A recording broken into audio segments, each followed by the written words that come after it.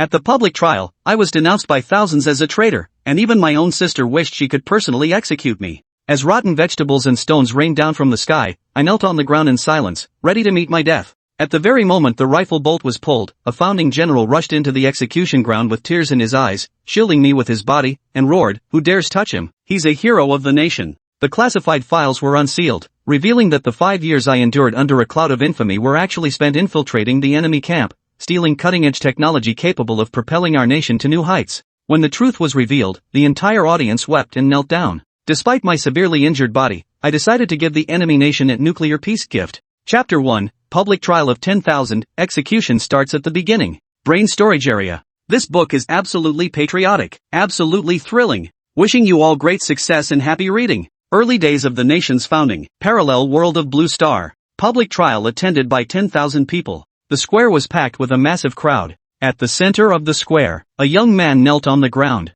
With a complex expression and dim eyesight. Qin Fang, 5 years ago you fled to country M with classified military intelligence. You have caused irreparable significant losses to our nation. During this time, you persistently continued stealing national intelligence and delivering it to country M. He is sentenced to death by firing squad with immediate effect for crimes against the state, leaking national classified intelligence, and espionage. Behind the central desk in the square, the judge declared with utmost severity. As these words fell, the surrounding crowd erupted in vehement agitation. Qin Fang, serves you right. Damn bastard, traitorous spy. After spending so much of the nation's resources to educate you, this is how you repay us, by licking in other countries' boots? Execute him right now. For the sake of our people. Yes, do it immediately, now. Traitors like these deserve to be shot 100 times over. People talked while throwing debris toward the center of the square. Countless vegetable leaves, eggs, and stones flew toward Qin Fang. In an instant, the area around Qin Fang was in complete disarray. His body was covered with bloody gashes from the rocks.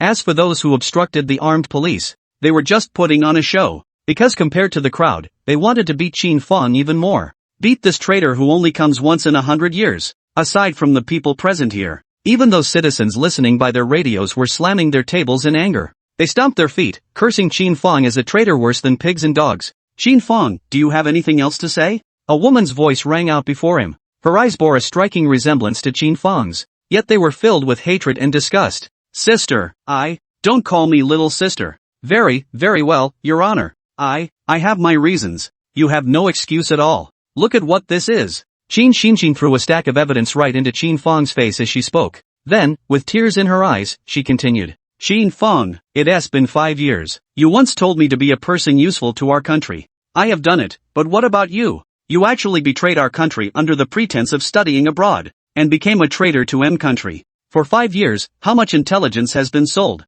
Do you have any idea how many disdainful looks and taunts mom and dad endured because of your actions? In the end, they were driven to collapse and threw themselves into the river together, all to atone for your sins. It was from that very day. I'm determined to bring you to justice. I'll personally pass judgment on you. Qin Fang bowed his head, feeling as if a fishbone were stuck in his throat. How he wished he could tell her that he wasn't actually a traitor. 5 years ago, Qin Fang, originally a graduate student at Tsinghua University, time-traveled here. In the early days of the founding of Huaxia, the nation lagged behind in various technologies. Moreover, it suffered blockades and suppression from various countries. The country's development faced extreme hardships. With the help of memories from past lives and extraordinary learning abilities, Qin Fang volunteered to the nation, undertaking an undercover mission in the US as an international student. First, he gained their trust by selling intelligence to them. Afterwards, he began continuously absorbing various cutting-edge technologies from the US, risked his life to deliver breakthroughs to our China. In 5 years, Qin Fang helped our nation overcome over a dozen technological barriers,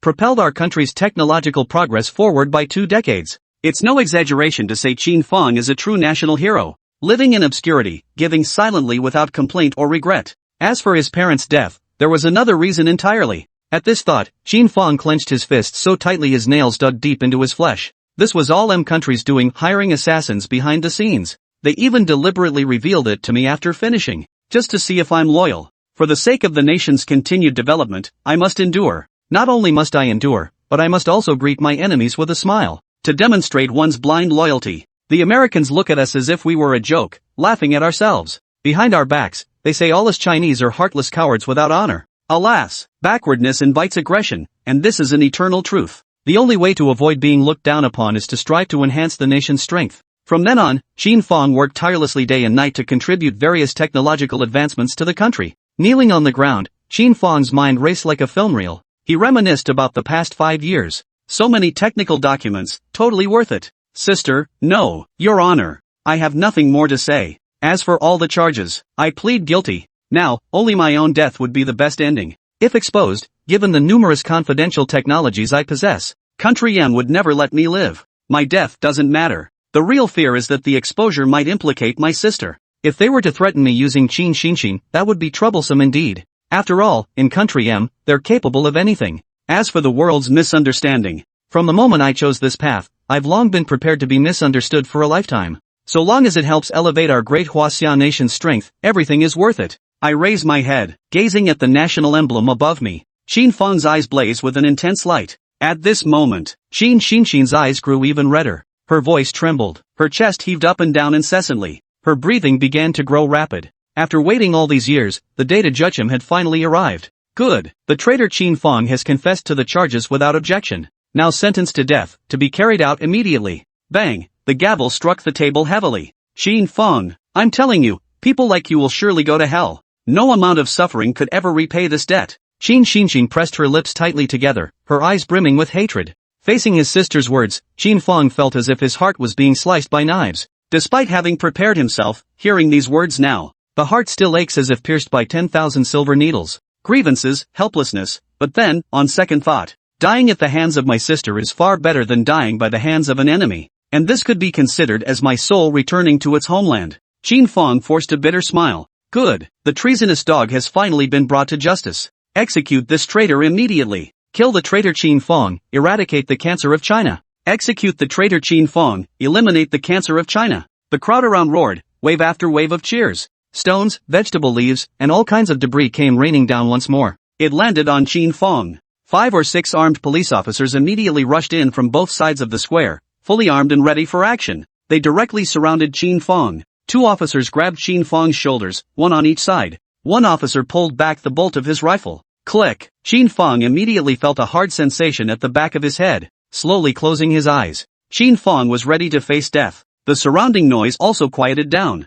Thousands stretch on tiptoes, eyes fixed on the scene. Wait! Stop! Stop this instant! A weighty voice suddenly booms from loudspeakers around the square. I am Gu Chaozong. Qin Fang, don't let anyone move. The voice faded. The entire square immediately fell into chaos. Gu Chaozong? Could it be Old Gu? Old Gu, one of the top 10 founding generals? Is it really him? How did he suddenly get here? I don't know. Right as everyone was whispering among themselves, countless soldiers wearing green military uniforms immediately poured in from all directions of the square. The soldiers rushed in and headed straight for the center of the square. They formed a tight protective circle around Qin Fang. Then, a military jeep drove in, surrounded by the soldiers. It came to a stop right beside Qin Fang. The car door opens. A lean elderly man steps out, clad in a brown military wool overcoat, his feet shod in black combat boots. He hastily descends from the vehicle. The old man's expression is solemn, his demeanor exuding an aura of formidable authority. The 3 golden stars amidst golden branches on his shoulder insignia glisten brilliantly under the sunlight.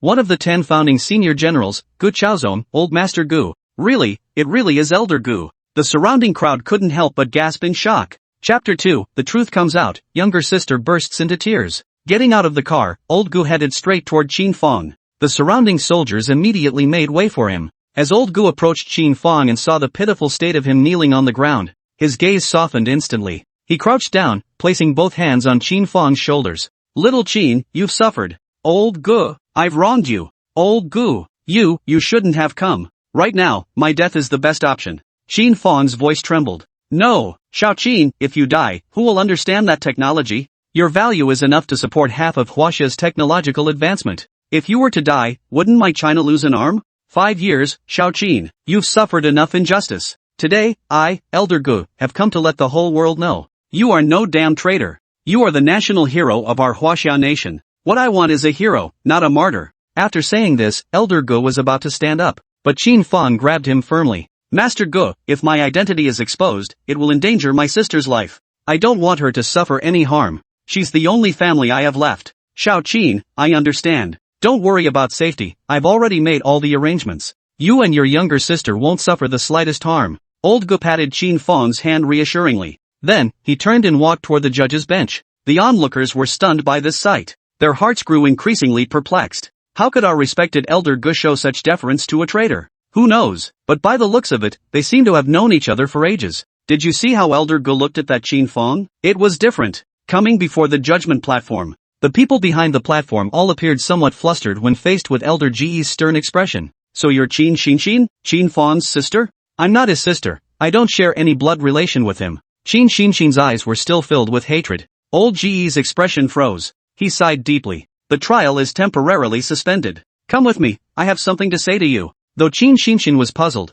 she couldn't refuse the commanding tone of Elder Gu. Reluctantly, she followed Elder Gu to the side. I won't beat around the bush, I'll say it straight. Your brother is no traitor. 5 years ago, your brother volunteered to go undercover in Country M. You know our country has been locked out by others' technological blockades. Progress has been extremely slow, one might even say stagnant. Your brother sacrificed himself to break the deadlock. For 5 years, he endured the curses of our countrymen, continuously smuggling various advanced technologies to our nation in secret, significantly boosting our nation's technological advancement. For the past 5 years, it has been like walking a tightrope over a cliff. A single misstep could mean certain death. Not only did he have to guard against discovery, but he also endured humiliation from his own countrymen. Yet he remained steadfast in his original mission, quietly advancing our country's technological development step by step. Your brother is a true national hero. At this point, Elder Ge's previously authoritative voice had turned hoarse. Qin Xinxin's entire petite face registered a complex swirl of emotions. His eyes were filled with disbelief.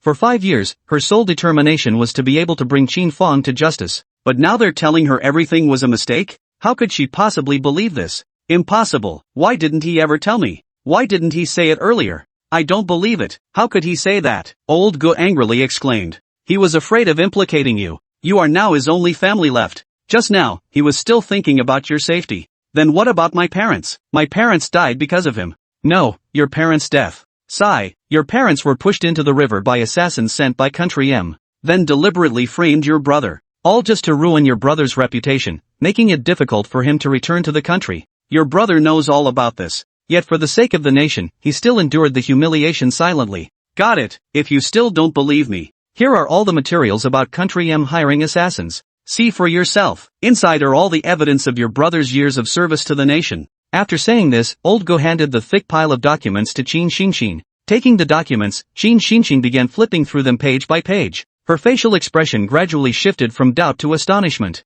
Until finally, with a loud wah, Qin Xinxin burst into loud sobs. Her entire pretty face was instantly covered in tears. Whoa, my brother, why didn't he tell me?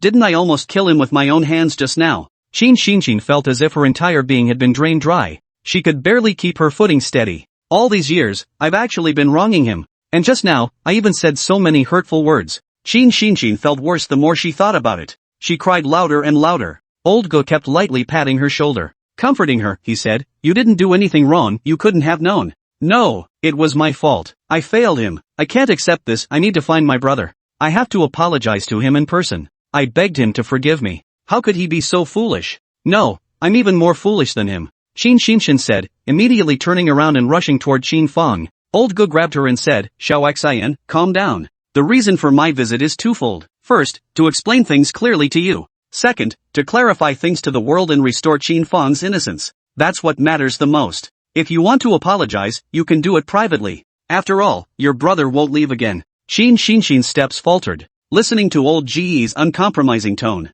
his emotions gradually stabilized. He turned around and nodded. Old Gu immediately led the group back to Qin Fang's side. He unfastened the handcuffs from Qin Fang's wrists. Under the puzzled gazes of the crowd, Elder Gu personally supported Qin Fang as they walked to the platform at the center of the square. Comrades, I, Gu Xiaozong, must clarify something to everyone once again. Qin Fang, he is not a traitor. He is a national hero of our Chinese nation. For 5 years, he went undercover in Country M, secretly transferring multiple technological advancements to our nation, greatly advancing our country's technological progress. These are all the evidences of his years of dedicated service to the nation. I'm saying all this for no other reason.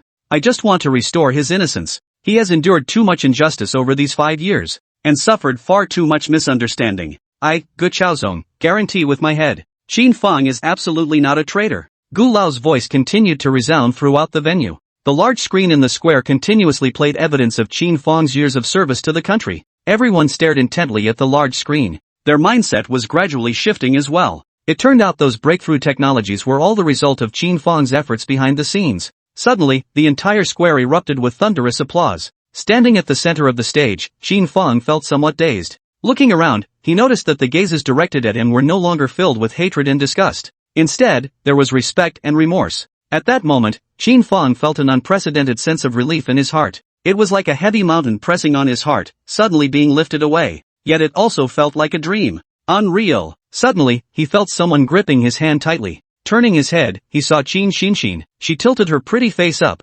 blinking her reddened eyes. Her lips moved slightly. "Brother, I'm sorry. I was wrong." Qin Fang chuckled lightly, secretly giving her a gentle squeeze with his hand, acknowledging her apology. For his sister, she didn't realize all of this was understandable. At the very least, her sister's such intense reaction served as even stronger proof of her sincere patriotic heart. Old Go looked at Qin Fang. This young lad hadn't shown such a carefree smile in a long time. But just then, amidst the crowd, a man from Cherry Blossom Country revealed murderous intent in his eyes. His hand reached for his waist and drew out a black pistol. He aimed at Qin Fang and pulled the trigger. A loud bang echoed. A flash of firelight. Qin Fang fell immediately. Chapter 3, Assassinated, yet unexpectedly gaining a tech system.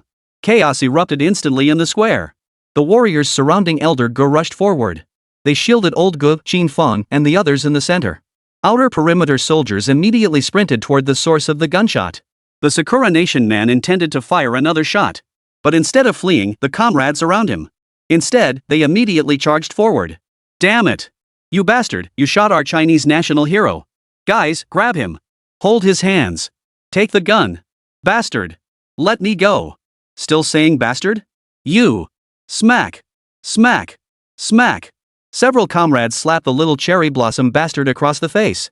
The remaining men pounced like starving tigers. In no time, they pinned the Japanese man to the ground. "We've got the killer. Damn bastard. Don't move."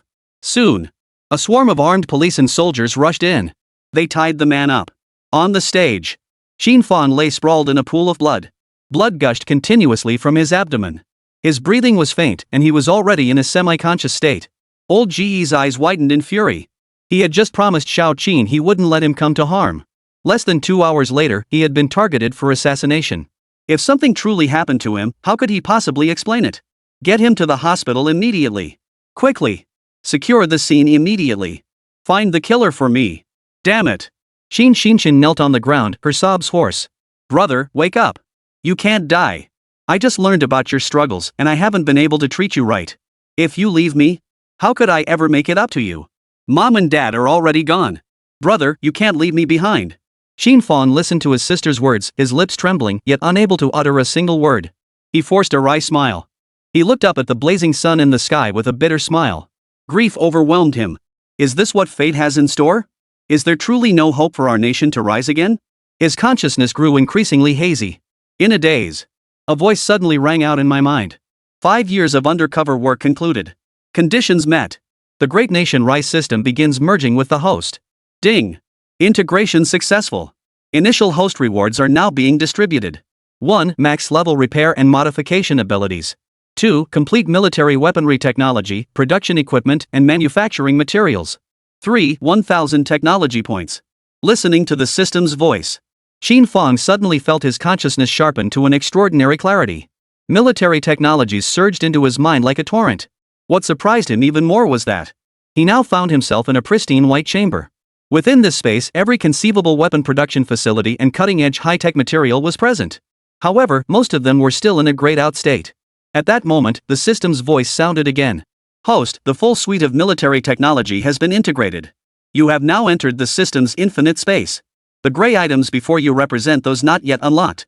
There are 2 unlocking methods. 1. Natural unlocking. 2. Unlock using technology points. The more advanced the equipment or materials, the longer the unlock time and the greater the number of tech points required. Similarly, newly integrated technologies also require tech points to unlock. The unlocking rules remain consistent. The acquisition of tech points is determined by the influence of items created by the host. Influence encompasses the extent of national power enhancement, the severity of damage inflicted upon enemies, the level of shock caused to adversaries, and so forth. The greater the impact, the more technology points the host receives. Additionally, 1,000 tech points can unlock numerous devices and technologies. Hosts may select them at their convenience later. Note, the system extends beyond military applications. Subsequent sectors like biomedicine and civilian technology will also be available. Host, strive diligently to unlock more technologies. This concludes the introduction. Should you have further questions, feel free to activate the system at any time. The system is available 24/7 to serve the host. Whoosh! The system vanished. Qin Fang immediately tried to consciously activate the newly acquired technology. What he saw sent a chill down his spine. Every conceivable cutting-edge weapon technology was present. In light weapons, Type 56, Type 81, and Type 95 firearms. Heavy weaponry included the Dongfeng missiles, Julong nuclear missiles, and stealth strategic bombers. And multiple rocket launcher technologies like the Type 63, Type 81, and Type 11. All of these were present. Good heavens! Keep in mind these weapons are products of decades into the future. And this is the early years of the nation's founding. If we were to build these weapons at this stage, wouldn't that be a devastating blow to other nations? What the hell about the eagle, cherry blossom, or bear? Before the mighty China, they're all mere puppies. The path to our nation's rise has finally arrived. And you, nation, you killed my parents and dishonored my people. National grievances and personal vendettas, I remember them all. Just wait, I'll show you who the real coward is. In an instant, Qin Fang's eyes snapped open. This startled both Qin Xinxin and old Gu beside him. Qin Xinxin wept bitterly, tears streaming down her face. Old Gu, his face etched with urgency, was directing the soldiers to rush Qin Fang to the hospital. Xiao Qin! How are you feeling? Qin Fang was now fully conscious. He seemed perfectly fine. Mr. Gu, I feel pretty good. Qin Fang said, glancing down. The wound on his stomach had actually healed. This must be the system's doing. Qin Xinxin saw her brother had woken up. Her tear-streaked little face instantly broke into a smile. She hurriedly asked, "Brother, are you okay?" Qin Fang nodded. The pain in his stomach had completely vanished. Old Gu wiped the sweat from his forehead. As long as you're okay, that's what matters. Young Qin, you're truly blessed by heaven. No sooner had old Gu finished speaking than a soldier came to report. Reporting to Gu Lao. The perpetrator has been apprehended. He's a man from the land of cherry blossoms. A Japanese bastard? Bring him in. Yes, sir. Then, a clatter of footsteps echoed through the room. Several soldiers dragged the Japanese soldier, beaten to a pulp, to the front of the stage. Though beaten to a pulp, he was still conscious. Upon seeing Qin Fang, he visibly froze. He was certain that shot had hit its mark, so why did Qin Fang look completely unscathed now? Bastard! Qin Fang, you really are lucky to be alive. But your luck doesn't mean your country's got any. Our boss, Eagle-san, has already stationed troops there. Within half a year, you'll get a harsh lesson. With your current junk weapons, let's see how you'll handle it then. Ah! Old Gu kicked the Japanese soldier hard in the face. You traitorous scum! You've chosen the enemy as your father. You really have some backbone. Bastards! We call that knowing when to bow to the wind. What do you know? Qin Fang's lips twisted into a sneer as he rose to his feet, slowly advancing toward the Japanese soldier. Towering over him. You're saying that in 6 months, the Eagle will launch a war against our country? Ha, bring it on. When that day comes, you lackeys of the land of cherry blossoms had better come along to meet your doom. I've been itching for a chance to pay you back for all that you pulled back then. Die. Your China is so broke it can't even make its own guns. And you want to collect debts. What a joke. Build guns? Oomph. Is making guns that difficult? Feeding you bullets is already being generous. I'll treat you to rocket launchers when the time comes that'll suit your taste. Kid, thanks for shooting me. I'll make you pay dearly for this bullet. Chapter 4, what? You're heading to the former Red Flag Arsenal? Zhang, drag this Japanese bastard away. Lock him up. Give him a proper welcome. Old Gu roared angrily. Bastard. Let me go. Do you know who I am? I'm the top-ranked agent among the 10 high-level special agents of the Great Sakura Nation. Code name, Pangolin. If you kill me, the Great Sakura Nation will never let you off the hook. The Japanese bastard shouldn't have said that. But once he opened his mouth, old Gu grew even angrier. He strode forward swiftly and slapped the little devil twice across the face. Then, he immediately drew a pistol from his waistband and pressed it against the little devil's head. You bastard, calling yourself a high-level spy? You think I won't shoot you right now? Bastard. Shoot me then. A country with such backward military technology is only fit to be beaten. You want to treat us to rocket launchers? Your current technology can't even produce bullets. What a joke. Once war breaks out, your Huaxia nation won't last 6 months before it falls. Then our Great Sakura Nation's heavenly god core will wipe you out completely. Avenge me. Damn it. Old Ge's eyes bulged with fury. He pressed the muzzle firmly against the Japanese soldier's head. His gun-gripping hand trembled violently. At that moment, his heart burned with fury. His fury wasn't solely directed at the Japanese soldier's actions. More than that, he was furious at those words. You can't even make your own guns. How do you expect to fight a war? With such backward military technology, you're destined to be beaten. Those words pierced Gulao's heart like 10,000 silver needles. Sorrow, rage. Old Gu truly wanted to shoot him dead to vent his fury. Suddenly, another hand gently clasped the one holding the gun. A familiar voice sounded from behind him. Minister, calm your anger. Killing a mere Japanese soldier in broad daylight. It would be beneath your dignity. After speaking, Qin Fang slowly walked up to the Japanese soldier. He crouched down, his expression calm as he looked at the Japanese soldier. What are you staring at? A trashy undercover scientist spouting nonsense. Scientists from your China country are all cut from the same cloth. Qin Fang sneered. No big deal, I'll see what kind of bull a dying man can spout. A great man of our Huaxian nation once said. Work with your own hands to ensure a full belly. We're not like you people from the land of cherry blossoms. After getting slapped twice. Not only do you feel no shame, but you're still groveling at the feet of the M nation. You lot, selling your souls for technology. Kissing up to whoever's in charge. Our country simply wouldn't stoop to that. Calling you a lowly nation is an insult to the word itself. You claimed we couldn't even make our own guns? Don't worry, just wait and see. The pandalin's face flushed crimson with embarrassment. After all, every word Qin Fang had spoken was the absolute truth. He couldn't possibly refute it. Alright, get moving. It won't be long before your other brothers from the land of cherry blossoms come looking for you. Several soldiers then dragged the little devil away.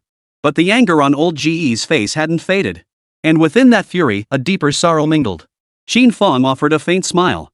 Old Gu, rest assured. I'll give it my all. Young Qin, I understand how you feel. But this isn't something you can accomplish just by giving it your all. The Japanese guy was right. Just the other day, we received intelligence. The M country bastards have already begun massing troops. Moreover, they've already issued an international declaration of war against our country. Take a look for yourself. Qin Fang took the documents Gulao handed him. His brow quickly furrowed. Anger flared in his eyes. The Huaxian nation has violated multiple international security regulations. This severely undermines international peace. Defying other nations' objections, it has secretly developed various weapons of mass destruction, including the mushroom egg, that threaten global peace. My nation Asian will lead the forces of justice in launching a comprehensive strike against China. To safeguard world peace. We earnestly invite all nations to join this campaign. Our nation, M, will fully cooperate. Scroll down. 7 or 8 nations have already signed this document. Qin Fang suppressed his anger and returned the document to Elder Gu. Violating international regulations? Threatening world peace? Pure bull. The Republic of China has never initiated war. As for developing mushroom eggs, that's pure fiction. This is nothing but slander. Shao Qin, they're trying to nip us in the bud. They want to keep our nation down forever. Unless we follow Japan's lead and acknowledge them as our overlords. Then wouldn't our nation forever lose its sovereignty? Old Gu. We absolutely cannot do that. Our forebears sacrificed their lives to liberate our nation. How can we just hand it over? I have returned. Leave the rest to me. Old Gu gazed at Qin Fang, his eyes brimming with affection. Yet a moment later, he sighed softly. I understand your heart. But war is imminent. Our nation's current weapons and equipment are of all kinds. They are disorganized and outdated. Relying solely on your technicians to conduct research is too slow. We have no choice but to seek assistance from our Russian comrades. As Old Gu reached this point, a pang of bitterness gripped his heart.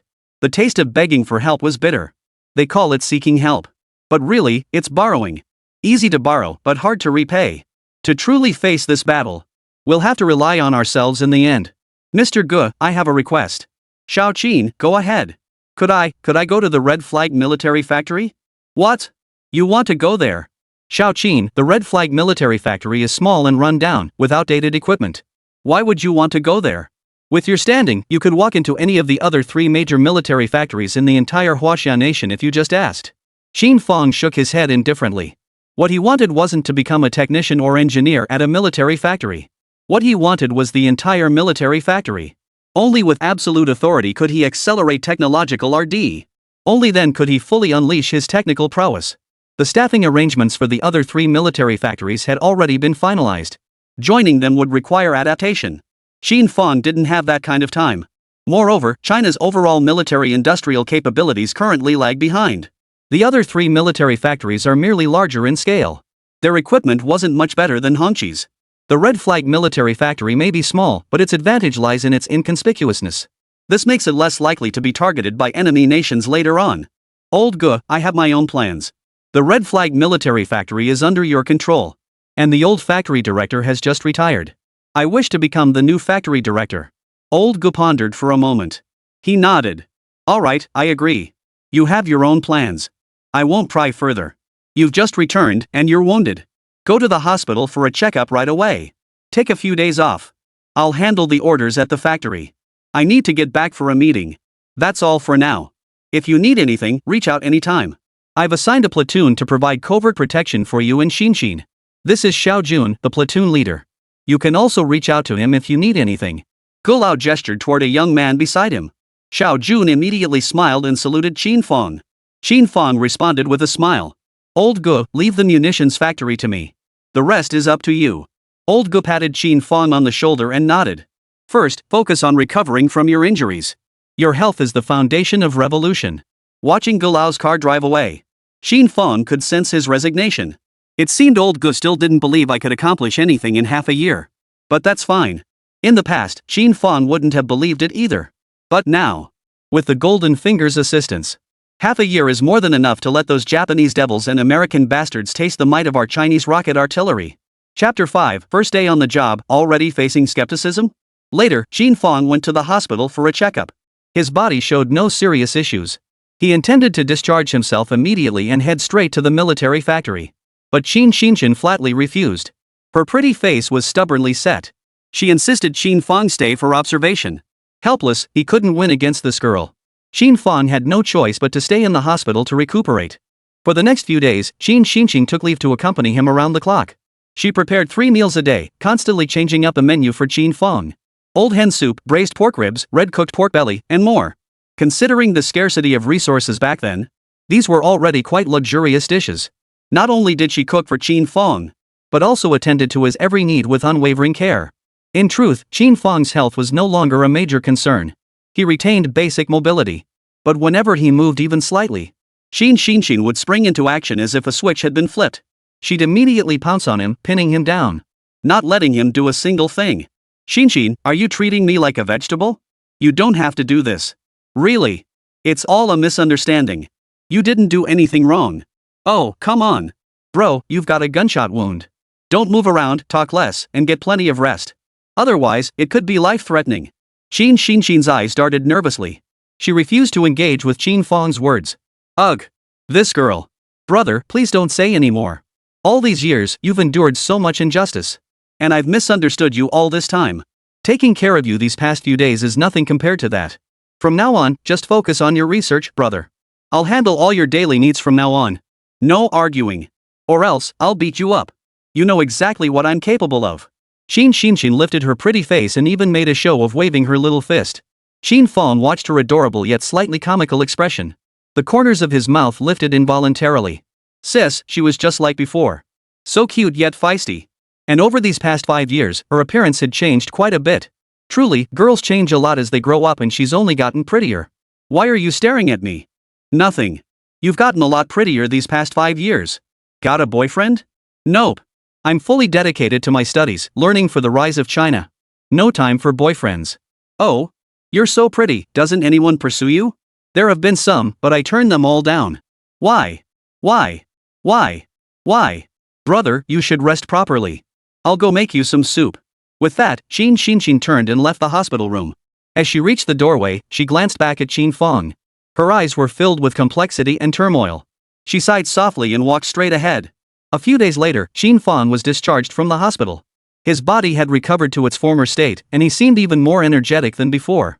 This was likely connected to the system. During his hospital stay, Qin Fang hadn't been idle.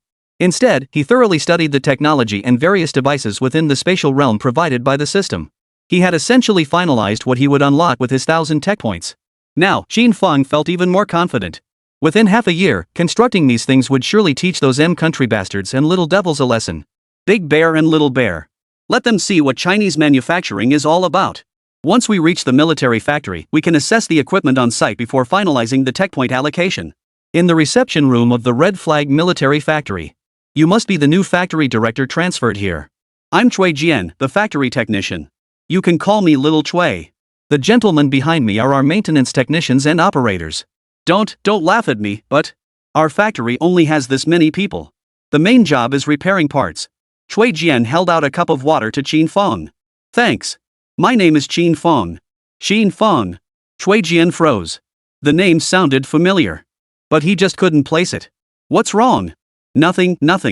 Factory manager Qin, would you like to come with me? I'll give you a tour of the factory. All right. The group then exited the room. The entire military factory didn't cover a large area. A short distance ahead stood 3 single-story buildings, each housing a workshop. Workshop 1 was the most frequently used. Workshop 2 housed a broken piece of equipment. Workshop 3 was used for storing miscellaneous items. The other rooms served as the factory's cafeteria and dormitory. Qin Fang took it all in. It was indeed quite rudimentary. Shui, what kind of equipment is in Workshop 2? Can it be repaired? It's the captured Hanyang-type rifle production line. But it's been severely damaged. The equipment was brought back over a year ago. We've been trying to fix it for over a year, but it just won't work. Sigh, because of this, our factory can only take on small repair jobs. At this rate, our factory will shut down soon. Hanyang-made production line? Qin Fang's heart leapt with excitement. He never imagined this small red flag military factory would have such equipment. Though it was broken, he now possessed maxed-out repair and modification skills. If he could fix it and then modify it, it could save him a lot of tech points. Let's go take a look. Qin Fang led the way forward. Behind him, several operators whispered among themselves. It's been a year of repairs and it still isn't fixed. I wonder if our new plant manager can handle it. He's so young, I doubt he's any better than me. Look at that delicate skin, clearly not built for manual labor. If he were really that capable, why would he come to a backwater place like ours? Come on, let's go take a look. The group filed into Workshop 2. Qin Fang circled the equipment. He quickly pinpointed the critical point of damage. Though other areas showed issues too. This particular spot was clearly sabotaged by someone with technical expertise. And it was concealed extremely well. However, with his maxed-out repair skills, this posed no challenge to Qin Fang. Repairing it would take no more than half a day. Give me 2 days. Everyone come back for a meeting after that. Cui and the others, you can head out first. Ha? 2 days? Factory manager Qin, are you sure?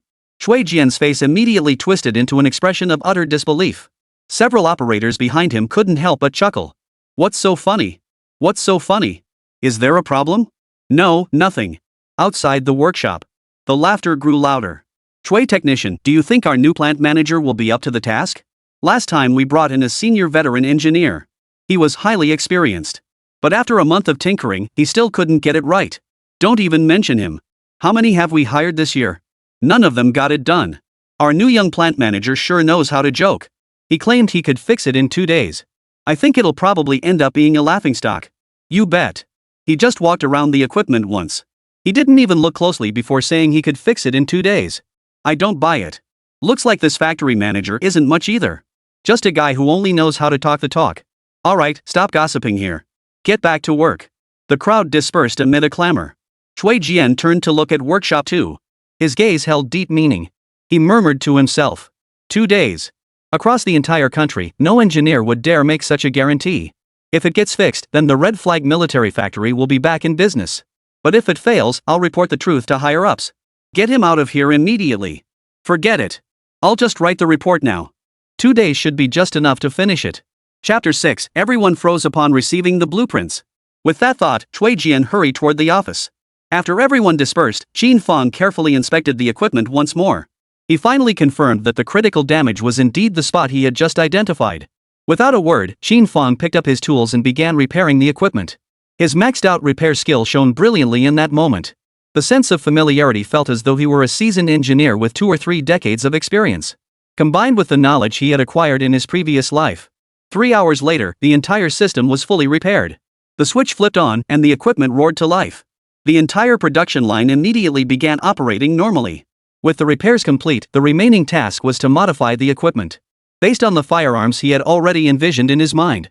The overall modification plan for the equipment also took shape in Qin Fang's mind. There was ample time left. Early on the 3rd day. The sky was just beginning to lighten, still over an hour before the regular work shift. Everyone hurried toward Workshop 2. On the road. Boldly, I saw our new factory director out for a stroll yesterday afternoon. He looked as carefree as could be. At ease? Let's hope he's not just putting on a show. If the equipment can't be fixed, Our young new factory manager is going to make a big fool of himself. With that, the group pushed open the door to workshop 2. They all headed toward the machinery. We circled the equipment once. Then they all stopped in their tracks. Their expressions turned grim. What on earth is this new plant manager up to? The parts that needed maintenance haven't been touched at all. But worst of all, how could he modify our equipment like this? The machine tools are the worst. Exactly. Even though the equipment was broken, it was all calibrated to Hanyang's standard specifications. Now he's altered it into this state. Even if the equipment is repaired, we won't be able to produce the guns. After all, we don't have the original Hanyang specifications. The new factory director is just messing around. If it can't be fixed, that's one thing. But to wreck the equipment like this? Our military factory was counting on this equipment being repaired so we could take on gun manufacturing orders. Now look at us, we can't do anything. Wang, go get the technician over here immediately. And have him bring the report he's already written. We'll read it to our new factory director during the meeting later. Let's send this big shot back to wherever he came from. Xiao Wang nodded and dashed out. What did I tell you back then? I told you he's all talk and no action. If I'd known this would happen, I never would have let him touch our precious equipment. Sigh. He doesn't know how hard it was to capture this equipment from the enemy. And it was personally delivered to our factory by old Gu himself. If the old gentleman knew what state this equipment was left in, he'd be furious. The group murmured in dismay, stamping their feet and beating their chests. At that moment, faint footsteps sounded outside the door. Qin Fang slowly walked in. Hey, what's all the commotion? Coming over this early in the morning? Alright then. Saves me the trouble of rounding everyone up. Since everyone's here, let's just get the meeting started. Qin Fang said, heading toward the office inside the workshop. Wait a minute. Factory manager Qin, haven't you forgotten something? Qin Fang turned back, a look of confusion on his face. Forgot something? Oh, you mean what kind of meeting we're holding this time? Making guns. Making guns? Director Qin, I don't think we'll be able to make any guns. Why don't you come take a look yourself? Is this the equipment you said would be fixed within 2 days? An older maintenance worker pointed at the equipment, his expression displeased. Qin Fang slowly approached. What's the problem? What's wrong? How dare you even say that, Qin? Look what you've done to this Hanyang May production line. Can't you see it? You promised 2 days for repairs, yet you've altered all the preset standards for the equipment. Do you realize you're ruining this equipment? Someone nearby chimed in, if you couldn't fix it, you could have said so. We could have worked together. But you've wrecked the equipment like this, how are we supposed to fix it now? Do you realize how hard it is for our country to have even one production line for making guns? Now you've altered all the specifications. Even if you fix it, how can we manufacture guns? Director Qin, I don't care how you got transferred here. Shui's technical team has already drafted a report. We will report your sabotage to higher authorities exactly as it is. Faced with the collective accusations, Qin Fang froze momentarily. But he quickly regained his composure. He gave a faint smile. Instead of rushing to respond, he slowly walked toward the switch. Amidst the clamor of voices, Qin Fang gently pressed the button. Buzz, buzz, buzz. All the equipment immediately began operating normally. Though each piece of equipment looked somewhat outdated, it hummed with vitality as it worked. As if they possessed inexhaustible energy. In an instant, everyone froze in place. Fingers pointing at Qin Fang froze mid-air. All eyes stared in stunned silence at the humming machinery before them. It really got fixed in just 2 days? It's been a year this thing finally makes a sound. We've been working day and night for over a year, and he fixed it in just 2 days. For a moment, everyone was so stunned they couldn't form coherent words. Hold on. The slightly older operator waved his hand. He frowned and said, Director Qin, while you've repaired this machine, you've also altered the specifications. And you've added all these components we don't even recognize. Changing it like this. Even if it runs normally, we still can't make the Hanyang rifle. What good is fixing it if we can't make the Hanyang rifle? Qin Fang smiled faintly. When did I ever say we had to use it to build the Hanyang rifle? Ha? The crowd exchanged bewildered glances. Director Qin, if we don't build the Hanyang rifle, what else can we possibly manufacture? At that time, the military technology of the Huaxia nation was extremely backward. Beyond producing outdated bolt-action rifles like the Hanyang type, they couldn't imagine what else they could possibly manufacture. Qin Fang said nothing, instead pulling a stack of documents from his coat and handing them over. I was thinking of having you come to the office to discuss this. Since we've gotten this far, take a look at this first. The group took the blueprints with blank expressions. Several operators behind them also gathered around with curious expressions. Within seconds, everyone's jaws dropped. This is an AK-47. You're going to build it. As maintenance and operating personnel at a military factory, Though I've never actually held an AK-47. I've seen what it looks like. So I recognized it instantly. What astonished everyone even more was, beyond the gun body, the intricate internal components, such as the receiver cover, firing mechanism, and the spring guide rod inside the recoil mechanism, were all drawn with meticulous detail. Qin Fang, how on earth did he know all this? This was absolutely top secret information over at the Russian's place. Bang! The door to Workshop 2 swung open again. Cui Jian stood at the doorway, panting heavily and drenched in sweat. His eyes brimming with awe, he addressed Qin Fang. Mr. Qin, it really is you. Chapter 7, AK? Just a stepping stone. Mr. Qin? The crowd exclaimed in unison. Wait, wasn't Xiao Wang sent to fetch his report? Cui Jian paid no heed to the other's confusion, charging straight toward Qin Fang. Mr. Qin, we're truly sorry. We truly didn't know it was you. Please forgive our rudeness. Don't take it to heart. Qin Fang waved his hand dismissively, offering a faint smile. Then, Cui Jian turned to the others. Do any of you know who he is? The others shook their heads blankly. Cui Jian looked at them with disappointment. You guys? Oh. He's the one who spent 5 grueling years undercover in M country, risking his life to deliver multiple technologies to our country. He's the national hero who helped our country overcome countless technological hurdles. Qin Fang. Ah. He is. Qin Fang? Such a young man? I remember now. That public trial with 10,000 people, I listened to it on the radio. Why didn't you mention listening to the radio? I thought Qin Fang was an old man. Never imagined he'd be so young. The man scratched his head awkwardly after speaking. Cui Jian turned back to Qin Fang. Mr. Qin, I'm truly sorry. We truly underestimated you before. We've been gossiping behind your back, please don't take it to heart. It's just that someone of your stature would actually come to a small Hongqi military factory like ours. I truly didn't expect it. Had Cui Jian not prepared his report in advance and submitted it to higher-ups, he would have been scolded from top to bottom. They even accused him of being ungrateful. After landing such a big opportunity with Qin Fang, he actually wanted to drive him away? Only then did he realize. He rushed back that very night. If he really angered Qin Fang, and he left, the red flag arsenal would never recover. And he himself would lose this crucial technical mentor. Qin Fang, the foremost scientist in the Dragon Nation.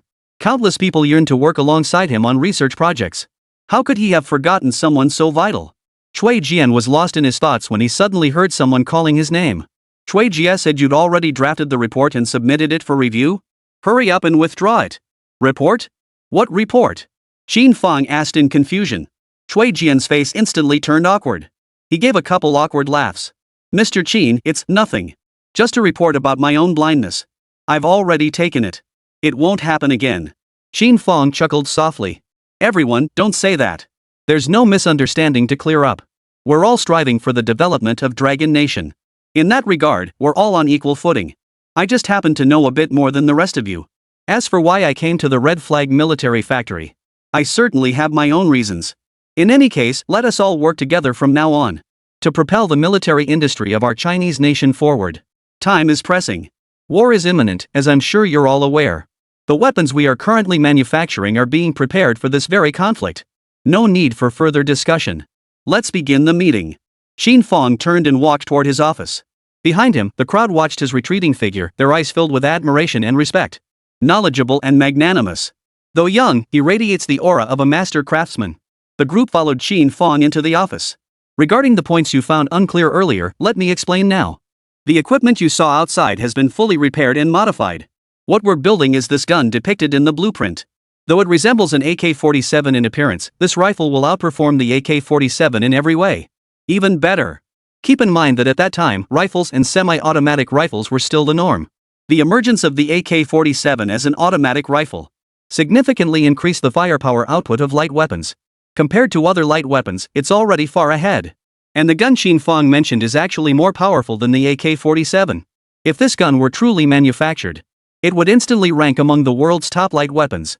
It wouldn't be an exaggeration to call it one of the absolute best.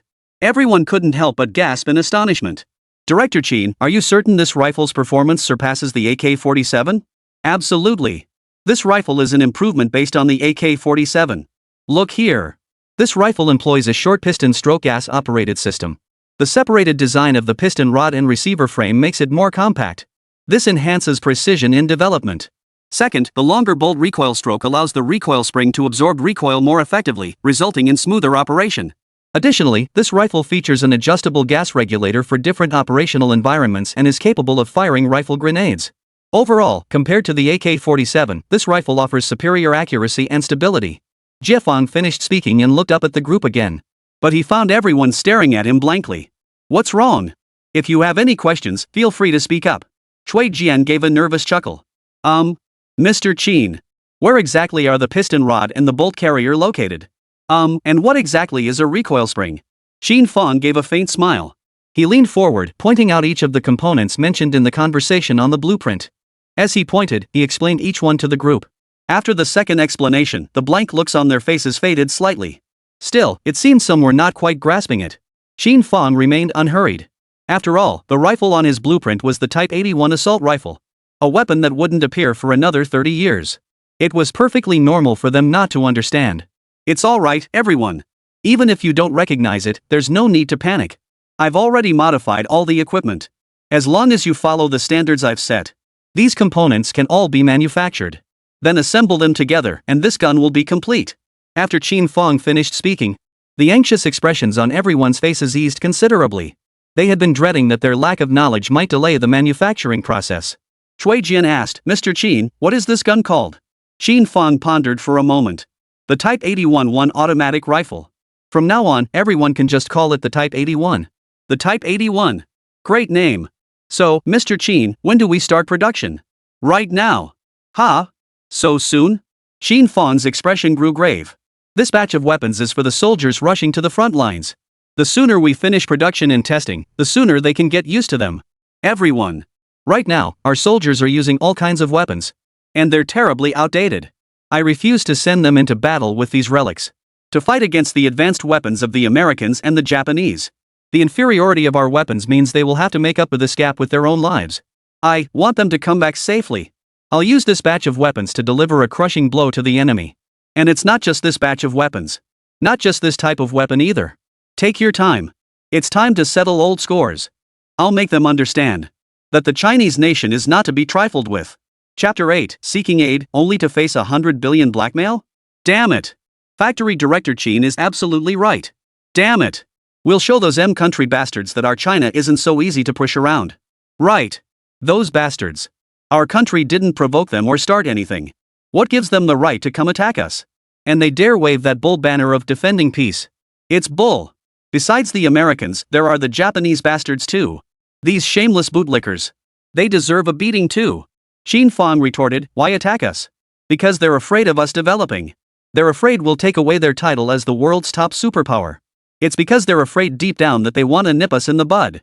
Because they know the Chinese nation is the most industrious in the world. But there's one thing he forgot.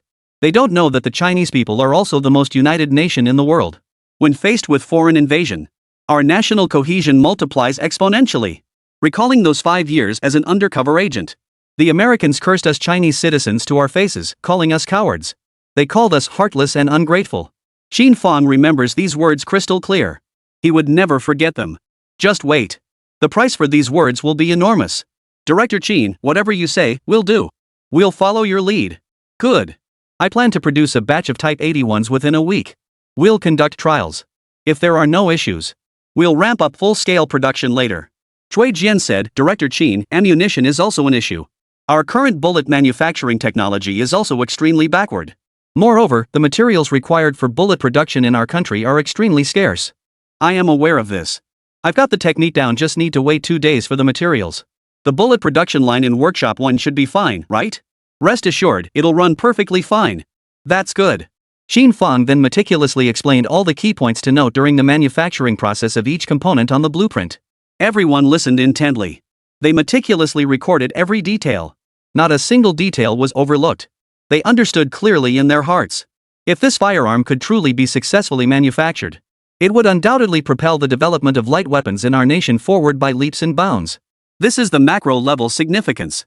In practical terms, the firepower of an automatic rifle far surpasses that of a bolt-action rifle.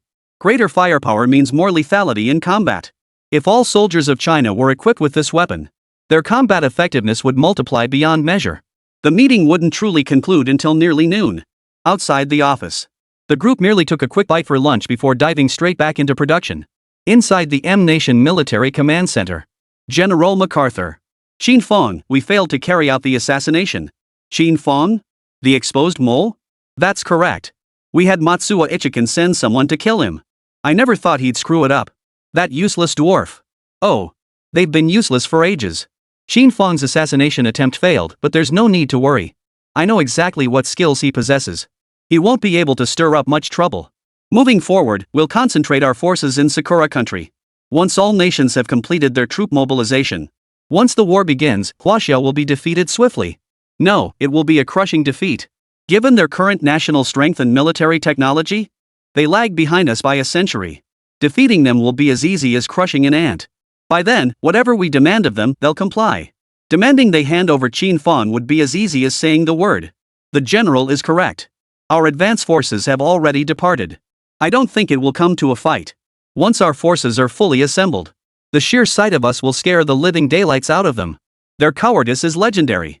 There's one tricky issue, though. If they go begging the Russians for weapons support, that could be a bit troublesome. General, are you so certain the Russians will help them?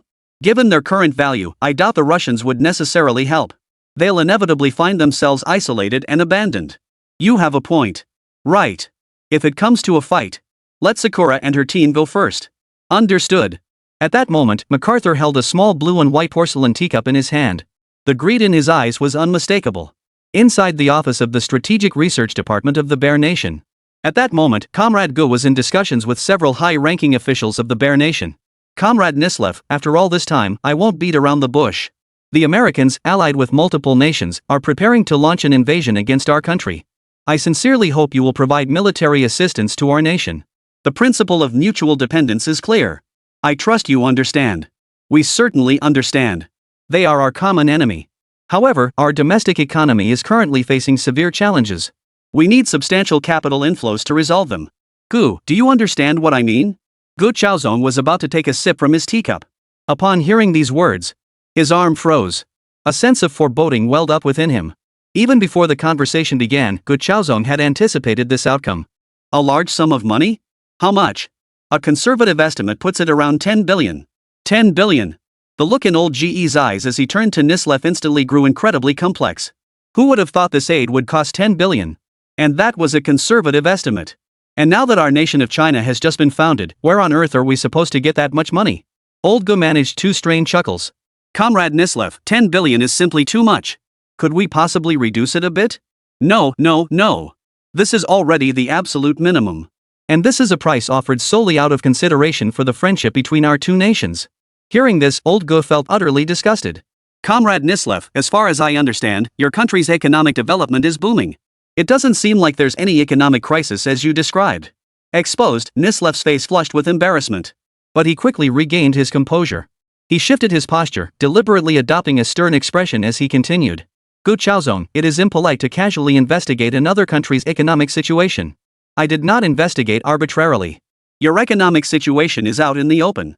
The whole world can see it. Old Gu understood perfectly well.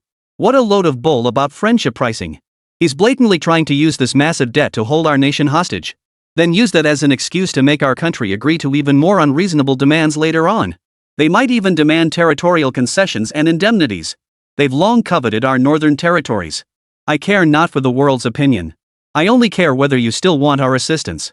Frankly speaking, without our assistance, given your nation's current military-industrial capabilities, can you withstand their invasion? Mr. Gu, at this critical juncture for our nation's survival, what does this money matter? After all, our Bear Nation is the only country in the world capable of aiding you. With that, Nislev leaned back in his chair. He tilted his head back, adopting an air of superiority. He looked down on Gu Chaozong with utter contempt. Chapter 9, AK Blueprints. You want 8 billion from me? Gu Chaozong stared at Nislev's haughty expression, as if he had Gu completely in his grasp. His breathing grew ragged, his lips trembling. Rage surged within him like crashing waves, one after another. It was blatant blackmail. Weak nations have no diplomacy. That saying holds no falsehood whatsoever. He had believed that two nations sharing the same faith and should naturally support one another. It seems I, Gu Chaozong, still think too simplistically. He forced himself to suppress his anger. Old Gu continued, this is what we propose. We won't request heavy weaponry support. How about light weapons? At the very least, we'll pay for the blueprints of your AK-47s. We'll study them ourselves and build replicas. Nislev stared at Old Gu for a moment, taken aback. Then he laughed with contempt. AK-47 blueprints? Fine, if you're serious about it. I'll give you this amount. He waved his hand dismissively at old Go. 8 million? Nislev shook his head with a smile. 80 million? He shook his head again. 800 million. Not only do you get the blueprints, but I'll throw in 10 AK-47s for free. How about it? Fair deal, right? By the time old Go heard this, his entire body was trembling uncontrollably. Fair enough? This is extortion. What's the difference between this and outright robbery? Old Go instantly stood up. He stared intently at Nislev. You can choose not to help, but there's no need to insult us like this. When the lips are gone, the teeth feel the cold. Nislev, if our Huaxia nation falls, your own nation's demise won't be far behind. Insult? No. The AK-47 is among the finest firearms today. 80 billion, not a bad deal. If all else fails, we can share some more core internal technologies with you. How about that? No need. Old Go stormed off in anger. Hey, wait. Nislev hurried after him. With a forced smile, he continued. If you truly can't come up with 8 billion, how about this, hand over Northern Black Province for us to manage? We won't take a single penny. We'll even provide substantial military aid. If the situation becomes dire, we could even deploy troops through Black Province to rescue you. What do you say? Old Go narrowed his eyes slightly. He fixed his gaze intently on Nislev. He spoke slowly, enunciating each word. I appreciate your offer. With that, he turned and walked away without looking back. He stepped out onto the square. The sun hung high in a cloudless sky. Yet old Go felt dark clouds gathering overhead, a heavy weight pressing down on his heart. His breathing felt extremely labored. Let's go back to China. But how can I face them back home? Inside the Hongqi military factory. For the past few days, Workshop 2 had been lit up around the clock. Workers spontaneously formed two teams, working day and night in alternating shifts. All to ensure the first batch of Type 81 automatic rifles could be manufactured to exacting standards within these 7 days. Qin Fang wasn't idle either. He spent 100 tech points to unlock the copper-clad steel bullet production process. He then modified the bullet-making equipment in Workshop 1. Combined with the existing materials at the Hongqi military factory, bullet production commenced immediately. One after another, gleaming 7.62mm bullets clad in golden jackets were continuously manufactured. Listening to the crisp clinking sound of the bullets colliding, Cui Jian beside him grinned from ear to ear. Director Qin, what technology are you utilizing here? How did you manage to save so much copper? This technique is called copper-clad steel. It essentially involves electroplating copper onto the surface of steel bullets. This significantly reduces copper usage. Moreover, the production cost is considerably lower than that of pure copper bullets. Despite the cost reduction, the bullet's ductility remains exceptionally high. It also improves shooting accuracy and barrel life. Cui Jian listened intently, his eyes widening in astonishment. Such formidable technology. He picked up a bullet and examined it closely. He never imagined such profound technology could be contained within such a small bullet. This technology would be considered extremely advanced anywhere in the world today. Qin Fang, he truly kept his cards close to his chest. No wonder he spent 5 years undercover with the Eagle. Let's go. We'll head over to Workshop 2. Got it. Soon they arrived at Workshop 2. Inside, the workers were bustling about in full swing. Sweat drenched every head and body. As if oblivious to the scorching heat, they kept working without pause. Seeing the workers toiling so hard, Qin Fang considered fetching a few fans. But then he thought, where would they find fans in this era? In the early years of the nation's founding, Huaxia was destitute. Not only military manufacturing, but civilian production and other sectors were also severely underdeveloped. There was still so much ground to cover. Director Qin, you're here? What can I do for you? How is the progress? Very smoothly. The prototype of the firearm is essentially complete, with only a few minor components remaining. Give us another day and a half. The mission will absolutely be completed. Old Lu said, wiping sweat from his brow. He was one of the more experienced workers among the crew. Let everyone take a break. They've been working non-stop for so many days, I'm worried about their health. Don't worry, Manager Qin. What's this compared to what we've been through? Even if I told them to rest, they wouldn't want to. Look at the gleam in everyone's eyes right now. To be able to create such formidable weapons. For everyone here, it's the highest honor imaginable. Besides, with war imminent, we dare not delay. Listening to old Lu's words, Qin Fang felt deeply moved. The rapid development of Huaxia nation. It was precisely because of countless diligent predecessors like them. They laid the foundation for today's prosperous nation and strong people. Qin Fang nodded.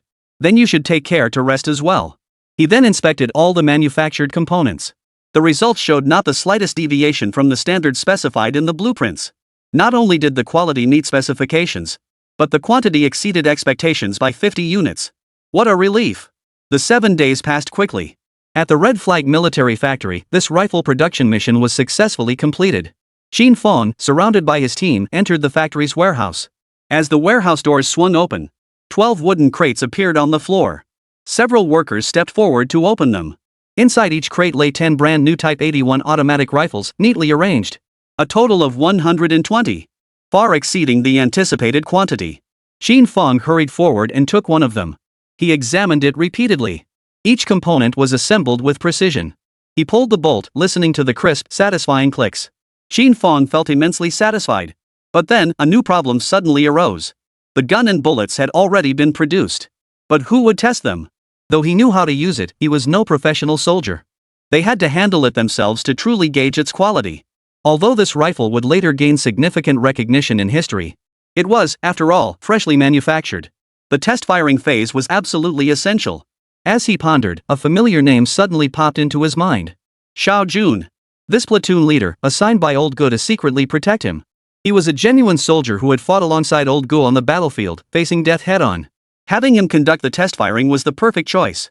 With that thought, Qin Fang immediately contacted Xiao Jun.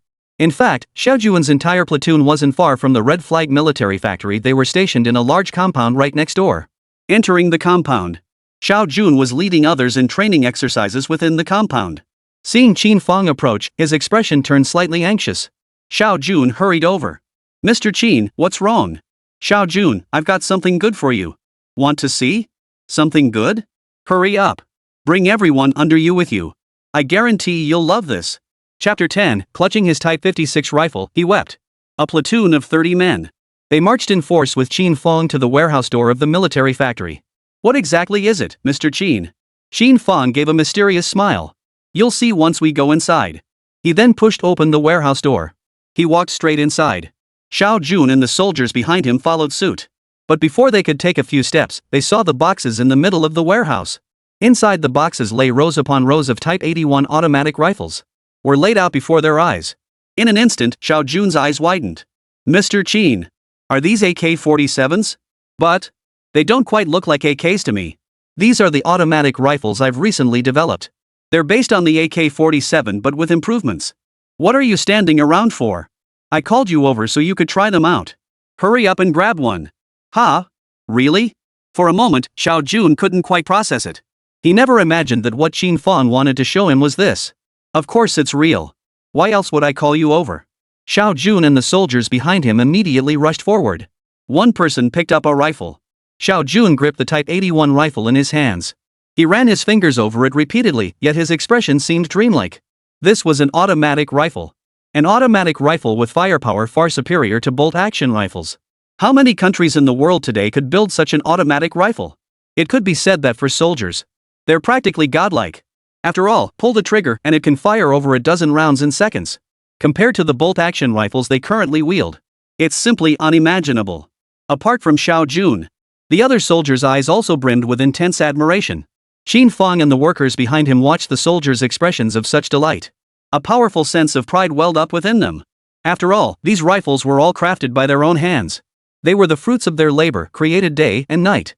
Qin Fang smiled as he approached Xiao Jun. "What do you think? How's the feel?" Xiao Jun couldn't stop grinning. "It's amazing. The texture feels incredibly smooth." "Mr. Qin, am I dreaming?" Qin Fang smiled faintly. "What dream? Just touching it makes you this happy?" "Shui. Bring over the bullets." "Yes." "Huh? Can I test fire it?" "Of course. If we couldn't test fire them, why would I have called you over? Just to let you touch it?" Xiao Jun and the soldiers behind him perked up at the mention of a test drive. Their eyes lit up with excitement. What soldier doesn't love guns? Soon, Xiao Chui arrived with several workers carrying a green wooden crate. They approached. The box was opened, revealing a layer of neatly arranged bullets inside. Each bullet glowed with a golden sheen. "Xiao Jun, take them and load the magazines. There's a shooting range outside. Go give it a try." "Huh? Fill them?" "Mr. Qin, this magazine holds 30 rounds. That's too many. Half a magazine is plenty." "Half? No way.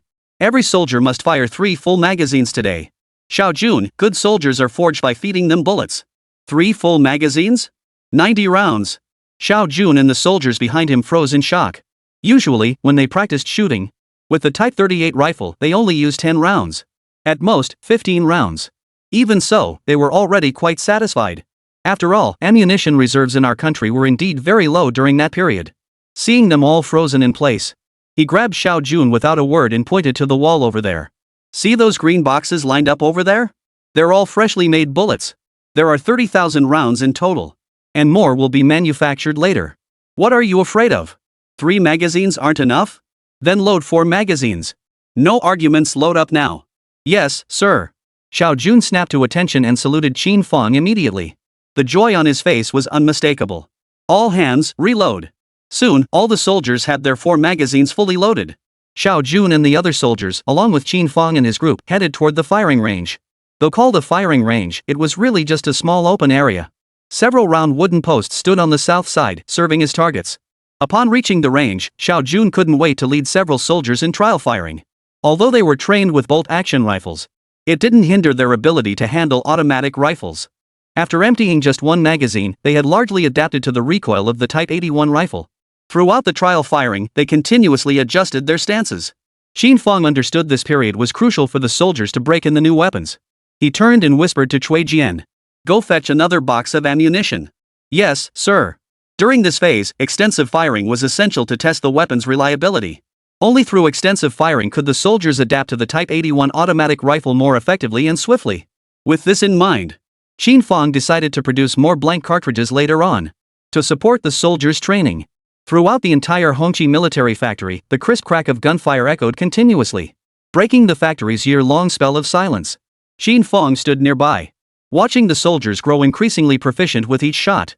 Their accuracy steadily improved. His heart swelled with joy greater than when he first built the gun. Moreover, during the test firing process, Qin Fang realized this Type 81 was indeed an automatic rifle worthy of its widespread acclaim. It was easy to handle, highly accurate, and exceptionally stable. Its power was beyond question. The damage inflicted on the wooden target clearly demonstrated its effectiveness. Soon, the entire round of firing was complete. Xiao Jun gripped the Type 81 rifle tightly. She approached Qin Fang. She stared at Qin Fang, speechless for a long moment. What's wrong? Is there something wrong with this firearm? No. This firearm is too effective. Mr. Qin, For a moment, Xiao Jun's eyes actually welled up with tears as he spoke. What's wrong? Nothing. To be honest, I've used an AK-47 a few times before. I remember that feeling. It definitely wasn't as smooth as this Type 81. And I never expected this Type 81 to actually give a warning when the magazine's empty. Qin Fang chuckled. That's called an empty magazine lock. With this indicator, it makes it easier for you to monitor the ammunition status in the magazine, allowing you to take other effective measures. Sometimes this detail can save your life. Xiao Jun nodded emphatically. Mr. Qin, this gun is absolutely fantastic. It's perfect. I never imagined you could create such an exceptional firearm. Qin Fang smiled faintly. It's nothing. As long as it works well for you. Come on. Let's empty this box too. Don't worry about ammunition. Just get these guns broken in. Xiao Jun and the soldiers behind him heard these words. Their faces lit up with even greater joy. Who wouldn't want to fire a few more rounds with such a great gun? Chapter 11, Next Target, Heavy Machine Gun. The intense gunfire continued throughout the afternoon before finally ceasing. Xiao Jun and the entire platoon of 30 soldiers had become thoroughly familiar with the Type 81 rifle. Qin Fang chose to have them test-fire the weapons. It wasn't just to identify any flaws in the newly manufactured rifles, but more importantly, to familiarize them with the weapon. They would then be responsible for distributing the Type 81 rifles throughout the entire Huaxia military. During the afternoon of test firing, not a single one of the first batch of Type 81 rifles malfunctioned. All passed with flying colors. This greatly boosted the confidence of the operators at the Red Flag military factory. As dusk fell, Xiao Jun led the soldiers back to the compound. Along the way, the smiles never left the faces of the soldiers. Platoon leader, this Mr. Qin is nothing short of a genius. He actually managed to create such a reliable automatic rifle. I bet we're the first platoon in the whole country to get this gun. Xiao Jun laughed too. No need to guess, we definitely are. When old Gu assigned us this task, you guys were all reluctant. You were all picky and fussy. Now you see how formidable they are. The soldiers' faces immediately flushed with embarrassment. All right. From now on, treat Mr. Qin with the utmost respect. Anyone who dares to show disrespect will be shot on the spot. Yes, sir. The 30 soldiers shouted in unison. After reprimanding the soldiers, Xiao Jun suddenly realized a critical issue. He hadn't reported this crucial matter to Old Gu yet. If he told Old Gu, wouldn't he be overjoyed? With that thought, he immediately quickened his pace. Just as he reached the compound gate, a young soldier came running over in a panic. Platoon leader, Old Gu just called looking for you. Got it. Xiao Jun replied. His pace quickened. He dashed straight toward the communications room. He grabbed the phone and dialed back immediately. Hello? Is this Old Gu? I have something important to report to you. Before Old Gu could speak, Xiao Jun blurted out. Mr. Gu paused slightly on the other end. What's wrong? Could it be that something happened to Xiao Qin? Not exactly. Listen to me, Gu Lao. Mr. Qin has developed a new firearm, and we just finished testing it this afternoon. And it's an automatic rifle. What? Is this for real? Xiao Jun, you're not joking, are you? He's only been at the Red Flag military factory for a week. And he's already developed a new weapon? An automatic rifle, no less. Old Gu, I'm certain. Absolutely true. And this gun handles even better than an AK-47. It's more accurate. On the other end of the line. When Old Gu heard those words, he shot up from his seat. He froze in place, speechless for a long moment. Old Gu. Jun. Immediately silence everyone who knows about this. I'll be there in 2 days. Understood? Yes. He hung up the phone. Old Gu called out. We won't go to the capital first. Change course immediately for Huzhou. Old Gu, what's going on? I need to go to the Red Flag military factory first. Are you sure? Everyone's waiting for your report. Let them wait. What difference does it make to delay the report by a couple of days? What happened at the Red Flag military factory is far more important than any report. Change course immediately. Yes, sir. At that moment, Old Gu gazed out the window at the thick clouds. His heart was racing. Xiao Qin. I never imagined you could actually manage to build an automatic rifle for me in just 1 week? And it's even better than an AK? I absolutely have to try this gun myself. If that's truly the case, you have no idea how monumental your contribution would be. Inside the Red Flag military factory. Evening. The lights still burn in workshop 2. Qin Fang was alone in the workshop, inspecting the batch of Type 81 rifles used that afternoon. Shui Jian and other workers had offered to help with the inspection. But Qin Fang had firmly refused them all. They had been working non-stop for a week. They absolutely needed proper rest, otherwise their health would suffer. He himself was fine. Ever since binding to the system, his physical condition had improved significantly. Especially during his undercover period. Chronic sleep deprivation and high stress. Minor health issues kept cropping up. Now they've all vanished. Soon, the inspection of this batch of Type 81 rifles was completed. All passed inspection. Moreover, the used Type 81 rifles were in even better overall condition. Each component had been perfectly broken in. Qin Fang wiped the sweat from his forehead. He removed his gloves and sat down on a folding stool to rest. Now that the Type 81 rifle had been developed, the only task remaining was mass production. The task of mass production could be directly assigned to the other 3 major military factories. After all, their equipment was more advanced and their workforce larger. Mass production would be far easier for them than for his small military factory. It was time to consider the next objective. He summoned the system interface. Qin Fang stared blankly at the system interface. Wait, I distinctly remember having over 100 tech points earlier. How did it jump straight to 200 now? The moment the question arose, the system's explanation followed immediately. Ding! During the afternoon trial session, the Type 56 assault rifle stunned multiple soldiers. The system has converted the shock levels of all soldiers into tech points. Returned to the host. Who would have thought that just one afternoon of testing with over 30 soldiers? The tech points skyrocketed by 100 points. This pace is actually not slow at all. Just as I was pondering this, the system's voice continued. Friendly reminder, for every enemy killed by Huaxiao warriors using firearms manufactured or developed by the host, technology points increase by 2. Additionally, victory in battle will refund technology points. Holy crap! This is how it works. If that's how the rules are set, I'll definitely need to develop some heavy-hitting weapons later. I'll show those Yanks in Japanese what we're made of. Do they really think China has no backbone? Saying the Chinese are all cowards? Fine. Then let's see who the real cowards are when we hit the battlefield. In that moment, Qin Fang knew exactly what his next development target would be. Heavy machine guns. Heavy machine guns are renowned for their rapid fire and devastating power. The Type 81 was, after all, a light weapon. When it came to overall firepower, he still needed a heavy machine gun to fill the gap. Immediately, Qin Fang pulled up technical data on various heavy machine gun models in his mind. Upon reviewing them, Qin Fang couldn't help but feel a pang of doubt. The tech points required for heavy machine guns were surprisingly high. Even the early Type 53 heavy machine gun required 800 tech points to develop. This included the total tech points required for unlocking the technology and related equipment. This Type 53 heavy machine gun was originally a Chinese replica of the Soviet SG-43. While its firepower was undeniably formidable, it was simply too cumbersome, making it highly unsuitable for mountain warfare. As for the later Type 57 and Type 67 models, they also require 1200 and 1500 tech points respectively. It's not impossible to develop them naturally without relying on tech points. But war was imminent. What Qin Fang needed most was time. These weapons must be equipped on the soldiers heading to the front lines before the war begins. Just as Qin Fang was feeling troubled, he suddenly heard hurried footsteps outside the door. Then the door to Workshop 2 was gently pushed open from the outside. Qin Fang looked up. Gu Lao. Chapter 12. So what if you're high-ranking? You still have to listen to me. Master Gu, it's so late. Why are you here? Qin Fang rubbed his eyes and looked closely to confirm it really was old Gu. Gu Lao strode quickly toward Qin Fang. Upon reaching him, he grabbed both of Qin Fang's hands. Young Qin, do you realize? You've done something truly remarkable. Ha! Qin Fang had been drifting off to sleep. But old Ge's words instantly banished his drowsiness. He perked up considerably. What's going on, old Gu? What happened? Old Ge's face was now flushed with excitement. Xiao Jun called me a couple of days ago. Did you have the entire platoon test fire your newly developed automatic rifle? That's right. These rifles are all right here, aren't they? Qin Fang pointed to the side with a hint of surprise. Old Gu immediately turned his head to look.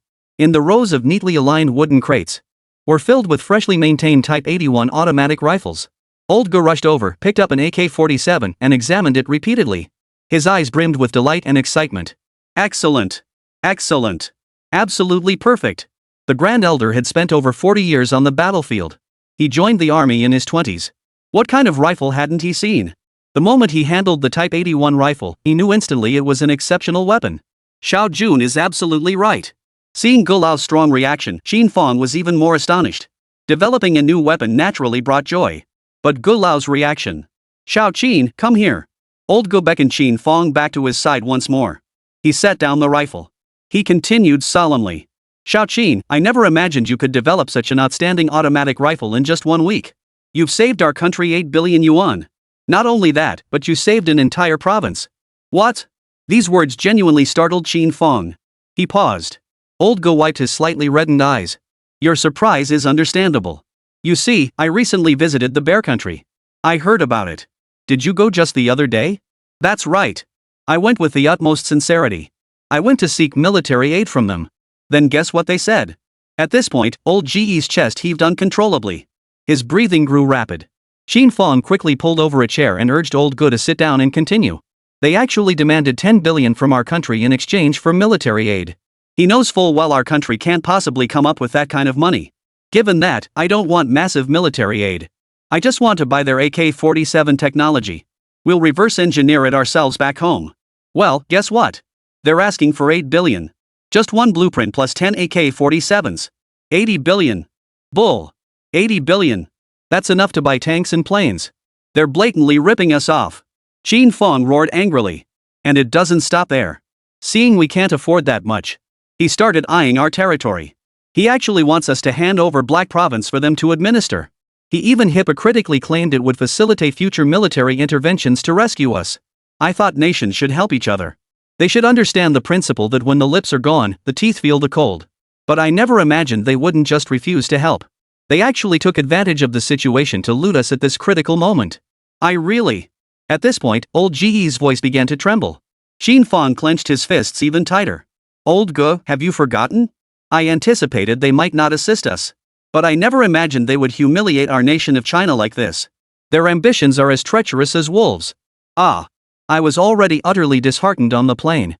But Xiao Jun's call gave me hope again. Xiao Qin, you are my hope. I never imagined you'd actually build an assault rifle even more powerful than the AK-47. Old Gu, I was actually planning to call you myself in a couple of days. But knowing you were rushing to Russia, I held off. Gu Lao, weak nations have no diplomacy. Military aid isn't something you can beg for. This war is ours alone to fight. The Bear Nation isn't giving us aid. They're just waiting to see how things play out. They want to see how the situation unfolds once hostilities begin. If our China truly cannot hold out, they won't just stand by, they'll send troops. They'll seize the chance to carve up our Chinese territory. But if we manage to hold our ground, they might even offer military aid proactively, using us to continuously wear down and contain the United States and others. Ultimately, everything still depends on us. Ah, Xiaoqin, you've been abroad for so many years. You've gained far more than just technical skills. You're absolutely right. Everything depends on us. But rest assured, old Gu, I, Qin, will see to it. We will win this battle. Producing automatic rifles in a week is nothing. Next, I'll develop heavy machine guns, rocket launchers, bombers, and nuclear submarines. They want to fight my China? Then bring it on. I'll make them pay dearly. Had these words been spoken earlier, old Go would have dismissed Qin Fang as merely talking big. But now it was different. He never imagined Qin Fang's skills could be so mind-blowing. Xiaoqin, I'm an old man with one foot in the grave. I absolutely refuse to witness the fall of Huaxia before I die. What are your plans moving forward? What do you need? Tell me directly, and I'll support you fully. Money? Equipment? Materials? I'll provide it all. Qin Fang waved his hand dismissively. It's fine, Gulao. We'll discuss the equipment and materials later. Right now, I just want to roll out this Type 81 rifle nationwide. Let our other major military factories join in the production. Only then can we ensure that before war comes, arm our soldiers with this rifle before war breaks out. After a moment's silence, old Go replied. All right, Xiaoqin. You know the most about the Type 81 rifle's technology. I'll organize a weapons symposium. Invite technical advisors and engineers from major military factories. Then you'll explain the technical details of this rifle to them. That way, we'll be sharing the technology, right? Qin Fang paused in surprise. Mr. Gu, me explain? The people you mentioned hold positions far above mine. Besides, isn't my position a bit inappropriate for that? What's inappropriate about it? I'll vouch for you. Besides, in weapon crafting, it's all about skill. If your skills are top-notch, no matter how high-ranking someone else is, they'll have to listen to you. Qin Fang lowered his head in deep thought. Old Gu was right.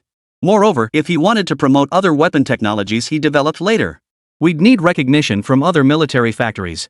All right, Gulao. Let's proceed this way. Good. I'll tell you the location in 3 days.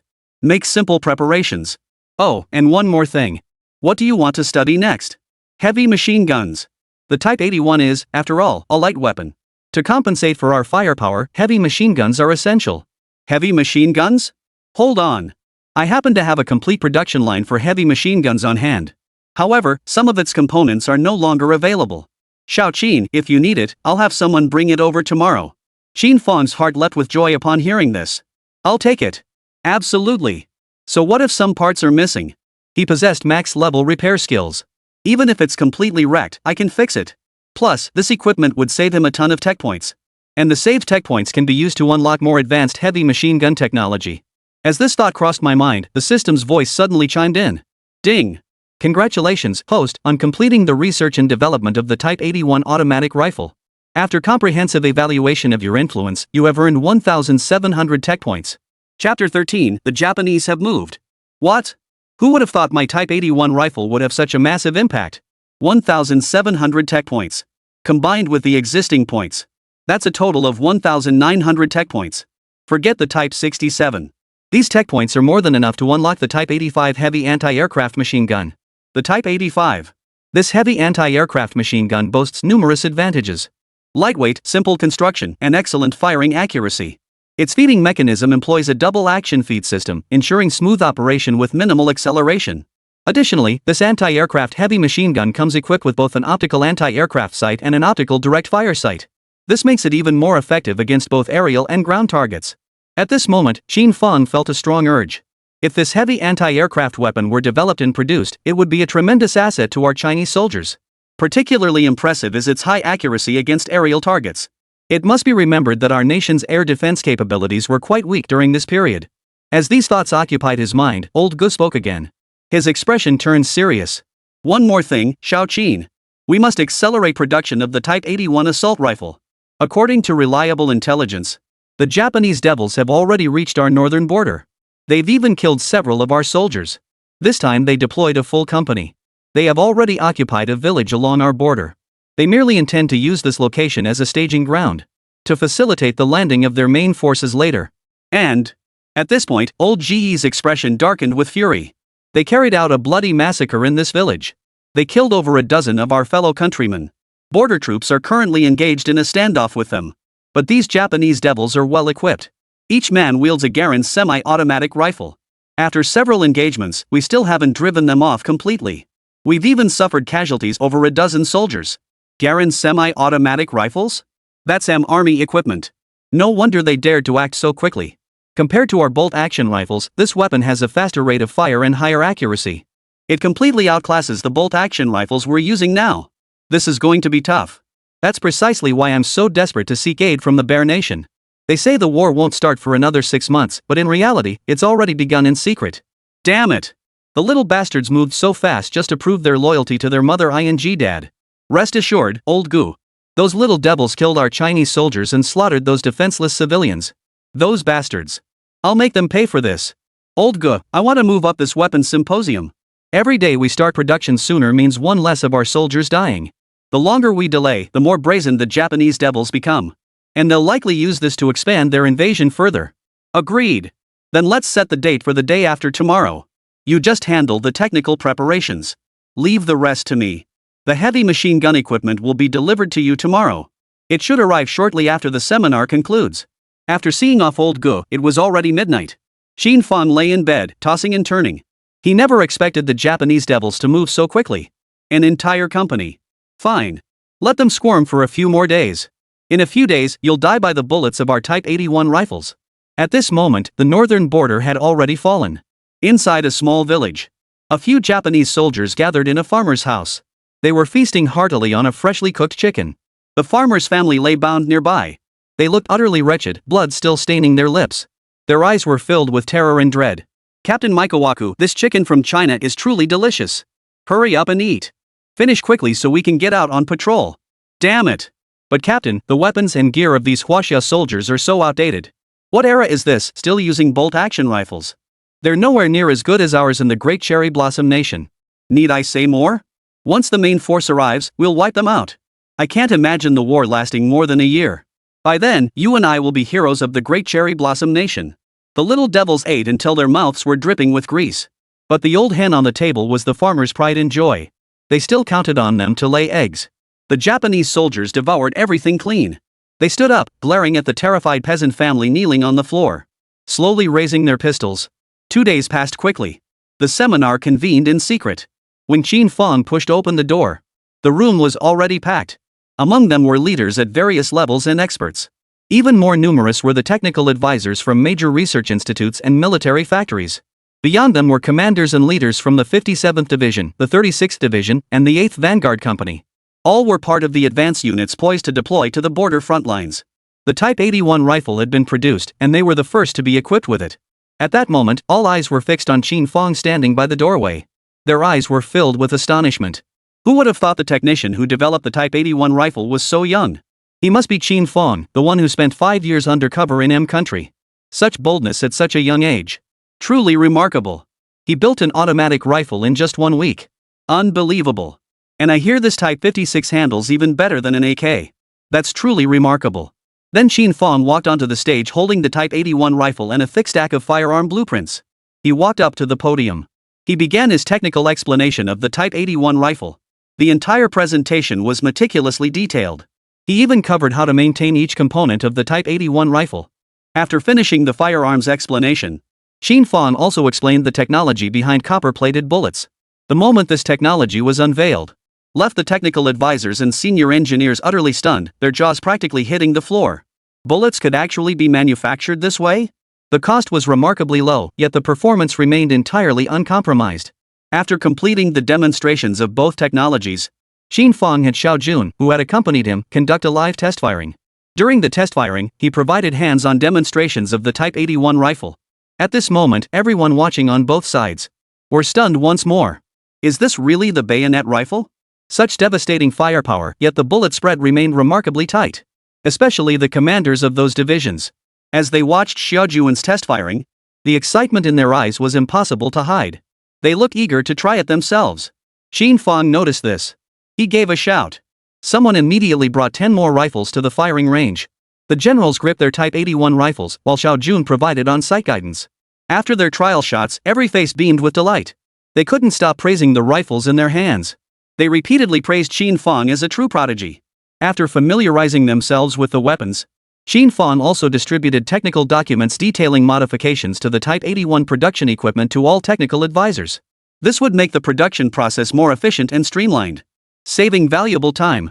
During this period, numerous military factories and weapons research institutes extended offers to Qin Fang. However, Qin Fang declined them all. It wasn't that their sincerity was lacking. Rather, they were too conspicuous. This would not be conducive to future weapons development. With that, the symposium concluded successfully. From that very day onward, all major military factories in Huaxia halted their existing production tasks. All began manufacturing the Type 81 automatic rifle. Chapter 14, Little Japanese, Taste What Firepower Means. Under nationwide mass production, the Type 81 automatic rifle proliferated like mushrooms after rain. Their numbers skyrocketed. Beyond the rifles themselves, batches upon batches of 7.62mm copper-jacketed steel bullets were churned out. Now both weapons and ammunition were fully stocked. The regiment ordered the bayonet rifles to be immediately issued to the 8th Vanguard Company. Upon receiving the order, Company Commander Li Yulong, he jumped for joy. After all, he had personally witnessed the Type 50's destructive power at that seminar. Damn Japanese bastards. Let them taste the might of our Chinese bayonet rifles. At Li Yulong's command, the Vanguard Company, over 800 men strong, charged straight toward the border. Lately, the Japanese bastards had grown increasingly brazen. They had occupied 3 more villages along our border. Inside Gu Lao's office, a series of urgent ringing sounds echoed through the room. Nislav's voice came through the receiver. Hello, old Gu. How about the matter we discussed last time? I hear Sakura Nation has already captured 3 villages along your border. And they did it with just 1 company of troops. If you don't counterattack now, by the time the main forces arrive, it will be too late. Old Gu curled his lip. Thank you for your concern. We've already taken action. The outcome will be clear soon enough. Over the phone, Nislav's voice still carried a mocking laugh. Old Gu, don't be stubborn. We know exactly what your equipment is like. If you think 10 billion is too high, we can lower it a bit. Everything is negotiable. Forget it, Mr. Nislav. No thanks. You'll know soon enough whether we're in or out. Gu Lao hung up immediately after speaking. Xiaoqin, this time it all depends on how well you handle that Type 56 rifle. On the other end of the line, Nislav paused for a moment. But soon, a dismissive smile spread across his face. The 8th Pioneer Company marched day and night. After 2 days, they finally reached the border.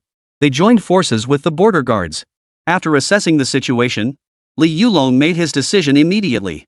Damn it, those Japanese bastards have gone too far. Tonight, launch a direct assault on Urta village. They couldn't possibly have all their forces concentrated in 3 villages. But one thing. After dragging this out for so many days, be wary of reinforcements arriving from behind. Aye. The soldiers answered in unison. Then, shouldering their Type 56 rifles, they vanished into the darkness. At the village entrance, a few Japanese soldiers were leisurely puffing on cigarettes, mumbling incomprehensibly to each other. Suddenly, a gunshot rang out. A flash of fire erupted from the dense woods nearby. At the village entrance, a Japanese soldier collapsed instantly. Bastards! An ambush! The remaining Japanese soldiers immediately took cover behind the stone archways on either side. A few others took cover behind the stones near the village entrance. Once they had secured their positions, these Japanese soldiers raised their guns, ready to fire at the spot where the flash of fire had just appeared. But the moment they exposed themselves, gunfire erupted once more from another dense grove nearby. This time, it wasn't a single shot. It was a dense, relentless barrage. In an instant, bullets poured down like rain from the thickets on both sides, assaulting the village entrance. And those few Japanese soldiers who had just raised their heads to fire were instantly blown to bits. The others who had intended to raise their guns to fire. But the sheer intensity of the fire suppressed them so completely they couldn't even lift their heads. Bastards! What kind of gun is this? Aren't they bolt-action rifles? What the hell is going on? No idea. How come this firepower hasn't stopped for a whole minute? Is this a machine gun? What's going on? The Japanese soldiers ducked their heads low, not daring to lift them an inch. Because just millimeters away from them, bullets were banging against it. Just as they were stunned, a squad had already crept silently up from the dense forest on the other side. Yes, this was Li Yulong's tactic. One squad provided suppression fire while the other crept forward, advancing the front lines. Such a tactic would have been impossible to execute in the past. Bolt-action rifles simply couldn't generate such concentrated firepower. But things are different now. The entire regiment is equipped with automatic rifles. and each soldier carried 90 rounds of ammunition. Seeing the Japanese soldiers cowering at the village entrance, too scared to even peek out, Li Yulong felt an indescribable thrill surge through him. You bastards! You've always claimed our Chinese equipment is inferior? Today I'll show you how a grandfather beats his grandson. At that moment, Li Yulong's eyes were bloodshot. All the pent-up frustration I've been holding in these past days finally erupted today. In recent times, many of his soldiers have been killed or wounded. It wasn't that they lacked courage in battle. It was simply that the gap in equipment couldn't be bridged by mere bravery alone. As he watched each soldier risk their lives to charge forward, wave after wave of them fell, falling under the muzzles of the enemy's Garand semi-automatic rifles. It all came down to insufficient firepower. But now, the tide has finally turned. The ones being pinned down and unable to raise their heads are no longer us. It's these damn little devils right before our eyes. This Type 81 automatic rifle packs both firepower and accuracy. This thing is a goddamn miracle weapon. As Li Yulong observed the scene, the flanking squad had already crept to the village entrance. They had already surrounded the Japanese soldiers hiding behind the rocks. Seeing this, Li Yulong raised his right hand. The concentrated fire abruptly ceased. The Japanese soldiers behind the rocks, seeing the commotion subside, slowly raised their turtle heads. But the moment they lifted their heads, they immediately felt something hard and cold pressed against their skulls. Don't move. In that instant, the Japanese soldiers were all frozen in terror. When did they get here? Bastards! Bang! Another gunshot rang out. Bastard, you bastard! The curses echoed. The other squad members immediately raised their Type 81 rifles. Bang! Bang! Bang! Bang! A burst of bullets tore through the Japanese soldiers. What a satisfying feeling! These bastards killed our soldiers, insulted our people, and occupied our land. Die! Never thought you'd be crushed so low one day, did you? Flames erupted throughout the village. The Japanese reinforcements had arrived. After all, the gunfire at the village entrance had been so intense. Most of the Japanese soldiers inside the village couldn't have failed to hear it. The squad that had just surrounded the village entrance immediately began moving stones and the bodies of the Japanese soldiers. They arranged them together at the front, forming a low wall. Then they reloaded their weapons. They shouldered their rifles, took aim, and fired.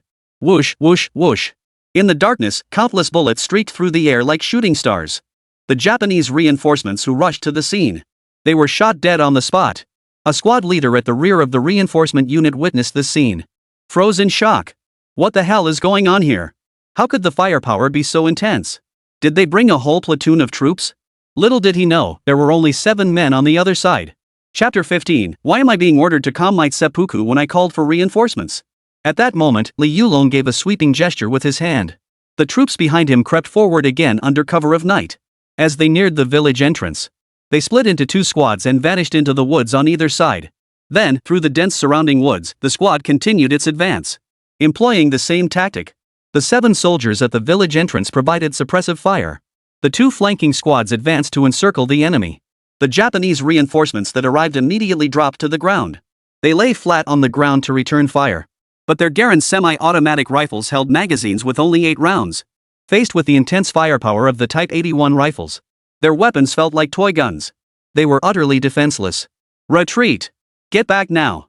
Seeing the situation turn dire, the squad leader of the support team, he urgently ordered the others to retreat back to the village. After all, there wasn't a single piece of cover nearby. Staying here meant they were sitting ducks. Facing such intense firepower, retreating to fight in the streets might offer a sliver of hope. But retreating wasn't as simple as he might hope.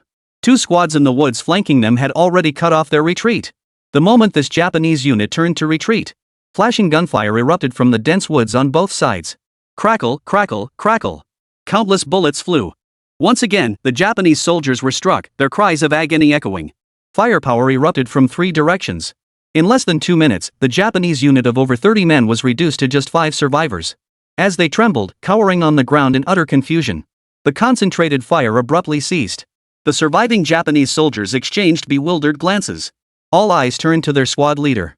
The squad leader's eyes darted around. He quickly ordered them to retreat.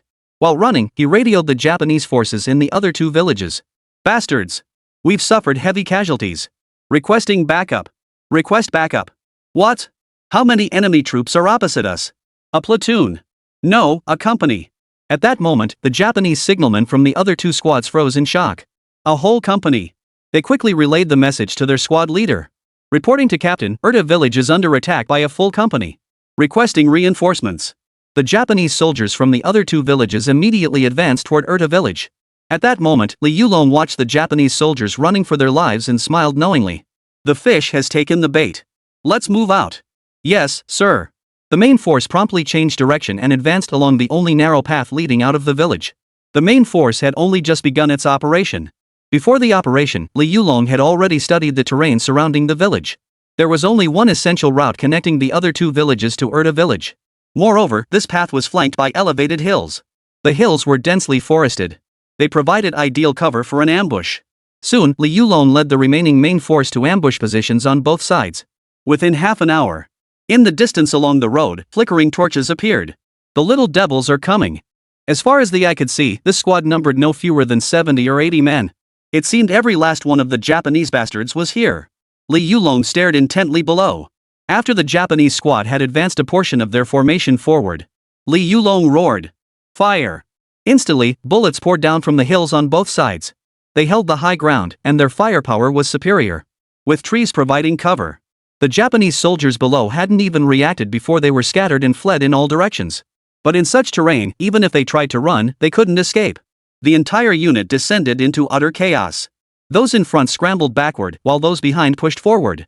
In reality, they were still treading water in place. They all became sitting ducks for Li Yulong and his men. Ah! We're dead, dead, dead. Damn it! Didn't Nakatani say they were under fire from an entire company? Where did this unit come from? Run back, retreat now. Damn you, Akutsu! But by now, the Japanese soldiers were already in complete disarray. They couldn't hear a thing. Standing on high ground, Li Yulong fired his Type 81 rifle with pure satisfaction. This is what an automatic rifle is all about. No more bolt-action rifles where you fire one round and then have to rack the bolt. Now, with a flick of the finger, 7 or 8 rounds fly out in a second.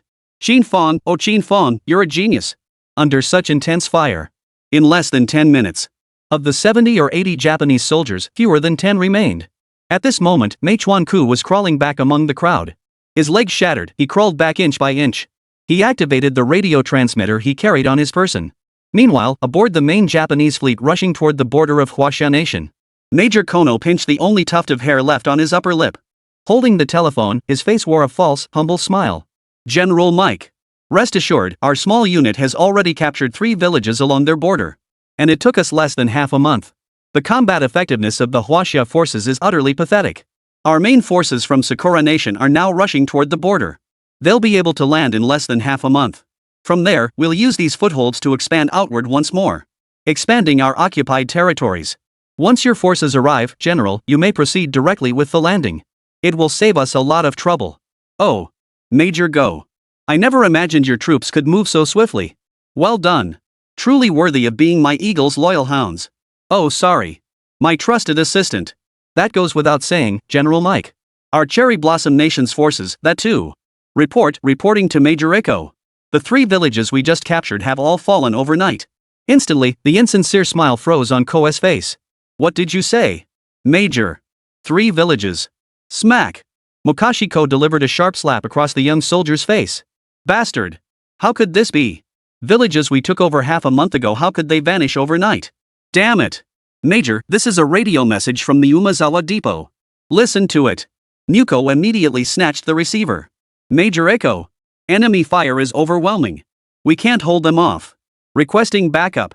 Bull. How could Huaxia's firepower be this strong? You're clearly slacking off on the job.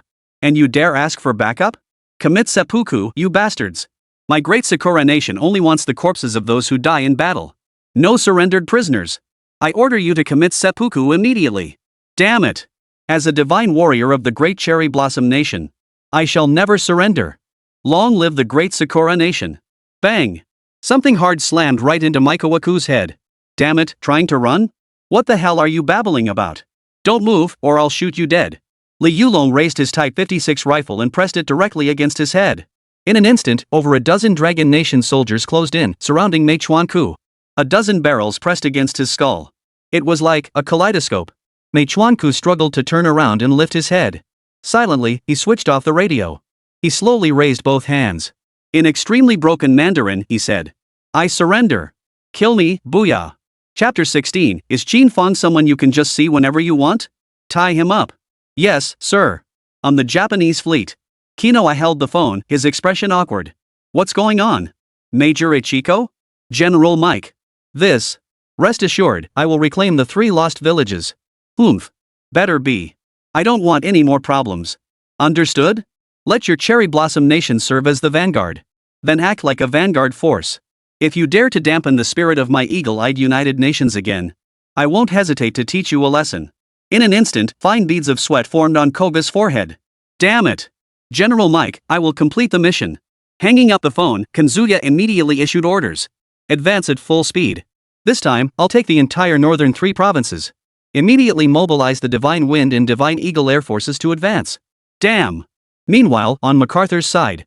After hanging up the phone, his brow furrowed involuntarily. 3 villages that the Republic of China hadn't been able to capture in over half a month. They hadn't even put up a fight. How could they suddenly mount such a thorough counterattack overnight? This battle situation was almost like a crushing defeat. Moreover, Sakura Nation held a significant advantage in weaponry. Johnson had the team stationed in Sakura Nation investigate immediately. Roger that. Within the border village, the gunfire had completely ceased. All 3 villages have been retaken by our forces. In this engagement, we eliminated 89 enemy combatants and captured 11 prisoners.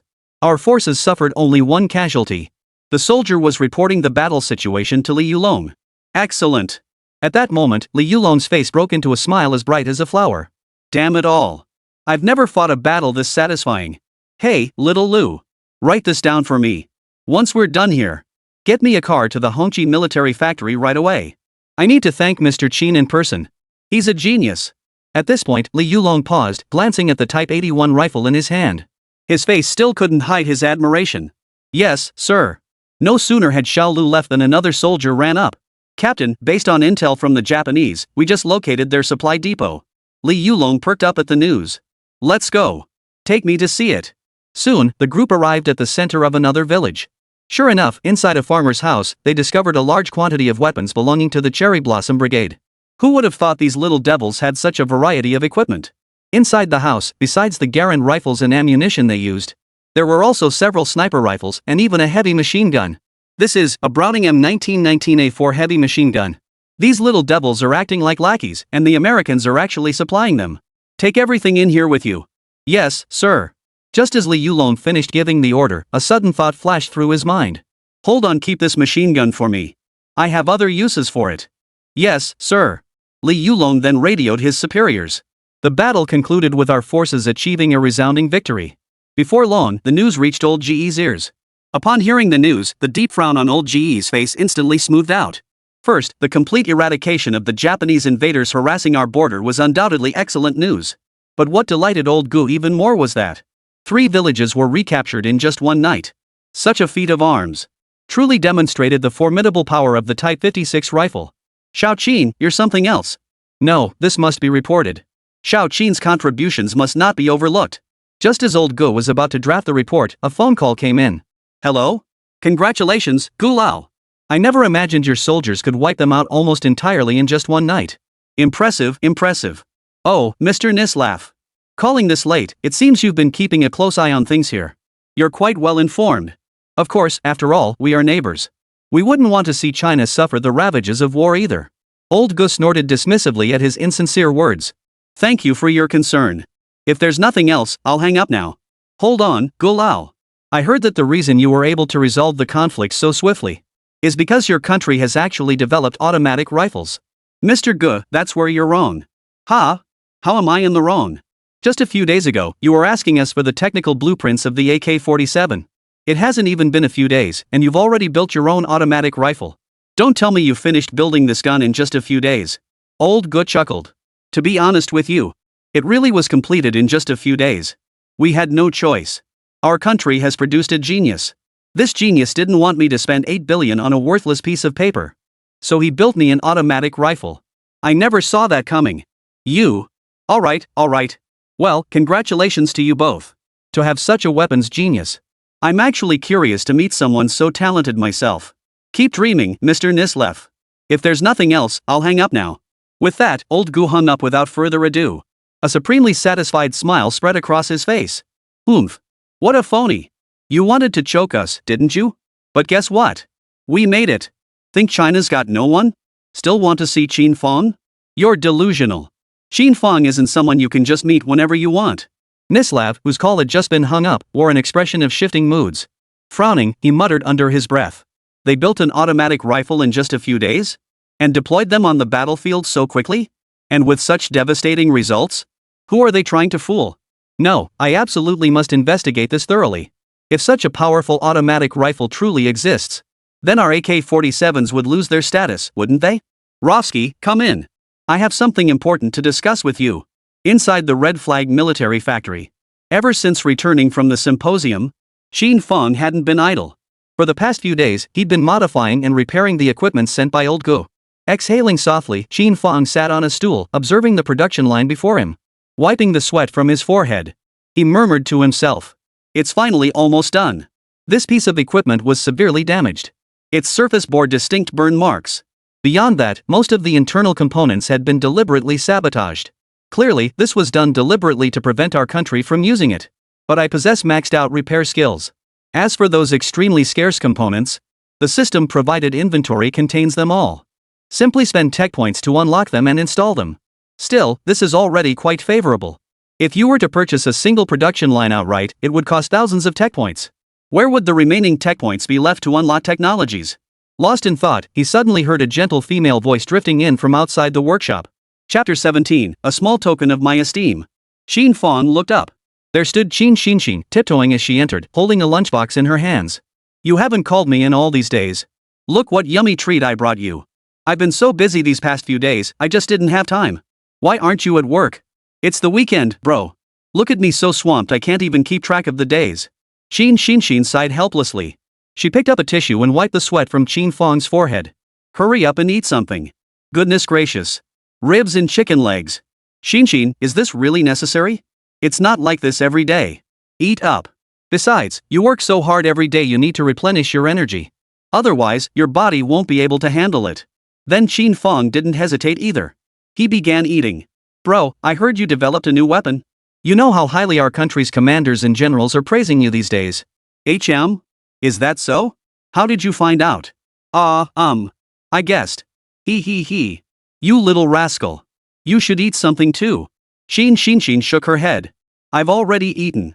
You go ahead, big bro. Oh, right. Brother, you need to be careful yourself lately. Qin Fang froze at this. What's wrong? You've created such powerful weapons I'm afraid foreign spies might target you. Brother, what you've created is incredibly valuable. So you must be careful. Got it? Qin Fang didn't rush to answer but looked at her with a hint of puzzlement. What's wrong?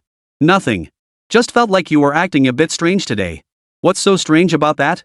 I'm just looking out for you, brother. Anyway, just be careful. Alright, I get it. Oh, and when I have some free time, let's go visit mom and dad together. I haven't been able to pay our respects since I got back. At this, Qin Xinxin's expression darkened with sadness. Sure. Let's do it next week. Oh, and brother. Mom and dad asked me to give you something. I'll bring it over next week. What is it? I don't know either. It's a square box. Mom and dad said I'm not allowed to open it until you're back. After exchanging a few more casual words about family matters, Qin Xinxin then took her leave. But not long after Qin Xinxin had gone, a commotion erupted outside the Hongqi military factory. Is Mr. Qin here? It's Li Yulong here to see you. Li Yulong? Qin Fang pondered as he stepped out of the workshop. The moment he pushed open the door, he saw at the main gate of the Red Flag military factory. A military truck was slowly driving inside. In the passenger seat of the truck sat a short-haired man with a roguish look on his face. Was waving at Qin Fang with a broad grin. Qin Fang narrowed his eyes slightly as he looked over. Wasn't that the company commander of the Vanguard Company? The truck came to a stop right in front of Qin Fang. Li Yulong immediately jumped out. He ran over and grabbed Qin Fang's hand. Oh my, Mr. Qin. Thank you so much. You have no idea how your Type 56 rifle helped me, Oldly, in that border battle. We wiped out the enemy completely. Today, I, Li Yulong, have come specifically to thank you. Qin Fang smiled back. Congratulations, Captain Li. But this is what I should do. Developing superior weapons is precisely for you soldiers to use. How's it been? Did the rifle perform flawlessly in the field? Good heavens. Not a single problem at all. It worked like a charm. No offense, Mr. Qin. With this firepower now, 7 men can match an entire platoon from before. You're a genius. Captain Li, you flatter me. Qin Fang laughed. Don't mention it. Ever since I joined the army, I've never praised anyone. You're the first. Alright, no more beating around the bush. I came today to bring you something, Mr. Qin. At this, Li Yulong gave a mysterious smile. You lot, get unloading. Yes, sir. Several soldiers immediately began unloading items from the truck. Judging by the way they handled it, the cargo was quite heavy, covered with a layer of black cloth. Captain Li, this. Li Yulong waved his hand dismissively. Mr. Qin, you'll see soon enough. Then forget it. I won't call you Mr. Qin anymore. It feels too formal. From now on, I'll just call you Brother Qin. Ha? Captain Li, you're older than me. When I call someone brother, I never consider age. It's all about skill. This border battle was the most satisfying fight I've ever had since joining the army. Without Brother Qin and your Type 56 rifle, I wouldn't have had such a great fight. Captain Li, you're too kind. While the two were talking, several soldiers had already carried the thing over to Qin Fang. Li Yulong waved his hand, and the soldiers set it down. He stepped forward and pulled back the black cloth covering. Before Qin Fang's eyes stood the imposing Browning M1919A4 heavy machine gun. Brother Qin, this is what I brought you. I captured it from the Japanese devils. Qin Fang leaned in for a closer look. This Browning heavy machine gun was in pristine condition. It had barely been used. The weapon utilized a 250-round magazine and featured an air-cooled barrel. Without the tripod, it weighed only about 14 kilograms. Considering the current era, this weapon was already quite impressive. Just as Qin Fang was about to suggest Captain Li keep it for himself, the system's voice suddenly chimed in. Ding! Detected captured weapon. Browning heavy machine gun. Host may choose to trade this weapon into the system space. Exchange for 300 tech points. Instantly, Qin Fang perked up. During the repair process, Qin Fang had already spent 400 tech points purchasing the necessary components. Therefore, Qin Fang now only had 1500 tech points remaining. While these points were sufficient to unlock the Type 67 heavy machine gun, but to unlock the more powerful Type 85 anti-aircraft gun, he is precisely 300 tech points short. And now these 300 tech points just appeared. The Type 85 anti-aircraft machine gun is far more powerful than the Type 67 heavy machine gun. Qin Fang chuckled. Captain Li, are you sure you want to give me this Browning heavy machine gun? Why not keep such a fine machine gun for yourself? Li Yulong gave a sheepish grin. Honestly, I did plan to use it myself at first. But then I thought about it. Mr. Qin, you're a weapons researcher. If I hand this machine gun over to you, who knows? You might even develop a heavy machine gun unique to our country based on it. I'm no pushover, you know. How long do you think a captured heavy machine gun will last? Once it breaks, it's done for. But if it ends up in your hands, that's a different story. Qin Fang looked at Li Yulong. Despite his outwardly carefree demeanor, this man proved surprisingly sharp beneath the surface. Since Company Commander Li genuinely wants to give it to me, I'll accept it. Of course. Brother Qin, just keep it safe and that's all. But, I have one small request. A request? Chapter 18, Red Flag Military Factory unveils new product. Li Yulong chuckled and pulled Qin Fang aside. Brother Qin, I'll just say what's on my mind. Could you develop a new weapon? Let my Vanguard company test it out first? Qin Fang heard this. So that's what this kid had in mind. Captain Li, any new firearms developed must be reported up the chain of command. Decisions are usually made at higher levels. You know that, right? I know. But Brother Qin, if you could do it under the guise of a test firing, then it'd be fine. The decision on who gets to test fire isn't entirely up to you. Well done, Captain Li. You've got quite the scheme going here. Brother Qin, please look out for me. I'm just trying to secure opportunities for the brothers below. You know this is the Vanguard company. We're the ones who charge into battle first. Don't worry about what tough nuts are on the other side. We've got to be the ones to take the first bite. Surely they could spare us a little extra in weapons and gear? What do you mean they don't give you enough support? The Type 81 rifle was assigned to your company first thing after production. Technically speaking, you're the second unit to get their hands on these. I know that, but I'm worried about what comes next. I understand. Captain Li captured such a fine heavy machine gun, yet he couldn't bear to use it himself. He came straight to me with it. I appreciate the gesture. From now on, any new weapons I develop will be yours to try first. Deal. Brother Qin, thank you. With your word, I'm at ease. Wonder what Brother Qin's next weapon project will be? Could you give your little brother a sneak peek? Qin Fang pondered for a moment. Technically, telling him wouldn't be out of the question. Following standard procedure, they'd be among the first to use it once developed. The Pioneer Company sounded impressive, but its missions were incredibly demanding. Qin Fang understood this all too well. After a pause, Qin Fang spoke slowly. Anti-aircraft heavy machine gun. What? Brother Qin, are you serious? Don't lie to me. Why would I lie to you? I know better than you what level of equipment our Chinese troops have now. The firepower provided by the Type 81 alone is nowhere near enough. We absolutely need heavy machine guns for major fire support. And ground attack heavy machine guns alone won't suffice. They must also be capable of engaging aerial threats.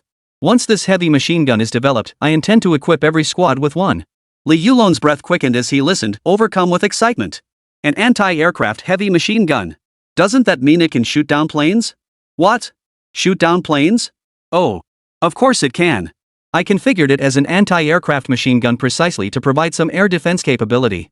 But this air defense capability is still too weak. The heavy machine gun is just the beginning. There are plenty more weapons to come. Now look at Li Yulong's eyes. They were filled with anticipation. Had anyone else spoken such words, Li Yulong wouldn't have given them a second glance. But coming from this man before him, were incredibly convincing. After exchanging a few more polite words, Li Yulong prepared to depart with his men. Just as they were about to depart, Li Yulong's expression suddenly turned grave. He turned to Qin Fang and said, "Brother Qin, if you capture any weapons in the future, I'll send them all to you. Also, the main force of those little devils will arrive soon. Within a month, I reckon. The fighting ahead will be even more brutal. I hope I get to see you again next time, Brother Qin." With that, he snapped a perfectly military salute toward Qin Fang. Facing such a normally carefree man suddenly turning serious, Qin Fang knew he wasn't joking. He reached out and gave Li Yulong a firm pat on the shoulder. "You're all heroes who fought and died for our nation. There's not much I, Qin Fang, can do. I will spare no effort to develop even more formidable weapons to help you heroes defend the gates of our nation. Thanks. Though you scientists aren't on the front lines, your contributions are more vital than the heavens." After occupying these 3 villages, the Japanese devils slaughtered nearly 100 unarmed civilians in just half a month. They piled the bodies in puddles, turning the land into rivers of blood. The backwardness of our military industry hits these poor civilians hardest. Those bastards. I'd cut off their heads if I could. Li Yulong clenched his fists tightly as he spoke. Veins bulged on his forehead. "Company Commander Li, count on me, Qin. I'll make sure to collect every single debt these little devils owe us." After seeing Li Yulong off, Qin Fang suppressed the rage boiling within him. He summoned several operators to push the Browning heavy machine gun into Workshop 2. He closed the workshop door. He activated the system. With a thought, the Browning machine gun before him was instantly absorbed into the system's storage space. Ding! Transaction complete. Host has acquired 300 tech points. Additionally, in this border skirmish, the Type 81 rifle developed by the host successfully eliminated dozens of enemies. Earned 200 tech points. With this, Qin Fang's total technology points reached 2,000. 1,800 were used to unlock the Type 85 anti-aircraft machine gun technology. The remaining 200 tech points were insufficient.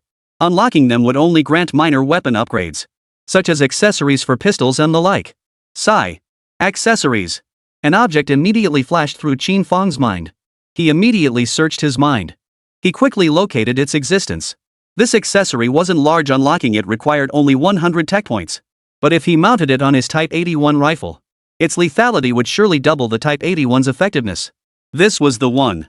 As for the remaining 100 tech points, Qin Fang used them to unlock the ammunition fired by the anti-aircraft machine gun. That is, 12.7mm armor-piercing incendiary rounds, armor-piercing incendiary tracer rounds, and tungsten-core armor-piercing rounds. The AP rounds could penetrate 15mm armor plate at a 90-degree angle from 500 meters. Tungsten-core armor-piercing rounds can penetrate 15mm armor plate at a 45-degree angle from 1 kilometer away. Both types of armor-piercing rounds are extremely powerful bullets. Qin Fang swiftly unlocked all these technologies. With the equipment nearly repaired and the technology unlocked, all that remained was to begin development. Over the next few days, Qin Fang practically slept, ate, and even used the restroom entirely within Workshop 2. The other workers were much the same. As the chief technical advisor, Qin Fang oversaw the production of the main components. Some minor components for the Type 85 anti-aircraft rifle were manufactured by the other workers. Cui Jian led the remaining workers in full-scale development of 2 types of armor-piercing rounds. Qin Fang had already provided them with the relevant technology. The team worked non-stop for over half a month. China's first Type 85 anti-aircraft machine gun was finally successfully unveiled. When Qin Fang assembled all the components together, the entire workforce at the Red Flag military factory was stunned. The heavy machine gun they had labored over for over half a month turned out to be this sleek. The Type 85 heavy machine gun was entirely black. Its tripod base supports the entire weapon. Additionally, the Type 85 heavy machine gun sighting system included both an anti-aircraft sight and a direct fire sight. This significantly enhances its accuracy. Moreover, the machine gun bullets hang down from the magazines on both sides, further accentuating the imposing presence of the Type 85 anti-aircraft machine gun. Chapter 19, The Battle Turns Again, Japanese Devils Slaughter Our People. Director Qin, is this the result of our half-month's work? What? Not satisfied? Not at all, I'm extremely satisfied, almost can't believe it. Up until now, Qin Fang had only instructed them to manufacture various components based on the provided blueprints. As for the master blueprint of the Type 85, he hadn't shown it to them. It wasn't that he didn't want to show it to them, but he'd been too busy to get around to it. Now, all the workers at the Hongqi military factory were circling around the Type 85. Their eyes were filled with excitement. Such a magnificent creation had been crafted by their very own hands. It could be said that at this moment, the Type 85 machine gun was the premier machine gun in all of China. Just looking at the exterior isn't enough. Once developed, we must test-fire it, Qin Fang said, heading to find Xiao Jun and the others to test the gun. But before he could take a few steps, Cui Jian rushed over in a panic. Factory Director Qin, pick up the phone. It's Old Gu calling. Old Gu? Yes. And from the sound of it, he seems quite urgent. Qin Fang nodded and hurried toward the communications room. Hello, what's wrong, Old Gu? Here's the situation. Xiaoting, you need to attend a border strategy research meeting on my behalf immediately. I'm already on the plane heading to Maosheng Kingdom and can't make it back. A border strategy research meeting? That's right. This meeting is to discuss the current border conflict situation. Over the past 2 weeks, the situation along the border has become increasingly tense. The situation is far from optimistic. You'll have to attend in my place. Frankly, I want you to gain a deeper understanding of the border situation. As a researcher, you should also understand the specifics on the ground. I had intended to take you there personally, but as you can see, there's no time now. What do you say? Do you have time? No problem, Professor Gu. I was just thinking about how to get a grasp of the entire situation. When does the meeting start? Probably tomorrow. I've already arranged the schedule for you. Xiao Jun will be driving over to pick you up shortly. After that, Old Gu gave Qin Fang a few more instructions, all concerning minor details. Then he hung up. Qin Fang had no questions about the strategic discussion. But why was Old Gu heading to Bear Country again? It hadn't even been a month since his last visit. He didn't dwell on it further. After leaving the communications room, Qin Fang found Cui Jian and briefed him on the events of the coming days. Just then, Xiao Jun arrived at the military factory in his car. They got in the car and headed straight for the meeting location. Since it was quite a distance away, by the time Qin Fang arrived, the meeting had already begun. He simply took a seat in the back row. Glancing around, he noticed that everyone present held high-ranking positions. Military commanders were all at the regiment commander level or above. In addition, numerous strategic experts were present.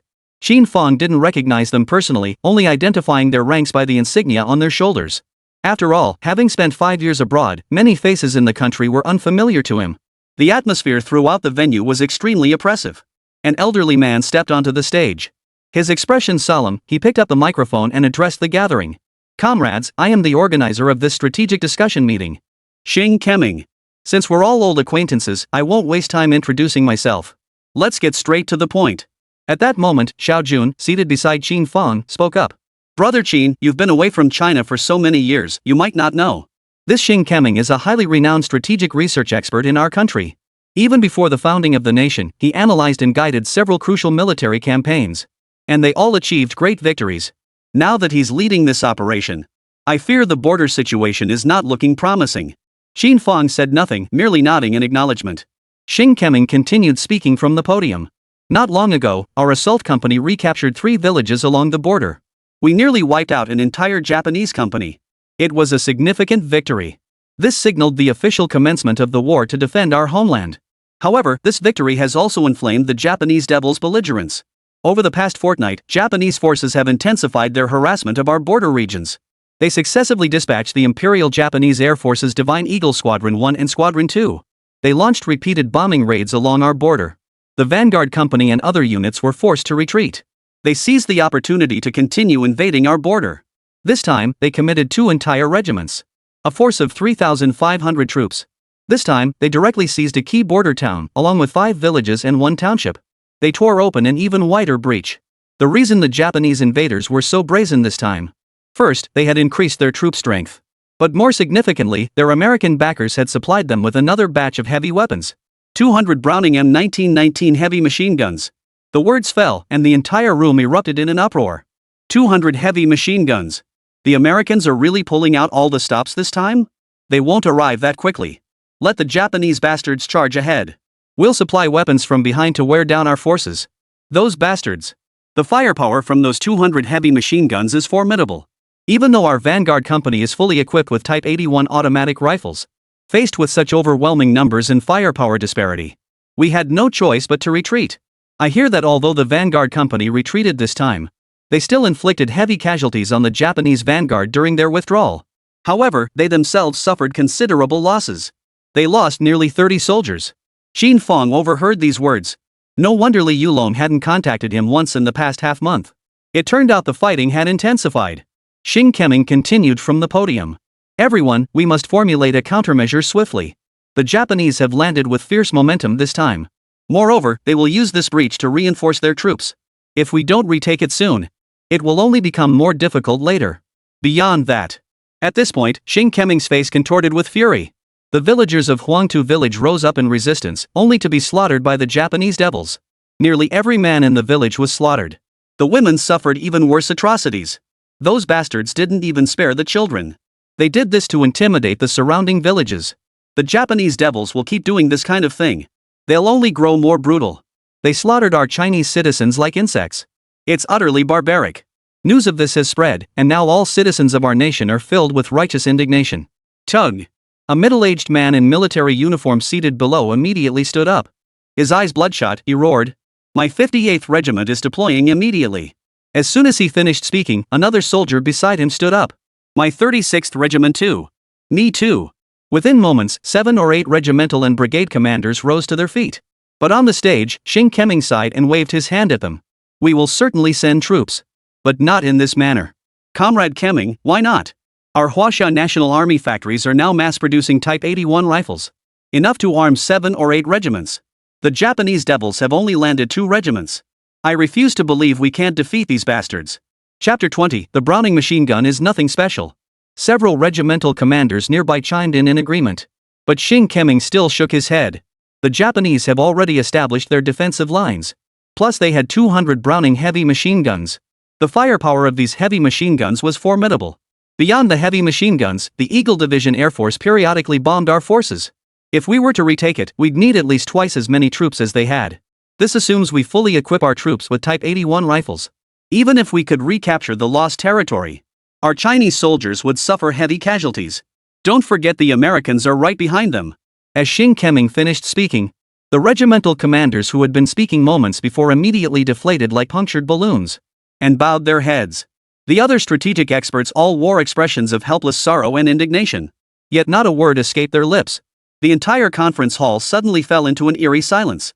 Xing Keming stood on the stage, his gaze sweeping over the crowd before him. Seeing their expressions, he felt equally uneasy. The fact that their weapons were outdated was undeniable. But for now, this is all we can do. Even if we deploy 3 times the troops, we must reclaim the lost territory. We cannot let the Japanese devils exploit the situation to tear open a larger breach. Which regimental commanders will take this mission? Before the regimental commanders could respond, a crisp voice rang out from the back row. Hold on.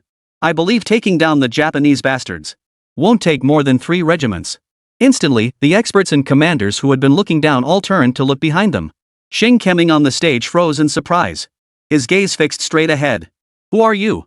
Qin Fang stood up. He did not rush to answer. Instead, he countered. Frankly speaking, it boils down to our nation's weapons lacking sufficient firepower, doesn't it? But in my view, the M country's Browning M1919 heavy machine gun isn't all that impressive either. Nothing special? Who is this guy? He sure talks big. To say the Browning heavy machine gun is nothing special? He's lost his mind. How dare he speak so arrogantly in front of old Xing? The Browning machine gun is nothing special? What does this kid even know? He looks familiar somehow. Xing Keming frowned slightly on the stage. Young man, certain things should not be spoken of in such a manner. The Browning M1919 heavy machine gun performed exceptionally well in previous campaigns. It boasts a rapid rate of fire and tremendous firepower. I don't know how you got in here. I'd still advise you to study the facts before speaking. Qin Fang paused, the corners of his mouth lifting into a warm smile. Mr. Xing, please don't worry. I do know a thing or two about this heavy machine gun. The Americans supplied the Japanese with the Browning M1919A4 heavy machine gun. This weapon was developed based on the M1917A1 water-cooled Browning heavy machine gun. Its purpose was to address the issues of water-cooled heavy machine guns taking up too much space in tanks and being too heavy. Although this model achieved some weight reduction, it remained too cumbersome for mobile operations. Especially when moving positions, it required at least 2 operators. Typically, one soldier carried the machine gun, another carried the M2 tripod, and additional personnel carried ammunition boxes.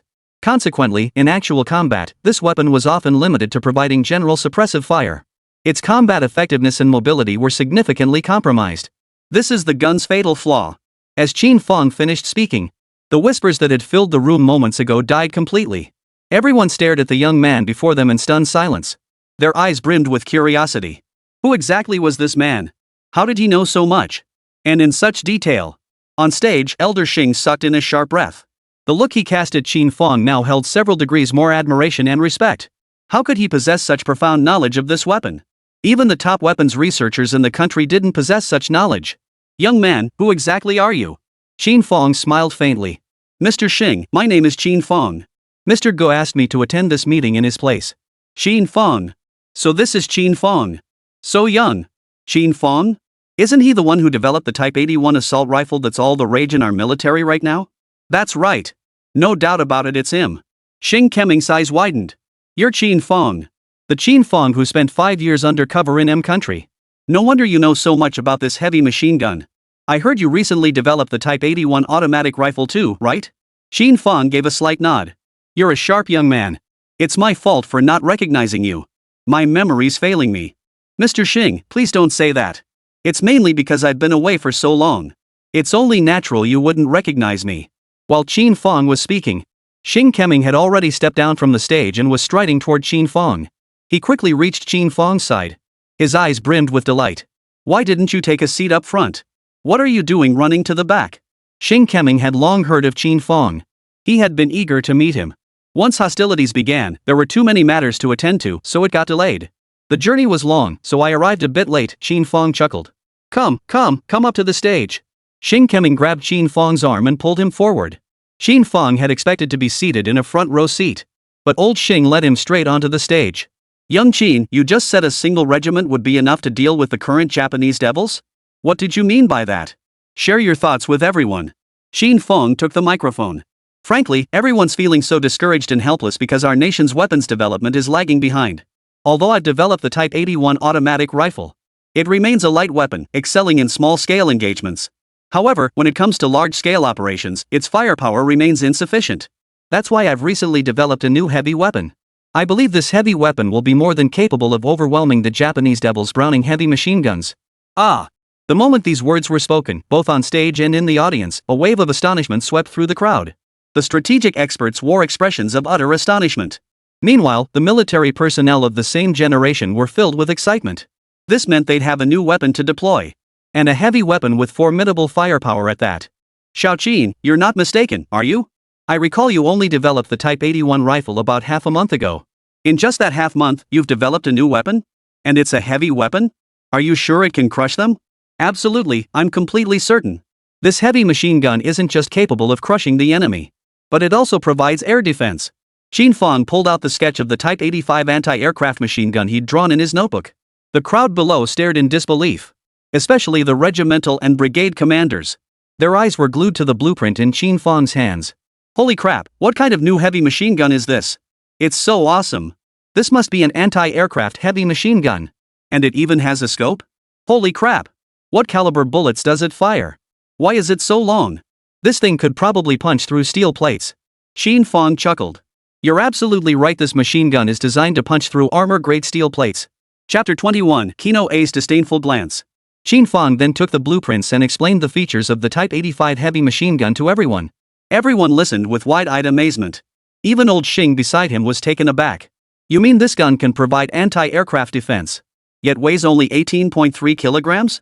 Yet it can penetrate 15 millimeters armor plate? Qin Fang nodded. Alright, you've only mentioned some of this gun's advantages. I believe its full potential will only be truly appreciated by the soldiers who use it in the field. But this rifle has just been developed and hasn't undergone test firing yet. No need for field trials. Xiao Qin, all you need to tell me is whether you have confidence in this rifle. If you have confidence in it, no test firing is needed. Proceed directly to mass production. Yes. Absolutely confident. You must understand that this gun underwent multiple rounds of combat testing in my previous life. Good. That's all I need to hear. Old Xing patted Qin Fang's shoulder lightly.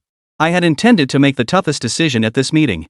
But with you showing up, Xiao Qin, you've truly brought an unexpected outcome. This anti-aircraft rifle will save the lives of so many soldiers in our nation. Old Xing, I didn't expect this either.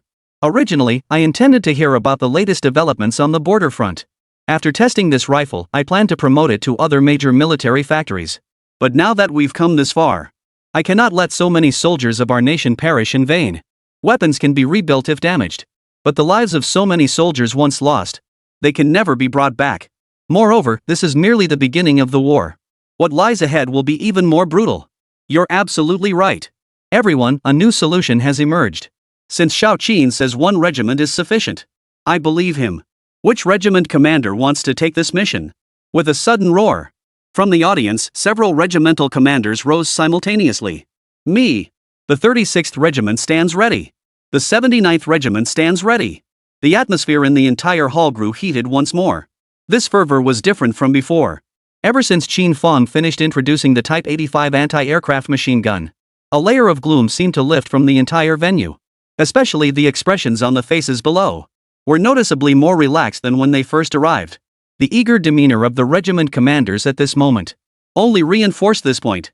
With such formidable weapons at their disposal, who wouldn't want to take down the Japanese devils? Especially the former Vanguard Company. After being equipped with the Type 81 rifles, with equal numbers, they nearly annihilated the Japanese invaders. Never mind the military honors. Just the act of slaughtering those Japanese devils. What soldier wouldn't feel vindicated? At that moment, a long-absent smile finally graced old Xing's face. Seeing so many regiment commanders rise to their feet, he momentarily didn't know whom to choose. In the end, however, he specifically ordered the 36th Regiment, stationed closer to the border, to proceed. Regimental Commander Wang Kaishan immediately accepted the order. The subsequent meeting covered some combat details. As for the subsequent mass production of the Type 85 anti-aircraft machine gun, that was no problem at all.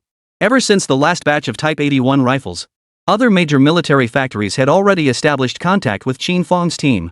For the production of subsequent new weapon systems, it was a matter of a single word. Moreover, all production tasks would be spearheaded by the Red Flag military factory. During this period, Qin Fang discovered another system with utterly mind-blowing capabilities. Within the system's virtual space, certain unlocked equipment components, they could be used without restriction. No more spending tech points. This enabled Qin Fang not only to provide technology to other major military factories but also to supply the components needed for modifying equipment. Overall weapon production speeds accelerated once more. Nothing matters more than time right now. These weapons were forged through relentless trials in his past life. Once mass-produced, they can be deployed to the battlefield. The Browning heavy machine gun, let you revel in your arrogance a little longer. In just over half a month, you'll see what a real heavy machine gun is all about. On the border battlefield, Li Yulong led the remnants of his company in retreat. By now, every soldier bore the marks of exhaustion. They had been running non-stop for a day and a night. There was no choice facing bombers overhead and heavy machine gun fire below. Had they not been armed with Type 56 assault rifles, they could have handled the small Japanese forces that charged and pursued them. Had they still been using those old bolt-action rifles, Li Yulong and his entire company would have been wiped out long ago. Those damn bastards. They're facing my Vanguard company of less than 100 men. They actually deployed F-King bombers and heavy machine guns. But it was worth it. What do we do next? I just received the latest orders. Headquarters ordered us to retreat first. Reinforcements will arrive in a few days. First, keep your damn lives safe. Only then will we have a chance to take down those damn Japanese. Yes, sir. Li Yulong looked up at the star-filled sky. Brother Qin, you've been in seclusion for nearly half a month now. How's that new weapon coming along? Li Yulong pondered aloud as he plucked leaves from a nearby tree, popping them into his mouth and chewing. They hadn't had a proper meal in ages. The military rations had long since run out. There was no other choice at this moment. The military provisions the Huaxia nation could supply to each soldier were limited to what they had. Just then, a nearby communications officer approached Li Yulong. Captain, new intelligence. Speak. Mr. Qin reports that the new weapon has been developed and has entered mass production. The first batch will be issued to the Vanguard Company as soon as they're produced. Good. I knew Brother Qin was capable. He's developed a new weapon in less than 2 weeks. What a genius. Why can't I think like that? Sakura Corps Temporary Command Center. How's Major Eiko holding up? The battle situation? General MacArthur asked gravely over the phone. General Mac, it's going exceptionally well. Our forces have now captured 1 town and 5 villages. And I've just completed troop deployment. Oomph. With 200 Browning heavy machine guns supporting you, how could it not go smoothly? Besides, you're throwing 2 regiments at a single enemy company. How could it not go smoothly? And still let them kill over 100 of your men? Instantly, Mui Zhou's face turned a deep purple. He couldn't utter a single word. Alright, Ego. I came here to warn you. Your last crushing defeat was because they've already developed automatic rifles. I suspect the Bear Country must have aided them in this endeavor. You'd better be careful when you fight. After hearing this, Quinoa scoffed dismissively. General Mike, there's no need to worry. Such minor light weapons, what do they matter? They have no heavy firepower at all. I've already set up the defenses. All they have are those crappy automatic rifles. Facing the bombers overhead and 200 heavy machine guns. They'll only have time to run. The divine force of the Great Cherry Blossom Nation must. Alright, cut the tough talk. I've warned you. Don't come crying to me when something happens and say I didn't warn you. MacArthur hung up the phone. He muttered under his breath, averaging under 5 feet tall. Even the guns are taller than him, and they call themselves the Divine Troops? FY. Chapter 22, what? The Japanese defense layout map? No sooner had MacArthur finished speaking than the door swung open. A group of people immediately walked in. Oh, General Mac, so busy? Holy crap. Everyone's here? You guys are pretty efficient. Let me introduce everyone, General Mike. No need to introduce myself, I'm John Bull's army commander. Behind me are the generals from the armies of Gaul, Korea, the Huskies, and the Kangaroos. Their forces have all converged here. You guys, hurry over here. This is our commander-in-chief, General MacArthur. The group hurried over. They greeted him with warm enthusiasm. How's the battle going, General MacArthur? The Cherry Blossom Dogs have already helped us break through the front lines. Their forces will continue engaging the rabbits. That's excellent news. With the rabbits' meager military strength. With the Cherry Dogs charging ahead for us, that's more than enough. MacArthur shook his head. No. Don't underestimate them. Not long ago, they gave the Cherry Blossom Dogs a good thrashing. With the Bear Nation backing them, they've already developed automatic rifles. Automatic rifles? Poof. Just light weapons. General Mike needn't worry. That's not what I'm worried about. Sakura Dog's methods are too unprincipled. They just tore open a breach and went slaughtering an entire rabbit village. That bloody fool. Our mission is to uphold world peace. And what does he go and do? Pull this stunt. If it weren't for his age-old feud with the rabbits and their proximity, I'd never have wanted to lead him. What's there to worry about? We'll just spin it differently later. We'll claim the Rabbit Nation launched a malicious counterattack, poisoning our righteous troops. We were forced to act and administered appropriate punishment. That'll do the trick, won't it? General Mike, you must understand this world belongs to us now. What are rabbits? Just a newly founded nation. They lag behind us by centuries in every aspect. Its international standing is so low it's practically non-existent. Besides leaning on the Bear Nation, what other path to development could they possibly have? We are now the dominant power. We set the rules of the world. What is there to fear? We just need to shift the narrative. As the words fell, General Mike's worried expression vanished instantly. He smiled. You're the one for the job. Come on, let's drink to that. Let's gather together and celebrate our victory in advance. The rabbit is so big and rich in resources. Rich in resources. It'd be a shame not to take something from him. You're absolutely right. If he won't be our dog, then he's our enemy. Little did they know how wildly they were laughing now, only to face utter disgrace later. Sakura Operations Command Center. Quinoa hung up the phone with a flick of his wrist. His eyes burned with venom. Damn it! How dare they say our Sakura soldiers can't even hold a candle to them with guns? You stinking Western devils, hairy as hell and reeking to death. Do you have any idea how much suffering our women endure to serve you? Once our great Sakura nation conquers the rabbits, and our nation's strength is restored, we'll deal with you foreign devils. You lot, how's the defensive line coming along?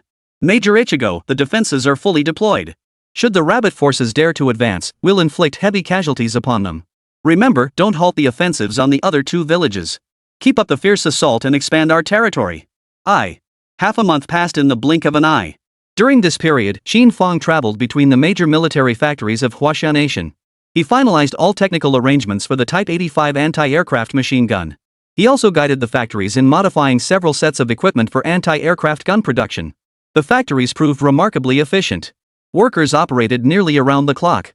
Batch after batch of Type 85 anti-aircraft machine guns rolled off the production lines. Meanwhile, production of the Type 81 assault rifle continued. Within just half a month, over 300 anti-aircraft machine guns were manufactured. Such rapid progress was possible thanks to Qin Fang's Great Nation Rise system. The infinite ammunition feature was simply too game-changing.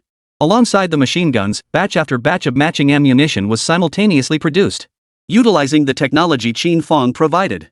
Within half a month, 100,000 armor-piercing incendiary rounds and 100,000 tungsten-core armor-piercing rounds were fully produced. Soon, these 300 anti-aircraft machine guns and their ammunition were directly deployed to the 36th Regiment. When Regiment Commander Wang Shun saw these batches of Type 85 machine guns, his eyes turned red. Damn Japanese bastards. It's time for you to taste our bullets. Brothers, let's go. Let's give these bastards a taste of our firepower. Over 1,000 men marched in force toward the border. However, the 36th Regiment was not the first to be equipped with the Type 85. The first to receive them was Li Yulong's Vanguard Company. Qin Fang handed over all 5 Type 85 assault rifles produced by the Red Flag Arsenal, along with 50,000 rounds of ammunition, to Li Yulong. When the Vanguard Company received these supplies, it was precisely when Li Yulong and his men were surrounded. This supply arrived like a timely rain in a long drought. They turned a hopeless situation into a viable one. 5 Type 85 anti-aircraft machine guns were positioned at 5 corners. The surrounding Japanese soldiers screamed in agony. The 12.7mm bullets fired straight through the Japanese soldiers' bodies. Some even blew off an entire arm with a single shot. Plus, the Type 85 machine gun was lightweight and simple in design. Soldiers dragged the machine gun around to fight guerrilla warfare.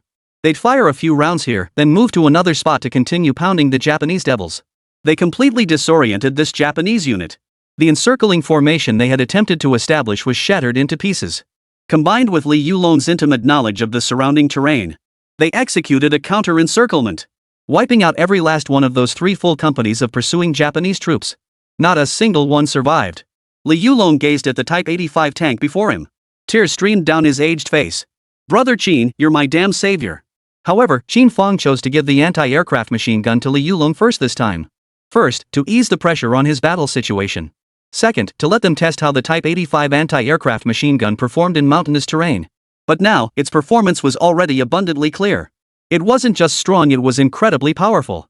With Li Yulong and his men gaining their initial understanding of the Type 85, once the 36th Regiment's reinforcements arrive, they'll be better equipped to guide them in using the Type 85, maximizing the effectiveness of the anti-aircraft machine guns. Just as Li Yulong was marveling at this, a soldier suddenly rushed up. "Captain Li, look at this," the soldier said, handing over a set of blueprints. Li Yulong took it, unfolded it, and instantly widened his eyes. This was actually the Japanese devil's defensive layout diagram. The map clearly marked the key defensive positions of 5 villages. Moreover, the map included numerous covertly positioned defensive points. Every detail was meticulously listed. Li Yulong burst into laughter. Damn it, heaven truly favors our Chinese nation. With this map in hand, those little devils can just wait to die.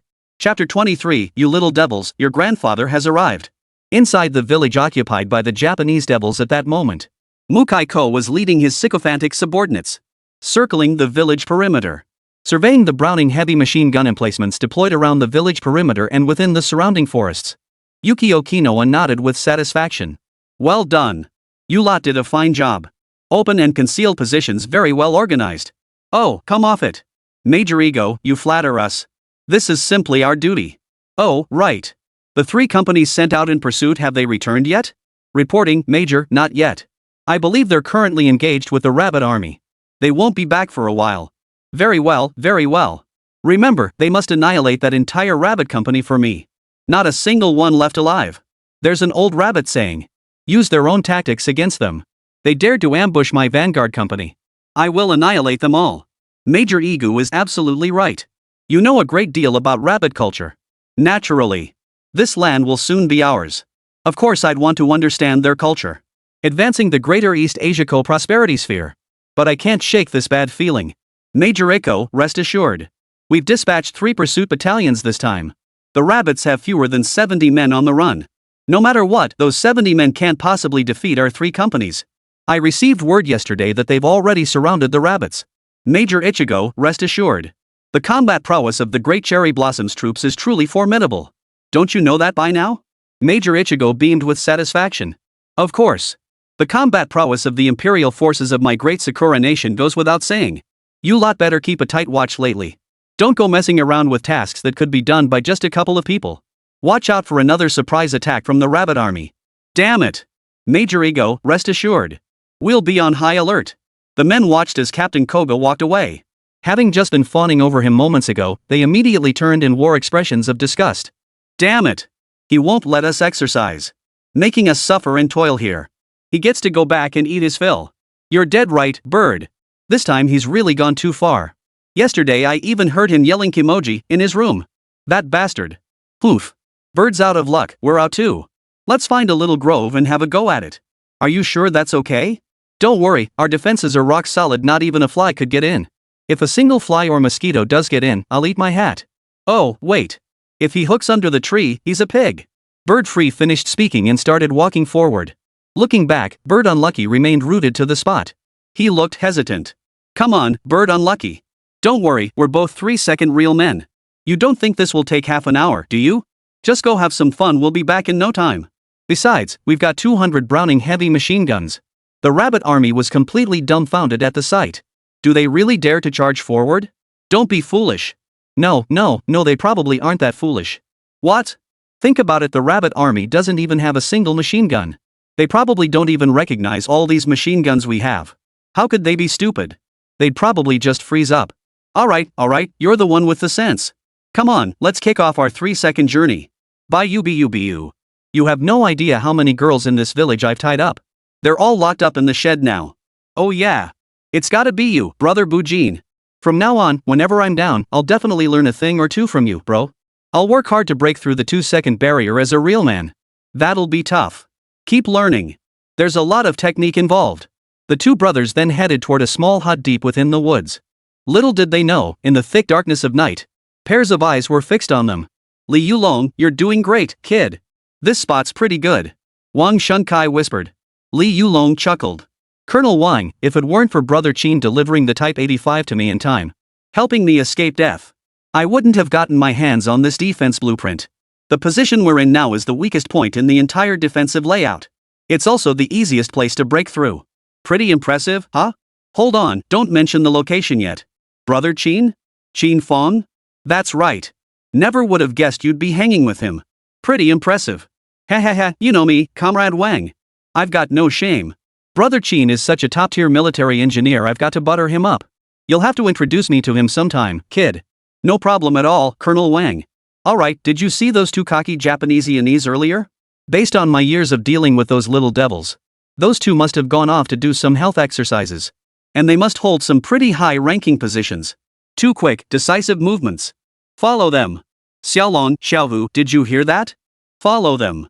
Be discreet, don't let them spot us. Yes, sir. Immediately, the two agile warriors vanished into the darkness ahead. Time ticked by, minute by minute. About half an hour later, Xiaolong and Xiaohu returned to their position. Commander, Captain, we've pinpointed the location and scouted the route. There are only 2 Japanese soldiers outside the hut. There's no one else around. But what? At this point, anger flashed across both their faces. But we have to hurry. Those bastards have kidnapped our women. I just heard them calling for help. What? Those damn Japanese bastards. Damn it, do they think there's no one left in our Chinese nation? Regimental Commander, Li Yulong, can't wait any longer. I'm going in first. Hold on. Old Li, don't be so impulsive. These 2 little devils hold high ranks. Capture them alive. Bring them back for thorough interrogation. After all, there are still some markings on these blueprints we don't understand. After we've questioned them, we'll let them enjoy themselves properly. Got it. Li Yulong then led a total of 10 soldiers from the vanguard company. Following the path they had just cleared, they headed straight for the hut. Before long, Li Yulong spotted the cabin deep within the woods ahead. 2 Japanese soldiers stood guard on either side of the door. Inside, the sound of loud clattering echoed. But what dominated the air was the hysterical wailing of a woman. Damn Japanese bastards. Just you wait.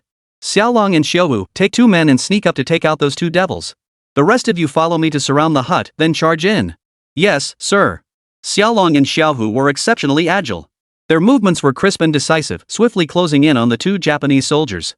Under cover of the thick night, they drew the triangular bayonets from their belts. They lunged forward in a single bound. 1 strike each. The deadly bayonets plunged deep into the necks of the 2 Japanese soldiers. They didn't even have time to cry out before they were dead. Li Yulong immediately led the remaining men to the door of the hut. Bang! He kicked the door open. Japanese, your grandpa's here. Chapter 24, Tickling powder on the Japanese soldiers' backs.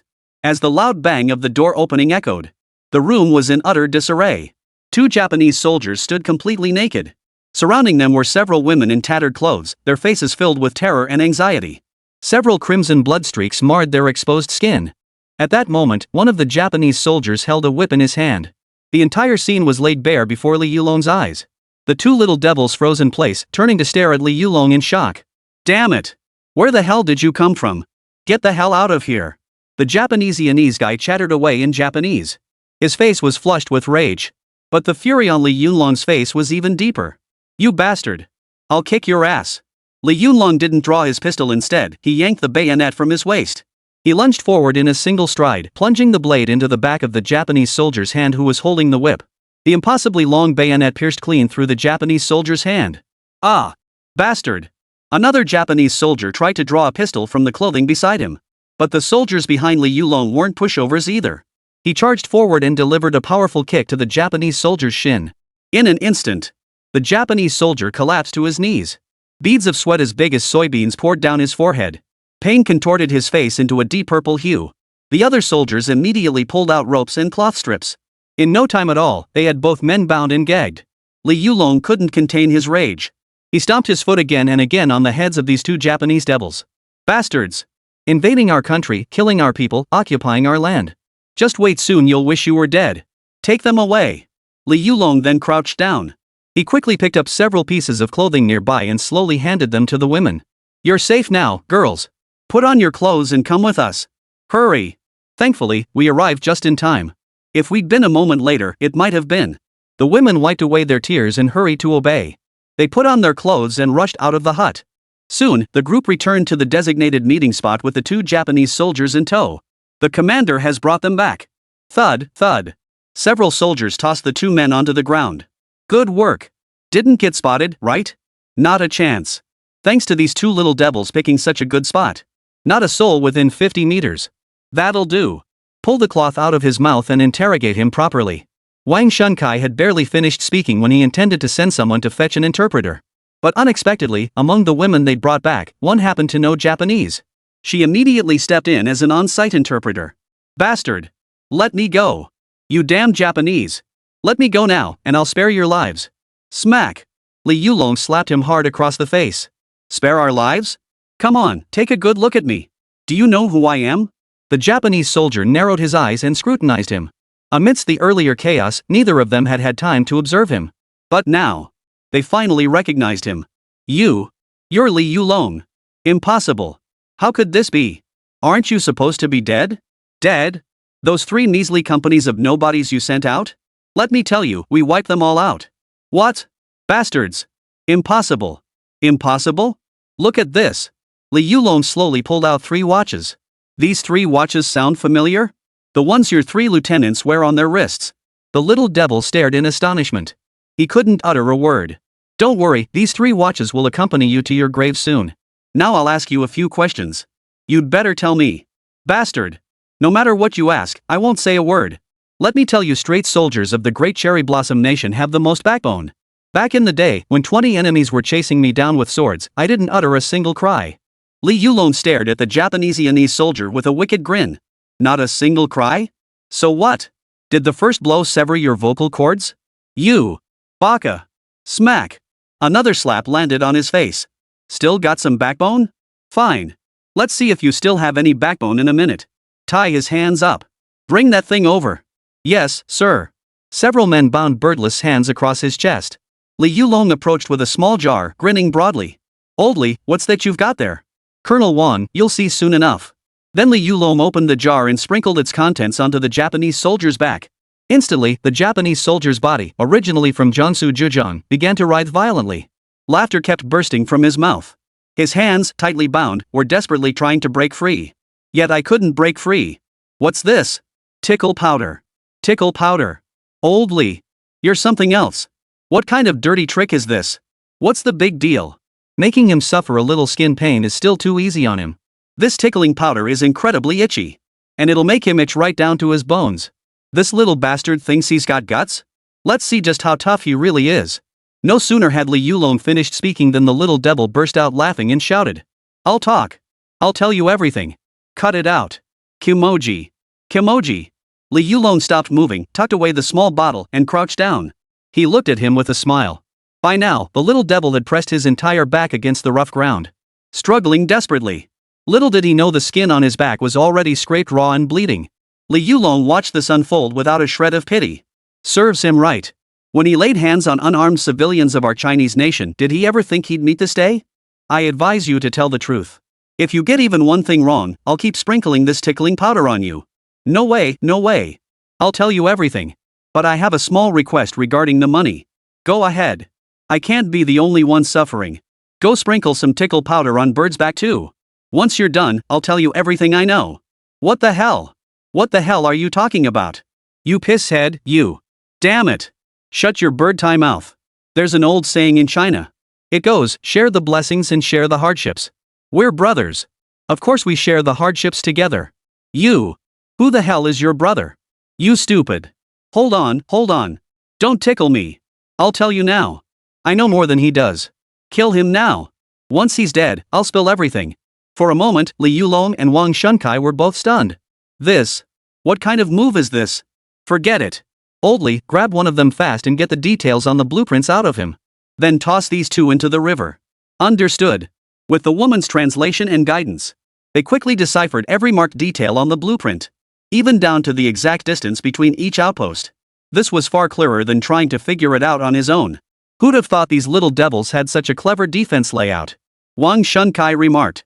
Those little devils may be despicable, but they do have some skill in military matters. Thanks to Brother Qin delivering this batch of weapons in time, it not only saved my life. We've even obtained these crucial blueprints. Colonel Wang, it's up to you to make the next moves. Alright. I'll show these little devils what Wang Shunkai is capable of. Captain Li, how about we wipe out the Japanese again this time? Chapter 25, The Tide Turns. Of course I do. Killing those devils? I wouldn't mind killing 10,000 of them. Good. Old Li, I never doubted you. First, come back to headquarters with me. Good things come to those who wait. Haste makes waste. Got it. Xiaolon, Xiaowu, tie these two bastards to rocks and toss them in the river. Remember, before you toss them in, cut off their balls. Let's see if he dares touch a single hair on a Chinese woman in his next life. Yes, sir. But Captain, this is really testing my knife skills. What's the problem? These two little devils are too small. Are they all built like toothpicks back in their cherry blossom country? Inside the Strategic Research Office of Mao Xiongwa. Oomph. Mr. Gu Chaozone. That's where you're wrong. Ha? My fault. How am I in the wrong, Mr. Nislav? Look for yourself. This is the automatic rifle you designed, isn't it? With that, he slammed a blueprint onto the table. Clearly depicted on it was the Type 81. Zia Zongwang sneered inwardly at the sight of the blueprint. It seemed the Bear Nation had sent quite a few people to spy in secret. What's wrong? Any issues? What's wrong? Just look at how much your rifle design resembles our AK-47. Good Chaozone didn't even glance at it. Mr. Nislav. Are you saying our assault rifle design was stolen from you? Isn't that the case? Ha! You're calling it theft just because it looks similar? How amusing. Let me tell you straight up, the assault rifle we're using right now is far superior to your AK-47. Oof. Cut the nonsense, Mr. Gu Chaozone. Our AK-47 is currently ranked number 1 in the world. Yours is just a knockoff. How can it compare to ours? And given your country's current military-industrial capabilities, I absolutely refuse to believe you could independently develop an assault rifle. Nislav's lips curled into a sneer as he spoke. Let me reiterate. Our assault rifle only resembles the AK-47 in appearance. Their internal mechanisms are entirely different, and they're far more advanced than your AK-47s. More advanced? Then may I ask to speak with your genius designer? If he can prove to me that this rifle is your independent development, I will apologize to you immediately. Nislav thought to himself. Last time we spoke on the phone, he mentioned wanting to meet. Now he's bringing it up again. Apologize? An apology to me means nothing. If you apologize, you'll have to apologize on behalf of the entire Chinese nation. Our nation may be lagging behind in development now. But we don't do shady things. Fine, no problem. Soon, Grand connected to the Red Flag military factory. Xiao Qin, this is Old Gu. Mr. Nislav from Bear Country wants to hear you explain the features of the Type 81 rifle. Otherwise, he'll accuse us of stealing the AK-47. Oh? Is that so? Mr. Gu, hand him the phone. Nislav smiled as he took the phone. He exchanged a few polite greetings. But Qin Fang ignored them entirely, cutting straight to the point. The Type 81 rifle employs a short piston-stroke automatic system.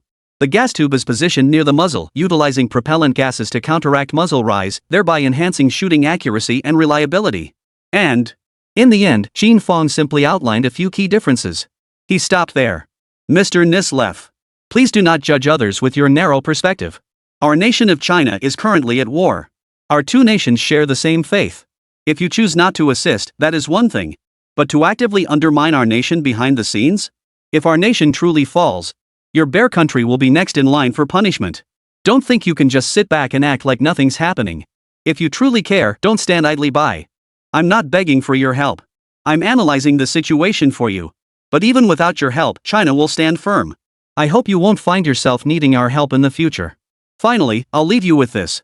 The tide turns every 30 years. With me, Qin, at the helm, China will rise to its former glory. Click. Qin Fang hung up the phone without hesitation. Nislev's face turned beet red. His face was flushed crimson. Old Gu, standing nearby, heard it all clearly. He smiled faintly. Mr. Nislev, my designer isn't very articulate. He's still young, so please bear with him. Nislev's face twitched. He forced a couple of awkward laughs. Not at all. How could that be? I'm genuinely delighted for China.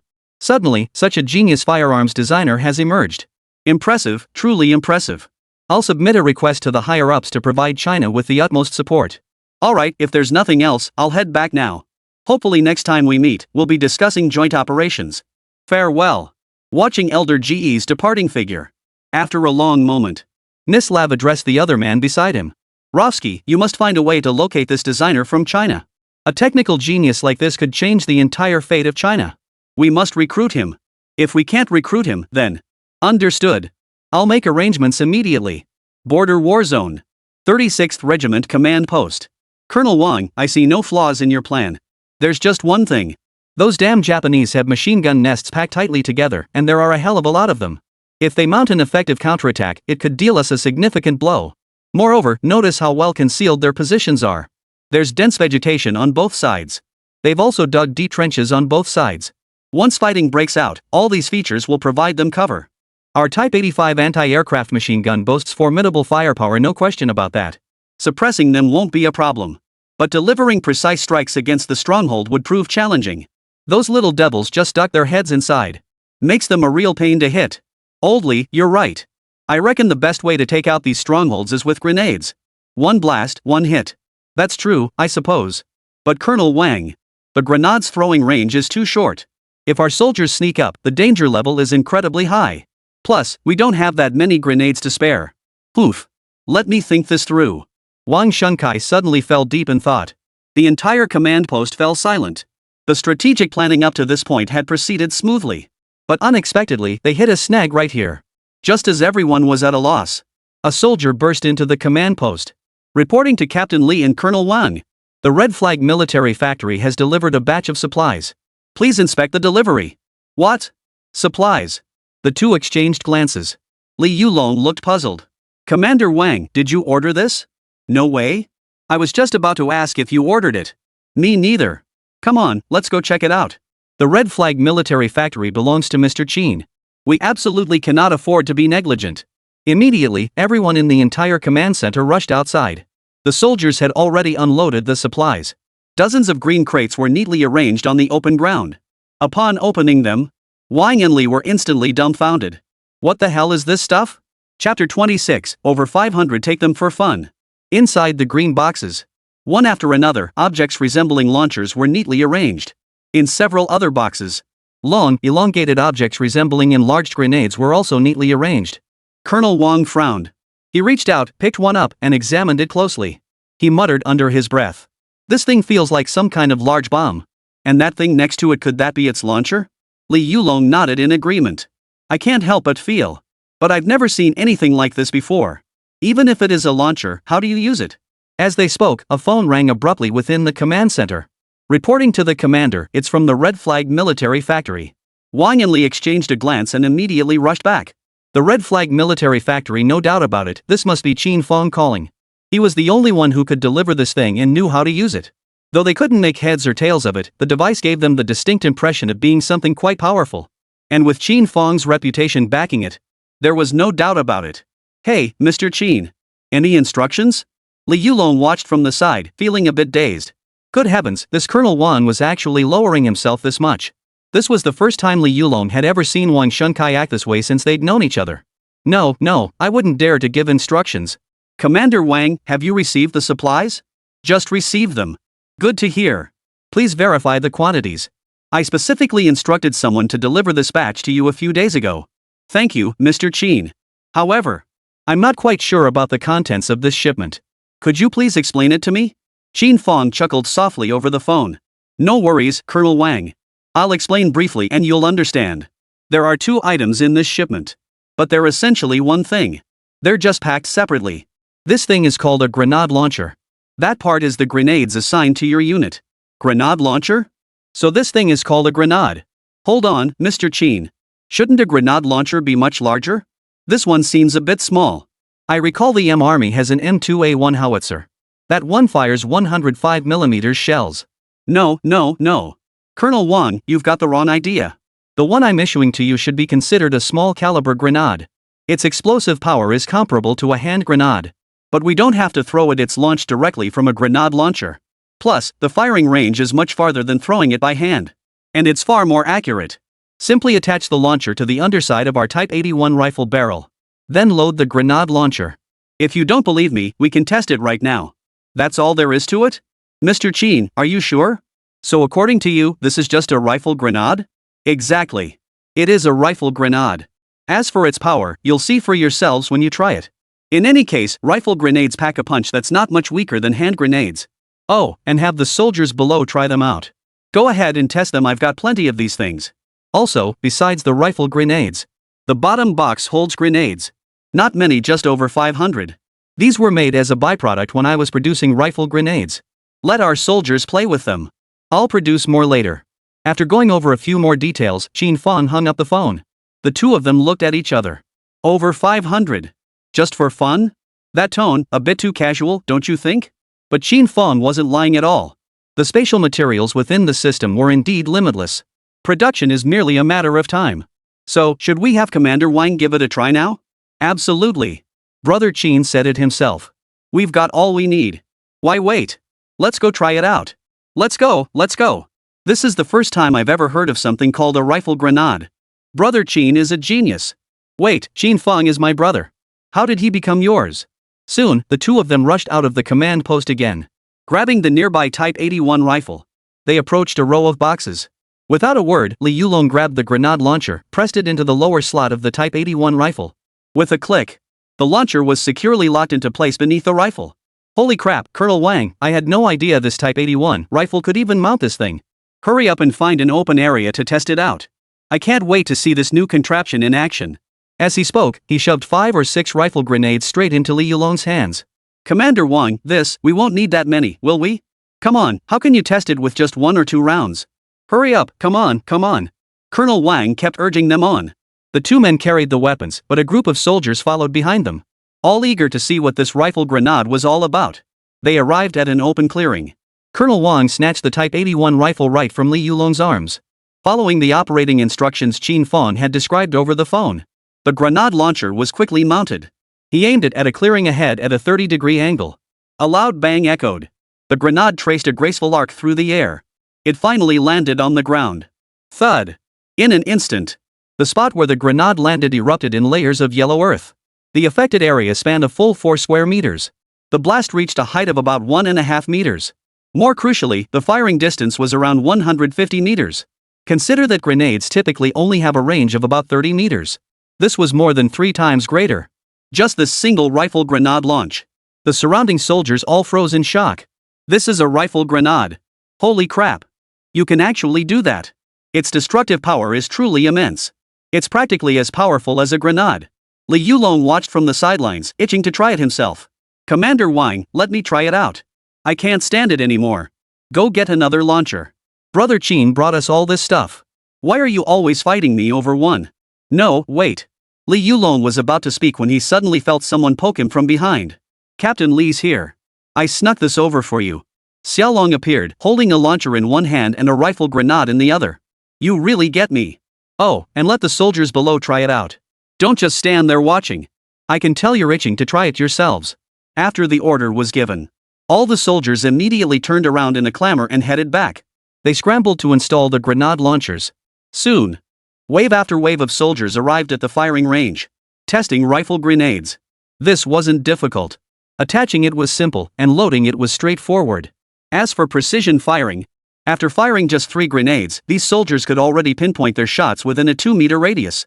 Wang and Li watched the soldiers' enthusiastic expressions and exchanged a knowing smile.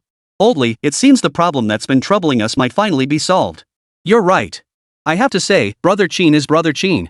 But I feel like he's more like a real brother to me. This rifle grenade is like a timely rain. How on earth did he come up with something this amazing? You're asking me? How should I know? What we should be thinking about now is how to make those little devils taste this thing properly.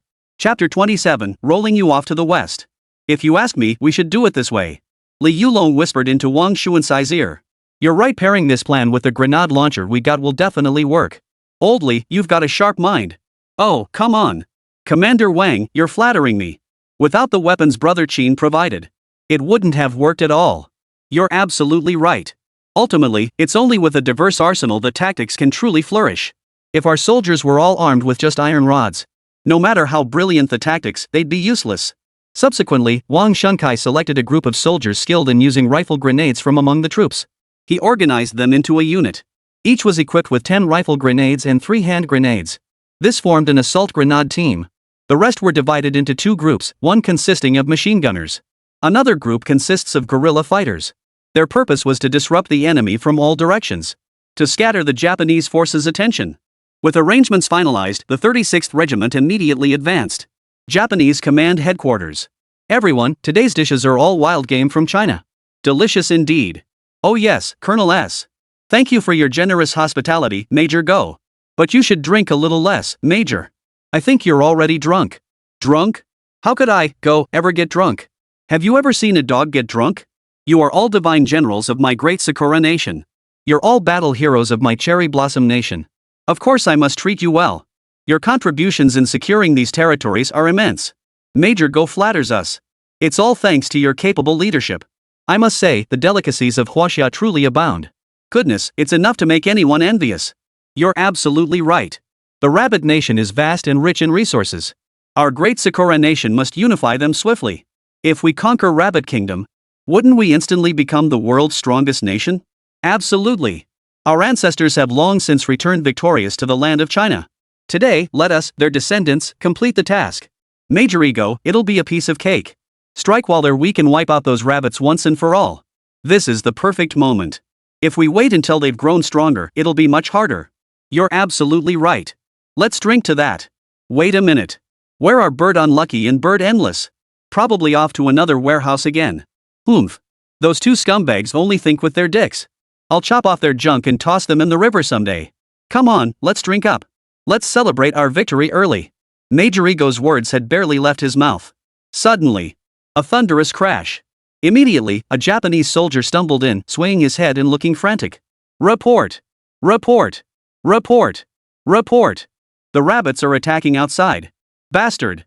What's the panic for? What's there to panic about? Our defenses are perfectly positioned. With their meager firepower and manpower. What's the big deal? I knew they'd only sent a little over 1,000 men. How many of us are there? 3,000. That's more than half their number. What's there to panic about? Get out of here. Tell the men on the defensive line to hold their positions. Damn it. Come on, let's keep drinking. Major Ego, should we go check it out? I'm afraid. Afraid of what? At first I was worried too. Then I had someone look into it. Turns out Rabbit only sent over 1,000 men. Breaking through the defenses would require at least double that number. And that's assuming nearly equal equipment. With just that one automatic rifle. Could that possibly match my 200 Browning heavy machine guns? I dug trenches at every machine gun emplacement. Spaced no more than 30 meters apart. I refuse to believe the rabbits can break through. But what if? What if what? If they do break through, I'll eat my own dog on the spot. Major, I'm worried the rabbits might have some new weapon. They only sent this few people over. Something doesn't feel right. They're broke as a joke. They don't even have a decent uniform. Their rations are rotten vegetable scraps. How could they possibly afford new weapons? Come on, keep drinking. Damn. On the battlefield. Rows of Type 85 anti-aircraft guns were mounted. They opened fire on the Japanese defenses with a steady rattle. Bullets whizzed like raindrops. The rate of fire was blisteringly fast. The Japanese soldiers in the strongpoints couldn't even lift their heads. Oldly. This machine gun is brutal. This is what fire suppression feels like. Awesome. I've been fighting the Japanese my whole life. This is my first time experiencing fire suppression. They can't even lift their heads. Li Yulong beside him wore an equally excited expression. Colonel Wang. I've never used such a powerful heavy machine gun. With this sight, every shot finds the enemy's head. Oldly, tell them to change positions. We're switching to guerrilla tactics. Don't let the little devils pin us down. Make them think every bush is an enemy. Shelling assault team, advance. Inside the stronghold. Damn it. How many of those rabbits are there? The firepower is insane. This shouldn't be possible. Aren't they supposed to be using assault rifles? Bang! Another bullet struck the tree beside him, leaving a bullet hole. The Japanese soldier glanced up slightly. This isn't an automatic rifle bullet hole. This is clearly from a heavy machine gun. A heavy machine gun? Are you kidding me? Where would rabbits have heavy machine guns of that caliber? And there are so many of them. They're everywhere. How should I know? Report this immediately and request backup from headquarters. If reinforcements don't come soon, we'll all die here. The Japanese soldier had barely finished speaking. A thud echoed. Clunk. A long, somewhat round object landed at their feet. What's this? The Japaneseianese kid, with his big, round eyes, reached out and picked it up. Then, thud. A flash of fire erupted. The entire arm of the little devil was blown off. The half of his face closest to the blast was blown to a pulp. He was instantly killed. The other Japanese soldier, being slightly farther away, was still blown to shreds. He was barely clinging to life. As he slowly opened his dazed eyes, 3 more rifle grenades suddenly flew through the air. Now he finally understood what these things were for. But it was already too late. The first machine gun emplacement was breached in just 1 minute. Under the intense firepower of Type 85 machine guns and Type 81 assault rifles, the assault shell team had advanced to within 100 meters of the first defensive line. All the forward positions were now within the range of rifle grenades. Beyond these machine gun positions, wave after wave of Japanese soldiers surged forward from behind. But the machine gun and guerrilla units providing rear cover weren't pushovers. They unleashed a hail of fire upon the Japanese soldiers. These Japanese soldiers, armed with Garand's semi-automatic rifles, fired only 2 shots before being knocked flat to the ground. Soon, the first defensive line was breached by the soldiers. The members of the artillery assault team immediately crawled forward. They rolled over and burrowed into the Japanese machine gun nest. Then, they spun the machine gun around 180 degrees. Chapter 28, Kinoa Hook, Nishiai. They unleashed another burst of fire at the Japanese reinforcements rushing in. The Browning heavy machine gun had been delivered here. Never in a million years did they imagine it would one day be used against their own men. At that moment, Igo Dazwa was still happily sipping his wine. Little did he know that the machine gun emplacement he had dug himself had begun mercilessly striking his own men. Simultaneously, with the fire support from the machine gun emplacements of the 1st platoon, the main force behind him, led by Li Yulong and Wang Shunkai, continued to advance. Wave after wave of attacks surged forward. During the advance, they efficiently eliminated hidden strongholds along the way. Such smooth progress was largely thanks to the assistance of the 2 noble individuals, Bird Unfavorable and Bird Unending. Soon, the main force had seized all positions of the first row. The artillery assault team pressed forward. This time, however, the advance was even smoother. The Japanese had established their strongholds at extremely close intervals. After capturing one position, the artillery team, they didn't even need to move. Using it as a center point, they could simply fire rifle grenades at the surrounding enemy strongholds. This approach ensures their own safety while delivering effective strikes against enemy forces. It was truly the best of both worlds. Rifle grenades were delivered one after another into the enemy strongholds. The joyful thuds echoed in rapid succession. The explosions forced the Japanese soldiers inside the strongholds to scramble out. But the moment they emerged, they were mowed down by machine gun fire from the rear. They were completely trapped, with no escape route above or below. Under such overwhelming assault, the second defensive line collapsed instantly. Bang! 2 soldiers, utterly battered and disheveled, burst into the command post. Major, it's bad. Our first 2 defensive lines have been completely shattered. Casualties are heavy. What? At that moment, Colonel Ego was completely naked, wearing only a white cherry blossom patterned thong. Say that again. Both defensive lines collapsed? Damn it all to hell. How the hell did you bastards defend it? How long has it even been? No, Colonel. The Rabbit Army somehow got their hands on a ton of heavy machine guns. And they have grenades they can fire. They're firing from 100 meters away. With deadly accuracy. They're tossing 2 or 3 right into our stronghold. We can't hold them off. Launchable grenades? Mukai was so shocked he smashed his cup to pieces. Listen to yourself, what kind of nonsense is that? What grenade can be fired? How the hell should I know? Go out and see for yourself. Damn it! What kind of tone is that? How dare you talk to me like that? You bloody bastard. We're risking our lives out there. You're ing here drinking and jerking off. Damn it! The Japanese soldier finished speaking and immediately turned to run. Furious, Kinoa grabbed a hook and lunged at the wall, not even bothering to put on his clothes, intent on chasing after him. But several Japanese soldiers nearby held him back. Major, you must regain control immediately. The situation is paramount. Just then, the phone rang. Nuko picked up the receiver. Ego, what the hell are you doing? The defense line has been breached by those rabbits again? Are those 3,500 men of yours useless? MacArthur's furious voice blared through the phone. Damn it! I'm leading a counterattack right now.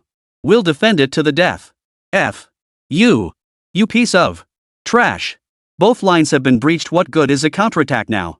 I order you to immediately command your Divine Eagle Squadron to launch an airstrike. Ha! General Mike, you didn't mishear me. Order the Eagle Squadron to bomb? But my men haven't evacuated yet. What's the difference between your men and useless trash? Just blow them all to hell.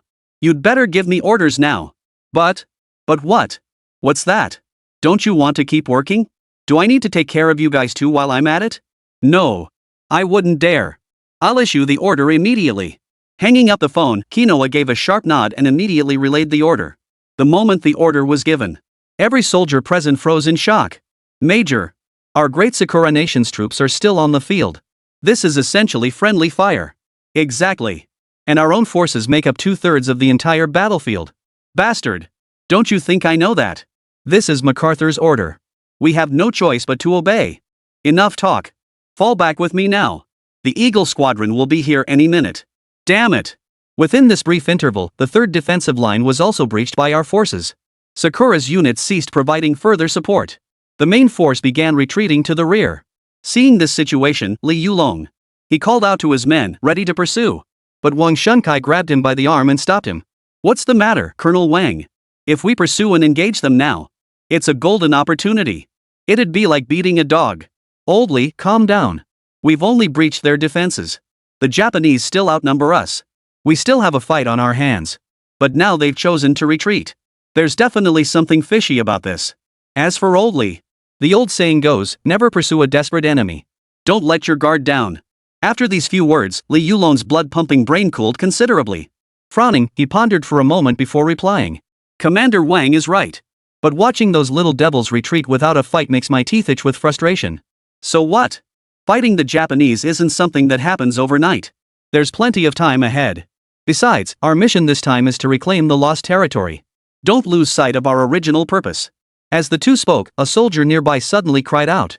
Regimental commander, company commander, look. Bombers. Instantly, their expressions changed as they scanned the distant horizon. A formation of bombers roared toward them, their engines droning. Damn it, these damn Japanese are really reckless. They haven't even evacuated their own men yet, and they've called in the bombers. Enough talk. Colonel Wang, retreat immediately.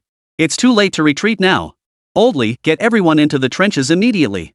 Don't forget our machine guns are anti-aircraft guns now. Since retreat is impossible, then we fight. Yes, sir. The order was given. The soldiers scrambled into the trench strongholds dug by the Japanese themselves. The remaining fighters slipped stealthily into the forest. 300 anti-aircraft machine guns pointed uniformly toward the sky. As the bombers entered our national territory, they immediately commenced indiscriminate bombing. The Japanese soldiers were the first to take the brunt of the attack. Bombs exploded one after another among the Japanese troops. They were blown to bits. Countless were killed or wounded.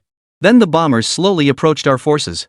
Just as the bombers descended for their low-altitude attack run, at Colonel Wang's command, 300 anti-aircraft machine guns opened fire in unison. 12.7mm bullets whizzed through the sky. The Japanese pilots aboard those planes sneered in disdain at the sight. Shooting at planes? That's laughable. But no sooner had the words left his mouth. A loud bang echoed. Black smoke billowed from the left wing of his plane. Then came a series of rattling noises. One engine was instantly disabled. The plane instantly lost control. Chapter 29, Test Run Turned into Total Annihilation. What? This? What the hell? Before he could react, another series of gunfire erupted. Bang bang bang bang. The right engine was also shot down. The entire aircraft lost all power and plummeted straight toward the ground. Whoosh. Thud. The bomber exploded midway up the mountainside. Not a trace remained. This only bolstered Wang Shuikai and Li Yulong's confidence even further. Though they trusted Qin Fang's anti-aircraft machine gun design, they'd only used it against aircraft with a tentative mindset. Yet the scene before them proves beyond doubt that the Type 85 was an absolute powerhouse. Old Li. This is the first time I've ever shot down a plane with an anti-aircraft machine gun. This feels amazing. Who wouldn't be thrilled, Colonel Wang? Back in the day, I wouldn't have even dared to dream of it. Qin Fang deserves 80% of the credit for winning this battle. Brothers, fire at will. Another wave of attacks followed. The bombers trailing behind witnessed this scene. The Japanese soldiers froze in shock. The fighters, which had been flying low, immediately surged upward. As the distance widened, the advantage of anti-aircraft machine guns vanished. But this had effectively curbed the bombers' ground attack operations. After circling around, realizing they couldn't complete their mission, they turned back. Following this, Wang Shunkai and Li Yulong led the main force to conduct mopping up operations and pursuit. They systematically eliminated the remaining Japanese stragglers. Even if they raised their hands in surrender, we would selectively turn a blind eye to their surrender. The key was to pretend not to see. Now they think of surrendering? Why didn't you think of that when you were slaughtering our people? As the saying goes, defeat comes like a mountain collapsing. The Japanese soldiers shed their armor and helmets, fleeing for their lives. Soon, all the occupied villages and towns were recaptured by our forces. Yet the recaptured villages lay utterly desolate. The people were either dead or had fled. The once vibrant villages now lay in utter ruin. Ruined walls and broken debris were everywhere. Li Yulong and Wang Shunkai felt a deep sense of unease at the sight. Those bastards.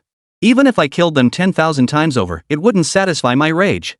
Killing them 10,000 times won't satisfy you? Then I'll make sure you get to kill them 100,000 times. A familiar voice rang out from behind them. Wang and Li immediately turned to look. Qin Fang. Brother Qin. What brings you here? They exclaimed, breaking into a jog as they rushed over. Qin Fang gave a faint smile. Behind him followed Xiao Jun and several other close protection soldiers. He walked forward at a leisurely pace. I arrived quite some time ago, just not at the center of the battlefield. Now that the fighting has ended, I came over to get a better look at the battlefield situation. How about it? Are the weapons we gave you working well? Wang and Li immediately lit up with excitement. Li Yulong handed over a canteen as he spoke. Brother Qin, you have no idea how much we've been praising you while we've been fighting. The weapons you gave us are absolutely insane. Did you see that explosion point halfway up the mountain just now? I saw it. What about it? That was the first Japanese bomber we shot down with our anti-aircraft machine gun. At first, we couldn't believe it. Could anti-aircraft guns really shoot down planes? Well, no more talking needed, we're convinced now. Wang Shunkai added. We didn't just believe it, we were completely blown away. Brother Qin, you're a genius. I'm genuinely curious, how did you design this thing? Qin Fang quickly waved his hands with a laugh. Commander Wang, please stop calling me brother. You're a full decade older than me, calling me brother just doesn't feel right. Ah, don't be like that. Old Li's older than you too, right? He can call you brother, so why can't I? Alright, Brother Qin, don't be shy. From now on, that's what I'll call you. We soldiers are rough and tough. We respect whoever's the best. Brother Qin, if it weren't for the weapon you developed in this battle, forget about reclaiming lost territory. We'd probably lose a few more. Colonel Wang is absolutely right. Brother Qin, if we win this battle, you'll deserve at least 80% of the credit. No. Winning the war is thanks to all our hard work together. There's no such thing as greater or lesser contribution. Without you charging ahead at the risk of your lives, how could we have won? What do you think? Is there anything lacking with this weapon? None whatsoever. Absolutely none. In terms of rate of fire, firepower, and accuracy, this anti-aircraft machine gun completely outclasses the competition. And these grenade launchers, I never imagined such a small thing could pack such a punch. Plus, it's incredibly accurate and has a long range. It's incredible. But if I had to point out a flaw, once those Japanese fighters climb too high, our anti-aircraft machine gun can't hit them. I understand that. There's nothing we can do about it. After all, anti-aircraft guns are still guns. Their range is limited. To truly defend against bombers, you need artillery. But don't worry, you'll have them soon enough. Ah. Qin. Brother Qin. Soon? Are you sure? Qin Fang smiled faintly. When have I ever lied to you guys? Besides, I never joke about this stuff. This is just the beginning, there's so much more to develop. It's not just the little devils now, they're attacking us daily. Before long, I'll be sending you out to fight them. Take a little stroll on the little devil's territory, have some fun. Alright. At that moment, Wang Shunkai and Li Yulon's eyes sparkled with excitement. When others said such things, they dismissed it as a joke. But Qin Fang was different. As for bullets, rifle grenades, and other ammunition, use whatever you need. My red flag military factory can produce plenty more. The materials required for this type of ammunition had already been unlocked within the system's space. From now on, extraction and use are unlimited. Got it, brother Qin. I'm still a bit reluctant to use it. No worries. Just use it up. Since the little guy loves this stuff so much, just feed them a little more. Deal. While everyone was talking, they passed through a grove of trees and came upon a watering hole. The cheerful chatter instantly died away as their expressions turned grim. Within the water hole lay a dense mass of slaughtered Chinese civilians. These Japanese devils had piled all the people they had killed here. Among them lay the elderly, children, young adults, women. The sight left Qin Fang utterly horrified. A heavy weight pressed down on his heart. An unbearable weight. Boldly, tell your men to keep searching. Any Japanese bastards caught, shoot them on sight. Damn it. These bastards. They're not even human. Qin Fang gritted his teeth. These bastards don't kill outright. They made the common folk run into the river. They used them for their own amusement. Whoever didn't run had to die. Those perverts.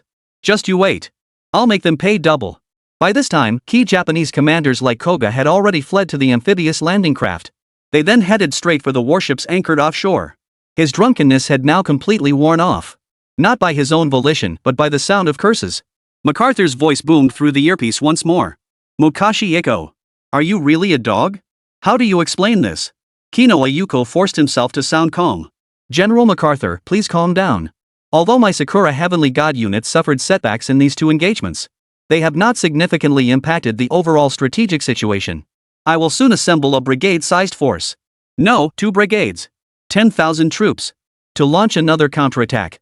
These 2 attempts were merely testing the waters against the rabbit army. Testing the waters? Whoever heard of testing the waters and getting completely annihilated? And twice at that. Chapter 30, Scarcity is no good learned to waste. For a moment, Mookie's words hung in the air, unsure how to respond.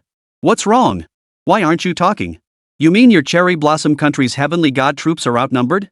I gave you over 200 Browning heavy machine guns. And this is the result you give me? Ha! Kinoa, if you think you can handle it, go ahead. If I can't handle it, plenty of others can. Got my drift? Damn! General Mike. I already told you. This time I'll assemble 10,000 troops. Rest assured, this time I'll push straight into the heart of rabbit country.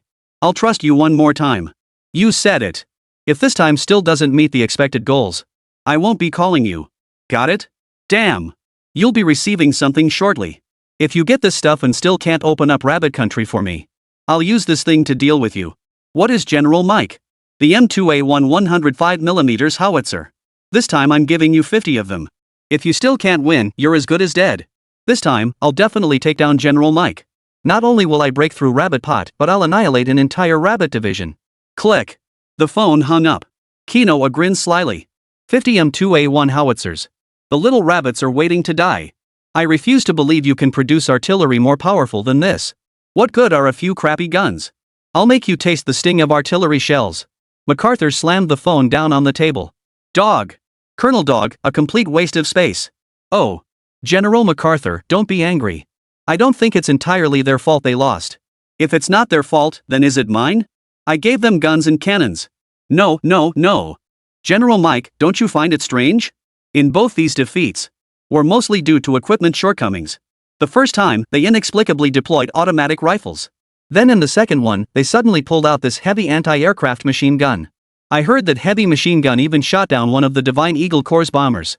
An anti-aircraft machine gun taking down a bomber? That's a first for me. But that anti-aircraft machine gun really packs a punch. But think about it, Rabbit's military industry is practically non-existent. How did they manage to produce both assault rifles and heavy machine guns? Need I ask? That little bastard from Panda Nation must be helping them. Especially that automatic rifle, it looks just like an AK-47. But the intel I got says the exact opposite. Not only did Bear Country not provide funding, but relations between the two nations are actually quite tense. I heard the Bear Nation demanded 10 billion from the rabbits up front. Only after receiving the money would they provide military aid. Is that so? I just found out myself. The rabbit nation is broke as a joke right now. Where on earth is it going to get 10 billion? So according to you, the automatic rifles and anti-aircraft machine guns were developed by the rabbits themselves? In such a short time. Before I sent troops, I thoroughly investigated every corner of Rabbit Kingdom. He absolutely did not have automatic rifles or heavy machine guns. All his guns were captured before the founding of the nation. Outdated and cumbersome. And there weren't many to begin with. If they didn't have them before, but have them now, it's quite possible they developed it themselves. Does their country really have such brilliant military engineers? Dispatch personnel immediately to investigate. We must uncover who developed this. If it truly is the work of such individuals, such talent absolutely cannot be left to the rabbits. Otherwise, they will become the greatest obstacle to our military. Understood. Hold on. You know what to do, right? First, try to buy them off. If that fails, kill them outright. On the battlefield, soldiers buried the tear-filled puddle before them. Qin Fang wiped his face. He steadied his emotions. Company Commander Li, Regiment Commander Wang, I'll be coming to the battlefield often from now on. That won't do. Brother Qin, bullets don't have eyes on the battlefield. A technical expert like you. You must stay safely in the rear. No. All the weapons I develop are tailored to battlefield conditions. How can you know what you need most if you never step onto the battlefield? Working in isolation is absolutely out of the question. Wang and Li exchanged a glance. Li Yulong said, Brother Qin, I'm just worried the battlefield is too dangerous. If something happens to you, our losses would be too great. Don't worry, I know my limits. Besides, I spent 5 years undercover with the Eagles back in the day. I've been in situations where death was just a step away more times than I can count. I'm certainly not afraid of death. Here's the deal, Brother Qin. Just let me know when you're heading to the battlefield. I'll assign a company to protect you. It's fine. I've got Xiao Jun and the others. Xiao Jun is Xiao Jun. When it comes to protecting you, more people mean more security. Above all, nothing must happen to you. You've gone to such trouble developing all these powerful weapons for us. Protecting you is the least we can do. Alright, it's settled. Seeing how resolute Colonel Wang was, Qin Fang had no choice but to agree. By the way, if you don't need these items captured on the battlefield, just ship them over to the military factory. Rest assured, I'll turn them into something truly remarkable. No problem at all, Brother Qin. I'll have the battlefield cleared immediately. Qin Fang made a rough calculation in his mind. First, these 200 Browning heavy machine guns, plus all the other weapons and firearms. They'd surely fetch a hefty sum of tech points. However, some of these machine guns were damaged and others had been used. They probably wouldn't fetch as many tech points as that brand new one from the first deal. But the sheer quantity was undeniable. Combined with the influence value these anti-aircraft machine guns bring, unlocking the thing should be no problem. Colonel Wang, Captain Li, don't let your guard down. The enemy's forces are definitely not limited to this small contingent. I expect they'll launch a larger operation soon. Stay vigilant. Do not suffer casualties. If we lose ground, I'll make sure you take it back. We still have plenty of heavy weapons in reserve.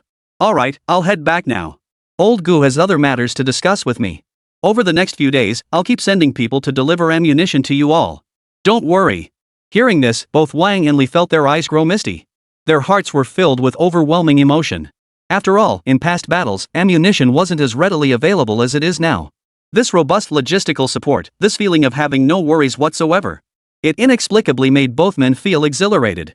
I've fought so many tight battles over the years. Now you tell me I can fire away without worry? I'm honestly a bit unaccustomed to it. Qin Fang smiled faintly. Colonel Wang, this isn't good. This habit must be corrected.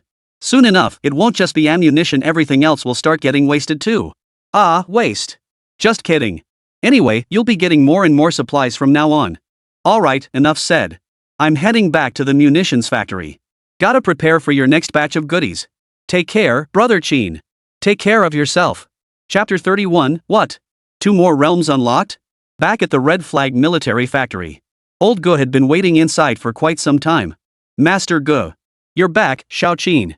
You're such a crucial researcher, what on earth were you doing on the battlefield? Mr. Gu. It's precisely because I'm a weapons researcher. That's precisely why I should be on the battlefield conducting research. I need to create weapons that soldiers will actually want to use and find easy to handle. Old Gu laughed heartily. His eyes brimmed with affection. You say things that leave me at a loss for words. I'm just worried about you, afraid something might happen.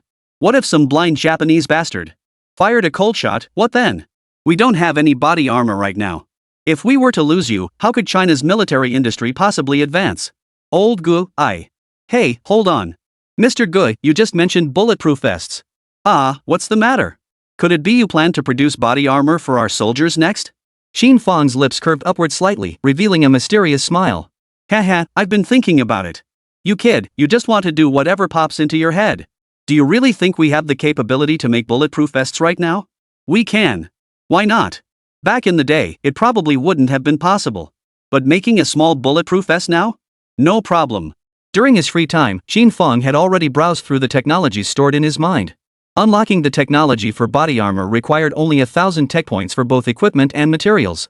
But back then, researching firearms was more important. Old Gu smiled faintly. Xiao Qin, you mustn't be too conspicuous. I've come to discuss two matters with you. First, I'm considering expanding the Red Flag military factory further. We need to build more workshops and factory buildings. It's still too small, even this space is starting to feel cramped for your needs. Thank you, Old Gu. I was just about to report this up the chain. Now, the second matter. Xiao Qin, do you recall that phone call you had with Nislav a while back? I remember, of course I remember. From now on, take more people with you when you go out. I've been dealing with Nislav for quite a few years now. He appears polite and respectful on the surface. But deep down, he's intensely jealous. And above all, he doesn't want China to thrive. Xiao Qin, do you understand what I mean? Qin Fang's smile faded. He nodded slightly and said, Old Gu, I understand. You're telling me to be more cautious from now on. Nislav has probably already set his sights on me. He's definitely got his eye on you, Xiao Qin. The Type 56 rifle stands tall over the AK-47. The Russians have pride in their hearts. They won't let this slide. I've added 20 more skilled operatives to Xu Juan's team. They'll secretly protect your safety. This includes the entire perimeter of the Red Flag military factory. I've also secretly deployed personnel to monitor the situation. Xiao Qin, you must now recognize your own importance. I, along with senior leadership at every level above me, are paying close attention to you. However, given your current position, it's not appropriate to offer certain overt rewards. This is actually for your own protection. We don't want you to become too conspicuous. Mr. Gu, I certainly understand. My decision to join the Red Flag military factory was driven by the same principle. As for fame and rewards, Gu Lao, I care not for them. Hearing Qin Fang's words, the stern expression on old Ge's face softened. He smiled and said, You, young Qin. It's an honor for Huaxia to have someone like you. What an honor. Here, take this and keep it safe. Gu Lao gently placed a medal into Qin Fang's hand. What is this? Is this a major general's rank? Old Gu, this. You must understand that for a soldier to smoothly advance to the rank of major, it takes nearly a decade. Take it, Xiao Qin. This is a unified decision from above. Old Gu, if I accept this, I'd probably be the youngest major in the entire Huaxia nation. So what? You're also the youngest weapons research expert in all of China. This rank of major is entirely deserved. But while it's yours to hold, you won't be wearing it. Though your rank is major, the benefits you receive far exceed those of a typical major. Whatever you need, no matter what it is, you can call me directly. The state will do its utmost to fulfill them. That's all I have to say. Xiao Qin, take good care of yourself. I won't keep you any longer. I'm off. I'll be back once this busy period is over. Do your best. Understood, Mr. Gu. Take care. Gu Lao patted Qin Fang on the shoulder and walked forward. Before taking a few steps, he suddenly turned back to Qin Fang and continued. Oh, and Qin. Has your sister come to visit you these past few days? She came by a while ago. All right. You two siblings better not have any misunderstandings, okay? And be nice to your sister, you hear me? Ha? Oh. Rest assured, Old Gu. What misunderstanding could there possibly be between us? She's my own sister. If I don't treat her well, who else would I be kind to? All right. Let's go. Watching Old Gu leave, Qin Fang frowned slightly. Why bring up Qin Xinxin at the last minute? Could that girl have gotten into trouble again? Shaking his head helplessly, Qin Fang dismissed the thought and turned toward the workshop. Instead of heading to Workshop 2, he plunged straight into Workshop 3. In Workshop 2, Cui Jian was leading several other workers in completing firearm and ammunition production on schedule according to Qin Fang's instructions. Qin Fang barely needed to offer any guidance. Workshop 3 had been cleared out. It was now designated for developing other weapons. Sitting on a small stool, Qin Fang immediately opened the system interface. But in an instant, he shot to his feet. On the system interface, his tech points had skyrocketed to 8,000. Holy crap, no way. The Type 85 rifle grenade's impact value and kill count are this high. And that's before the weapons captured on the battlefield have even been delivered yet. If you factor in those tech points from the upcoming trade, the total tech points would surpass 10,000. A slow smile spread across Qin Fang's lips. This means China is about to unveil even more formidable weapons. Calming himself, Qin Fang sat back down on the small stool. But this time, Qin Fang didn't plan to focus on just one type of weapon. The firepower for basic firearms was now sufficient. Future development would shift toward heavy weapons, specialized arms, and soldier logistics. As he pondered this, the system suddenly chimed. Ding! Detected exceptional performance from the host recently. Multiple weapons developed have achieved outstanding results. The food tab in the system interface has been unlocked. The medical tab in the system interface has been unlocked. Host may summon the technical overview for self-inspection. Additionally, the system-attached storage has been replenished with food and medical production equipment and materials. Host, please review the details yourself. Holy crap! This unlocks the other two domains besides military technology. Open the main tech interface. With a swish, a blue light screen instantly appeared before Qin Fang's eyes. Normally, Qin Fang only accessed it mentally. But that only covered the military sector. Now, on the screen before him, military technology, food processing, medicine, biology, and more. And more than a dozen additional categories. Chapter 32, Military Factory Transforming into a Food Processing Plant? Currently, only military, medical, and food processing had been unlocked. But since he possessed them, it meant future unlocking was inevitable. Qin Fang tried clicking into the food category. Swish! The light screen interface shifted. The food interface actually shows these? Qin Fang had originally thought the food interface would display all kinds of food items. But that wasn't the case. Before his eyes, the holographic display showed row upon row of pre-packaged military rations. But behind each ration, its grade was labeled. The first row of rations was rated 1 star. This included rice, baked potatoes, compressed biscuits, concentrated vegetables, 2 sausages, and a can of food. The ration contents encompassed both breakfast and main meals. The next row of rations was rated 2 stars. The items included here are more numerous and varied than those in the 1-star ration. Higher tier rations offer greater variety and superior quality. However, only 1-star rations are currently unlockable. Including equipment and production materials, the total cost is 500 tech points. What are you waiting for? For just 100 tech points, Qin Fang unlocked it without hesitation. You know what kind of rations our soldiers are eating now? Fried noodles with potatoes. If you're lucky, you might get a few vegetable leaves mixed in. That's considered a treat. This fried noodle dish isn't like the stir-fried noodles or instant noodles we eat today. It's fried flour. This flour is 70% wheat flour mixed with 30% corn or sorghum flour. Then a pinch of salt is added. Without water, this stuff is practically inedible. Moreover, prolonged consumption of fried flour would cause severe vitamin deficiency among our soldiers. The most obvious symptom is mouth sores. Qin Fangjai had already noticed this when chatting with Wang Shunkai and Li Yulong. They all had sores around their mouths to varying degrees. What can you do? Poverty strikes. And logistics were difficult. The soldiers had no choice but to eat this. Thinking of this, Qin Fang's eyes reddened once more. Just think about what the Japanese and American troops were eating during the same period. Properly packaged military rations. Compared to our soldiers, it was like heaven and earth. Especially after the last 2 victories. When our Chinese soldiers swept the battlefield, the greatest joy wasn't seizing those batches of weapons. The greatest joy was getting to eat the military rations the little devils carried. Qin Fang's heart felt incredibly heavy. If those little devils had been even more vicious and laced these provisions with poison before leaving, what then? Unlock. I absolutely must unlock it. In the next battle, I must ensure the soldiers get this genuine military ration. How can warriors fight on empty stomachs? Soon, the progress bar unlocked completely. All that's left is production. Exit the food menu. Qin Fang opened the medical tab again. The interface changed again. The top few items displayed were anti-inflammatory drugs, anesthetics, bandages, and more. These were the most fundamental, crucial, and in-demand medical supplies on the battlefield. Yet precisely these most fundamental supplies, our soldiers couldn't even get their hands on them. They were even using bandages made from moldy cotton.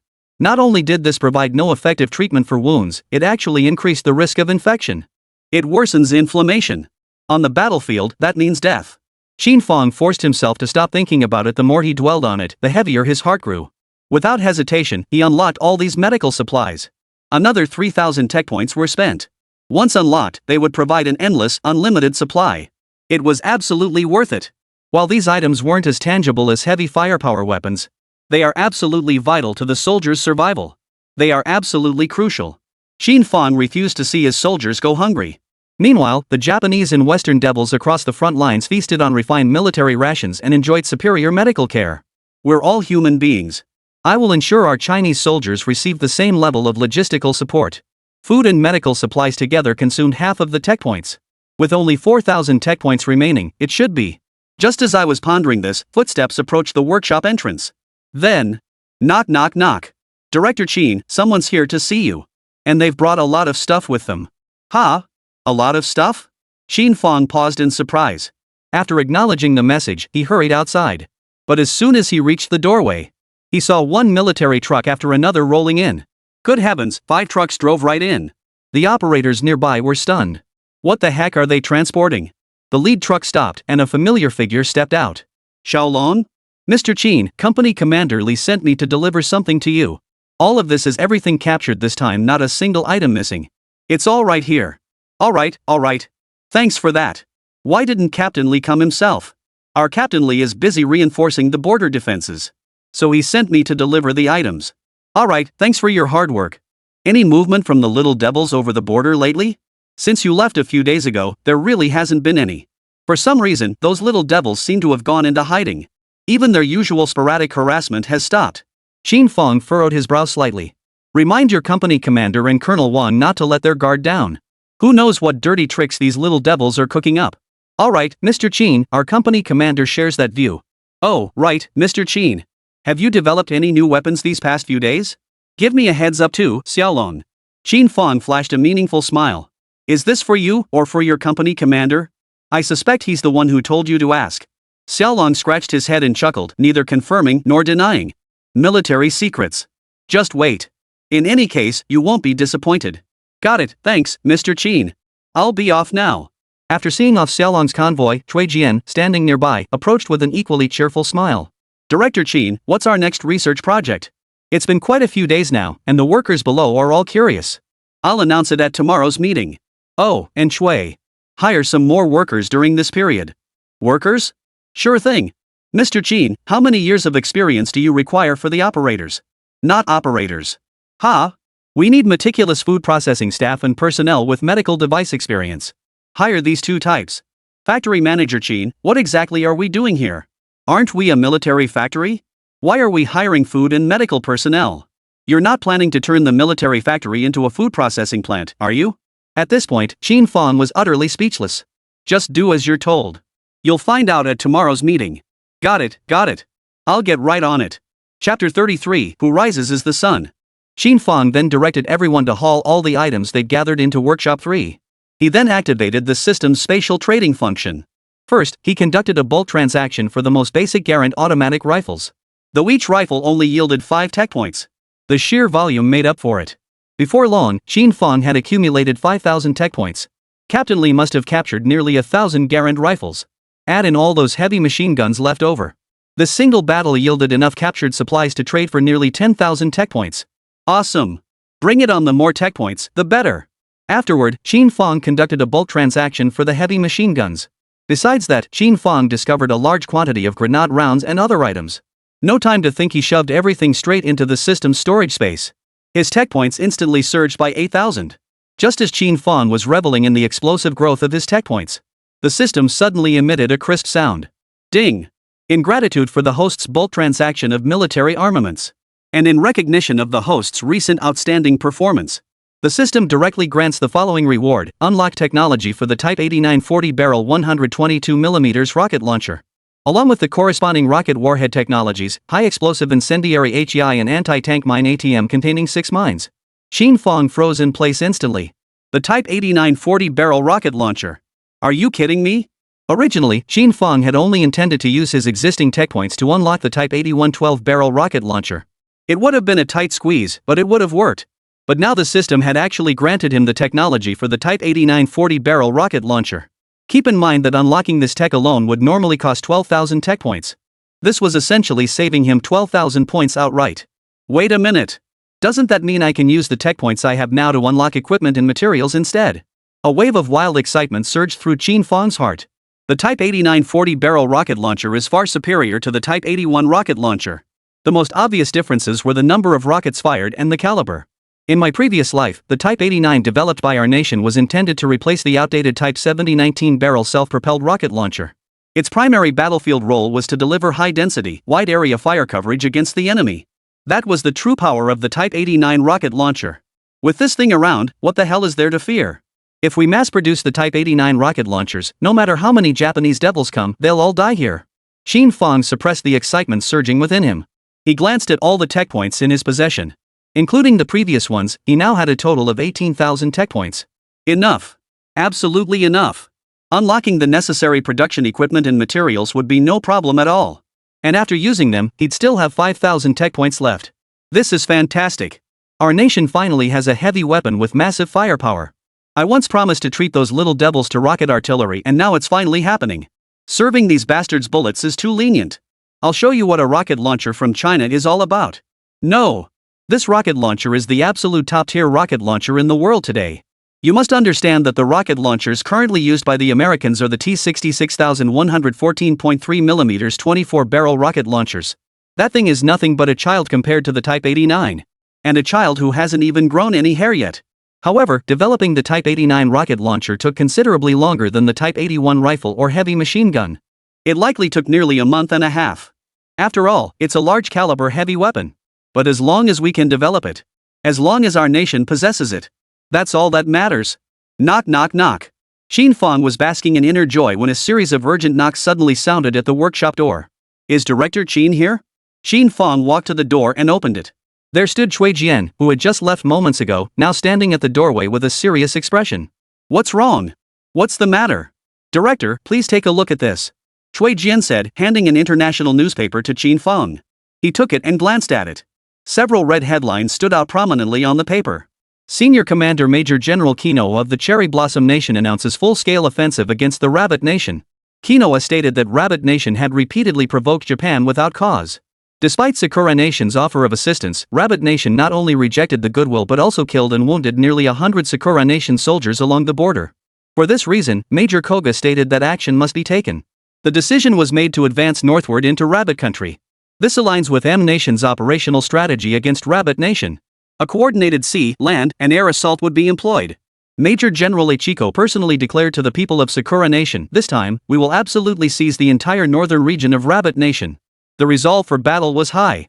Following the announcement, comments poured in from nations across the globe. Support the great Sakura Nation. Rabbit Nation is utterly inhumane. They deserve to be punished. I've had my eye on Rabbit Nation for ages. Hope the great Cherry Blossom Nation gives them a good thrashing. How can Rabbit Nation's military strength compare to great Sakura Nation's? If it comes to war, they'll only get beaten up. Exactly. Rabbit Nation is cunning as hell. The warriors of great Sakura Nation better be careful. Once our great Cherry Blossom Kingdom's heavenly god core arrives, won't they wet their pants in fear? Rabbit Kingdom was originally a branch of great Sakura Kingdom anyway. Let's just annex them back into our great Cherry Blossom Empire. Qin Fang finished reading and curled his lip. Most of these comments aligned with the stance of the M country bastards. And among them were many citizens of the great Cherry Blossom Nation itself. Looks like Major Ako's really been pushed to the edge. Small conflicts can't break through the stalemate, so they're starting to manipulate public opinion. They're preparing for a large-scale invasion. Director Qin, what these Japanese devils are doing is pure bull. What extending a helping hand? They clearly failed at invasion and got beaten instead. And look at these comments below, they're infuriating. Do they even look at the facts? Facts? Shui, you're still thinking too simplistically. These are all lapdogs of the M country bastards. They couldn't care less about the real facts. They only care about who's the master and who feeds them. They bite whoever their masters tell them to bite. Got it? If you want to shut them up, there's only one way. What way? Beat them. Beat them until they submit. Beat them until they kneel down and beg for your forgiveness. Only when you become strong will they dare not slander you, will they not look down on you.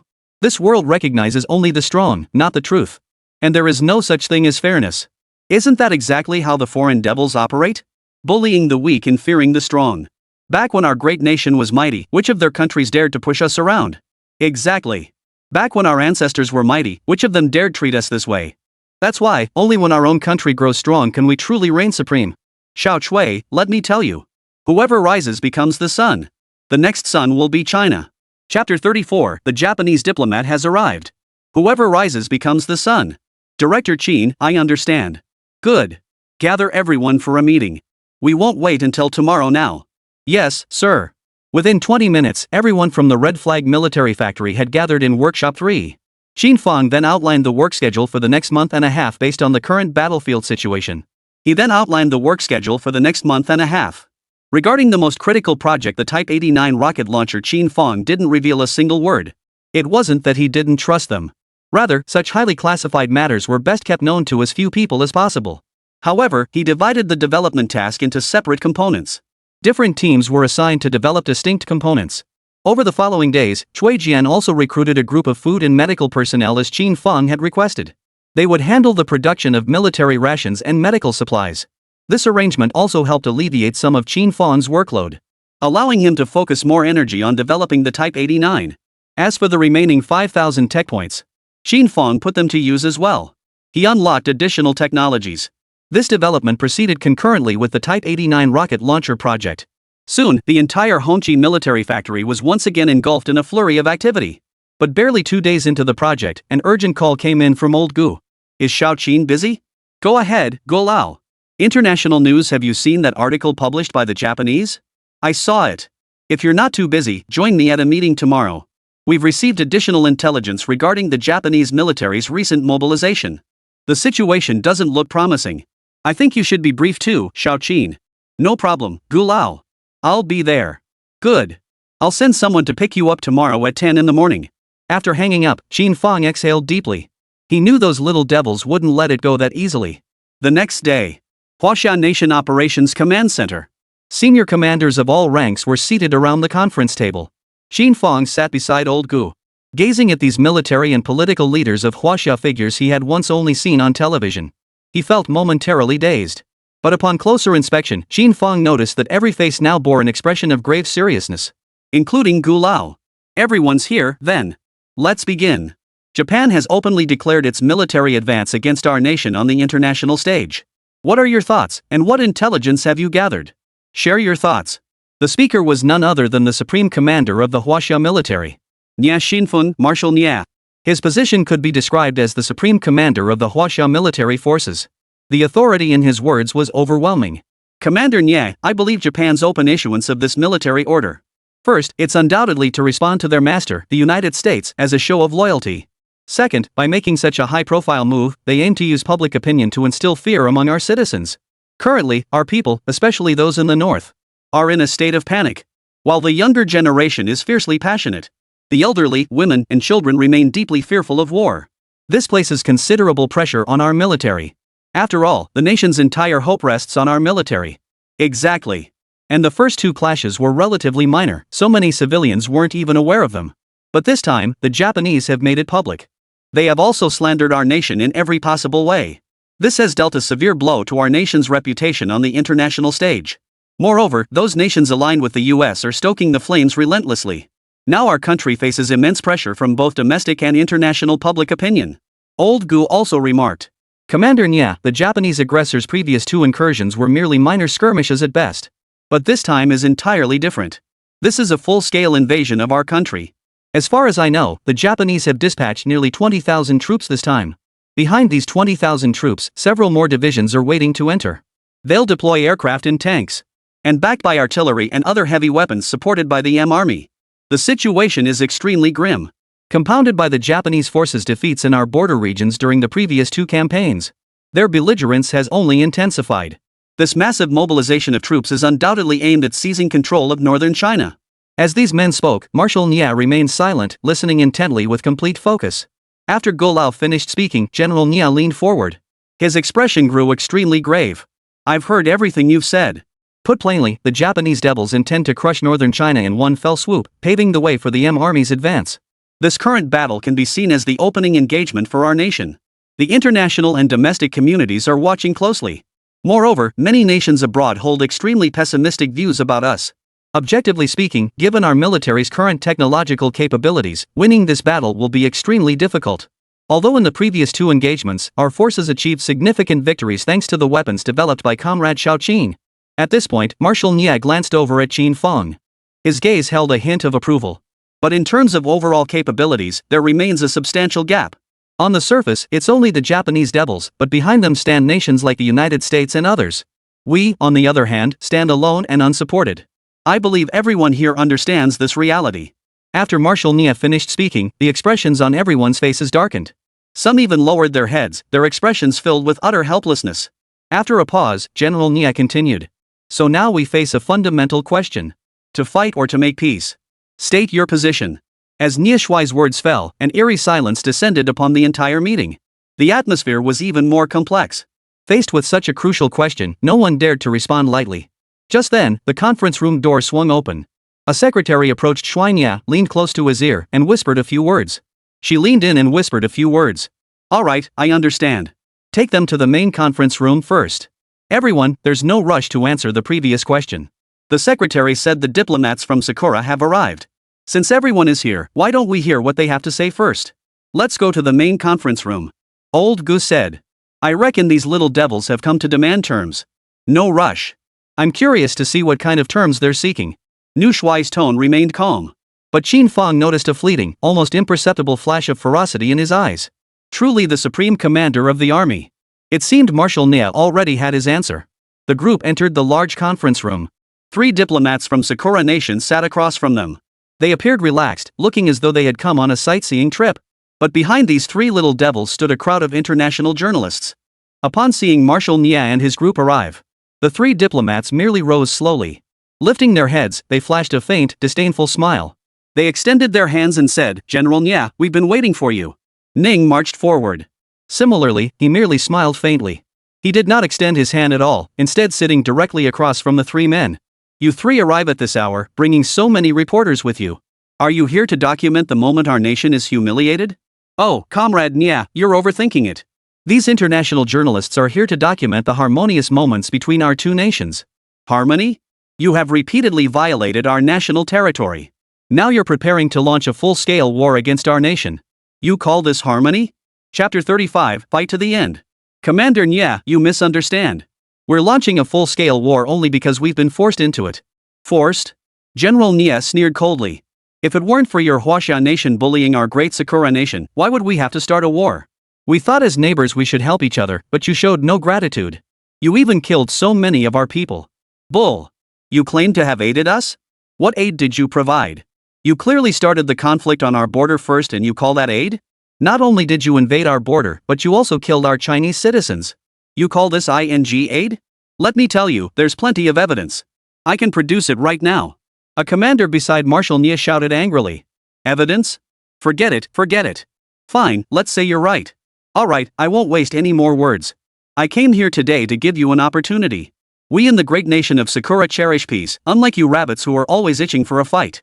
We don't want blood spilling in the streets. Opportunity? Poof. Get to the point. General Nia said coldly. Fine. Then I'll be blunt. Objectively speaking, with your current military technology, you simply don't have the capability. Is simply beyond your capabilities. On behalf of our Sakura nation, I'm giving you rabbits a chance to atone. Your rabbit nation is vast and rich in resources.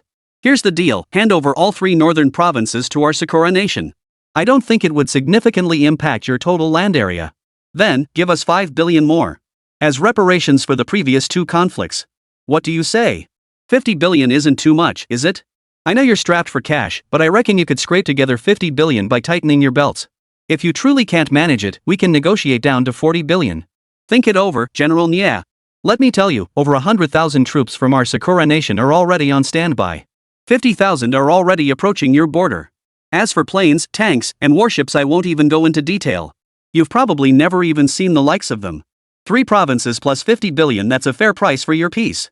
Otherwise, don't blame us for showing no mercy. The little devil finished speaking, leaning back in his chair. Crossing his legs, his eyes sparkled with mockery.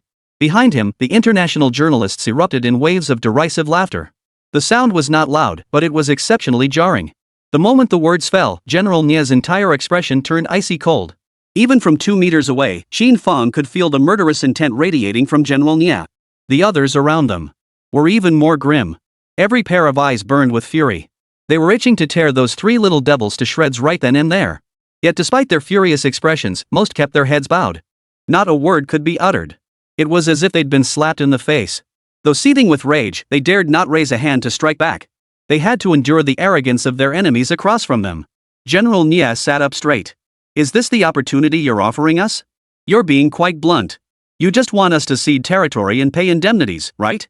Looks like your cherry blossom country has been drooling over our 3 northern provinces for quite some time now. That's correct. We demand reparations from all your territories. What's the problem? What's the problem? If you can't hold on to such prime territory, you should relinquish it. Hurry up and think about it. We've got other business to attend to. You little bastards, don't push your luck. You invade us, then demand reparations from us? Have you no shame? Someone nearby couldn't hold back any longer and roared in anger. So what if we bully you? I'll tell you right now, in front of all these reporters. I'm bullying you. Got a problem with that? The weak deserve to be bullied. Got it? Nyeshui cleared his throat twice. What if I refuse your terms? Refuse? A sneer curled the corner of the Japanese soldier's mouth. Commander Nya, I still urge you to think this through carefully. Your one small decision could cost hundreds of thousands of lives in your rabbit country. If it comes to war, you'll suffer a crushing defeat. Then it won't just be a matter of ceding a little land and paying a little compensation. Is that so? We'd suffer a crushing defeat? During the last 2 conflicts, didn't we wipe out every last one of your cherry blossom warriors? And your Major Ichigo seemed to have fled in terror, rolling and scrambling all the way. What's going on here? The voice was soft, yet distinctly clear. It drifted slowly from the crowd. It settled firmly into the ears of the 3 Japanese soldiers across from him. Qin Fang slowly rose from his seat. He gave a slight nod to General Nya. General Nya, may I have a moment to speak? Shao Qin? Go ahead. Everyone in this conference room is welcome to speak. Nyeshui's tone softened considerably. Deep down, Nyeshui felt the same way about Qin Fang as old Gu did. Both were filled with affection. He was well aware of the undercover operation back then. And now, Qin Fang had returned and achieved 2 remarkable feats of valor. This filled Nyeshui with immense joy and deepened his regard for Qin Fang. That major's rank was actually personally conferred by Marshal Nya, who had instructed old Gu to present it to Qin Fang. What did you say? No sooner had General Nya finished speaking than the Japanese officer across from him blurted out in surprise. Qin Fang smiled faintly. What did I say? Didn't you say we couldn't defeat you? Then why have we wiped you out twice? Let me tell you, on the battlefield, our soldiers beat you so badly you couldn't even find your way back north. Oh my, you little devils were dropping like flies, wave after wave. I even put 2 more bullets into those who weren't quite dead yet. You! The 3 little devils instantly transformed from their earlier arrogance into a hideous, snarling expression. What do you mean, you? You're nothing but a dog's lapdog. Without your country dad backing you up, you wouldn't dare come here barking nonsense. Let me tell you. And you so-called international journalists in the back, you better listen up too. Don't ever think China is easy to bully. Your ancestors were on their knees licking our ancestors' shoes back in the day, got it? Back then, you paid tribute to us year after year, and I didn't even give you the time of day. Now you dare to lord it over us? Cutting off territory and paying indemnities? Compensate you with a flea market. If you want war, fine. The Huaxia nation stands ready to fight. What's this nonsense about total war? Hundreds of thousands of troops? I advise you to come quickly. Just watch our troops wipe you out. If I can annihilate you twice, I can annihilate you 3 times, 4 times, 5 times. I'm here. I'll beat you little devils into submission forever. Snap. One of the Japanese soldiers immediately stood up. Who are you? What right do you have to make this decision? You're young, but you sure talk big. With your military technology, you think you can fight us? Those 2 times were merely lapses in our vigilance. Who I am doesn't matter. What matters is that with me here, you little devils will only get beaten from now on. Marshal Nya, you asked earlier whether it's war or peace? I choose war, and I'll fight the little devils to the bitter end. Chapter 36, Qin Fang, don't be impulsive. In an instant, the others rose to their feet as well. They declared their positions one after another. Commander Nya, fight. Let's fight them. Right. Kill those bastards. Absolutely not. This Japanese is just begging to be beaten. Ceding territory and paying indemnities? Put. Commander Nya. I hope you'll think this through carefully. Don't let your subordinates sway you. The Japanese guy said in a sarcastic tone. Influence? What influence? Their views are my views. Aren't you afraid? Scared?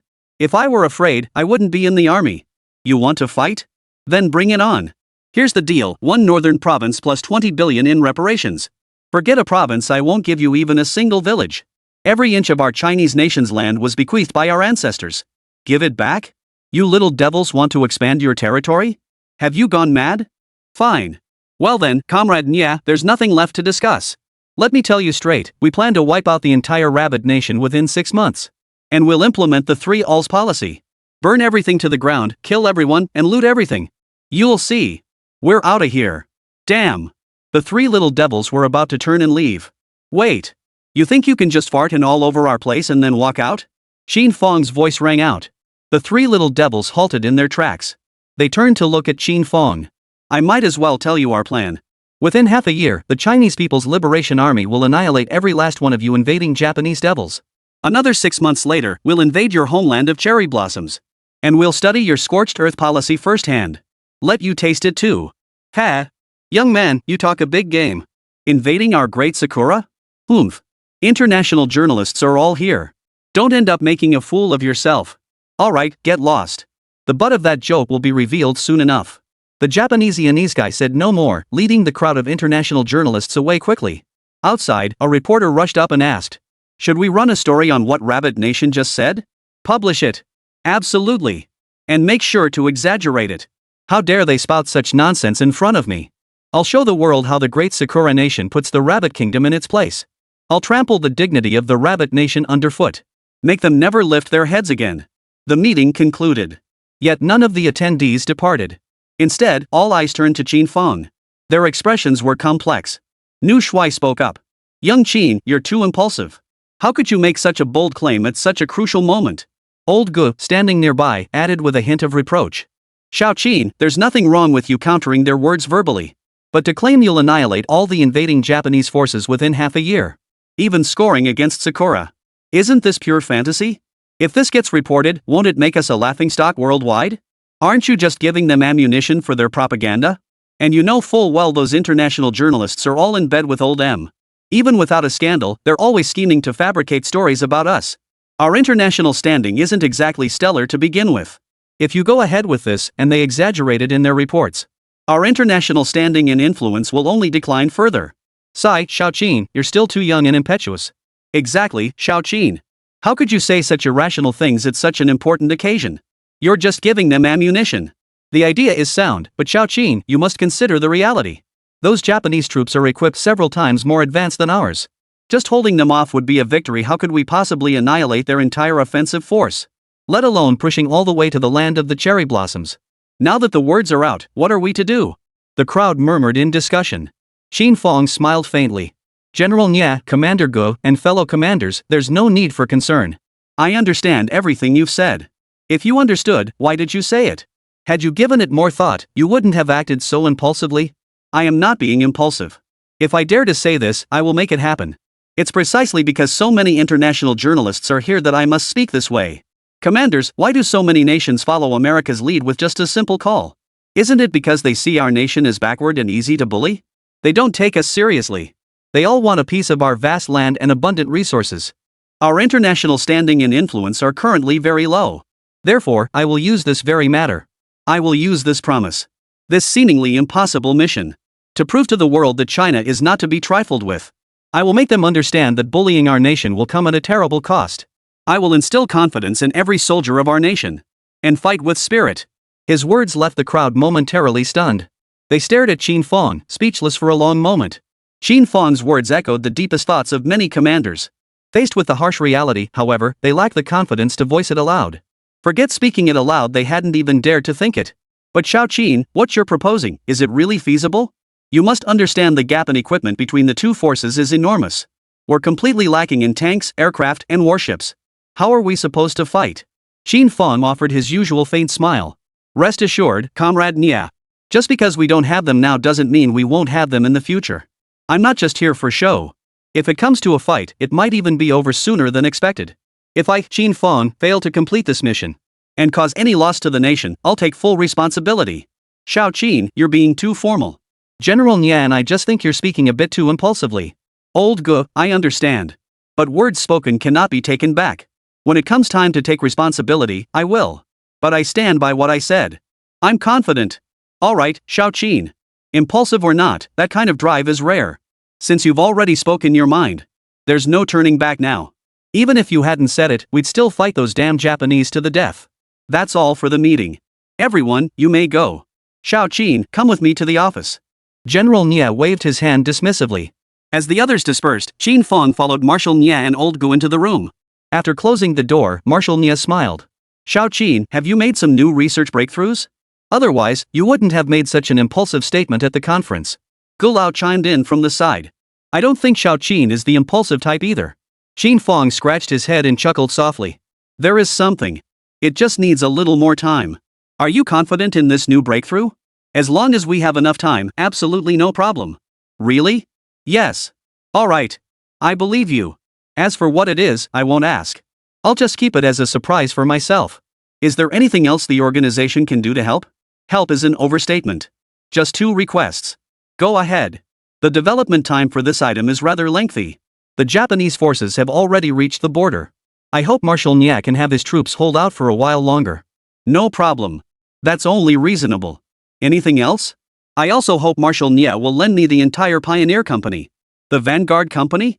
You mean Old Lee's company? Chapter 37, Within a Year, Savoring Sakura Wagyu. That's right. Why did you suddenly want their company? I've got better companies at my disposal. You can pick whichever you want. It's fine, Comrade Nya. I want the Vanguard Company. They were the first to fight the Japanese devils. They've got experience. Alright, no problem.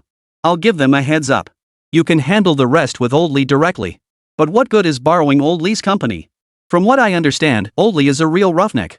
Qin Fang gave a mysterious smile. Captain Lee is indeed a rough and tumble sort, but he's got a sharp mind beneath that gruff exterior. As for how he'll be utilized, you'll understand later, Comrade Nya. Alright, I won't pry further. But remember this, Xiao Qin. A man's word is his bond once spoken, it cannot be taken back. The pressure this time is no joke.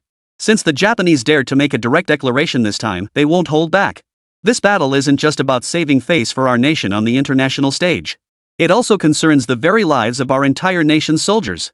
Indeed, the very survival of all China. Commander Nya, I understand all this. The rest is up to me. Old Gu, I'll take my leave now. Gu Lao and General Nya both nodded. Watching Qin Fang's retreating figure close the door, General Nya slowly walked over and sat beside Old Gu. Old Gu, this Qin Fang of ours might just become the man who rewrites the history of our nation. For some reason, I have this faint feeling he'll accomplish this mission. Old Gu chuckled, young people being impulsive? I think that's not a bad thing. Though I did doubt him when I first heard his words. But seeing how confident he looks now, I think he might just pull it off. Still, pinning all our hopes on just one person, I fear it might be too much for him to bear. 5 years as an undercover agent. Xiao Qin may look young, but his resilience under pressure is beyond what most people can handle. Nia Shui nodded slowly. Gu Lao continued. Actually, Xiao Qin is right. We desperately need a major victory to elevate our nation's international standing and restore the confidence of our entire country. Ever since those Japanese devils declared all-out war on China, our people have been filled with dread and anxiety. They fear our nation might fall. And look at the others during the meeting just now. For words sum it up, they lack conviction. Xiao Qin is truly one of the few who dared to speak up. Xiao Qin is a kid with real backbone. Now it's up to him to see how he handles it. Oh, and Gu Lao, if Xiao Qin actually pulls off this incredibly difficult task, I want him to. Old Ji's expression hardened, his tone turning grave. Are you certain? Nie Shui nodded slowly. On the way back, Qin Fang closed his eyes slightly, contemplating his upcoming research plans. Suddenly, the system's voice sounded again. Ding! Congratulations, host, on triggering the system's mission mechanism. Mission issued, within 6 months, annihilate the entire Sakura offensive force. Upon completion, the following rewards will be granted. 1. Unlock all materials for bulletproof helmets and soft body armor technology equipment. 2. Unlock 2 star food and medical slots. 3. Random unlock of 1 large weapon technology. Who knew the system had a mission reward system? Most importantly, the reward actually includes a major weapon. Could it be a tank? A destroyer? Instantly, Qin Fang's heart began to race with excitement. Large-scale weapons, that's precisely what the Republic of China lacks most right now. If he could unlock those formidable tanks from his past life, it would provide decisive assistance for continuing to strike the Japanese invaders. No, upon returning, he must urgently accelerate the development of the Type 89 rocket launcher. The Japanese diplomats dared to act so brazenly this time. It must mean their main forces are nearing the border. Back at the Red Flag military factory. Before even reaching Workshop 3, Cui Jian rushed over, his face aglow with excitement. Director Qin, you're back. What's going on? What's happened? Why the rush? Cui Jian chuckled and continued. Director Qin, you'll see for yourself if you go to the workshop. Following Cui Jian into Workshop 3. The moment he pushed open the door, Qin Fang saw the open space next to Workshop 3 piled high with various components. The task I assigned before leaving was completed so quickly? The workers nearby also smiled broadly. That's right, Director Qin. There wasn't much work, so we finished it all during our shift change. How about it? These parts should be fine after inspection, right? Rest assured, we've tested them multiple times. They're guaranteed to meet the standards. Qin Fang felt a surge of delight. He hadn't expected his workers to be so reliable. This would significantly accelerate the overall progress of the Type 89 rocket launcher project. Today's lunch: pork and cabbage stew with glass noodles, braised spare ribs with rice. Great! Is Factory Director Qin eating so well? It's not like it's a holiday or anything. Shui Jian exclaimed in surprise. You've been working so hard, what's wrong with having a good meal? Plus, after my meeting, the higher-ups allocated us a significant budget increase. You've been working so hard, how can you keep going without eating something good to recharge? If you don't want to eat, that's fine. You can go back to munching on steamed buns. No. I was just asking out of curiosity. Technician Shui prefers steamed buns over meat.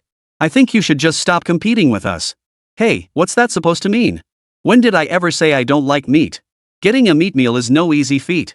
Unless it's a holiday, when do we ever get to eat it? The others joined in with laughter. Though they were joking. But these words stung Qin Fang's ears. People in this era worked incredibly hard. Their daily meals were usually just steamed buns and pickled vegetables. And that was considered quite decent. As for the villagers, forget about white flour steamed buns. They subsisted on coarse grains like cornmeal and bran cakes. Meat or any kind of meat dish? Forget about it. They probably didn't get any for an entire year. The occasional treat might be a wild rabbit or pheasant they stumbled upon in the fields. In the early years after founding the nation, our economy hadn't yet taken root, and we faced aggression and attacks from other countries. Damn it! Those bastards. Typical case of kicking someone when they're down. Will wipe them out? Every last one of you is on my list. We'll settle the score, one by one. Not only will I cripple you, but I'll drain every last penny from your pockets, you pack of dogs. Don't you all want to be superpowers? Don't you all love plundering other nations' wealth? I'll show you who the real superpowers are in the end. I'll make you taste the bitter flavor of being plundered. Then I'll distribute every last penny of that loot to the common folk below. Let them feast on delicacies every day. From now on, I'll make sure you eat meat every day. Until you're sick of it.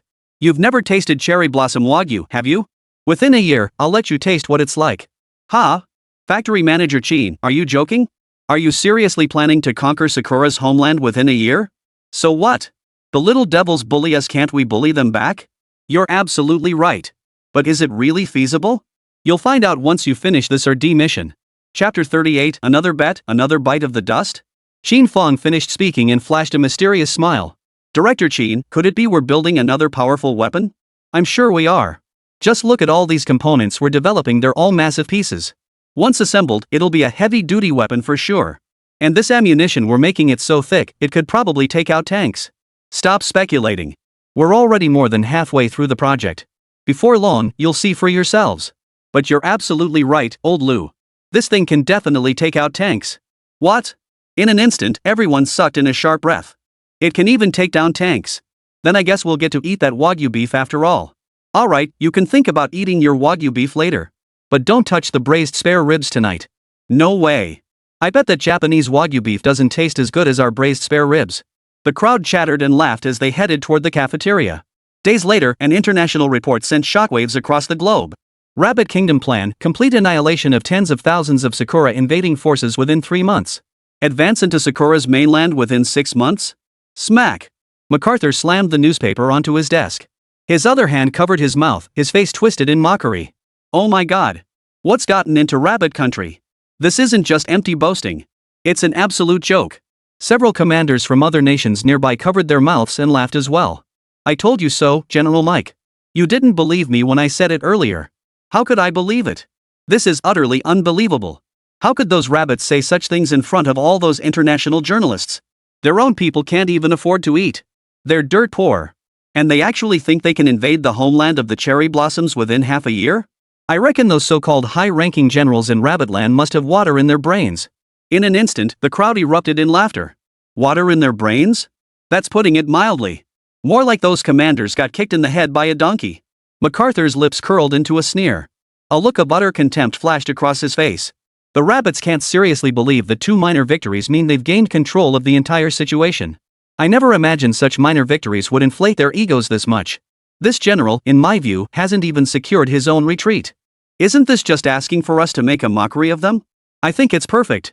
The march has been so dull, watching them make fools of themselves is a welcome diversion. I'm genuinely curious to see how this rabbit embarrasses himself on the international stage. He hasn't even finished sweeping up the attacking forces yet. If he can hold his ground now, that'll be something. Why doesn't this general give Major Ikuo a call? I'm sure he's already seen this report. Just as MacArthur smiled and reached for the phone, it suddenly rang. He answered it, and sure enough, it was Major Ko. Major Koga, have you seen the international news? It says Rabbit Country will wipe you out within 3 months. You'd better be careful. Bastard. General Mike, Mickey Ichigo, will never let that happen. I never imagined the rabbits could spout such brainless nonsense. If he can wipe out my offensive forces within 3 months. No, if he can wipe out even half my forces.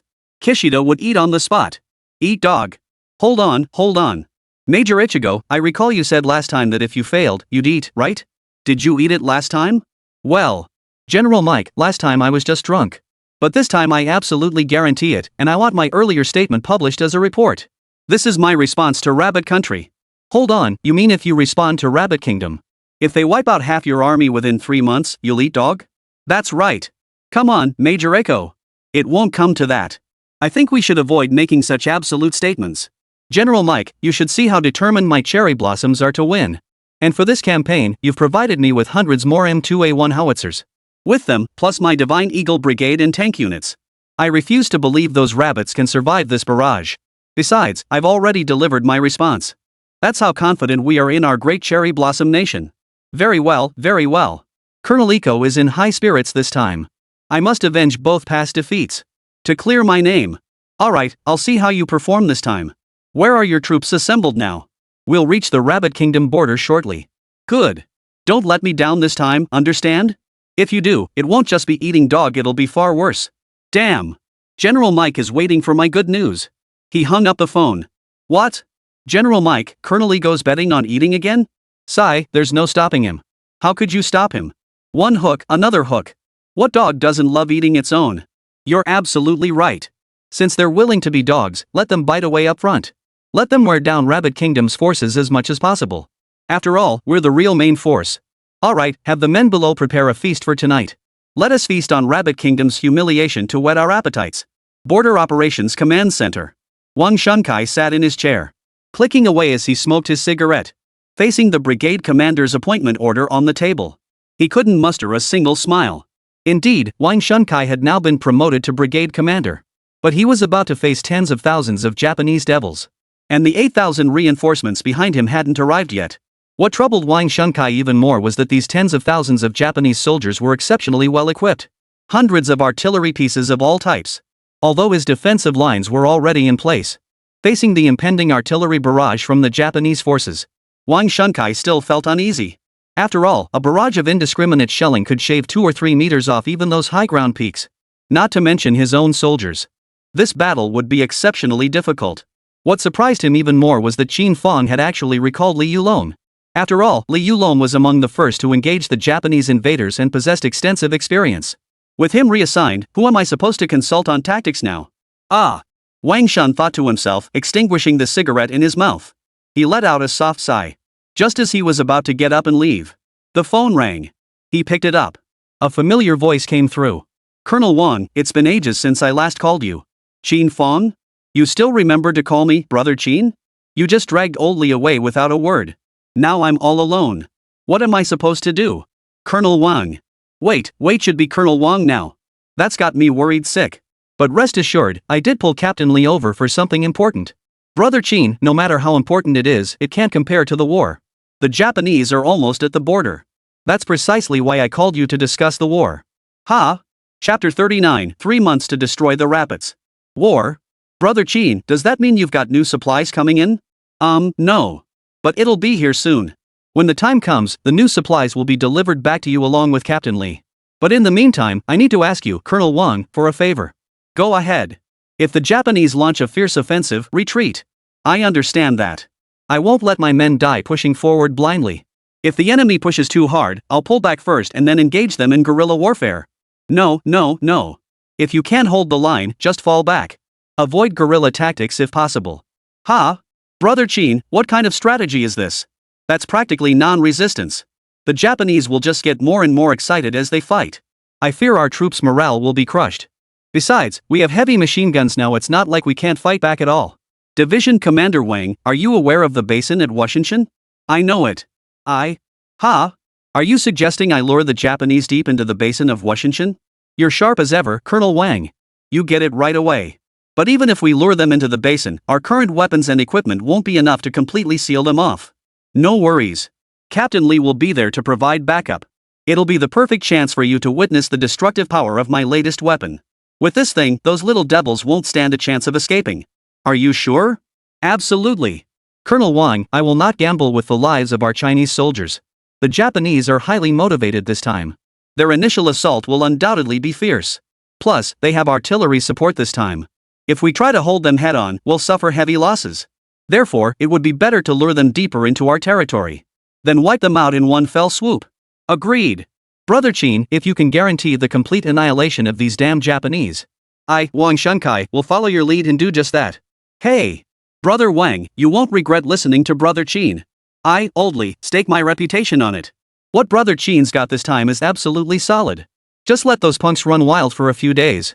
Once the new weapon hits the scene, you'll see how stunned they'll be. Problem solved. Li Yulong shouted from the sidelines. Alright, I'm all in. You can't catch fish without bait. Luring the enemy deeper is on me. The rest is up to you guys. Got it. You can count on us, Brother Wang. We've got this covered. Oh, right. I see Major Ego even posted a response to us. If we wipe them out within 3 months, he'll eat dog. Bro Wang, you better start thinking about where to get that much dog for him to eat. That's going to be tough. Where in China would we even find that much dog? If he really wants to eat it, let him go back to his own country. Their entire cherry blossom country treats everyone like traitors. They've got plenty of dog over there. Right. Brother Wang, you know how to talk. After hanging up, Wang Xuansai's face finally broke into a rare smile. What's up, Colonel? Why so cheerful all of a sudden? Nothing much. We're about to reel in a big fish, how could I not be happy? Notify the men below to stay alert along the border defenses. Then call all platoon and company commanders for a meeting. Yes, sir. Qin Fang had just hung up the phone. But suddenly, he remembered something. He had assumed it was Colonel Wang calling again, but when he answered, it was old Ge's voice. Xiao Qin, have you seen the international news? I did, Gulao. I knew you'd mention this. Those bastards. At the meeting, they said it would be within 6 months, but now they're reporting 3 months outright. Aren't they blatantly trying to embarrass our country and make us look ridiculous? 6 months was already tight enough, and now they've made it even tighter. The report has only made the higher-ups more anxious. They're all worried sick. Qin Fang smiled faintly. Old Gu is fine. 3 months is still very promising. Since they feel 6 months is too slow, let's speed things up a bit. Ha? Still hopeful in 3 months? Xiao Qin, you're not joking, are you? It's only 3 months. Didn't you say last time your RD still needed more time? I didn't expect the workers to be so efficient. We've made significant progress on the schedule. So 3 months is no problem. Those bastards have been waiting to see our country fail. Rest assured, Gulao, I'll give them a laugh of epic proportions. I just wonder if they'll still be laughing by then. Hearing the confident tone in Qin Fang's voice over the phone, Gulao's heart, which had been hanging in suspense, finally settled down. Alright, Xiao Qin. Go for it. Good Xiaozong, will fully support you. He hung up the phone once more. Li Yulong stared wide-eyed beside him. Brother Qin, I'm truly impressed. You're not human anymore, you're a god. You actually managed to get rocket launchers. And a 40-barrel one at that. This is nothing short of overwhelming firepower. Shoo! Keep your voice down. I called you and your company here specifically to teach you how to operate this. Soon you won't just be the Vanguard Company, you'll be the Vanguard Rocket Artillery Company. Hearing this, Li Yulong rubbed his hands together repeatedly. Brother Qin, I really have to thank you. You've got such a great opportunity, and you still think of old Li here. Didn't you give me all the captured gear back then? You look out for me, and I'll always look out for you in return. Alright, make sure the soldiers thoroughly study the training manuals I distributed. The first unit will be arriving soon, and then we'll have you conduct hands-on training. No problem. Make sure the troops below learn it well. You are the key to this campaign. Whether our nation makes a fool of itself or not depends entirely on you. Brother Qin, rest assured. Count me, Oldly, and everyone under me, and we'll take this dead seriously. Using rocket launchers against the Japanese bastards? I never dreamed I'd get to do this. Just imagining these rocket launchers crushing those little devils like dried leaves makes me so excited I can't sleep. Oldly feels this way, and so do all the soldiers under him. So rest assured, Brother Qin, not a single soul will slack off. That'll do. 3 days later. Mukashi, personally leading 15,000 troops, arrived at the border of Huaxia. All-out war officially commenced. First came the low-altitude aerial bombardment by the Divine Eagle bombers. Then the main forces launched their assault. M2A1 howitzers unleashed a relentless barrage of shells upon our positions. With no other choice, Colonel Wang could only order his troops to retreat section by section. They relied on their familiarity with the terrain to wage guerrilla warfare. But the Japanese artillery fire was relentless.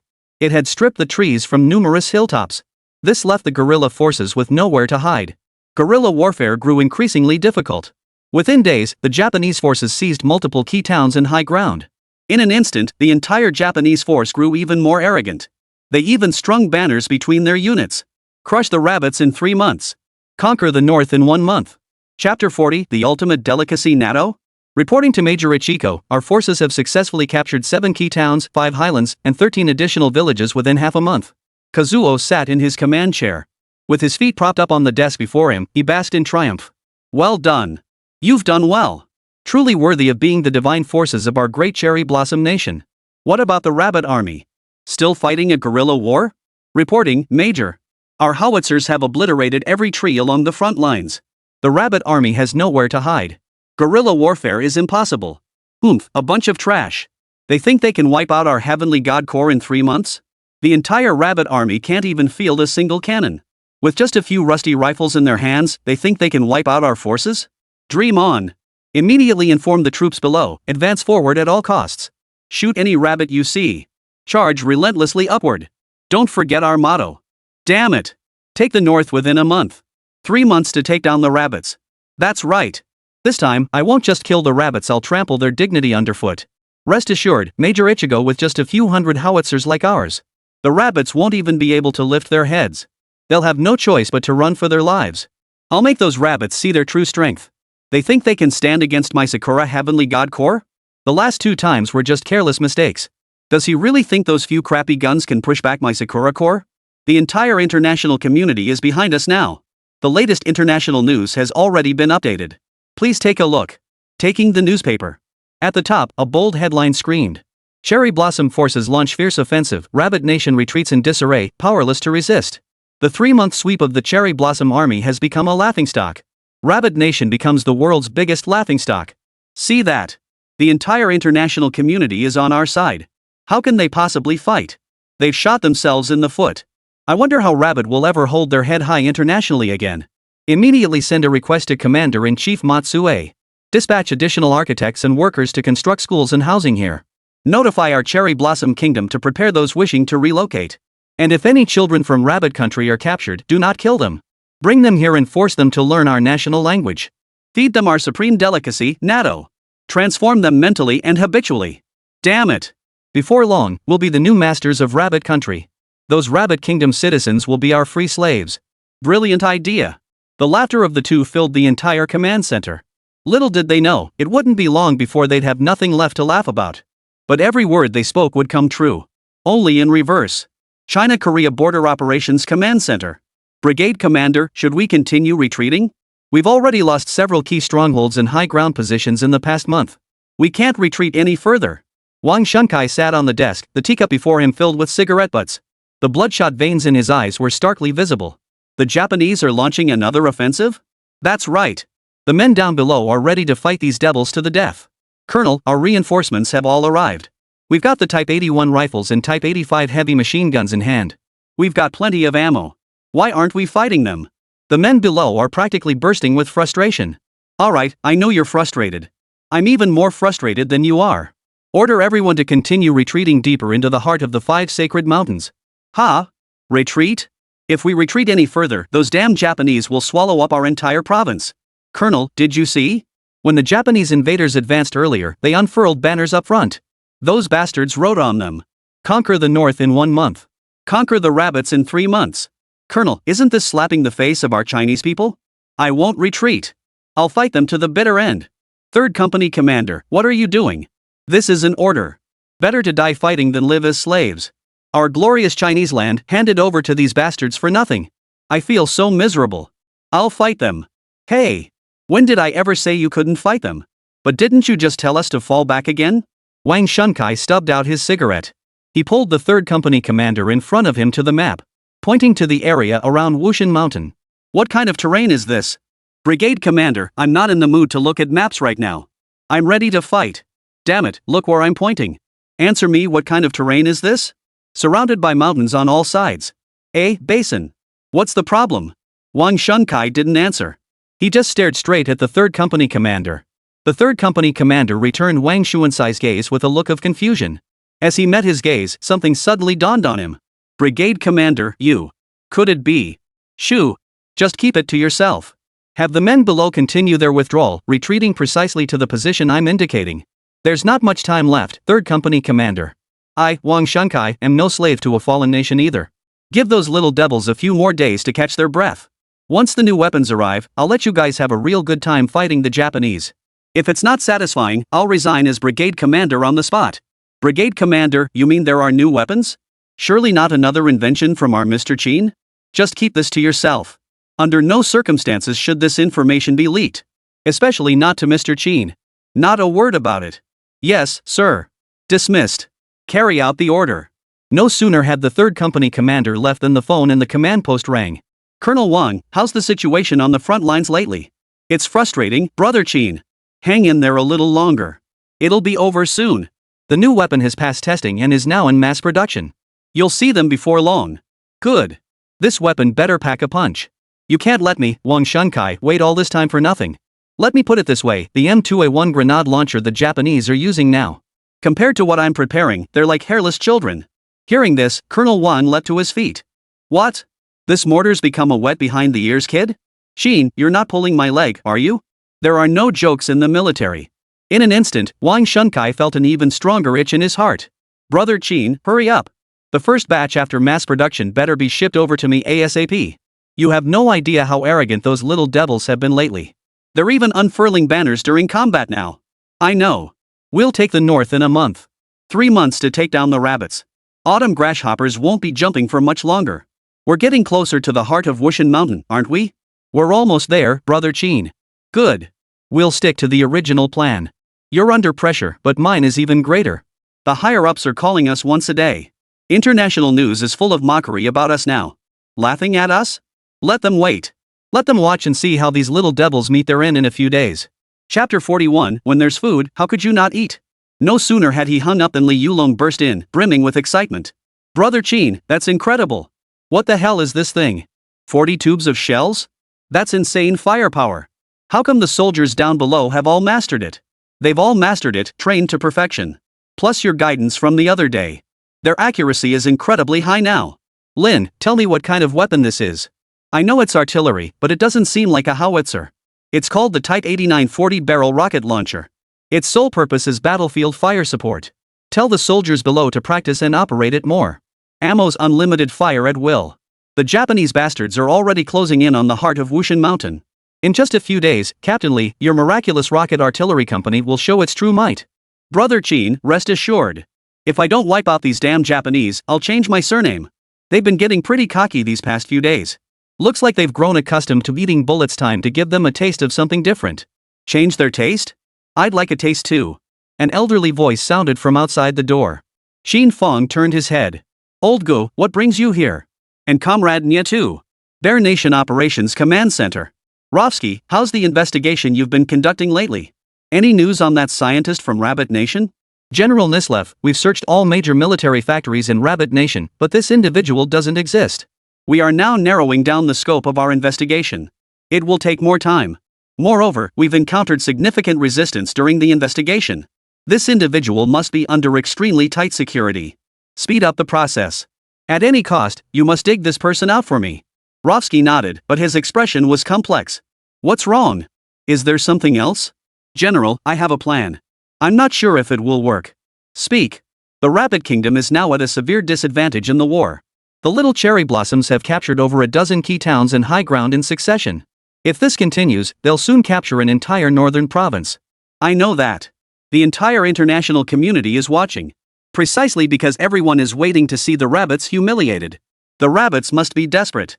So if we provide military aid to the rabbits now, without demanding payment, but instead demand they hand over the person behind their firearms research, and instead of demanding it outright, we'll invite him over under the pretext of military discussions.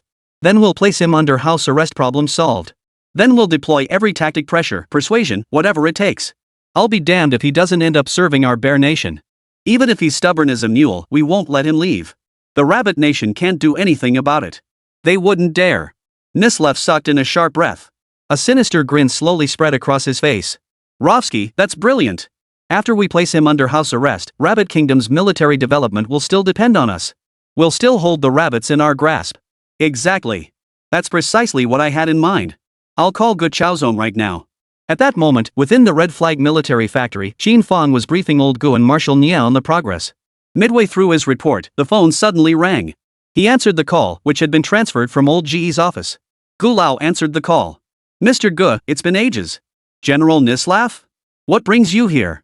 It's been a while since we last spoke. I've missed you, Mr. Gu. General, please get straight to the point. We're all busy, so let's cut to the chase. Over the phone, Nislev chuckled awkwardly before continuing. I hear your country's northern border has suffered another severe blow recently. Those little devils are attacking fiercely. I wonder if your country can withstand them. Would you like our bear nation to provide some military assistance? Gu Chaozong paused slightly upon hearing this. Beside him, Qin Fang and General Nia also froze in place. Both pairs of eyes betrayed utter disbelief. Military aid? What on earth are you thinking? China doesn't have 100 billion to give you right now. Oh, no. Our two nations share the same faith. How could I possibly ask you for money? Your country is suffering through war right now. We can't bear to see it either. Those people are just too bullying. Listening to Nisrak's voice on the phone, Qin Fang's lips twitched slightly. Your words sound quite noble. They refused to help before, yet now suddenly offer assistance. It probably isn't that simple. Nieshuai nodded in agreement. Exactly. Who knows what Nislaku was scheming this time? Old Gu overheard their entire conversation and felt equally wary. General Nislev, has a sudden wave of generosity overtaken you? Not even the slightest request? Another awkward chuckle echoed over the phone. It's not about demands, Gu Lao. Our country recently held a weapons research symposium. I was quite impressed by the weapons researcher who spoke with me last time. So we thought about inviting him to our country to offer some guidance. He could help us refine our AK-47 designs. It would also strengthen relations between our two countries. I believe such a mutually beneficial arrangement wouldn't be something you'd refuse, Old Gu. A sharp gleam flashed in Gu Lao's eyes. He curled his lips slightly. He sneered coldly. General Nislev, you've certainly thought this through.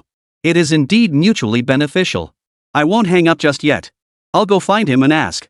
See if the timing works out for him? Sure thing. Thank you for your trouble, Old Gu. Setting the phone aside, Old Gu hurriedly pulled General Nie and Qin Fang into another room. As soon as they entered, Nieshuai spoke up immediately. Mr. Gu, we absolutely cannot let Xiaoqin go. This is clearly a trap. Going is easy, but coming back will be hard. Gu Lao nodded in agreement. Exactly. Nislev wants to lure Xiaoqin over to their side. That bastard. No wonder he suddenly offered us military aid out of the blue. It's practically selling Xiaoqin to them. If Xiaoqin leaves, it'll be a huge loss for us. What's that measly military aid worth? Xiaoqin, you absolutely cannot go. Old Gu, just turn him down outright. But phrase it diplomatically, just say we're too busy. Besides, Xiaoqin's new weapons are already in mass production. We can win without their military aid. Exactly. I'll give him a reply right now. Gu Lao turned to leave. But Qin Fang grabbed his arm from the side. Hold on, Gu Lao. I don't think it's appropriate to refuse outright. Xiaoqin, you wouldn't actually want to go, would you? If you actually go, you might never come back. Nieshuai said anxiously from the side. Qin Fang, however, smiled lightly. Of course not. I can see through this sort of thing. But outright refusal isn't the best approach. Since they've already put the food right in front of them, no matter what their intentions are. Let's eat first and worry about it later. For a moment, Old Gu and Commander Nia exchanged puzzled glances. Xiaoqin, what do you mean by this? Chapter 42, The Bear Made for the Pit. Qin Fang chuckled. If you ask me, Old Gu, you might as well give him a verbal promise first. But don't commit to a date, don't say deadline. Let's see if they actually provide proper military aid. If they offer it, we'll take it. As for when to go? Just drag it out. Asking about it means it's imminent. Let those old Russians wait. Upon hearing this, Marshal Nia burst out laughing. Xiaoqin, if we do this, won't we just be acting like scoundrels? Commander Nia, what's wrong with being a rogue? We're fighting their war for them up front. If they won't help us, that's one thing, but they're constantly trying to outsmart us. Aren't they the real scoundrels? These people deserve it. They're definitely planning to frame me and then put me under house arrest. They started this injustice. Taking some of their supplies is only fair. Old Gu chimed in from the side. Commander Nya, Xiao Qin is absolutely right. These Russians have gotten used to bullying us. Have you forgotten how they blackmailed us for 100 billion back then? Of course I remember. These Russians deserve a good shake-up. But in the broader scheme of things, he shares our faith. We also share a common enemy. I fear this incident may strain relations between our two nations. Comrade Nye. The only way to prevent damage to our bilateral relations is for us to grow stronger. Only when we become strong will he dare not provoke us. Only then will others take us seriously. Besides, the Russians wouldn't be so petty over such a small amount of military aid. Gu Lao continued. Xiao Qin's point is well taken. But isn't this approach somewhat lacking in legitimacy? Won't it damage our international credibility? Qin Fang chuckled softly. How could it? First, it was the Russians themselves who proactively offered to provide us with military aid. Second, he invited us to attend his weapons conference. Whether we go or not is entirely our own choice. To outsiders, these two things appear entirely unrelated. Besides, military aid isn't like signing a contract to buy weapons from him. Even if the Russians eventually realize we've been deceiving them, he couldn't exactly demand the military aid back, could he? If they did, it would be their own country's credibility that would suffer a massive blow. They'd be branded as petty big powers. And I've thought it through. Once his military aid actually arrives, we must make a huge spectacle of it. We need to make sure every country knows the Russians are backing us. That way, in the eyes of the old M alliance, the Russians would be seen as allies on the same front as us. Later on, even if they don't want to help, they won't be able to back out. The old M alliance has already drawn them into the conflict. Who knows? Maybe they'll even divert some of their forces to fight the Russians. Either way, it's all gain and no loss for us. After Qin Fang finished speaking, he noticed both Gu Lao and Marshal Nia staring at him with meaningful smiles. What is it? Well done, Xiao Qin. Who knew you weren't just studying weapons, but delving so deeply into politics too? Nyeshui remarked with a teasing tone. Old Gu chimed in with a bit of exaggeration. My. Xiao Qin speaks with such worldly wisdom at such a young age. It seems I should ask you to be my teacher. Qin Fang hurriedly waved his hands repeatedly. Old Gu, General Nya, please stop teasing me. I just can't stand those Russians. They never help us wholeheartedly, always scheming behind our backs. We Chinese may not seek trouble. But when others scheme against us, not fighting back isn't our style. This time I'll give them a taste of their own medicine. Let them taste how sweet this free military aid really is. Gu Lao said. Alright. Those foreign devils really have it coming. I'll call them back right now. Gu Lao finished speaking and turned back to the phone. Hello? General Nislev? Mr. Gu is here, he's here. Is your weapons expert available? Oh. First, thank you, General, for thinking of us. Our expert just mentioned he's very interested in this weapons symposium. He's very eager to exchange insights with experts from the Bear Nation. However, there might be a slight scheduling conflict. It will be a bit later. That should be fine, right? No problem. Time is never an issue. It would be our honor to have our expert join us. Gu Lao could detect the urgency in Nislaf's tone. He thought to himself, alright. Just wait. Wait and see. Let you taste what it's like to be a foolish wife waiting for her husband. Oh, and Mr. Gu. I'll arrange for the guns, cannons, and other equipment to be transported over immediately. Just as Gu Lao was about to agree, Qin Fang hurriedly waved his hand beside him. Then he mimicked the motion of counting money. General Nislav immediately understood. Alright then, General Nislav, let's provide military funding as aid. War is all about money, isn't it? No problem, Mr. Gu. Whatever you need, we'll provide. How about 800 million? Forget 800 million.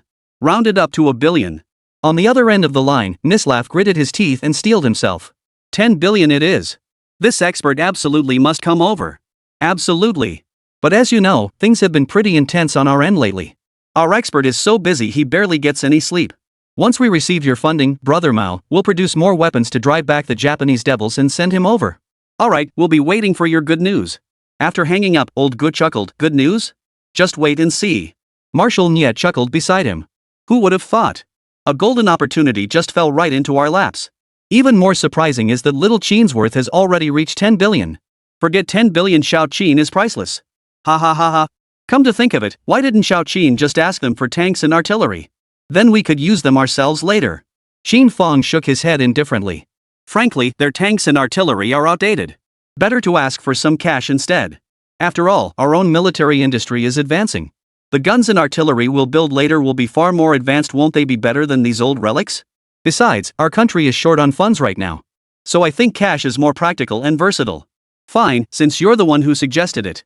Once this funding comes through, it's all yours. Didn't we discuss expanding the Red Flag military factory recently? This money will be perfect for that expansion. Besides, your material research and development projects are constantly needing funding, right? 10 billion? All for me? That's not right.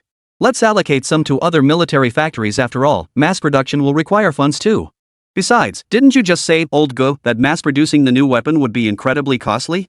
Now the money just shows up? Although Qin Fang possessed the system, which could provide vast quantities of equipment and materials, labor costs remain substantial. You're absolutely right. Damn, why does screwing over the Russians suddenly feel so satisfying? The Russians? They're just there to be screwed over. Otherwise, they'd actually think they're helping us? Chapter 43, Dividing Up the Rabbit? At this moment, Marshal Nya, Old Go, and Qin Fang were all in high spirits. The money swindled from the Bear Nation wouldn't just be used to fight the little devils, but would also greatly aid future weapons development. Especially for Qin Fang. His decision to demand the funds stemmed from an even greater reason. That reason was the system. System transactions weren't limited to using captured weapons, but also directly exchange money for tech points. The reason he hadn't used this feature before was because his finances were already in dire straits. Qin Fang couldn't bring himself to ask higher-ups for military funding. He could only trade the captured weapons to acquire technology. But now things are different, thanks to the unexpected funding from the Bear Nation. Moving forward, Qin Fang could unlock several major weapon technologies and related equipment. It truly felt like something you search for in vain, yet comes to you effortlessly. Thanks a million, Russia. In the days that followed, major military factories ramped up production of Type 89 rocket launchers. Meanwhile, the company brought by Li Yulong continuously expanded its recruitment. Soldiers were also intensively trained in the operation of the rocket launchers. The old Russians' funds arrived in the Huaxia Nation's account within 3 days. Marshal Nye directly allocated 500 million to Qin Fang. The remaining 500 million was distributed among other military factories. Following this allocation, the total production of Type 89 rocket launchers immediately doubled. The total number of Type 89 rocket launchers now stands at 500. These rocket launchers were already heading toward the border. Meanwhile, MacArthur and numerous commanders from various nations were sipping red wine aboard the ship. Their faces radiated joy. General MacArthur, I suggest we withdraw our forces immediately. The rabbit's current strength doesn't require our further intervention. Little Sakura has seized an entire northern province. Nearly 20,000 soldiers have already landed. I heard Major Ishigu ordered workers and architects to start preparing for the landing. He's planning to build a nation while fighting. Didn't he say it himself? 3 months to take down Rabbit. At this rate, 2 months should be plenty. The rabbits are quite amusing, boasting about sweeping away our forces in 3 months. Now they're on the verge of losing their country. MacArthur set his glass gently on the table. Don't underestimate the rabbits. Even though the first wave of their offensive was fierce, I still feel uneasy. I have this feeling something is about to happen. General MacArthur, I think you're overthinking this. Mukaigo has already captured an entire province. With relentless air and artillery bombardment, the rabbits can't possibly hold out with those old guns. No tactic can withstand overwhelming firepower. General Mike, there's no need to worry. Those rabbits might have stumbled upon building a few rifles, but that's probably the best they can manage. Those big guns and heavy weapons? They can't handle that stuff. They require massive R&D funding. The rabbit's current economic level simply can't handle it. MacArthur nodded. That makes sense. That makes me feel much more at ease. Come on, friends, let's drink this fine wine and celebrate our division of rabbit. Cheers. I'll take the rabbit head. Then I'll take the left hind leg. I already claimed the left hind leg. Pick somewhere else. By now, the main force of the Japanese invaders had penetrated deep into the heart of Wushan Mountain. Each Japanese soldier held his head high, every face radiating utter contempt and pride. Deep within the forest, Wang Shunkai observed the Japanese soldiers' arrogant demeanor. His anger flared uncontrollably. Reporting to the brigade commander, half of the enemy's main force has already entered the basin. They're within 2 kilometers of our strike range. Good. Tell the men below to hold their fire a little longer. Has Old Lee's rocket artillery company arrived yet? Brigade commander, all units are fully assembled. All 8 high ground positions around Wushan Mountain are held by our men. All 300 rocket launchers are on standby. Another 200 rocket launchers and a regiment are already cutting off the Japanese Devil's retreat. Excellent. Notify all units to monitor the Japanese bastards' movements at all times. The moment those bastards enter range, open fire without hesitation. Aye. At that moment, Wang Xuansai's heart was filled with overwhelming excitement. Yesterday, when he saw Li Yulong drive up in that Type 89 rocket launcher looking rather pleased with himself, he knew the Japanese bastards' days were numbered. 40 rocket tubes and 122mm caliber at that. With the added advantage of a tracked vehicle, it could traverse any terrain. Its rate of fire was absurdly high. 40 rockets could be launched within 20 seconds. And the reload time after firing? A mere 3 minutes. As for its destructive power, the high explosive fragmentation shells contain lethal steel balls and preformed fragments. Other potent munitions include high explosive incendiary rounds. A single shell hitting a crowd would wipe out a whole section. As soon as Li Yulong rattled off these specs, Wang Shunkai froze solid on the spot. No wonder Qin Fang had said over the phone that American howitzers seemed like hairless children in comparison. He'd been skeptical back then, but now it seemed calling them hairless children was actually flattering them. Qin Fang. You're truly formidable. To actually develop something this mind-blowing. This is even more formidable than the Russian Katyusha rocket launcher. Wang Shunkai recalled that the Katyusha only carried 16 rockets. That's already considered top-tier firepower coverage among rocket launchers. But compared to yours, it still falls short. Just as he was pondering this, the communications officer beside him suddenly spoke up. Colonel, the enemy forces have entered the engagement zone. Good. Has the dumpling mouth been sealed off? Colonel Liu was assembling his forces. Estimated arrival in 10 minutes. 10 minutes? We're not waiting. Get the men ready to move out. Aye. With the signalman's command. The high ground of Wushan Mountain erupted into chaos in an instant. Meanwhile, down below, the Japanese soldiers were leisurely unfurling their banners, chatting and laughing as they advanced. Each wore an expression of contempt and ease. These rabbit soldiers are utter trash. I thought they were supposed to be tough. But after fighting all the way here, they haven't even managed a single effective counterattack. They just clutched their guns and ran for their lives. You're telling me? Some of our guys were bragging about how well equipped the rabbit army was. Turns out they've got nothing but a few beat-up rifles, not a single cannon in sight. And they think they can fight us? Bunch of losers. You know what? They even claimed they'd wipe out our entire offensive force in 3 months. I don't know how they can even say that. They're dreaming. Our Sakura Divine Force is a world-class powerhouse. Rabbits? Put. Rabbits. Bang. The Japanese vanguard began to stir. What's going on? What the hell? Reporting to the captain. Our frontline soldiers are under artillery fire.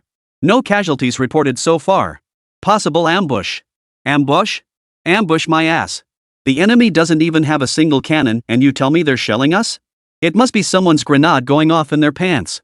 Keep moving forward. What are you chicken-ting for? Damn. Chapter 44, Shooting Star? No, it's a shell. You idiot. Even the rabbit's been beaten to a pulp, and you're still scared out of your wits. Even if rabbits lying in wait around here, what am I afraid of? Just a few crappy guns. Ambush my ass. I'll just swing the 100+ howitzers behind me. They could blast through the mountain ahead. Ambush? Where'd they go? Come on. Come on, hit me.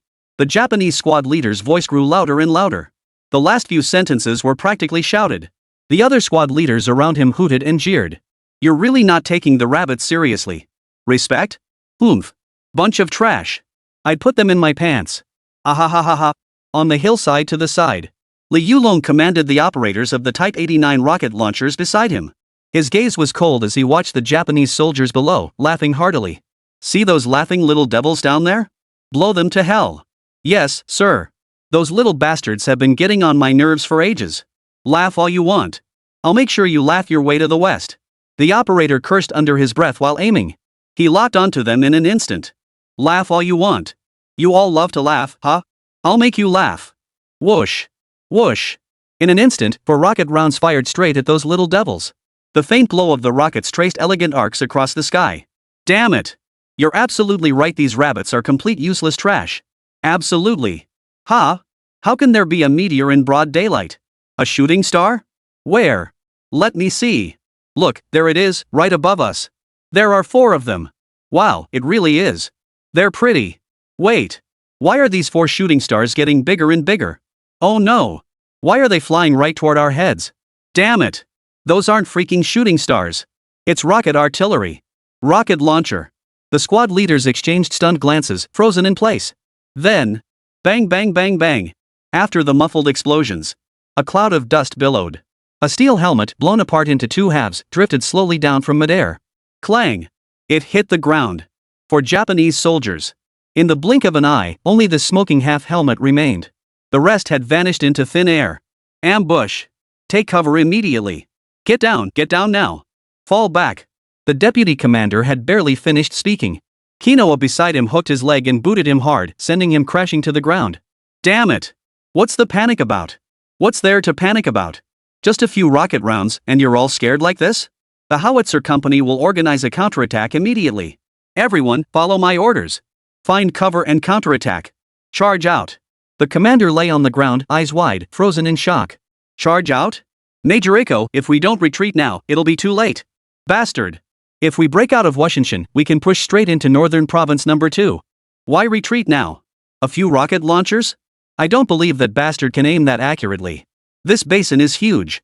Once our troops spread out, what the hell can those bastards hit? Besides, I don't believe the bastards have over 100 rockets.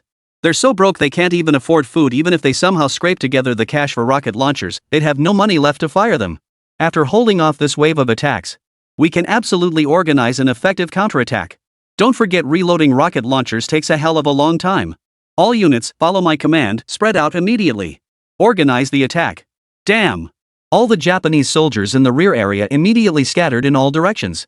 They began searching for cover. From the hilltop, Li Yulong watched the scene unfold, a cold sneer curling his lips. Do they really think scattering their troops will make them untouchable? Notify all units immediately. Firepower coverage mode activated. Switch to high explosive incendiary rounds. Beat the hell out of these little devils. If we can't blow you to bits, we'll burn you to ashes. You bastards. Yes, sir. In an instant, the eyes of our Chinese soldiers widened. After adjusting the firing angle, they unleashed a barrage upon the Japanese bastards in the basin. Whoosh! Whoosh! Whoosh! Instantly, the entire perimeter of Wushan Mountain was densely covered in flashes of fire. The Japanese soldiers below cowered behind rocks, hearing the whistling sounds and looking up. Their expressions froze solid. The once empty sky was now largely obscured by rocket launchers. Like a vast, encroaching cloud of darkness. Even the blinding sunlight overhead was obscured. If you had to describe it in 4 words, it would be overwhelming. What? No way. How can Rabbit Country have so many rocket launchers? This must be using the Bear Nation's Katyusha rocket launchers. But they can't fire that many at once. Take cover now. Hold out through this wave of attacks. Then we can launch an effective counterattack. Quinoa still shouted at the top of his lungs. Inside, he was cursing like a sailor. Those Russians actually supplied the rabbits with so many rocket launchers. They really went all out. But just you wait. Loading a Katyusha rocket launcher takes 5 to 10 minutes. We can use that time to launch a full-scale counterattack. My hundreds of howitzers are still ready to take you on. Rabbits, prepare to die. Once we break through Wushan Mountain, you're finished. Just as Mukiya pondered this, countless rocket artillery shells rained down from the sky. Boom! Instantly, a deafening barrage of artillery fire erupted. The entire basin of the 5 Divine Mountains was engulfed in dust and screams. Those Japanese soldiers who hadn't found cover in time were blown directly into the air, flying over 10 meters high. What flew through the air, however, was not a complete sentence. Instead, it was a shower of severed limbs and broken arms. Many more Japanese soldiers were reduced to piles of yellow earth before they could even utter a scream. Quinoa crouched trembling in a corner sheltered by a pile of rocks. He dared not lift his head. He didn't realize his pants were slowly growing damp. In the blink of an eye, the first volley of rocket fire was over. Mukashi shook the dust from his clothes. Hearing no more shelling outside, he dared to peek out cautiously. But his expression froze again. Before him, the areas where the bombs had exploded were now engulfed in flames. Though some of the Japanese soldiers hiding behind the trees had escaped injury, each of them was now engulfed in a ball of fire. They rolled and writhed on the ground, consumed by flames. Those Japanese soldiers hit by rocket launchers fared even worse. They were both blown apart and burned alive. Those not blown to bits were burned alive on the spot. What the hell is this? Incendiary shells. No way. How could Katyusha rockets possibly carry incendiary bombs? Could the Katyusha rockets have been upgraded? Never mind that the barrage is over. We must organize an effective counterattack immediately. Artillery, mount your guns immediately. Launch the counterattack. Aim for the hilltop. Quickly. The rest of you charge forward immediately. If we break through, we win. At that moment, the deputy commander beside him spoke with a grim expression. We can't keep charging, Major. We must retreat immediately. Fall back now, and we can still link up with the reinforcements behind us. If we push forward any further, we'll be cut off. Bastard. What do you know? This is the perfect moment to counterattack the rabbits. They'll only fire 1 volley at most. After that, they're just a pile of scrap metal. Keep talking back. I'll shoot you dead right now. Deputy Commander's inner monologue, this idiot. Chapter 45, something new? After speaking, Quinoa hooked his foot out and kicked the Deputy Commander flying. Everyone out here. Organize the attack immediately. Does this little bunny really think a single volley can push back my Sakura core? Out of shells yet? Now it's our Sakura nation's turn, isn't it? Once the shells are gone, it's just a pile of scrap metal. Do you really think rocket launchers can withstand the assault of my heavenly god core? The moment of my counterattack is upon us. Today I will create the miracle of the heavenly god core's counterattack. His command was given. The Japanese gunners immediately scrambled to shake and rotate the howitzers. Then they loaded the shells. Li Yulong stood on high ground, watching the frantic movements of the Japanese soldiers below. He couldn't help but chuckle. These bastards actually think they can counterattack with howitzers? Fine. I was just wondering how to hit you while you were hiding. But now you've come crawling out yourselves. That makes things easier. Guys, are the shells loaded yet? All loaded. Li Yulong glanced up. Holy crap! Only 2.5 minutes had passed. 40 rocket-propelled grenades loaded in no time. Qin Fang. You're a true genius. Fire them the moment they're loaded. Those bastards still think they can counterattack. The order was given. The second volley began. In the blink of an eye, rocket fire once again rained down on the Japanese troops like a storm. The Japanese soldiers hadn't even adjusted the angle of their howitzers yet. Some stood frozen in place, clutching shells like idiots. But the most stunned of all was Kazuo Koga. Hidden among the rocks, Koga. Staring up at the sky, his eyes filled with utter astonishment. Why? Why on earth? Not even 3 minutes had passed. Another volley? How is that even possible? The Katyusha rocket launcher couldn't possibly do that. Meanwhile, the deputy commander, still pinned to the ground by his kick, also looked up at the sky. His inner monologue, damn this idiot. No retreat, no retreat. Now, just wait for death. Just as he thought this, Mookie suddenly twisted his head and pulled him up. Damn it. Why didn't you stop me just now? Why? Ha? Listen to yourself. I did stop you. Why didn't you stop me just a little longer? You idiot. Damn it. How dare you insult me? I order you to go out immediately and take my place in command. Ha? Me, go out? Are you out of your mind? Out there is swarming with rocket launchers? I won't last a second out there before I'm blown to bits. You want me to go out? What? Dying in battle for the great Sakura is an honor. Hurry up. Then why don't you go? You go instead. Kinoa muttered under his breath, then kicked the deputy commander out with a single blow. Just then, the second wave of rocket fire rained down from the sky. Boom! Boom! Boom! This time, the Japanese soldiers fired with even greater precision. They struck with even greater force. Because these Japanese soldiers had no time to retreat back to their previous positions. The rocket launchers exploded, detonating the shells the Japanese soldiers held in their hands. In an instant, the Japanese soldiers were obliterated. Kinoa crouched in the rubble. He dared not move a muscle. His pants were already soaked through with urine and feces. Soon, the second volley ended. Looking down at the basin beneath Mount Goshen. A scene of utter devastation. Japanese soldiers were blown to bits everywhere. Some hung from trees, others lay buried in the dirt, and still more floated in the air. Everywhere. As the smoke and dust cleared, only a few hundred of these Japanese soldiers remained. A 15,000-strong force reduced to less than 200. Kinoa crouched low, once again exposing his small glands. He scanned the battlefield back and forth. Then he commanded once more. Retreat! Retreat quickly! Fall back and link up with the 2nd Support Brigade behind us. I refuse to believe you have a third volley left. As long as I can link up with the 2nd Support Brigade, launching another attack won't be a problem. Remember, the 2nd Brigade behind me still has 200 howitzers at their disposal. Do you really think 2 volleys will break me? Mookie, won't be defeated that easily. Sure enough, after waiting 3 or 4 minutes, the third volley never came. Mukashi, hidden among the rocks, burst into laughter. Just as I suspected. Running low on ammunition, are you?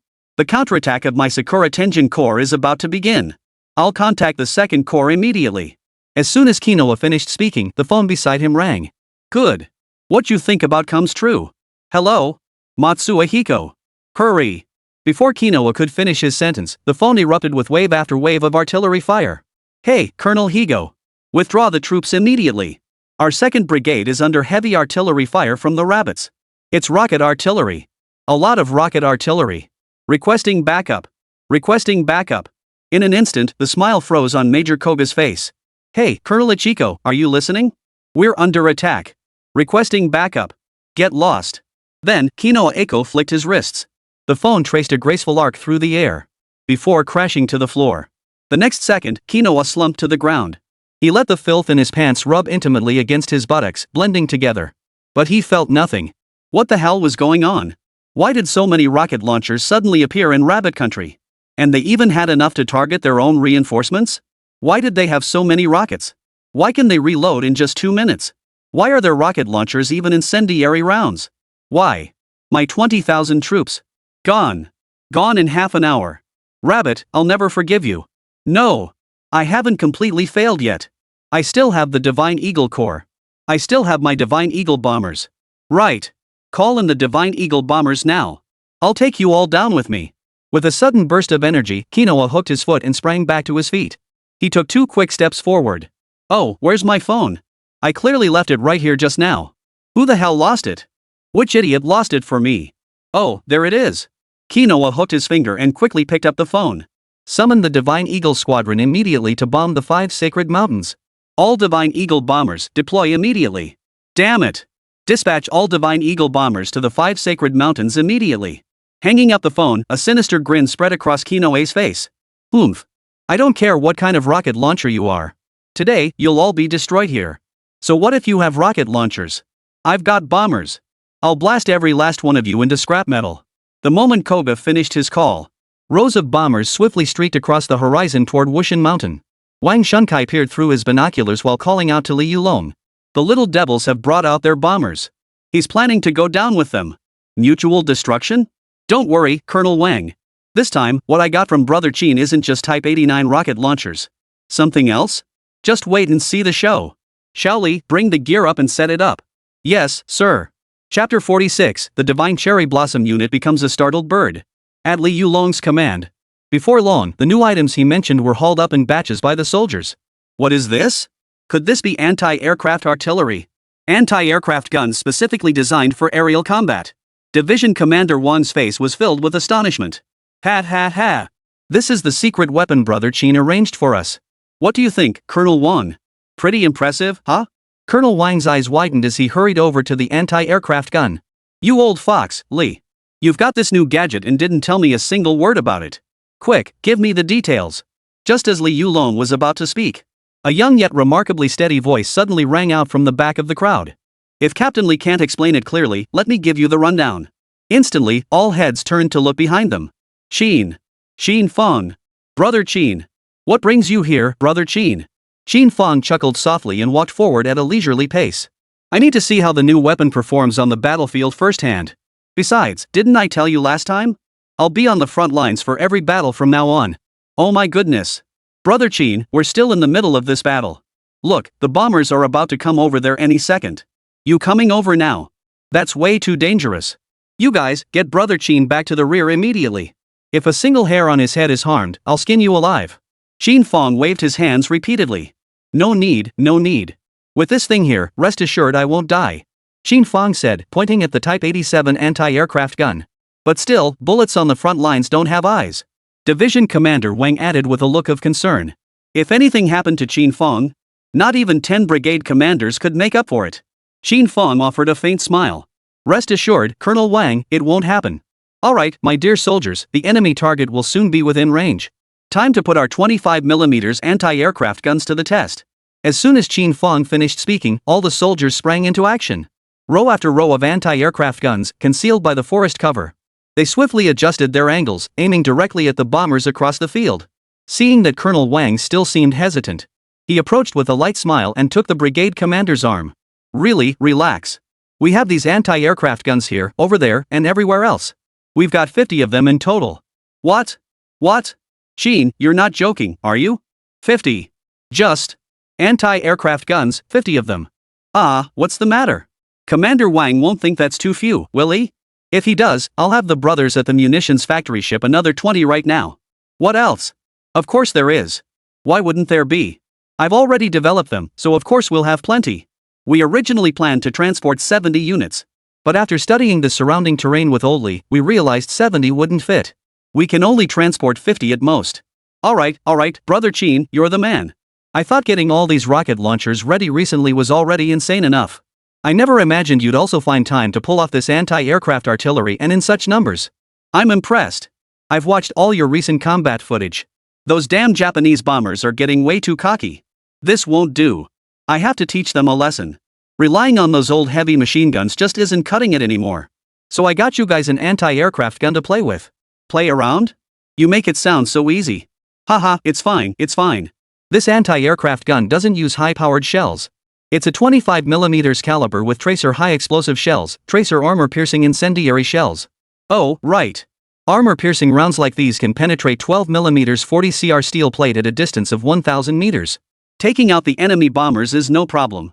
It can completely take out light armored vehicles and even damage the surface armor of main battle tanks. Brother Qin, you mean this thing can take out tanks too, right? Yeah, exactly. Alright, use it for now.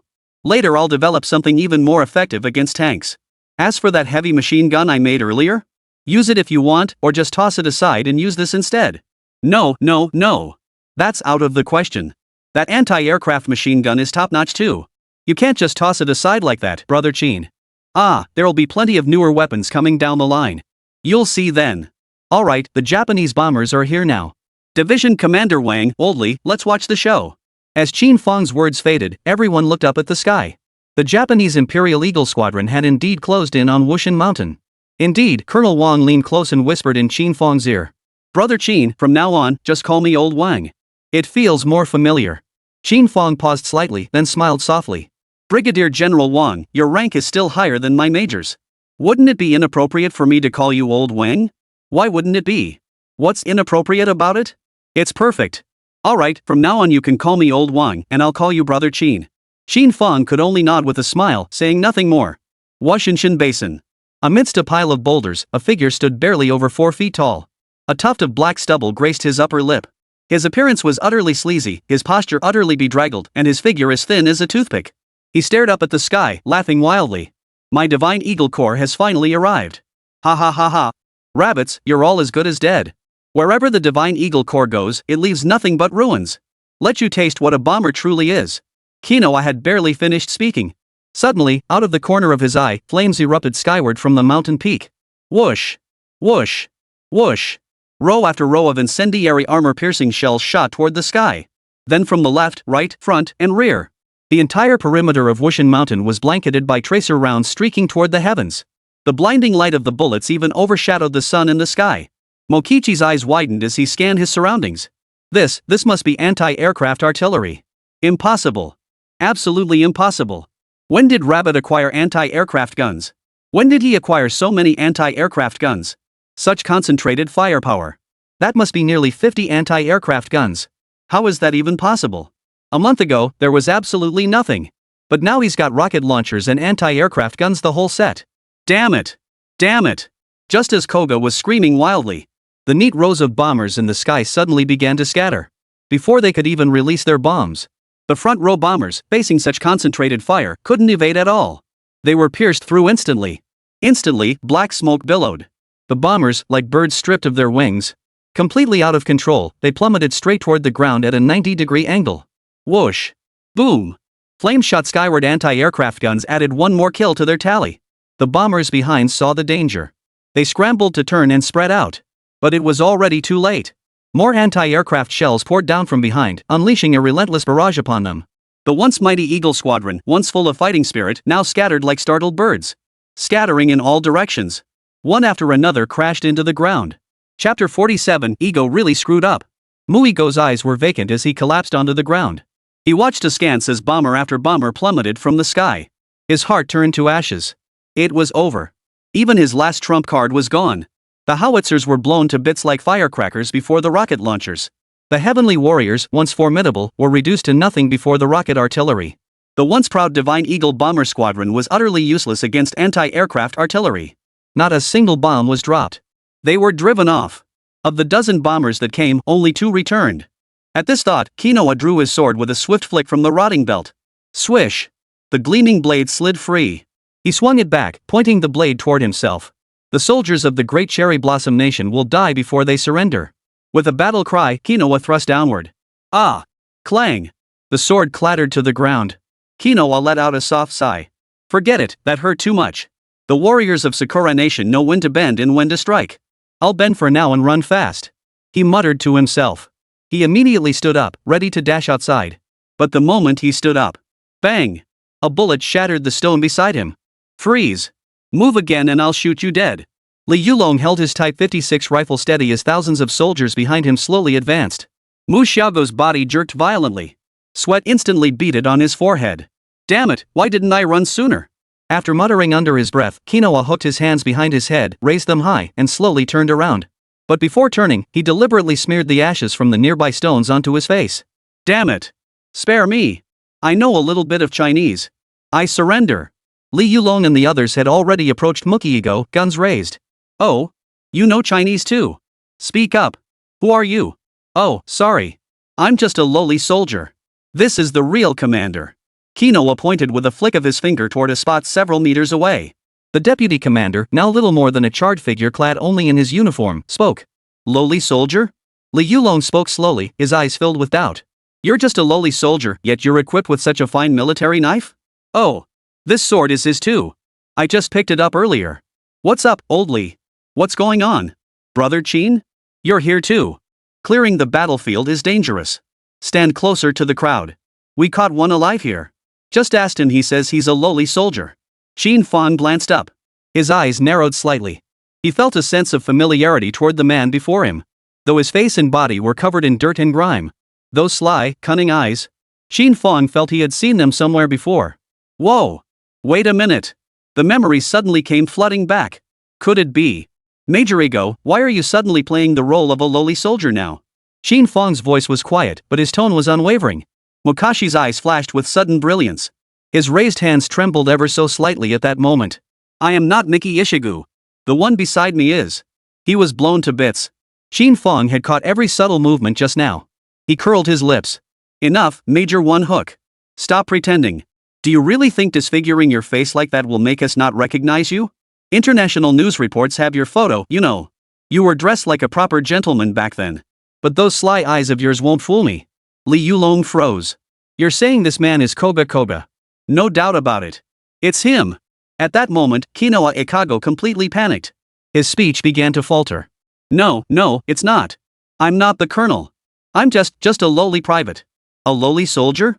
Everyone's recognized you, and you're still pretending? What? Afraid of eating dog? Have you forgotten what you said in your report? Li Yulong shouted at Pang Dao. Exactly. Didn't Mukiigo say he'd eat dog if he failed? Damn it. Truly, fortune favors the bold. Back then he dressed like a gentleman. Now look at him. Li Yulong spoke, then raised the rifle but smacked it right across Mukiigo's skull. You bastard. Didn't you say you'd take over the north in a month? Ha? Take over the entire rabbit territory in 3 months? Damn it. You're something else. Go hang your banners. I told you to invade our country. Kill our citizens. With every word Li Yulong uttered, the butt of his rifle slammed hard against the sleazy face of the man crouched beneath him. Ouch. Ouch. Spare me. Spare me. Mercy? I'll spare your ass. Li Yulong said, pressing the muzzle directly against his head. I'll blow your brains out right now. You bastard. You killed so many unarmed civilians, you deserve to die 10,000 times over. Wait. Hold on, old Li. Don't be so hasty. He hasn't eaten yet. Right. Qin Fang turned and gave Mookie a sly wink.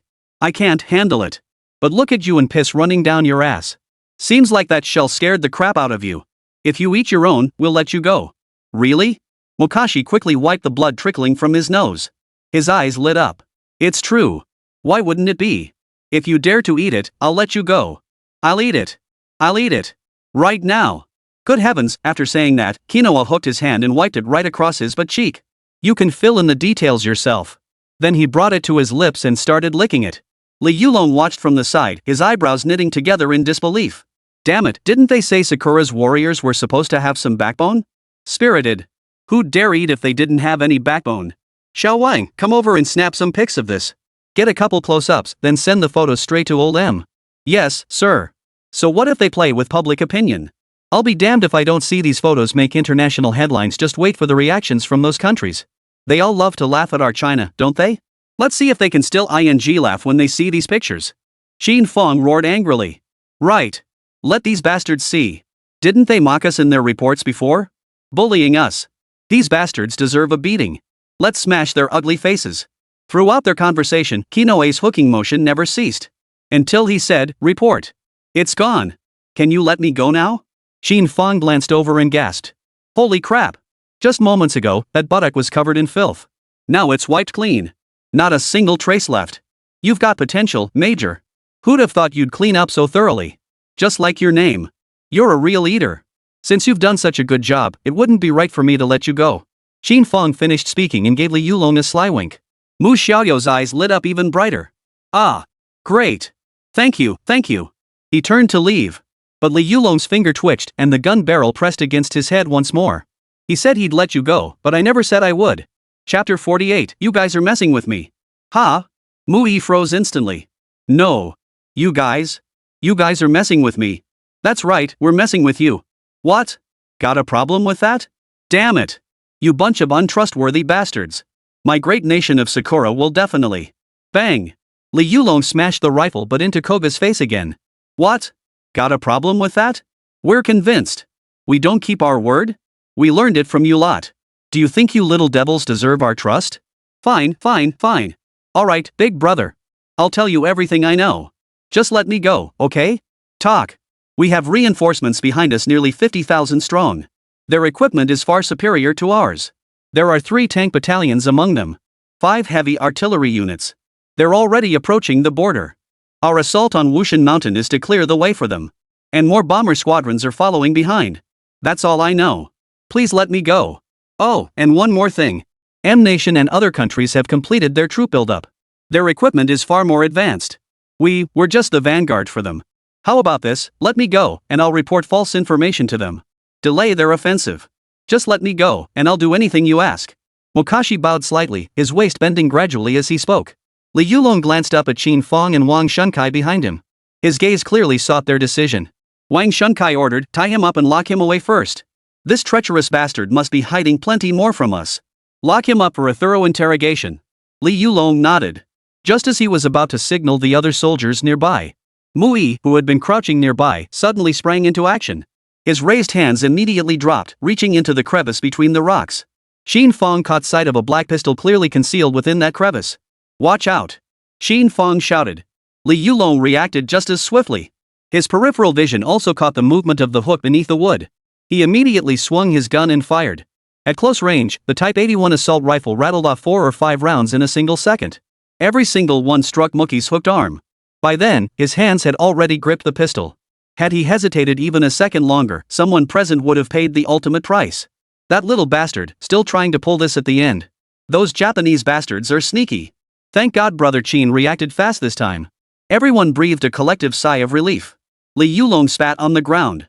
He aimed at the lifeless body on the ground and kept pulling the trigger. Damn it, die already. You really think we're blind, huh? Xiao Wang, bring men to clear the battlefield. Yes. What's the situation with the 2nd Squadron in the rear? Rest assured, Colonel. Our rear unit dealt an even heavier blow to the Japanese reinforcements. Those bastards didn't even have time to react before the rocket launchers turned them into dust. That's good. This battle was awesome. Under rocket fire, all men are equal. This old Wang's been holding his breath for nearly a month, finally got to let it out. Qin Fang chuckled beside him. Old Wang, don't get so worked up. Didn't I tell you about this in advance? You did say it, but seeing this magnificent land fall into the hands of those little devils, I just couldn't hold back. Wang Shunkai said indignantly. Small impatience ruins great plans. Still, we can't afford to be careless. Didn't those little devils just say it themselves? There are still over 50,000 troops behind them. We must reclaim the lost territory as soon as possible. Moreover, the areas occupied by the Japanese still harbor numerous enemy troops. We must wipe them all out. Qin Fang declared. Don't worry, Brother Qin. I've already made arrangements for all of this. The troops have already departed. It's only a matter of time before we retake the territory. That's good. I won't be joining the cleanup operation. I'll head back to the Red Flag military factory first. There are still many tasks ahead. Brother Qin, you're leaving already? We were just thinking about treating you to some wild game from these mountains tonight. After such a great victory, we've got to celebrate. There'll be plenty of chances for wild game. Oh, speaking of food. I brought you a shipment of military rations this time. Try some and see if you like it. What? Army rations? Wang and Li exchanged glances. Brother Qin, we're not short on military rations.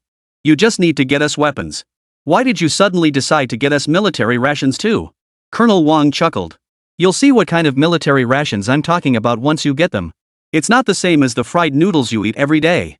Look at our soldiers now, pale complexions, most with mouth ulcers. This is the result of prolonged vitamin deficiency. Vitamins? Brother Qin, given the nation's current circumstances, we're already grateful to have fried noodles to eat. It fills our stomachs. That won't do. Long term, it'll take a serious toll on our soldiers.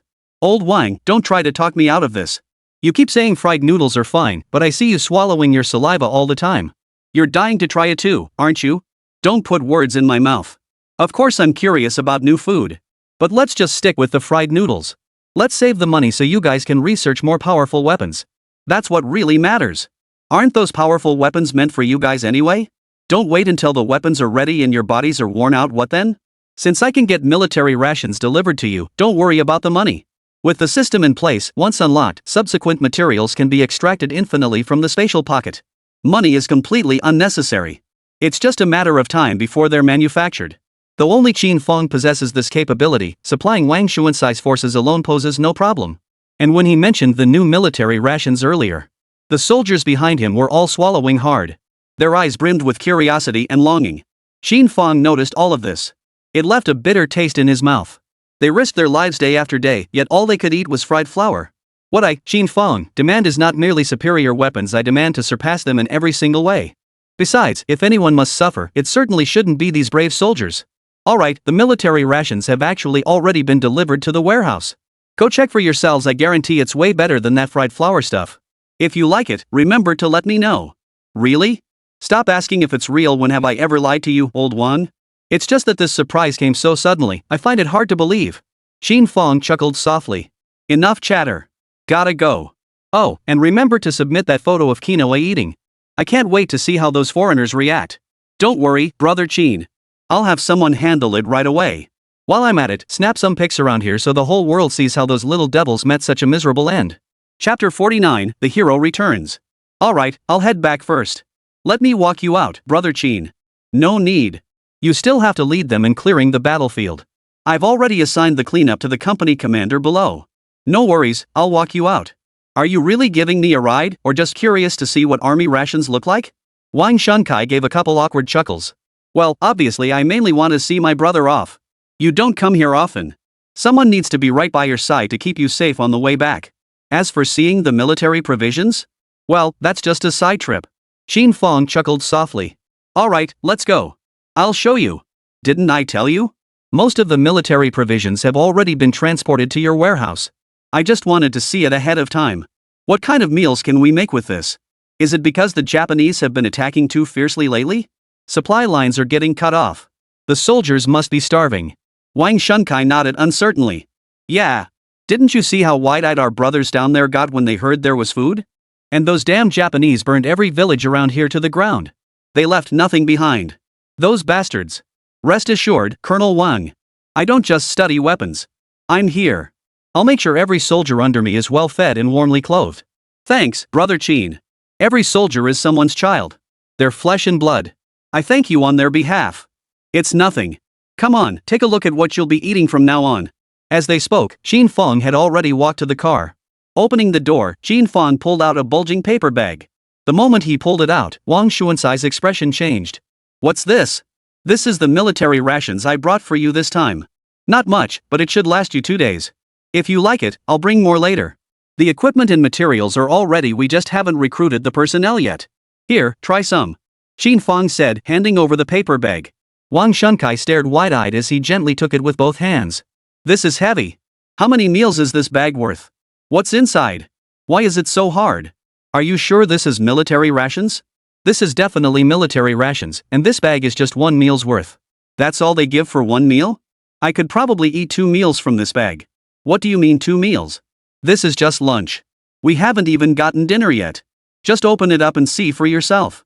Wang Shunkai was so caught up in his excitement that he hadn't even torn open the paper bag after all that talking. Then, Colonel Wang gently tore open the paper bag along the perforated line. The moment he peered inside, his eyes widened instantly.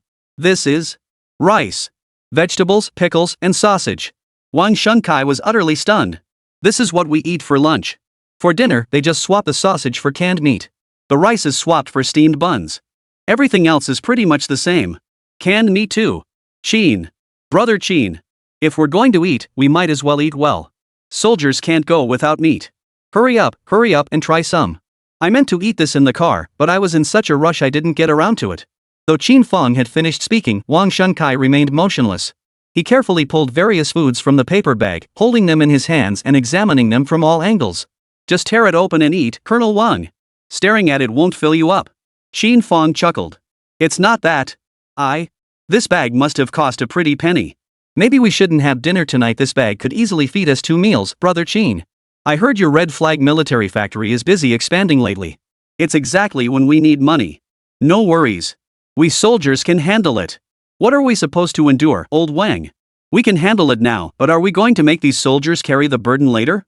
Don't you know what those little devils, those country bastards, are eating? Beef in cans, chicken in cans. Why should they get canned food while we're stuck with fried noodles?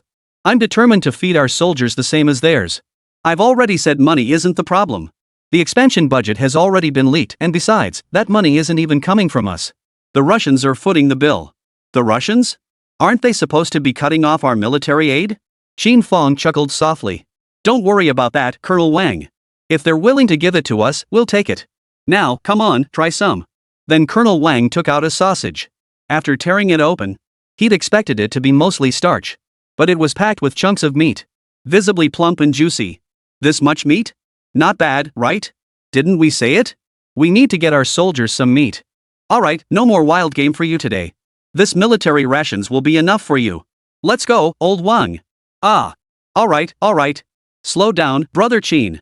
Watching Qin Fang's car drive away, Wang Xuansai's eyes gradually welled up with tears. He had thought Qin Fang was merely a genius weapons expert, capable of providing us soldiers with such game-changing weapons. That alone was enough to make us deeply grateful. I never imagined he'd also consider the soldiers' daily needs. This military ration is arguably even more important than the weapons themselves. Qin Fang, this kindness old Wang here will forever hold it in my heart. Every soldier under my command will remember it. He wiped away the tears threatening to spill. Turning around, Wang Shunkai shouted to the main force behind him. Meat for dinner today. From now on, we'll have meat every day. Those little devils will get beaten every day. Mark my words. This military rations are from Mr. Qin. Anyone who dares forget it, I'll be the first to make sure they don't get away with it. Whoosh! The soldiers behind him raised their rifles and shouted in unison toward the distant vehicle. Thank you, Mr. Qin. Thank you, Mr. Qin. Inside the vehicle, Qin Fang hadn't given it much thought. But when he suddenly heard the shouts from behind him, looking back, those soldiers' eyes were red too. As the saying goes, a man does not shed tears easily, only when he reaches the depths of sorrow. This bag of military rations may not be heavy, but its significance is profound.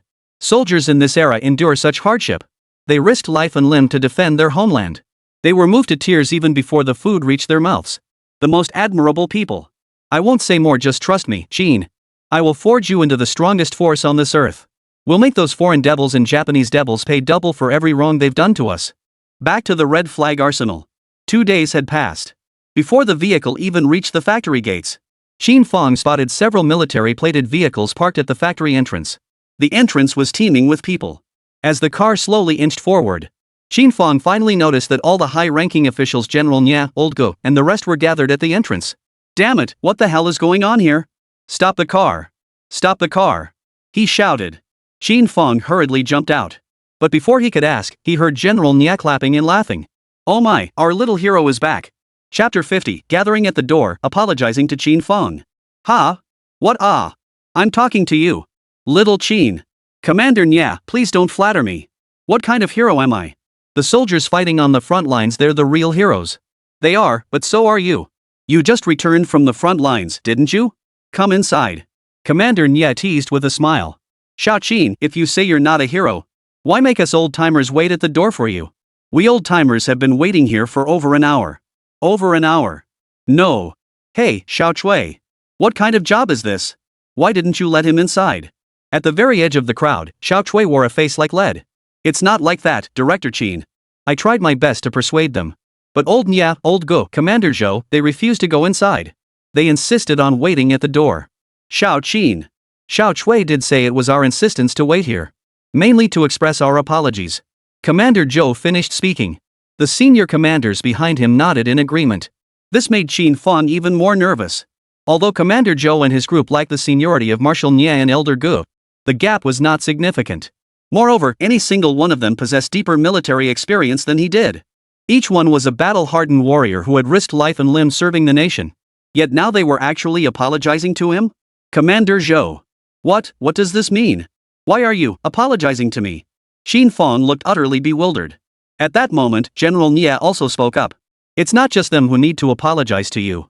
Even I and old Go have to apologize to you, Xiao Qin. If us old-timers weren't waiting for you at the door, how could we possibly apologize? Wouldn't you agree? You bet. Exactly. The senior officers and commanders behind him chuckled in agreement. This scene left Shui Jian and the other workers utterly numb. No wonder they refused to go back inside no matter how many times they were told. Turns out they were all here to apologize to plant manager Qin. Shui technician. Old Zhou nudged Shui Jian discreetly with his elbow. This Qin factory director, just how powerful is he? How come all these big shots we only hear about on the radio are here apologizing to him? Shoo! Keep your voice down. Haven't you seen the bodyguards beside these generals? Watch what you say. Oh, but I'm just curious. Just because I'm curious doesn't mean I'm not curious too. How should I know? And look at our director Qin, he seems to have a pretty special relationship with General Nia and old Gu. It's not just special, it's extraordinary. Just look at the way General Nia gazes at our director Qin. It's practically melting. What do you mean stringy? Watch your language. What kind of person are you making General Nia out to be? That's admiration. Got it? Meanwhile, Qin Fang's face was equally stunned. Ha? No. What the heck is going on here? Are you guys waiting here just to apologize to me? What kind of apology is this anyway? General Nia. At that moment, General Nia, old Go, and the other commanders burst into laughter at Qin Fang's reaction. Alright, we won't tease you anymore, little Qin. We old folks may have been teasing you a bit. It's all out of admiration and affection for you. But to be honest, the apology is genuine. Those remarks you made in front of the international press last time. We old-timers criticized you back then. We said you were too impulsive. Now it seems, you weren't the impulsive one we were. We shouldn't have rushed to criticize you, Xiao Qin. Oh dear. So that's what it was. Comrade Nia, Comrade Gu, your words nearly scared me to death. I thought something terrible had happened. A few words like that, why apologize? And all of you at that? Like Xiao Qin said, words spoken are like water spilled. We old folks said the wrong thing, so of course we should apologize. But apologizing to someone as young as me? That's not quite right, is it, Comrade Nia and Comrade Gu? Commander Zhou waved his hand dismissively. What's inappropriate about it? Apologies don't distinguish between seniority. I'll take the lead. Xiao Qin, I wasn't paying attention when I spoke that day. Don't hold it against me. You've got real talent. I'm truly impressed. As soon as he spoke, the other generals behind him chimed in one after another. Same here. My apologies for any offense, Xiao Qin. Please forgive me. Seeing the momentum building, Qin Fang quickly waved his hands. Alright. If you all truly hold me, Qin Fang, in high regard, please don't apologize anymore. You're all my elders, I really can't bear it. Comrade Nia, Elder Gu, with so many of you here together, I imagine this visit isn't just about apologies. Nia Shui and Lao Gu exchanged a knowing smile. Gu Lao said. See, I told you so. I knew little Qin would figure it out. You owe me a meal, Comrade Nia. Fine, fair enough. Come on, Xiao Qin. There really is something else, but it's good news. Let's talk inside. As soon as Nia Shui spoke, the others followed him into the munitions factory. Shui Jian and the other workers exchanged glances behind them. Did you hear that? Nia Shui just said there's good news. Shui Jian's face lit up with excitement. Shui technician, what are you so excited about? He was telling our factory director Qin about the good news. What's it got to do with us? You just don't get it. Any good news that lands on Director Qin's desk is good news for us too. It's good news for the entire Hongqi military factory. Man, thank goodness I got my head screwed on straight after that scolding. If we really send Director Qin packing, I'd regret it to death. Regret? You'd regret it for the rest of your life and never make up for it. Back then, this factory was dead quiet. Who would have thought we could suddenly attract so many high-ranking officers here? But I reckon this good fortune is definitely tied to the rocket artillery we developed. I heard our rocket launchers blew the Japanese troops' souls right out of their bodies over at the border. In less than 10 minutes, over 10,000 of those Japanese bastards were wiped out. What? Really? Back when our factory director Qin told us how powerful this thing was. But I never imagined it would be this devastating. What did you expect? This time we're hitting the little devils with direct fire coverage. You could say the rocket launchers we've developed this time are absolutely crucial. No wonder so many high-ranking officers showed up all at once. But on Qin Fang's side, before he could process it, General Nia and old Go had already pulled him into the factory. But before we discuss that, you must first show us the rocket launcher production facilities. Qin Fang paused, then let out a faint smile. Commander Nya, I'd say the real reason everyone came this time was to see my production equipment, wasn't it? Xiao Qin, you're only half right. Alright, take us there now. Let them see what it is that wiped out 10,000 Japanese troops in just 20 minutes. Chapter 51, System Reward, here we go again. As General Nya spoke these words, his face radiated profound pride. As if the thing he described was something he had researched himself. Qin Fang observed this silently. He merely smiled knowingly. He promptly led the group toward Workshop 3. Upon entering the workshop, Commander Zhou and the others behind him stared in astonishment. Inside Workshop 3, all manner of equipment was operating non-stop. Beside them lay an array of already manufactured components. This equipment is used to manufacture the Type 89 rocket launcher. First, this area primarily handles the production of the rocket launcher's tracked chassis. Our Type 89 rocket launcher utilizes the Type 321 tracked chassis. This chassis employs an asymmetrical configuration of 6 load-bearing wheels and 3 idler wheels. The power system utilizes a 520 horsepower WR4B water-cooled diesel engine. The section below. Then Qin Fang launched into his usual torrent of detailed explanations. Senior national commanders like Marshal Nian and General Gu followed behind him like attentive students, listening intently. When he reached the critical points of the rocket launcher, several weapons experts who had accompanied him took notes in their notebooks. Exclamations of astonishment kept escaping their lips. The more I hear about this rocket launcher, the less it sounds like something from our era. Oh, you feel that way too? Me too. I just feel like this Type 89 rocket launcher should be a product of the next few decades. That's more in line with our current national situation. Exactly. But then again, Qin Fang spent 5 years undercover in the US. During that time, he helped us break through numerous technological barriers. Now he's back in the country. It's only natural he'd have advanced weaponry research technology in his hands. After all, those country folks' military tech is decades ahead of ours. You're absolutely right.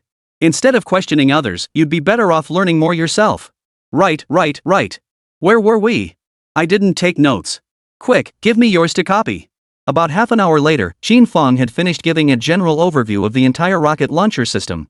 He returned to General Nya and Old Gu. That's about all there is to it. What's the matter, Comrade Nya? Didn't I already brief both you and Gu Lao earlier? General Nya smiled faintly. Just telling us two wouldn't get you this thing, you know. Saying this, he pulled a top-secret document from his breast pocket. Go ahead and open it. Qin Fang opened the top-secret document with a puzzled look. Inside, a bold red headline declared. Decision, Red Flag Military Factory to be elevated to Red Flag Military Industry Research Institute. Primary function, research, development, manufacturing, and production of all types of military weapons. Research Institute? That's right. The Red Flag Military Factory will be vastly different from what it was before. To call it a military factory before was a stretch, it was more like a repair shop. But since you arrived, the Red Flag Military Factory has successively researched and manufactured multiple high-performance weapons. After discussing it with Old Gu, we decided to report the situation up the chain. It was unanimously decided to elevate it to a research institute. However, we still publicly refer to it as the Red Flag Small Military Factory. To keep things under wraps. That's good. Actually, there's one more crucial point. With the Research Institute designation, allocating future budgets to your facility will be much more straightforward. Thank you, Comrade Nya. It's too early to thank me, there's still another document to come. Another one? Qin Fang flipped to the next page, where another bold red inscription appeared. Granting Qin Fang the title of Senior Weapons Expert of Huaxia. Senior Weapons Specialist? The moment Qin Fang uttered those words, the expressions of Cui Jian and the other workers nearby changed dramatically. Senior Weapons Specialist. I think there are fewer than 20 people nationwide who hold this title. To be precise, it should be 13. Now there are 14. What did I tell you? I always say something good will happen. Cui Jian exclaimed excitedly. Everyone was speechless. When did you say there was good news? I think it was Comrade Nya who said something good was coming. Nishwai, can I ask what this high-level weapons expert is for? Qin Fang scratched his head. Though the title sounded impressive, he honestly had no idea what it entailed. Old Gu explained, young Qin has been away for 5 years and just returned. There's a lot he doesn't know. Commander Nya waved his hand dismissively. It's fine, Old Gu. Xiao Qin, it's just an empty title. Don't dwell on it. Just remember that whenever you develop any cutting-edge weapons in the future, and need other military factories to assist in production, you can contact them directly. No need to go through me anymore. It'll save a lot of time. And you'll avoid all the cumbersome paperwork. If they ask why, simply tell them you are a senior weapons specialist personally authorized by me, Marshal Nya. No questions asked, just follow orders. But if they refuse to cooperate, Call me again, and I'll make them cooperate. That's so bossy? General Nye truly lives up to his reputation. He's just tough. I doubt anyone would refuse to cooperate. We're just covering our bases, Xiao Qin. Alright, we've covered everything. Let's all grab a meal together right here at the factory. No objections, right? Once Nye Shui spoke, who dared to object? They all nodded in agreement. At that moment, Cui Jian hurried over with a smile on his face. I'll go arrange for the cafeteria staff to prepare the meal right away. No need. Just have them make a bit more of what we usually eat. No need to prepare anything special. Ha! Got it. Cui Jian finished speaking and immediately ushered everyone to escort General Nye, Old Go, and the other commanders to the cafeteria. Just then, a sharp ding sounded in Qin Fang's mind. The system voice followed immediately. Congratulations! The military factory where the host is located has been upgraded. All existing equipment and subsequent installations now operate at 30% increased efficiency. Congratulations, host, on obtaining the title of Advanced Weapons Specialist. Unlocked technology equipment and other items now require 30% fewer tech points. Holy crap! So titles earned in the real world also trigger rewards within the system. And this reward? A 30% reduction in required tech points for unlocking? That applies to everything. Whether it's simple or complex tech equipment, the reduction applies. Doesn't that make unlocking them way easier from now on? At that moment, another progress bar popped up in the system interface. Current system task: complete annihilation of the Sakura offensive force is 90% complete. Expected completion tomorrow. Upon task completion, system rewards will be distributed immediately. If the system hadn't reminded him, Qin Fang would have almost forgotten he still had a mission. He guessed the remaining 10% must be areas old Wang and the others hadn't cleared yet. But now they had rocket launchers and ample ammunition, mopping up would be a breeze. Over a meal, the crew ate heartily in the mess hall. Many senior commanders sighed with nostalgia, remarking how long it had been since they'd had communal stew. As they ate, they reminisced about the old days. Each story they shared was a historical event in its own right. But beyond reminiscing about the past, they mostly discussed what the international community would say about Huaxia's victory this time. Back then, they had laughed so loudly. Chapter 52, Does the Rabbit Have Magic? On the M Nation warship. Bang! MacArthur slammed the newspaper in his hand onto the desk. The headline screamed across the page. Sakura's 20,000-strong force penetrates deep into Rabbit's 5 sacred mountains. 1 hour later, only 2 emerged. Half the attacking force annihilated, Sakura becomes a laughingstock. Could it be that Rabbit wasn't bluffing? Foreign commentary: the Rabbits wield magic. Beneath this report, the nations that once clamored about Rabbit Nation's impending doom. Now silent. All cowering in silence. The commanders of neighboring nations' armies are all bowing their heads, not uttering a word. Damn it! Why are you all hanging your heads like this? Weren't you all scheming just 2 days ago about who'd get the rabbit head and who'd get the rabbit legs? Now you're all silent? Someone tell me. What the hell is going on here? A force of nearly 20,000 men. Gone in just 1 hour? Look at this. Look at what this report says. Rabbits with magic? What country's reporter wrote this? At that moment, the officer from John Bull stood up. It was us. Execute your reporter immediately. Yes, sir. To utter such brainless nonsense as a journalist. He doesn't deserve to be called a reporter. As if rabbits can do magic. Anyone who says such things clearly has their head up their ass. I really don't understand whose side are you journalists on? The rabbits? Ha! Didn't you guys say it was a sure win back then? Told me to relax? What was all that hype about how amazing the Sakura team was? Now 20,000 men, 20 minutes gone. What, are you saying rabbits can wipe out 1,000 people in a minute? Do they have magic or something? General Mike, watch your language. My words? What should I watch? Did I say anything? Where did I say anything inappropriate? Nothing. Please continue. Those damn Sakura bastards. 3 or 4 days have passed and not a single word was reported to me. Now I have to learn about the situation from international news? I think they probably don't have the guts to report to you, General Mike. Too ashamed to report to me? They certainly should be too ashamed to report to me. I gave them hundreds of howitzers. All wasted. 20,000 men. Even if they just sat there and let people hack at them with knives, it'd take all afternoon. How did they manage that? Ha! And these cherry blossom dogs are armed with guns and cannons. What the hell are they bragging about with their heavenly god core? They say they'll eat if they don't take down the rabbits. That Kinoa guy. He really is that dog under the wood. Wait, why haven't we heard anything about Kinoa Eiko? Heard he might have been killed in action. Dead? That bastard got off easy. If he hadn't died, I'd have dragged him here and killed him myself. We gave him guns, we gave him artillery, we gave him weapons and ammunition. Now 2 months later, we're back to square one. FCK. I'm calling little Sakura right now. Let's see how they respond to me. Just as MacArthur picked up the phone, there was a sudden knock at the door. General MacArthur, the high-ranking officials from Sakura Nation request an audience. Fine, now they know they're here. Then tell them to come right in. Yes, sir. A faint sound came from outside the door. General Mike says to get your asses in here. Damn. Hey, it's roll in, not walk in. Damn it. Do you know who he is? He's a lieutenant general in the Imperial Japanese Army.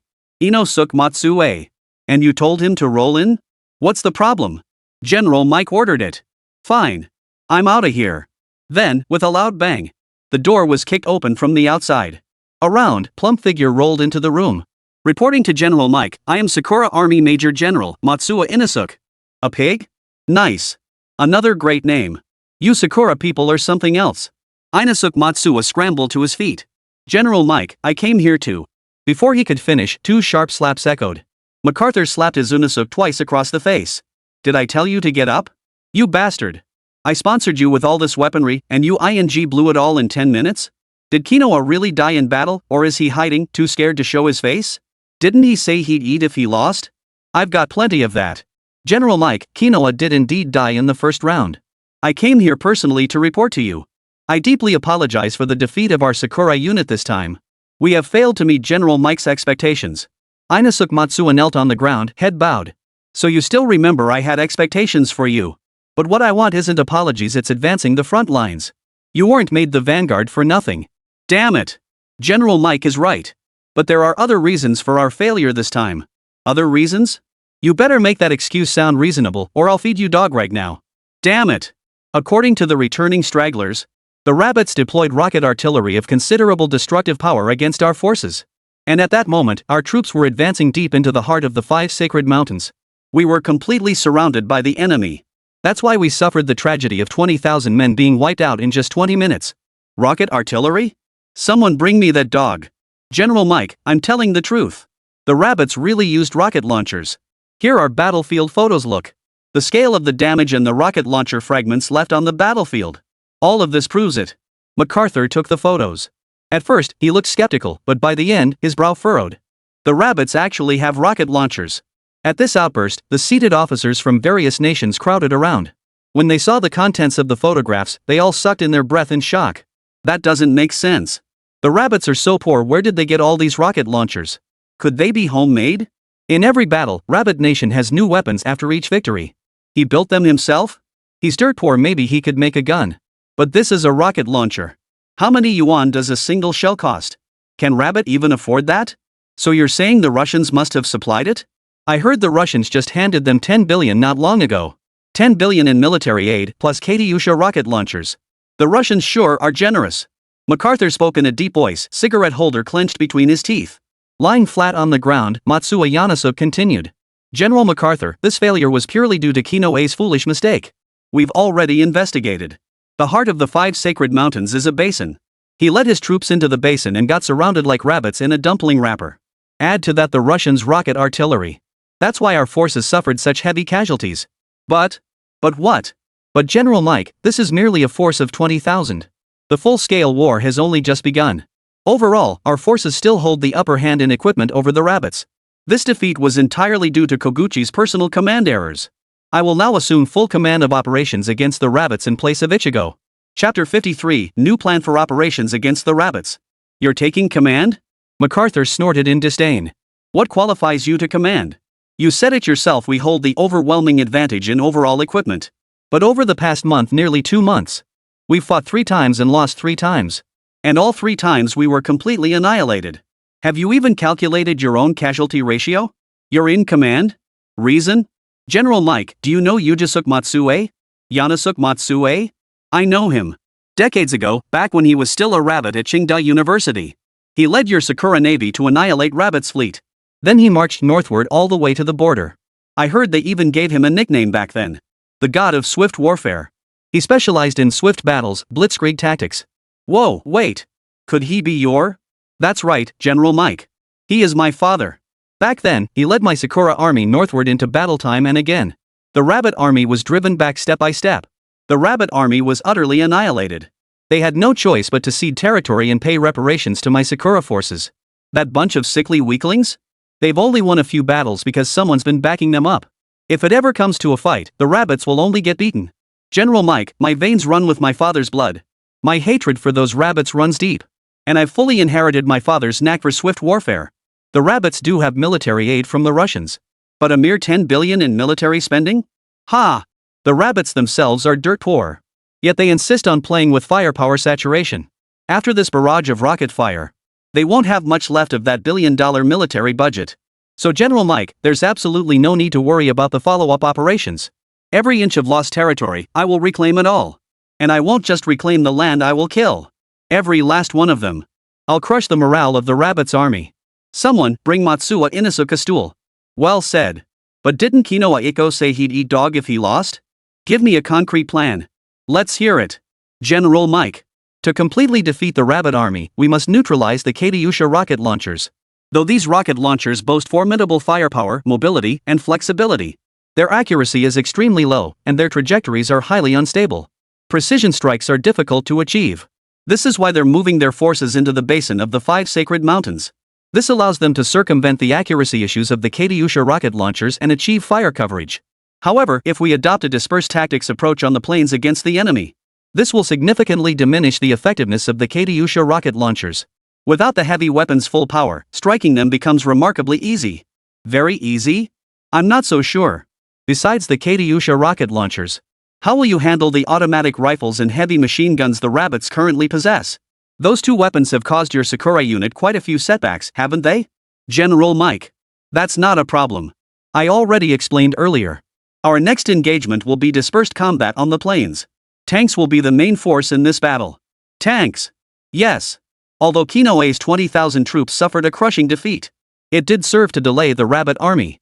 While those 2 forces were engaged, my Sakura 1st Tank Division has nearly reached the rabbit border. Our division is equipped with the Type 97 tanks of our Sakura nation. A total of 120 tanks. Additionally, we had 70,000 troops. Truthfully, we had long recognized significant flaws in Kinoa's tactical command. Following his advance, our forces have continuously deployed troops in close pursuit. So General Mike, do not worry, the full-scale war has only just begun. Clap. Clap. Clap.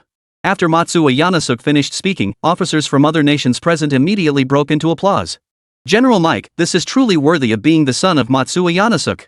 What boldness, courage, and brains. What did I tell you? I always said pigs would be smarter than dogs. See?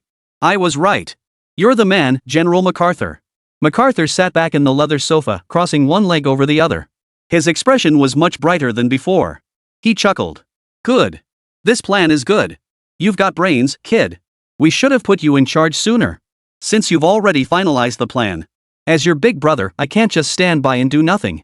Here's what we'll do. I'll get you some supplies to help take out those Russian Katyusha rocket launchers. Our goal is to destroy every single rocket launcher the Russians supplied them in the next battle. This time, you must not only win. You must crush the enemy's morale. Crush their forces for me. Beat them so badly they can't even lift their heads. Got it? Damn. No problem, General Mike. There's an old saying among rabbits. Make amends for your mistakes. This time, I, Matsuo Inosuke, will give it my all. I just wonder what General Mike will give us. Can it even take out rocket launchers? You'll find out once it's delivered. Make good use of it. Crush the rabbits. Got it? Damn. Watching the receding figure of Izunosuke Matsue, MacArthur slowly exhaled a puff of smoke. General Mac, I reckon this Matsuo Inosuke's got more brains than Kino Ako.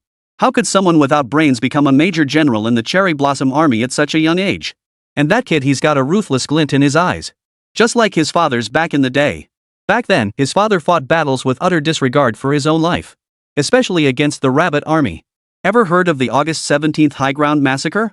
The August 17th Hill Massacre? I've heard of it. Back then, nearly 1,000 rabbits were surrounded by the Cherry Blossom troops. They could have simply shot them. But in the end, they burned the rabbit troops alive with incendiary projectiles. They say the smell of burning filled the air for 3 kilometers around. It lingered for 3 days. That's right. The Sakura officer who orchestrated that massacre was his father. And this is only what made it into the reports. There's far more that never got published. That's brutal. But General Mike, the rabbits aren't what they used to be. Not what they used to be? But they're not much better off either. Yoshinosuke's plan this time is solid. Let's give those rabbits a tank battle. These little bunnies think they're all that just because they've got a few guns now? Once the tanks roll out, they'll all be stunned. What if the Russians keep supplying them with military aid?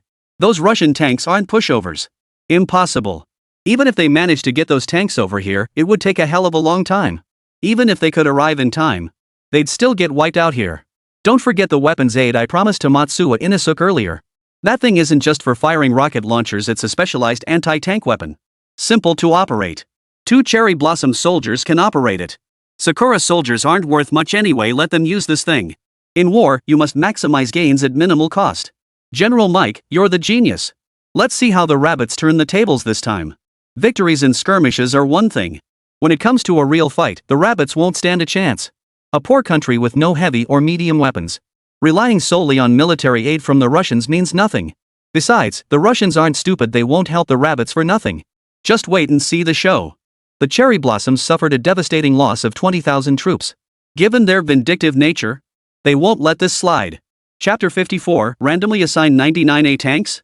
But objectively speaking, the Rabbit Nation's 3 major victories have greatly boosted their confidence and morale. Completely crushing them won't be easy. Damn it all. What's so difficult about it? General Mike, I'm moving troops now. Join forces with Matsuo Inosuke's troops. I refuse to believe we can't take down the entire northern region. MacArthur froze, glancing toward the crowd. Oh. General Park Il-sung. What? You want to send troops too? But aren't you fighting the North Koreans right now? Those starving bastards up north. They're no match for us Southerners. Beating them is like a father disciplining his son. But honestly, I've had it with those rabbits for ages. Those broke bastards trying to steal our Dragon Boat Festival and kimchi. Those are clearly our traditional cultures, damn it. We must fight for our own culture. And we should be grateful to Big Brother M for helping us. Please give us a chance, General Mike. Once our M country soldiers arrive in our South Korea, I'll present our nation's most stunningly beautiful plastic surgery girls. Oh, wait. It's naturally beautiful and adorable girls. Good. No problem, General Park Il-sung. With the addition of your brave South Korean warriors, the battle will proceed even more smoothly. But have you parked these naturally beautiful and adorable girls you're sending? I've heard that your Park clan in South Korea has a particular fondness for this sort of thing. Especially your son, Park Pyo-rak. Rumor has it he parked 15 in one night. General Mike, rest assured the lovely girls I provide are absolutely natural and pollution-free. As for my son Pao Piao-lo, he did have 15 girls in one night.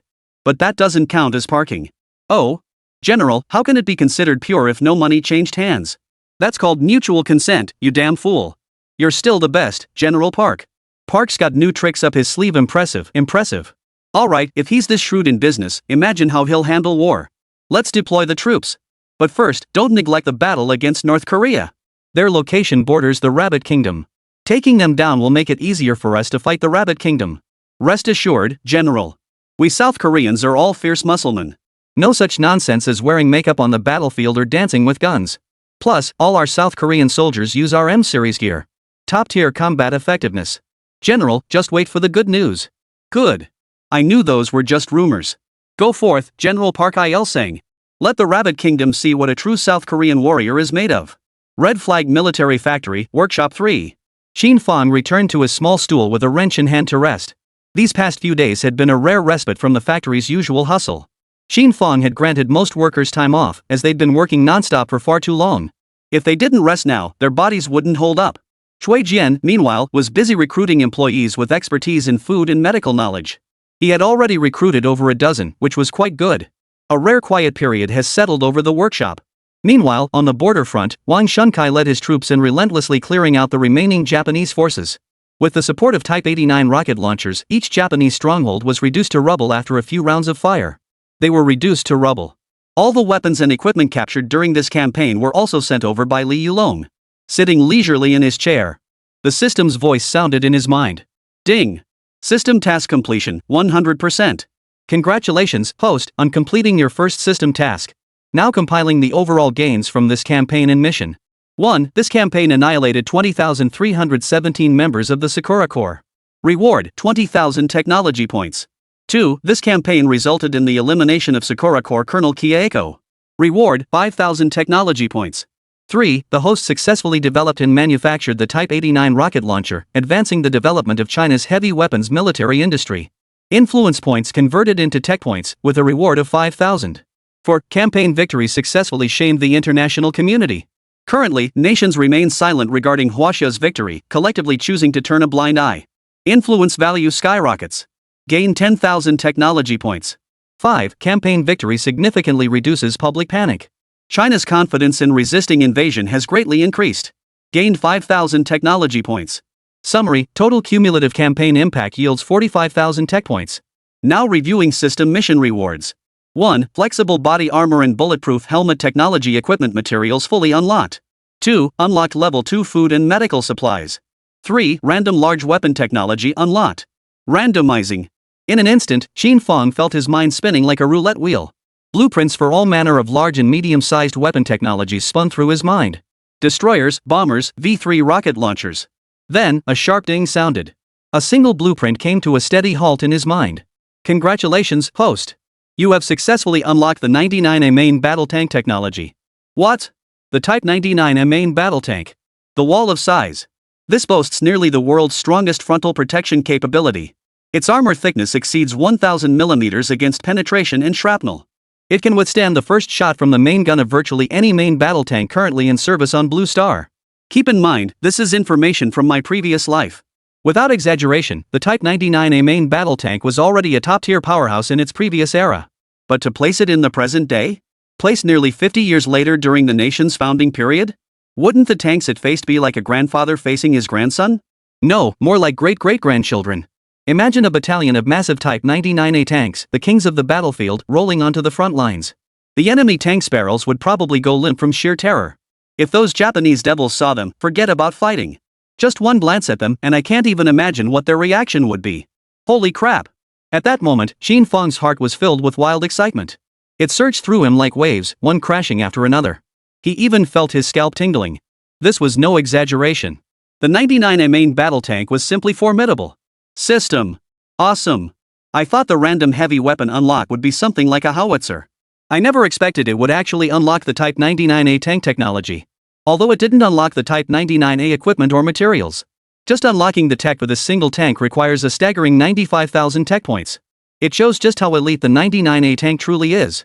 But when Qin Fang recalled that the equipment and materials unlocks would require a total of 120,000 tech points, his initial elation diminished considerably. The tech points he currently possessed were nowhere near sufficient. Even if he added the tech points gained from trading weapons captured during this war, he'd still be short by 2,000 or 3,000 points. Such a formidable weapon, the king of land warfare. Could it truly remain unlocked forever? But if it were ever developed among land-based tanks, it would be virtually unmatched. If they can ramp up production later, it would simply bulldoze everything in its path. What the hell are we supposed to do? Qin Fang's brow furrowed deeper and deeper. Suddenly, an idea flashed through his mind. The military factory had just been upgraded, and he had also obtained the title of Advanced Weapons Specialist. The system's reward, all unlocked tech points reduced by 30%. Chapter 55, The Russians Call. Right. How could I have forgotten about this? Qin Fang immediately used his consciousness to enter the main interface of the Type 99A tank. He immediately discovered that the total tech points required to unlock all equipment and materials now amounted to just 84,000. After trading the large quantity of enemy weapons captured in this campaign, it would be more than enough. The Type 99A could absolutely be unlocked. Our nation finally possesses a truly formidable trump card. Moreover, we still have the 5 billion military funds provided by the Russians. We can unlock multiple sets of production equipment. After all, material and technology unlocks are permanent. To ramp up production of the Type 99A, the remaining task is to unlock more equipment. Then distribute these facilities to military factories nationwide. Mass production. It won't take long. A fully equipped armored brigade will be born. Didn't Mukiya mention there are nearly 50,000 more Japanese soldiers behind them? Come on, everyone. If they don't come, how will the Type 99A main battle tanks get through their break-in period? If they don't come to die, how will I ever invade the homeland of the cherry blossoms? How else will we get to eat Japanese Wagyu beef? How else will we implement the scorched earth policy against the cherry blossoms? Come on in, let the northern lands of China become your little cherry blossoms meat grinder. Alright, next mission, develop the Type 99A main battle tank. The king of land warfare is about to shake the world. Bang! A knock sounded at the workshop door. Bro! Are you in there? A gentle woman's voice called out. Qin Xinxin? Why'd this girl suddenly show up? He glanced at the calendar by the wall. Saturday. She's here. Qin Fang answered, walked to the door, opened it, and let Qin Xinxin in. She was carrying a large bag in each hand. She walked past Qin Fang. A delicious aroma of freshly cooked rice wafted through the air. Bringing me more goodies again? Qin Fang teased. You bet. It's the weekend, so I have time. I cooked a bunch of dishes at home. Besides the food, I also brought you some clothes. It's getting colder, you know. Don't catch a cold. Qin Xinxin spoke as she placed 2 large bundles on the table. But she kept murmuring to herself. I meant to come over last weekend. I heard you were busy, so I didn't come. But now that I see you're free, I rushed right over. Did you miss me, big brother? No. Qin Fang chuckled. No. And I went to all that trouble making you so many delicious dishes. Just kidding. It's mainly because I've been so busy these past few days. Qin Xinxin playfully rolled her eyes and gave a light snort. Fine, I'm a big-hearted girl. I won't hold it against you. Let's eat. You've probably barely eaten with all that work lately. Look, you've lost weight. Qin Fang didn't hesitate, sitting down at the table and picking up his chopsticks to eat. Oh, by the way, do you remember what we talked about last time visiting our parents' graves? I remember. We'll go after we finish eating. Didn't you say you had something to give me? It's something our parents left behind. That's right, but I can only give it to you after we pay our respects to Mom and Dad. Huh? What kind of thing needs to wait until after the memorial service? It's a notebook with many names written inside. Mom and Dad hid it near the gravesite before they passed away. They said I must wait until you return before giving it to you. Alright, I understand. After finishing their meal, Qin Fang quickly washed up, got dressed, and took Qin Xinxin with him. With Xiao Jun driving, they headed toward the suburban cemetery. This time, several other soldiers accompanied them. As they drew nearer to the cemetery, Qin Fang gradually grew quiet. Although the deaths of his parents were orchestrated by the Americans, the cherry blossom devils had pulled the strings. It was ultimately because of him. This thought weighed heavily on Qin Fang's heart. Back then, when the Americans placed the photos of his parents' brutal deaths before him, he could only force himself to endure the grief. Now, recalling the mockery of those country people, their haughty demeanor, the contempt they showed when they cursed the people of China as cowards, his fists clenched unconsciously. National humiliation and personal grievances. I will never forget. I will make you bullies pay for your cowardice. Suddenly, a pair of small hands gently wrapped around Qin Fang's clenched fists. Qin Xinxin blinked her slightly reddened eyes and said, Brother. Qin Fang snapped back to reality. I'm fine. All right. They soon arrived at the cemetery. After paying their respects, Qin Xinxin indeed pulled out a notebook and handed it to Qin Fang. This is what Mom and Dad left for you. I haven't opened it myself, but I know it contains many names. Qin Fang took the notebook and opened it. Before long, Qin Fang's mood grew even heavier. It turned out his parents had known about his undercover work from the very beginning, and they had been secretly supporting him all along. They had even uncovered numerous Japanese spies lurking within the country. The names and photographs recorded here were those very spies. Some had already secretly returned to Japan, while others remained hidden within the country. The deaths of his parents later were also due to being discovered by Japanese spies. Qin Fang flipped through the names and photographs in the back. Among them was the very first Japanese double agent Pandolin. Besides him, many of the spies and agents were Japanese disguised as others. These bastards, hiding within our borders. They commit every conceivable evil. Some low-level agents constantly stir up riots. The higher-ranking ones infiltrate military industries to feed intelligence back to the enemy. Keep reading. Qin Fang discovered all these spies belonged to a single organization called Sakura. The head of this organization was named Inosuke Matsue. Thanks to the spy network he established, they repeatedly obtained critical intelligence from our Chinese nation. He had now risen to the rank of Japanese Army Major General. And my parents, they were personally murdered by this very Matsue Inosuke. The records detailed the various atrocities he committed after infiltrating our country, secretly assassinating numerous high-ranking Chinese military officers. He orchestrated major security incidents, resulting in the deaths of nearly 100 innocent civilians. The Huzhou arson case, the major mass casualty incident. Countless violent crimes were either directly or indirectly orchestrated by it. Matsue Inosuke. What a fine name. I'll remember you. You'd better not cross my path. Qin Fang carefully tucked the notebook away. He approached his parents' graves and bowed 3 times before their tombstones. Father, Mother, I failed to fulfill my filial duty while you were alive. I will avenge you. This notebook was bought with your lives. Every single name written here is etched into my memory. As for Matsue Inosuke, I'll make sure you become a pig in Matsue. By the time they returned to the Red Flag military factory, it was already afternoon. Qin Xinxin had already been sent back to her unit under Xiujuan's arrangements. The moment Qin Fang stepped into his office, the phone rang urgently. He picked up the phone. Old Ji's voice came from within. His voice sounded somewhat muffled. Xiao Qin, Nislev called me this morning.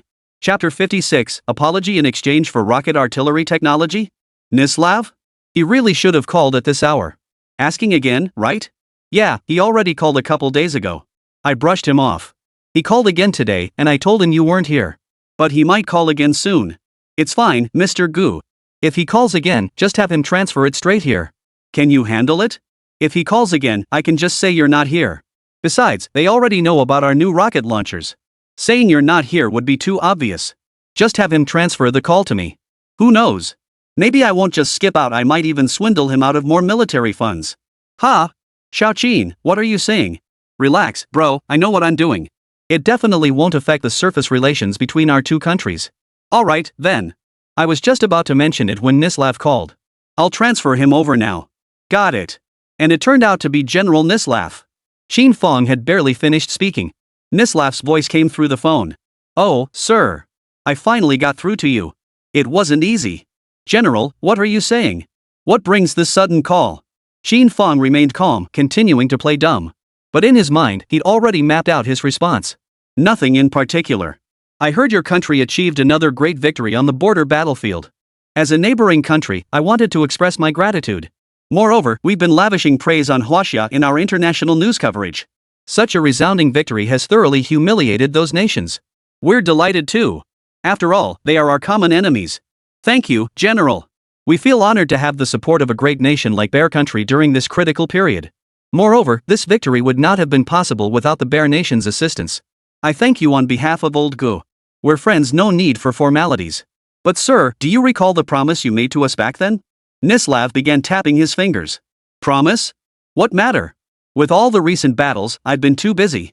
I can't quite recall. Can't remember. Sir, you're quite the joker.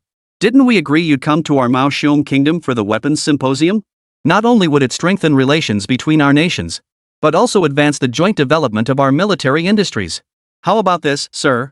I'll send someone to fetch you immediately. We'll escort you directly to the capital of our Bear Nation. We'll provide the finest accommodations. After the symposium concludes, we'll escort you back immediately. What do you say? Not so good. Ha? No. I don't mean to offend the general. I've just been swamped lately. Those little devils keep harassing us at the border. I've heard they have tens of thousands more troops behind them. They say China is a nation of courtesy. We can't go back on our word now that we've made a promise. Nislav's tone grew serious. Qin Fang curled his lip. Bringing this up? Do they really think I'm a 3-year-old child? If I actually went, would I even be able to come back? We never said we wouldn't go. We're just swamped lately. How about a little later? Once we've driven back the Japanese devils, I'll personally make the trip. Sir, Old Go has said this several times already. You aren't deliberately stalling, are you? When you first came to our Bear Country, we gave you 10 billion in military aid. We didn't hesitate, we transferred the funds immediately. Now you're making excuses and stalling. That's not right. How could that be, General? How could we possibly be stalling? It's just that we've been incredibly busy lately. Don't use busyness as an excuse. If you truly don't want to come, fine. Just return the 10 billion in military aid we provided right now. Return it to you? General Nislav, are you sure you're not joking? I, Nislav, am not one to joke around. Is it that you can't afford to repay this billion in military aid? Did you spend it all on developing your new rocket artillery? I hear it's a 40-barrel model. Even more powerful than our Katyusha rocket launchers. Right? Nislav's tone grew even more aggressive. But Qin Fang remained utterly unfazed. Leaning back in his chair, he crossed his legs and spoke slowly. General, your intelligence is truly impressive. There is indeed such a matter. Not only did they develop a new rocket launcher. After repelling the Japanese invaders, they still go around claiming they used our Katyusha rocket launchers. This kind of behavior seems even more inappropriate. What? Are you deliberately trying to conceal it? No. I'm saying this for your sake, General Nislav. Me?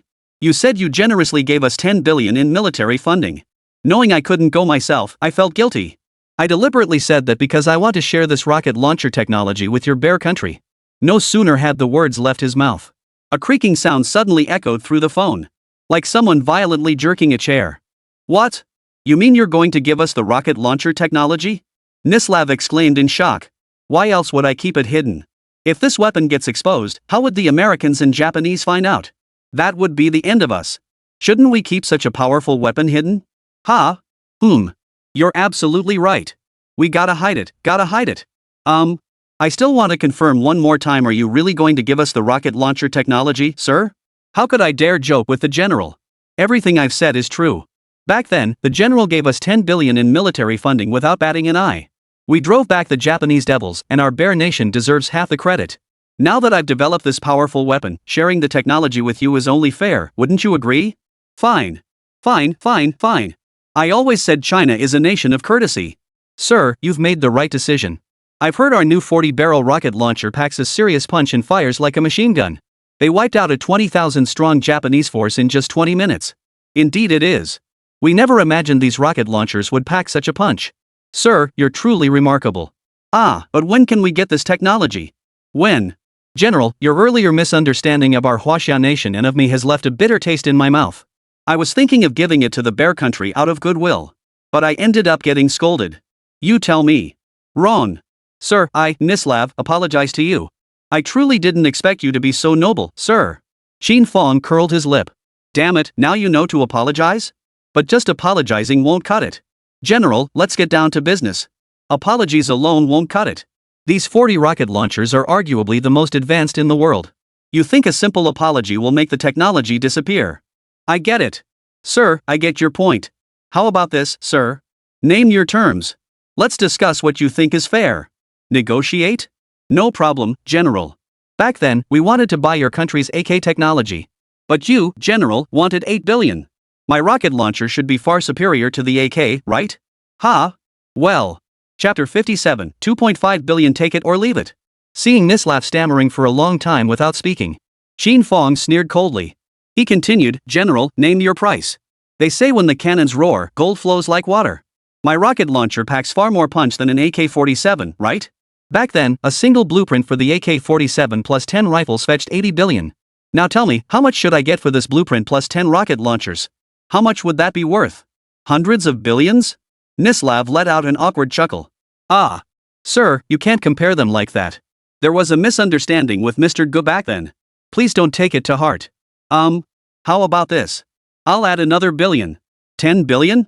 General, are you kidding me? My new rocket launcher has 40 tubes. That's nearly double the Katyusha's capacity. Just in terms of firepower alone, it's equivalent to 2 Katyushas, right? And it fires 122mm rockets. Its warheads include high-residue high-explosive incendiary shells. Know the reload speed? Reloading takes less than 3 minutes. With these specs laid out, you're telling me it's worth $1 billion? I'd say you're not serious. Forget it, generals are busy people. Mom's calling me home for dinner. We'll talk next time. Hold on. Don't rush off, sir. Didn't you just say it yourself? We're still in the negotiation phase. There's a limit to negotiation, you know. You're asking me for 80 billion for the AK-47 blueprints. Rocket launchers are heavy weapons, they're not even in the same league as AK-47s. Even if you had previously sponsored us with 10 billion in military funding, that still falls far short. Sir, it was my mistake, Nislav, to ask for 80 billion back then. I shouldn't have put Mr. Go in such a difficult position. So let's talk properly now. Sir, please don't bring up the AK-47 matter again, okay? You think you can just drop it? Back when you were putting pressure on old Good, did you ever imagine you'd end up begging us one day? No rush. I'll make you beg for more in the future. Fine, let's talk properly. I won't discuss the price yet. Let me break down the situation for you. Though our nation is currently at war, you're not much better off. The United States and other nations are also your enemies. My new rocket launcher is absolutely the most powerful weapon available today. Such formidable defense military equipment. General Nislav, I hope you can offer a more reasonable price. Alright, no problem. This time, my offer is absolutely sincere. 15 billion. What do you say? 25 billion. Qin Fang said indifferently. 25 billion? Mr. Qin, you're not joking, are you? 25 billion is simply too expensive. I really can't negotiate that. 15 billion is acceptable. I'll give you the technology. But I guarantee you won't be able to develop it on your own for at least 10 years. But if you pay 25 billion, I can throw in the initial equipment too. What do you say? Think it over, General Nislav. A sudden silence filled the phone. Only the faint sound of Nislav's heavy breathing could be heard. After a long pause, Dr. Nislav seemed to have made up his mind, clenching his teeth as he said, Fine. 25 billion it is. But you must guarantee there's not a single false note in this deal. And if any equipment malfunctions, you must assist with troubleshooting. You can't just abandon us. Otherwise, if you anger my bear nation, you won't be able to handle the consequences. Qin Fang cut him off abruptly. He sneered inwardly. Can't handle the consequences? If you're so formidable, why beg me for help? Still, the niceties had to be observed. After all, it's me who'll be raking in the profits in the end. Of course, General. The military might have bear country ranks among the world's finest.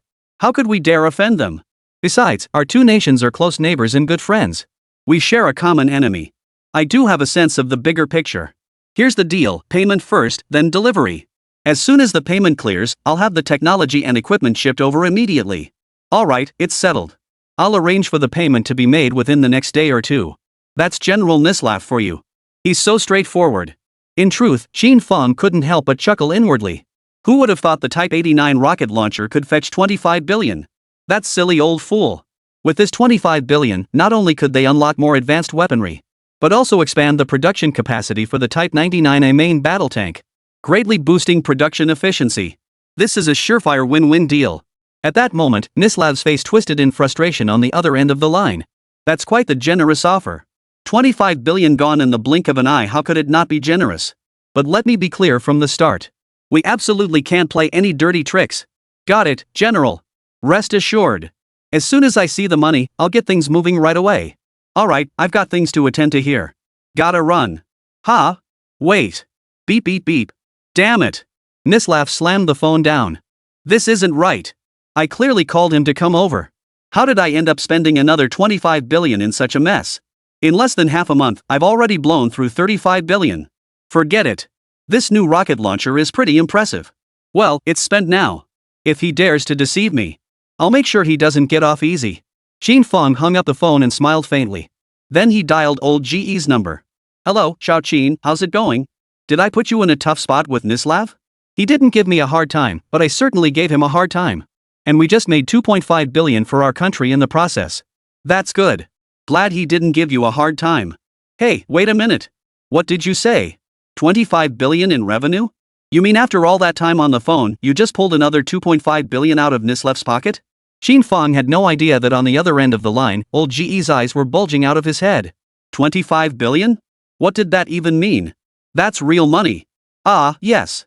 General Nislav agreed. The funds will be transferred in 2 days. Qin Fang chuckled. Hey, Xiaoqin, how did you get this? You didn't kidnap his family, did you? Kidnapped? How could that be possible, old goo? It's like this. Finally, Qin Fang recounted the entire sequence of events. So you sold him the rocket launcher technology? Xiaoqin, how could you be so impulsive? This new rocket launcher is top tier worldwide. Sure, 25 billion is a hefty sum, but you gave it away far too easily. What if the Russians get their hands on the technology and use it to build rocket launchers that turn around and target us? You know full well our relationship with the Russians is only superficial. We have to be constantly on guard against them stabbing us in the back. And selling them the technology is one thing. But giving them the equipment too? That's practically feeding them with a spoon. Xiaoqin, don't you think their military industry is already powerful enough? Chapter 58, Unusually Quiet? Qin Fang smiled faintly. Mr. Gu, please calm down. I've considered all these points. But our nation desperately needs funds right now. The rocket launcher technology could secure 25 billion in military funding. It will help us develop more advanced and comprehensive military weapons. It's well worth it.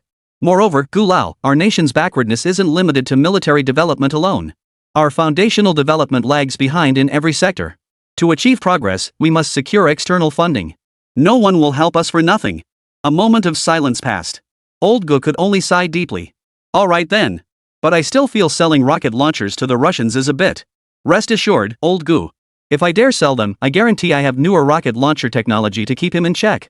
And even more advanced weapons. Really? Mr. Gu, if I were to deceive anyone, I certainly wouldn't deceive you. At that, old GE's tone over the phone relaxed. You're something else, Xiaoqin. I have no idea how your brain works. You've got the tech and you understand business too. Here's the deal, if that 2.5 billion military budget actually comes through, I'll approve it all for you. Use every last penny to propel our nation's military industry forward. Thank you, Chairman Gu. However, 25 billion is a substantial sum. Allocating a portion for economic development in other areas is also essential. After all, economic development remains our central focus. Young Qin, you're quite knowledgeable. Just a little bit. But I doubt the Russians will transfer the funds within 2 days as promised. It won't happen that quickly. After all, we're talking about 25 billion yuan. That's no small sum. No big deal. I won't hand over the technology until the money's in. If he wants it, he'd better bring the cash. Besides, when he took the AK blueprints, he wanted 80 billion from us. He acted like he was above us all. Now I'm asking him for 25 billion for the rocket launcher. Is that too much to ask? Ouch. You're absolutely right. You didn't use that tone when you called him earlier, did you? Maybe a little worse. I just can't stand seeing those Russians acting all high and mighty just because they've got the tech. Good. Impressive. You really helped me vent my frustration. And I've avenged our Chinese nation too. That bastard Nislav. When he blackmailed me back then, he was so full of himself. He probably never dreamed that just a few months later, he'd be begging us for mercy. This is just the beginning. This is just the beginning. I'll make him beg for even more. I'll make every nation that looked down on us, mocked us, or even invaded us. We'll all pay the price. That's the spirit. I'll report this matter truthfully to Marshal Nye. Xiao Qin. You've pulled off another brilliant move. Wait for General Nye's praise. He hung up the phone. Qin Fang began to calculate. Even if he allocated 15 billion yuan from this 25 billion fund, Qin Fang could equip every military factory in China with the production facilities to manufacture the Type 99A tank. Large and small military factories alike. All working together to build the king of land warfare. The sight of that. At this thought, Qin Fang's lips curled upward. Enjoying cherry blossom wagyu within a year was probably out of the question. 9 months should do it. 9 months should be doable. Outside, night had already fallen. Qin Fang stood at the office doorway, gazing up at the dazzling starry sky. In his previous life, when he had studied history and witnessed the countless humiliations endured by the Huaxian nation during its early years of founding, his heart had been filled with such frustration and unwillingness. Yet the older generation of revolutionaries and scientists remained tenacious, devoted their entire lives to guiding China forward through adversity, developing it into a superpower military nation. Every time I see our nation's advanced weaponry, I can't help but wonder, what if we had developed them sooner? And deployed these cutting-edge weapons during the nation's founding era? How would those nations that looked down on, suppressed, and mocked our Chinese nation react then? I'd love to see it. I'd tear that smug look right off their faces. Let them know that China is not without capable people. We Chinese aren't cowards either. In the days that followed, Qin Fang began laying the groundwork for the development of the Type 99A tank. As for the body armor and bulletproof helmet projects, Qin Fang directly assigned them to the Northern 81st Military Factory by phone. He even provided the necessary technical equipment and materials. The primary reason was that the Northern Military Factory was closer to the northern front lines. Transportation would be more convenient. This news delighted the director of the Bai factory immensely. Qin Fang's reputation in the entire Huaxia military industry was now resounding. Assigning projects to him was practically handing over the credit. Technology, equipment, and materials all bundled together. As long as there were people in the factory, they could build it. Who wouldn't be thrilled? Moreover, one could earn the title of Senior Weapons Specialist personally conferred by Marshal Nye. Its prestige speaks for itself. Recently, an unprecedented calm has descended upon the border front. Even major international news outlets seem to have vanished for the moment. The entire theater of war had fallen into an eerily strange atmosphere. During this period, Qin Fang continuously transported military rations and medical supplies produced by the factory to the front lines. As Wang Shunkai put it, this was precisely the time to conserve strength and prepare for battle. After abandoning the previous reliance on fried noodles as their staple food, the morale of the frontline soldiers grew stronger by the day. The various complications stemming from vitamin deficiency had now resolved without treatment. The improved quality of medical supplies enabled timely treatment for sick and wounded soldiers. It could be said that the frontline troops were now well equipped and well supplied. Their momentum is fierce. Combat effectiveness has multiplied several times over. Meanwhile, the rear echelon of Huaxia has dispatched another 20,000 soldiers to the front lines, all placed under the command of Wang Shunkai. Li Yulong has been promoted from company commander of a vanguard unit to regiment commander. Specifically, he now commands the 1st Regiment under Wang Shunkai. Every soldier in the regiment was equipped with the finest weapons available. Type 81 assault rifles, Type 85 heavy machine guns, Type 89 rocket launchers, and more.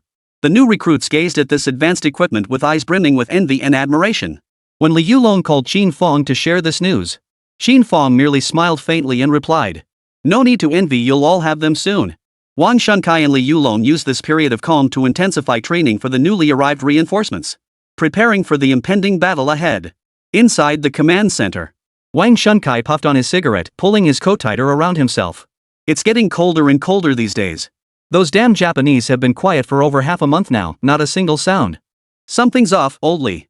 Li Yulong was eating his meal, alternating between noodles and garlic. He wiped the fine beads of sweat from the tip of his nose. You're telling me? When we interrogated Miki ago, he claimed there were over 50,000 troops behind him. By now, they should have landed. But there hasn't been a single sign of movement. Something's not right. Tell the men not to let their guard down. I fear the Japanese are brewing something big. Killing Mookie won't be enough for those damn Japanese, they won't let it go. Even if they don't want to fight, their American masters will make them. I just wonder who'll replace the dead M11919191919191911919. Who else they'll send next? Chapter 59, Brother Qin, you want me to shoot you? Li Yulong had barely finished speaking. A commotion erupted outside the command center. Freeze! Keep your hands up! The door burst open as several soldiers escorted a short, stocky man inside. What's going on? Li Yulong asked, still chewing his noodles. Reporting to the brigade commander and regiment commander, we discovered a Japanese soldier at the border. He claims he's here to deliver a message. What nonsense! Delivering a message? Li Yulong looked at Wang Shunkai as he continued. These little devils are getting more and more creative. No telegrams, just delivering messages now? Wang Shunkai ordered, make him talk. A soldier shoved the Japanese soldier in front of Wang Shunkai and Li Yulong. Spit it out already! Li Yulong snapped impatiently, pointing at the Japanese soldier. But after hearing this, the little devil blinked twice. He spoke in extremely broken Chinese. What? I don't have any farts. I can't let it out. Wang Shunkai was utterly speechless. Meaning, if you have something to say, just spit it out. Oh yeah. The Japanese guy puffed out his chest and declared with his head held high. I'm an envoy sent by Rear Admiral Matsue. General Matsue says he'll be landing the day after tomorrow and wishes to negotiate with you too. Negotiations? Li Yulong sneered. What the hell do I have to talk about with you little devils? Wang Shunkai waved his hand dismissively. What time the day after tomorrow? General Matsue will arrive promptly at 2 p.m. the day after tomorrow. Fine, you can go. I'll be waiting at the border at 2 p.m. the day after tomorrow. Got it. The last few soldiers escorted the short man out of the command post. The moment they left, Li Yulong sprang to his feet, eager to ask. Colonel Wang, why waste our breath negotiating with these damn Japanese devils? What's there to discuss? Look at that little bastard's smug look just now. I really wanted to blow his brains out. Old Li, don't be impulsive. Those little devils have been quiet for so many days. Now he suddenly wants to negotiate with us. And didn't you hear him keep mentioning General Matsue? After Mickey was killed, the Cherry Blossoms must have changed their commander. A major general is far higher in rank than a colonel. Better to hear what they're up to first. I'm just worried these little devils might try something sneaky. Don't worry. We're on our own turf. If we refuse and kill that Japanese guy from earlier, that'd look bad internationally if word got out. Fine. I'll go with you the day after tomorrow. But Old Li, have you heard of this General Matsue? Li Yulong shook his head blankly. There are too many people named Matsuo over in Sakura. I've never heard of a Major General Matsue. What's up? Nothing much. I just have a feeling this Matsuo guy will be tougher to deal with. They're negotiating before the war even starts. I suspect the talks are just a pretense, probably meant to pressure us. This definitely won't be that simple. Colonel Wang, I think you're overthinking this. We'll meet force with force and adapt to any situation. At the end of the day, if talks succeed, we negotiate, if not, we fight. What's there to fear about them? Back when we didn't have all this weaponry Brother Qin gave us, we weren't afraid of them either. Now we've got guns when we need guns, artillery when we need artillery, and food when we need food. There's nothing left to fear. You're absolutely right. Come with me the day after tomorrow. Let's see what new tricks these little devils are up to. What new tricks? A familiar voice drifted in from the doorway. Wang and Li both turned to look. Brother Qin. Why the sudden visit? You always show up so unexpectedly. At least give us a call beforehand so the brothers can come pick you up. Qin Fang smiled faintly. The battle's heating up. How could I ask you guys to come pick me up? That would only complicate things for you all. I'm here to request some personnel for the munitions factory. Transfer personnel? Li Yulong's eyes widened instantly. Brother Qin, is there some new development? Qin Fang smiled faintly. Military secrets. I just heard you guys mention some new trick. What kind of new trick? Nothing. A Japanese guy came by earlier. Said their General Matsuo will negotiate with us the day after tomorrow. We were just trying to figure out what those damn Japanese are up to. No word for half a month and now they want to negotiate? It can't be anything good. Negotiations. This clearly shows the Japanese have ulterior motives. You two need to be on your guard. Don't worry, Brother Qin. We've got everything covered. Wait a minute. What did you just say? What did that little devil say about a brigadier general? Wang and Li froze for a moment. Major General Matsue. What's up, brother Qin? Do you know him? Major General Matsue. Are you sure you didn't mishear? Now Wang and Li were even more astonished. They never imagined Qin Fang's reaction would be this intense. We heard correctly. Absolutely no mistake. We both heard Major General Matsue. When is the scheduled time? What time the day after tomorrow? 2 o'clock in the afternoon the day after tomorrow. Brother Qin, you mean you're also? This time I'm going with you guys. Ha? Both of them froze in shock. Wang Shunkai immediately shook his head. Brother Qin, that's impossible. Those little devils are up to no good. The two of us going already takes a huge risk. If you come with us too. Li Yulong chimed in. That's right, brother Qin. If anything happens to you, 10 of us together couldn't account for it. How about this, Qin? If you want to know what's discussed, we'll record it for you. We promise to remember every detail. That's a good idea. Qin, you shouldn't come with us, it's too dangerous. But Qin Fang shook his head. Don't worry, I'm definitely going. But don't fret about my safety. Because I have this. Qin Fang said, unbuttoning his shirt. This? Brother Qin, are you joking? This is just an ordinary vest, isn't it? This isn't just any ordinary vest, it's a flexible bulletproof vest. It can effectively stop handgun bullets and shrapnel. I came here to reassign personnel and also to bring this over for you to try on. Bulletproof vest. How is that possible? Aren't bulletproof vests supposed to be hard as steel plates? But why does yours look like a regular garment? And it's soft? It's a newly developed flexible bulletproof vest. I had it made at the Bai military factory. The first batch is already complete. They're on their way here now. Brother Qin, will this really work? It looks like nothing more than a thick coat to me. You're telling me this can stop a handgun bullet? I don't buy it. Li Yulong's face was filled with utter disbelief. Then shoot me and see. If I don't die, it proves this bulletproof vest absolutely works. Shoot you. Don't be ridiculous, brother Qin. We can't joke about things like that. I'm not joking. I developed this myself, don't you think I know it best? If a bulletproof vest doesn't stop bullets, what good is it on soldiers? Alright, bro, I believe you, I really do. Even if it's a test, you can't be the guinea pig. What if the gun accidentally goes off? How about this, brother Qin? Take it off later and we'll test it on a wooden post, okay?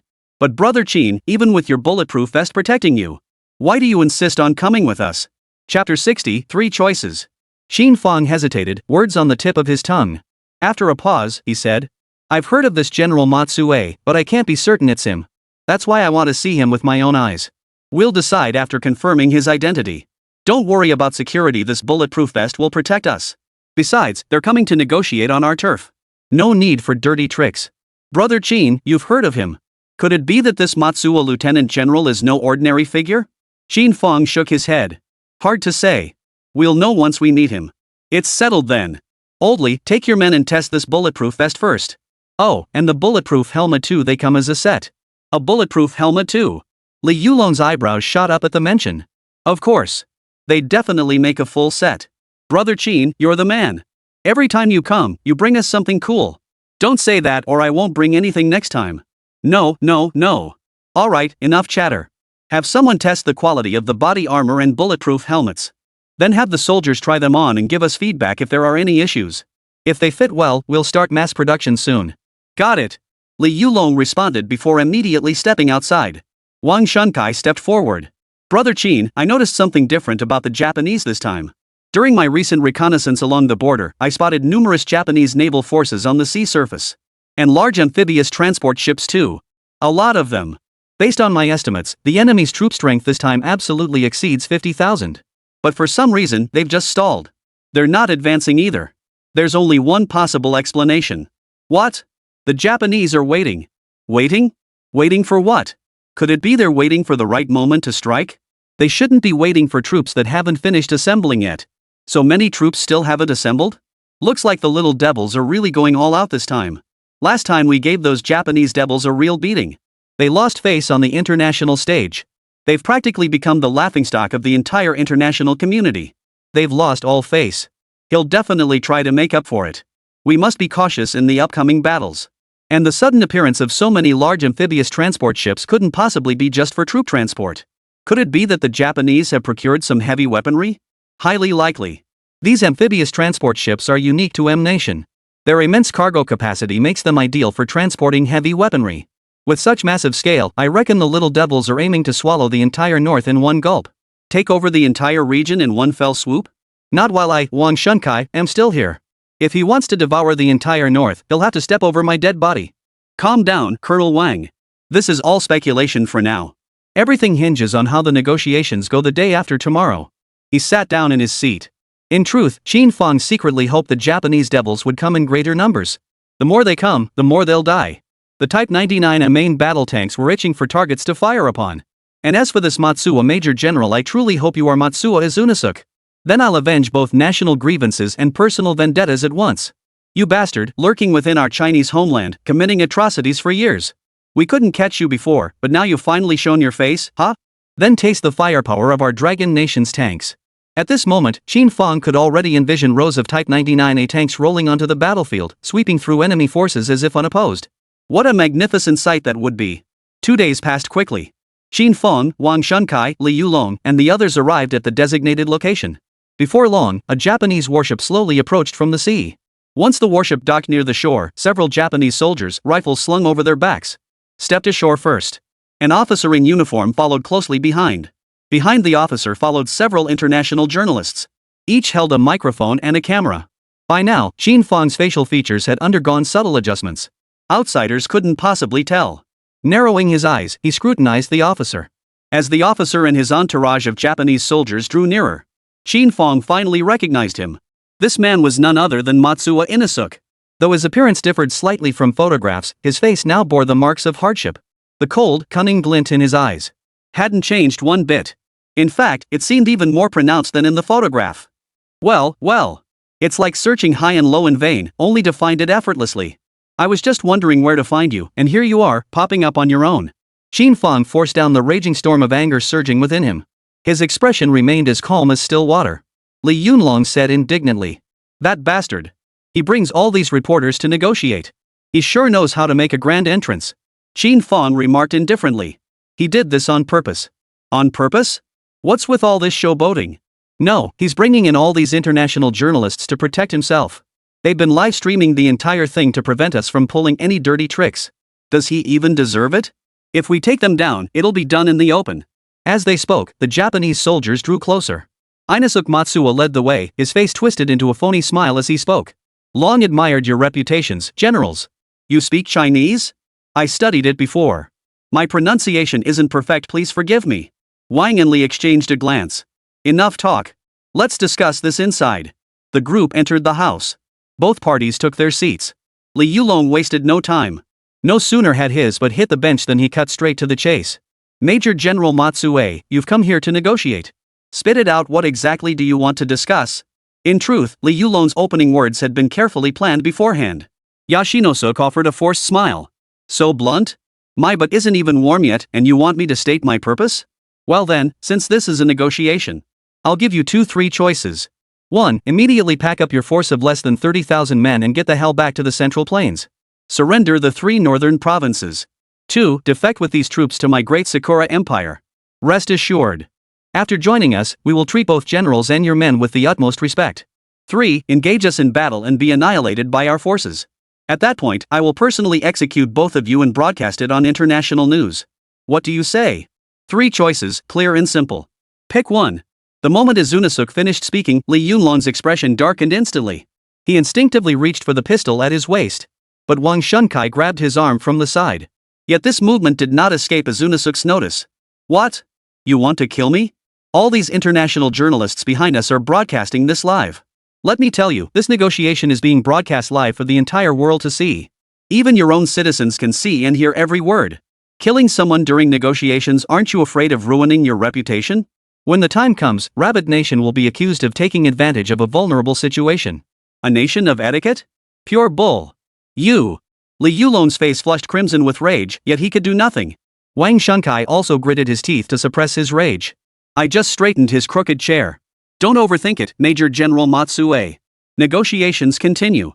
Is this the choice you speak of? How about that? Pretty sincere, right? If you're unsure how to choose, I can offer a suggestion. Choose the second option. Simply pledge allegiance to our Sakura nation. Then unite with my 100,000 troops and march south to conquer the entire rabbit kingdom in one fell swoop. Then you'll be among the foremost heroes of our land of cherry blossoms. You'll enjoy endless glory and prosperity.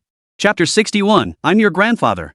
Upon hearing Izunasuk's words, the Chinese citizens gathered around the radio. We're all boiling with rage. Those damn Japanese bastards. Is this how you conduct negotiations? He's outright urging our people to defect? What kind of bull choice is this bastard offering? Just listen to his arrogant tone. I'd love to go up there and blow his brains out. These damn invaders actually think they're giving us a choice. Exactly. Has he forgotten how they got completely wiped out the last 3 times? And he has the nerve to give us a choice. If I'd been there, I wouldn't have given a damn about his whereabouts. I'd have blown his brains out on the spot. Enjoying all that luxury and wealth? I'd make him taste Mengpo's soup first. Then I'd bribe the king of hell to make him reincarnate as a pig. Isn't his name Piggy anyway? But the people watching the live stream on the international channel had the exact opposite attitude. Especially those lackeys of the country bastards and those foreign devils who look down on my China. Oh my god. This Matsuo Izunasuk has such an overwhelming presence. These 3 choices are incredibly intimidating. These 3 choices are downright insulting. Let's see how Rabbit handles this. Deal with it? Deal with what? I've heard that Major General Matsuo has never lost a battle. With less than 30,000 troops on Rabbit's side, how is he supposed to handle this? In my opinion, they should just surrender outright. That little rabbit won 1 battle and now he's bragging. This is the true spirit of our great Sakura commanders. Let the rabbit taste the true meaning of oppression. Long live the Sakura Empire. Wang Shunkai sneered coldly, spitting viciously on the ground in front of Matsuo Inasuk. Kid, is this a negotiation or a declaration of war? Let me tell you. I won't choose any of your 3 options. We'll create a 4th option ourselves. That means taking you down. Kill the 100,000 little devils in your hands. Yoshino sneered with contempt. Kill us? Poof. I won't be as short-sighted as Kinoe rushing into your trap. With less than 30,000 troops under your command. A few rusty rifles plus some old Russian rocket launchers. You think you can take us out? Dream on. Take a look at this. With that, he tossed over several photographs. Wang Shunkai looked down. Scattered across the desk, the photos were all of tanks. Let me make this clear, I didn't come here today to negotiate. I came to deliver a declaration of war. I might as well tell you we have over 100 tanks this time. They're all on standby. Additionally, we have 100,000 fully armed troops also on standby. I'll give you one more chance to choose. Take your time. No rush. Xiaoshan, bring me my cigar and light it up. Got it. After speaking, Inasuk leaned back in his chair, casually propping his feet up on the table. He even crossed his legs. The contempt in his eyes was plain for all to see. 100,000 troops. How did the little devils suddenly swell to 100,000 troops? Didn't they say earlier that the reinforcements numbered less than 50,000? Their numbers are over 3 times ours, and they have over 100 tanks. The little devils are trying to take the entire north in one fell swoop. No wonder that pig was so cocky earlier. Turns out they really had something up their sleeves. Over 100 tanks, that's practically a mobile fortress. Our guns can't even penetrate their armor. What are we supposed to do now? I'd better contact my relatives in the north and head back to the Central Plains. Those damn Japanese are taking over one village after another. It's too dangerous. My son is fighting on the border battlefield, what should I do? I can't bear to lose him at just 17. At that very moment, the cherry blossom citizens all wore arrogant expressions. Major General Matsuo is truly formidable. Over 100 tanks rolling in that little rabbit is finished for sure. They think a few guns make them invincible? Once the tanks roll out, they'll all be stunned. Major General Matsuo will avenge us. Take down the little rabbits. With over 100 tanks rolling in, even if the little rabbit has rocket launchers, it won't matter. We'll crush them flat. This 30,000 strong force? I reckon we'll wipe them out before afternoon's over. 30,000 men aren't nearly enough to fight. Hurry up and call for reinforcements. We need more men. Wang Shunkai said it, no need to think twice. If you want to fight, bring it on. If you've got the guts, drive your 100+ tanks over my dead body. Yoshinosuke puffed on his cigar as smoke curled upward, his eyes narrowing in a dismissive smirk. Colonel Wang sure is tough. Oh, I forgot to mention. Besides our 100,000 strong Sakura Corps, there are also 30,000 troops from the south. If not for waiting on them, I'd have started this war with you long ago. But we're on the same front line, after all. But splitting the credit with them? I'm just a bit reluctant about that. Now the citizens listening to the radio were even more terrified. 100,000 Japanese troops plus 30,000 South Korean forces. 13,000 in total are advancing. Our 30,000 men are like a mantis trying to stop a cart. This battle is unwinnable. The nation must send reinforcements immediately. More troops won't help either. The Japanese have tanks leading their charge. We simply can't win. Ah! If only we had tanks of our own. Poor thing, this 30,000 strong force is about to be wiped out. Those bastards, ganging up to bully us Chinese. Did we invite this or provoke them? Well, Colonel Wang. Didn't see this coming, did you? Think it over again. Your 30,000 troops are all elite. If they're wiped out, won't you regret it yourself? Better to die fighting than live as slaves. Matsue, my troops follow one principle. Kill one enemy to break even, kill two to gain one. Surrender and betrayal have no place in the dictionary of our Huaxia warriors. Didn't you come to deliver a challenge? I accept your challenge. If you've got nothing else to say, get the hell out of here. Ha ha ha ha. Wang Shunkai, you're such a stubborn fool. Killing one to break even, killing two to make a profit? Once those tanks roll in, where are you going to kill them? Ever heard of tank infantry coordination? With just your men, you'd probably get blown to bits by artillery before you even fire a shot. This whole rabbit country. And you can't even find a single tank? I suggest you hurry up and ask the Russians for tanks. Maybe with someone else's handouts, you might actually get to fight. But I doubt the Russians will even bother looking at your pitiful numbers. And won't even bother acknowledging you. They'll start urging you to surrender instead. Ha ha ha ha, is that so, Matsue? Do you think clutching a few junk Type 97 tanks makes you so formidable? If I gave you a few more, could you fight your way to the moon? The voice wasn't loud, but it was exceptionally clear. Yoshino's expression changed instantly as he turned toward the voice. There sat a young man wearing black-rimmed glasses and sporting a small mustache. He sat there, looking perfectly at ease. His demeanor stood in stark contrast to the reactions of everyone else around him. Young age, but big mouth. Who are you? I'm your grandfather. Chapter 62, I accepted. You. We're in the middle of negotiations. You'd better watch your language. This is all being broadcast live. Is this the etiquette of your Chinese people? Qin Fang smiled faintly. What's the matter? China has always been a nation of etiquette. However, that's only when we're dealing with human beings. If we're dealing with a pack of dogs or a herd of pigs, then courtesy goes out the window. You sure talk a big game. But you keep calling our Type 97 tanks junk. You're pretty cocky for a youngster. A flash of viciousness flickered in Yanosuke's eyes. Yet his heart trembled. That young man had merely glanced at the photo and correctly identified the tank model. This guy's no ordinary person. After all, he had been undercover for years and had seen all the renowned scientists and technicians in Rabbit Country. Yet I've never seen this young man before. I don't just call it a broken tank, I call it a pile of industrial junk. Not even scrap metal dealers would want it. Industrial junk?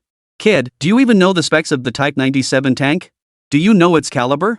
You keep spouting off about industrial junk. If it's such industrial junk, then go ahead and bring it out now. Your Rabbit Country doesn't even have a single tank of its own. Even your rocket launchers are borrowed from others. And you dare call our tanks industrial junk? How amusing. Qin Fang merely smiled faintly. The Type 97 medium tank was designed and finalized in 1937, entering service that same year. With a combat weight of 15 tons, it succeeded the Type 89 tank. It carried a crew and 4 troops. Length 5.516 meters, width 2.34 meters, height 2.38 meters. It was armed with a 47mm main gun and 3 7.7mm machine guns. Maximum speed 38 kilometers per hour. Maximum range 210 kilometers. With these specs, only you guys in the land of the cherry blossoms would call it a medium tank. In reality, it's nothing more than a light tank. But honestly, what can you do? The average height of your cherry blossom countrymen is only 1.4 meters. So to you, this tank does look medium-sized. How about that? Is that comprehensive enough? Want me to elaborate further? Shall I also tell you about its predecessor, the Type 89 tank? At that moment, the entire room fell into an eerie silence. Li Yulong and Wang Shunkai stared wide-eyed at Qin Fang. But even more stunned than the two of them was Matsuo Izunasuke. His hand holding the cigar froze mid-air. His mouth hung open slightly, as if he were about to take a puff but hesitated. No way.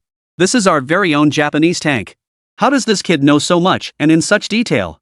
From the sound of it, he even knows the specs of the pre-war Type 89 tank. You? Who exactly are you? How do you know all this? I already told you I'm your grandfather. Bull. Kid, you must be a spy infiltrating my Sakura nation. Spy. Qin Fang couldn't help but sneer inwardly. Such a high-ranking spy chief actually accusing himself of being one of their own spies? You're not worthy. Qin Fang sneered coldly and continued. Not only do I know your tank data, I also know exactly what tricks you, Major General Matsue, are playing. You staged this live broadcast and deliberately made it accessible to our citizens. Is it not to flaunt your so-called strength before our people? Then to sow discord among our troops. To shake the resolve of those soldiers' families.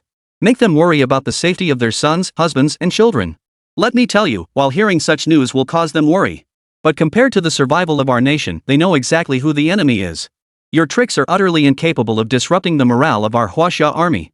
It will only become a laughingstock, just like Koga's scheme.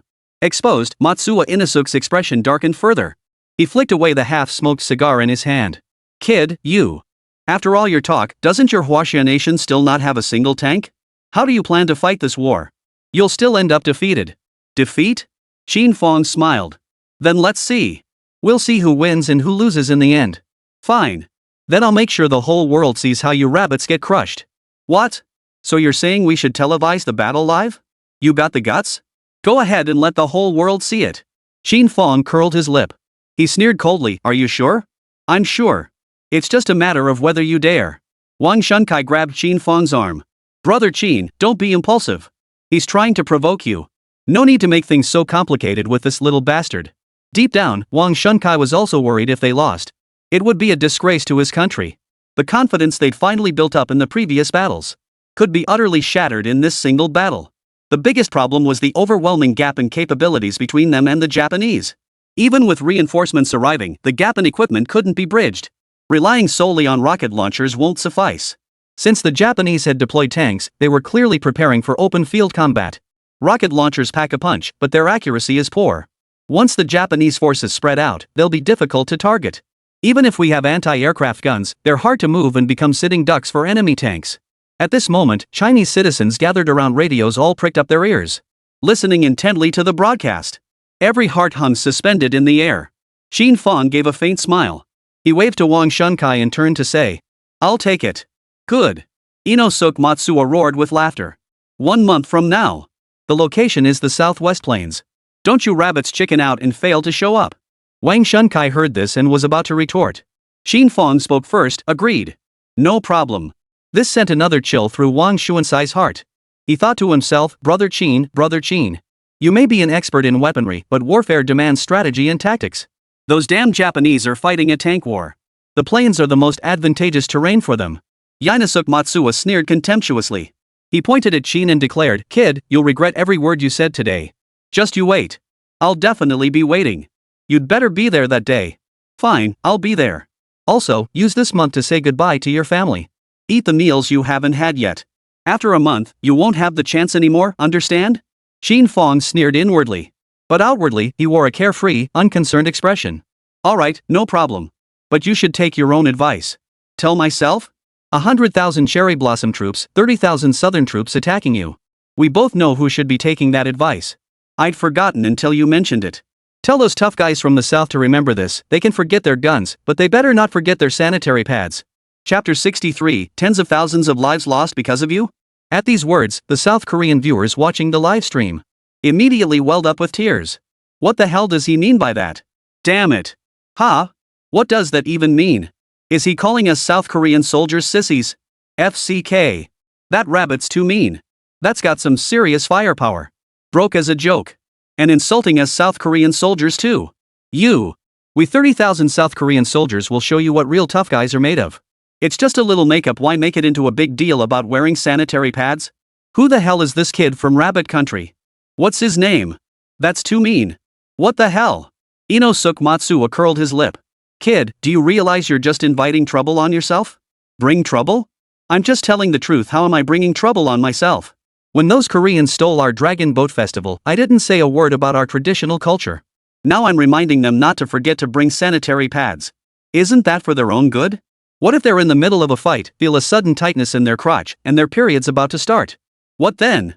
Don't blame us for picking the wrong day if you lose the war. Oomph. You're sharp-tongued. Kid, I'll let you run wild for 2 more days. If you lose that day, I'll have them grab you, pull out your teeth, make you kneel and call me grandpa. Fine.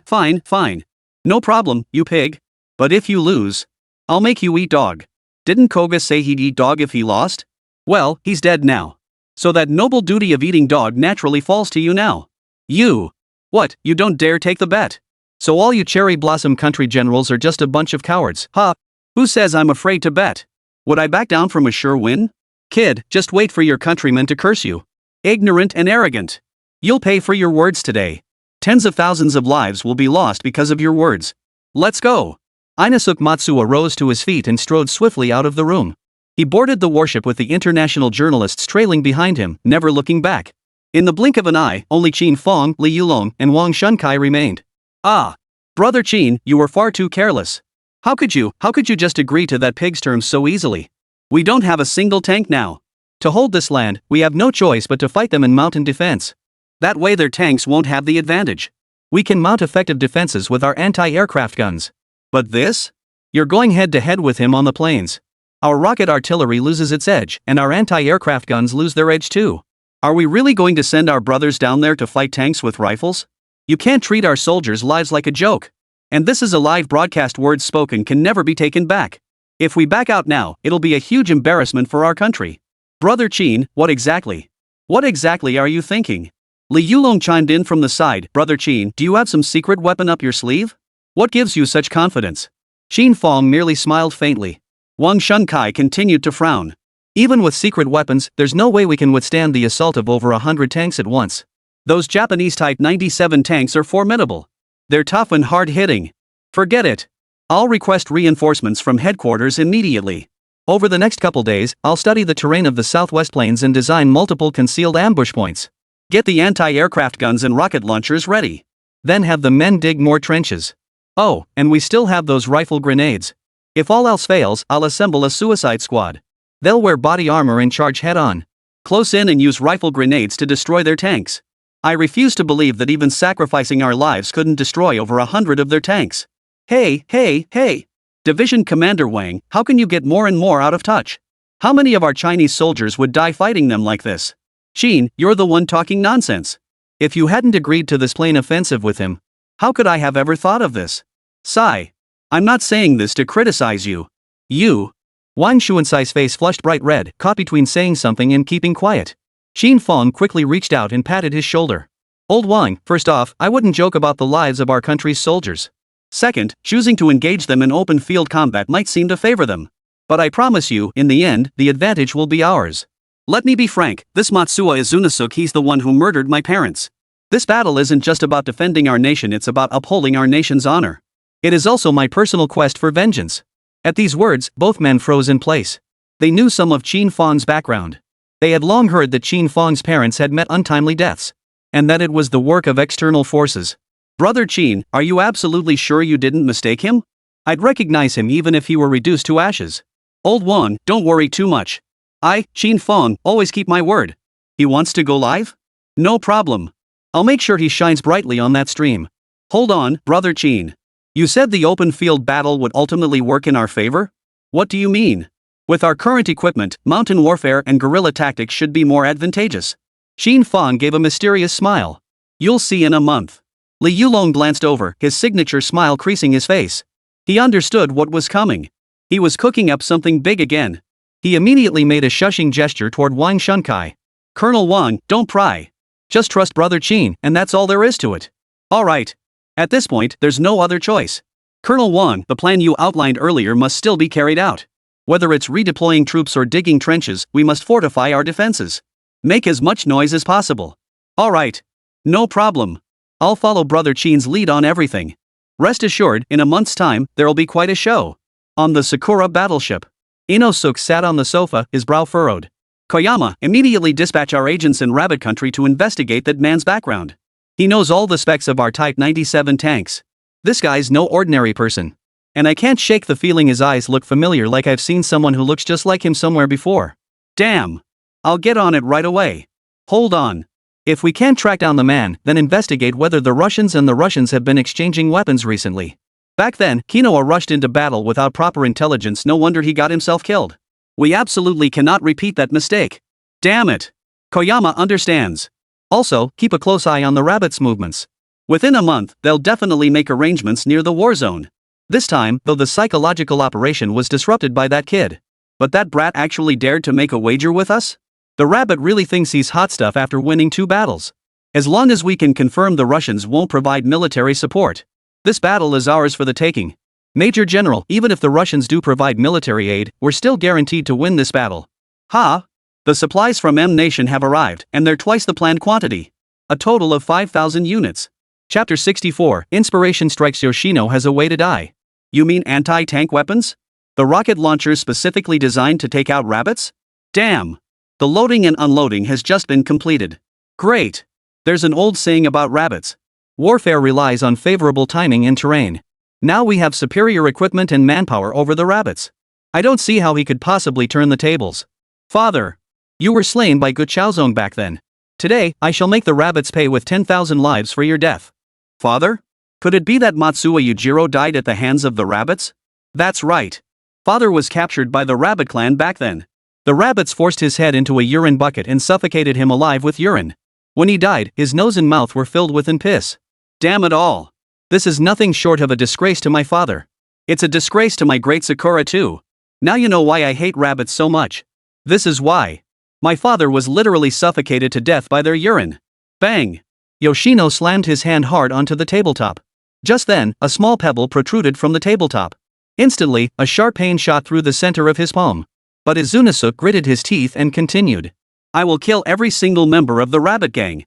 Damn it! I, Koyama, understand the general's feelings perfectly. We Sakura warriors absolutely cannot be defiled by filth. Even if it comes to that. We'd rather suffocate ourselves with our own piss. Ha? Is that really my point? My point is that we, the great Sakura, absolutely cannot lose. Alright, you may go. Damn. Koyama turned to leave. Wait. Have someone take this table away. Ha? Damn it. Within a single day, news of these war negotiations spread across major international and domestic media outlets. Internationally, Sakura Rabbit issues another challenge, escalating conflict with live battlefield broadcast in 1 month. Sakura deploys a total of 100,000 troops and 100 tanks. Additionally, 30,000 hardened troops from South Korea will join the fray. In contrast, the Rabbits currently have fewer than 30,000 troops. Their weaponry and equipment are vastly inferior. The situation is precarious. Comments from various nations appeared below the report. A comment from Sakura Nation. Those puny rabbits get a tiny victory and start acting like they know everything. How can a force of less than 30,000 possibly fight us? Crush those rabbits already, I can't wait. I hear Rabbit Country has plenty of women. Hurry up and let me see them. Damn it. Trash Rabbit Kingdom. Surrender now. Submit to my great Sakura Empire. It's your only way out. If the rabbits win this time, I'll commit seppuku on the spot. If the rabbits win, I'll castrate myself on the spot. Cut off my 2 centimeters. Comments from South Korean netizens. With my South Korean tough guy brigade joining the fray, the rabbits are doomed to lose. With my 30,000 South Korean troops on the field, the cherry blossoms won't even need to lift a finger. We'll beat the hell out of those rabbits ourselves. Bring out that rabbit kid. He actually made our tough soldiers wear sanitary pads. Our South Korean troops are steel warriors. Exactly. Looks like the Rabbit Nation soldiers are getting sour without their cheer squad cheering them on. Cheer squads in battle? That's our South Korean specialty. Take down the rabbits and reclaim our holiday traditions. Inside the military factory office. A phone rang urgently. Hello? Xiaoqin, this is your doing again, isn't it? Mr. Good, you already know? The way he talks, it's definitely you. No way out of this. Mr. Good, you're not calling to blame me for being impulsive again, are you? It was a bit impulsive, I'll admit. But given what happened last time, I bet you've got something else up your sleeve. Otherwise, you wouldn't be so cocky. But even so, how did you manage to get yourself dragged into this? Qin Fang smiled faintly. I called to see if you need anything over there. The Japanese are coming in full force this time, and they've got South Korean troops joining them. Xiaoqin, if we lose this, the consequences. Rest assured, old Gu. We won't lose. As for why I'm getting involved too. Truthfully. Actually, Gulao, that Matsuo Izunasuke, he's the real murderer who killed my parents. What? Are you sure? Absolutely. And old Gu, this Inasuke infiltrated our country and orchestrated numerous mass casualty incidents. He slaughtered countless citizens of our nation. I will make sure this man dies. That bastard. I never imagined he'd be just like his father. And he's even more ruthless than his father. His father? His father, Matsuo Yujinosuke. He ambushed our forces when our defenses were weak. One of our units was surrounded, and in the end, his father used weapons like Molotov cocktails, burning that unit alive. But in the end, I captured his father alive. Xiaoqin, guess how I finished off his father back then? What did you do, old Gu? We pinned him down in a chamber pot and suffocated him. Otherwise, our hatred would never have been satisfied. Ha ha, old Gu, I never imagined someone as dignified as you could pull off something like that. That bastard slaughtered countless Chinese citizens. Drowning him alive was actually too easy for him. I was just wondering how to deal with Matsuo Yanosuk. Your words have given me quite the inspiration. Xiao Qin, you wouldn't pull the same trick on him too, would you? I will. And I absolutely must pull this stunt on him, and I'll make sure to livestream the whole thing. Once the international media reports it, the Sakura Matsuo father and son will both be dead from a chamber pot. Old Gu, isn't that hilarious? Xiao Qin, you're pretty ruthless. How else can you deal with these heartless little devils? They're plotting to destroy our nation, to annihilate all of China. When it comes to the survival of our nation, no amount of cruelty is too much. Right on. Gu Chaozong will always stand by you. You've got that same spirit I had back in the day. I'm old now, with nothing but my credentials. Young Qin, the future rests on your shoulders. I hope you can use your own strength to rescue China from the brink of disaster. Let China rise to prosperity once more. Remember, we are one nation. Rest assured, Elder Gu, I will remember. By the way, the Russians have recently transferred 1.5 billion in military funds to us in batches. There should still be about 1 billion left to transfer. I expect the entire amount should be credited within a few days. When it does, I'll approve it for you. Got it. Allocate 500 million to other departments. I'll personally call Nislav about the remaining 10 billion. What, you're worried Nislav won't pay up? Not exactly. But I suspect he might be facing some difficulties, otherwise he would have transferred it long ago. No worries. If he can't afford it, it's no big deal. Just use something else as collateral. Qin Fang let a faint smile touch his face. After hanging up with old Gu, he immediately dialed Nislav. The call connected quickly. General Nislav, are you having some funding difficulties? Over the line, Nislav immediately let out an awkward chuckle. There are some, but we're already working on it. The funds should be arriving shortly. No worries. I've suddenly changed my mind, I'd like something else from you instead. Chapter 65. One man divides his forces into 18 routes. Something else? What? Rest assured, you can definitely afford the general, and I can even help you reduce your military expenses. What do you say? Nislav's eyebrows shot up at once. What exactly? How much less? 215 tanks, 20 units. 200 million less. Alright, deal. Qin Fang froze for a moment. Oh no, that's too much of a discount.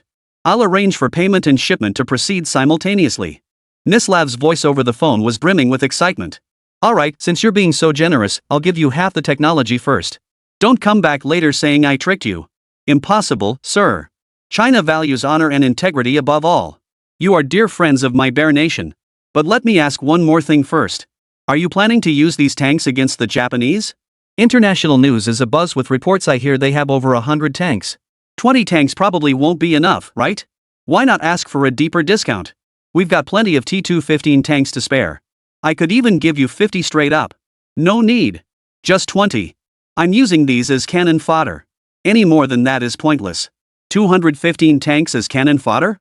What's that supposed to mean? Nothing. Just kidding, General. I mean, your 215 tanks would crush them like cannon fodder. 20 tanks will be more than enough. Hala sure. The General has keen insight. Our tanks are equipped with. Alright, General. I gotta take her right now. Alright, I'm hanging up. Remember to transfer the funds. Qin Fang hung up immediately after speaking. He nearly let something slip in his excitement. Without further ado, Qin Fang immediately called everyone together for a meeting. But just then, the system voice chimed in. Ding! System task issued again. Mission 2, defeat the joint forces of Sakura and Nanbang, attacking this time. After victory, heavily taunt both nations' forces. Rewards: 1. Randomly obtain 1 large-scale aquatic weapon, all technical equipment materials unlocked. 2. Obtain a flamethrower. Hint, the more intense the backlash after taunting, the rarer the weapon randomly generated for the host. The happier our citizens are and the angrier enemy citizens become, the more intense the reaction. Host, carefully plan your taunts. Crush the arrogance of the cherry blossom bastards. Holy crap? I thought you were a proper system, but turns out you come with a taunt skill too. Ding! This system is the Huaxia nation's exclusive patriotic system. When Huaxia suffers an attack, the system shares its fury. Host, please beat the invading Japanese invaders. Acknowledge receipt. Qin Fang, received. Who would have thought this system even has an anger meter? But even if you hadn't said anything, I'd still beat the hell out of those little devils. Think having 100 tanks makes you tough? Time for you to learn what the king of land warfare means. If I don't beat you, call me grandpa, even if I, Qin Fang, lose. Gather the men. We're having a meeting. Yes, sir. The meeting lasted until dawn. All tasks were assigned. The next day, as dawn broke, everyone immediately plunged into production. Everyone was determined to succeed. They had already watched the news reports countless times. Everyone knew this mission was preparation for the war 1 month hence. Time was tight and the task was urgent. No one dared to delay. Within days, the Russians transferred the remaining military funds. After General Gu approved the funds, Qin Fang wasted no time in purchasing 3 more sets of Type 99A equipment. They were shipped to 3 other major military factories, along with the materials. Within mere days, every military factory across the entire nation was bustling with activity once more. They threw themselves into the production of the Type 99A. Meanwhile, Marshal Nia personally selected a reserve armored regiment to undergo advanced training.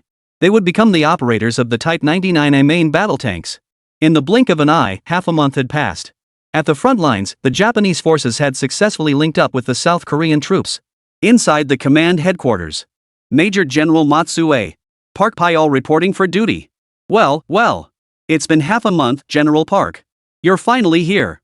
Come, take a seat. After Park Pyal sat down, Yoshino hadn't even had a chance to ask. Park Pyal asked, Major General Matsue, are there any women aboard this warship? Women?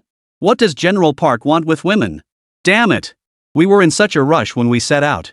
Forgot to bring a couple back home to relieve the tension. Been bottling it up for days. Wonder if the Major General has any here? Rest assured, I've lived my whole life with integrity. I'll pay you back afterward, no worries. I've been dying to taste the flavor of cherry blossoms.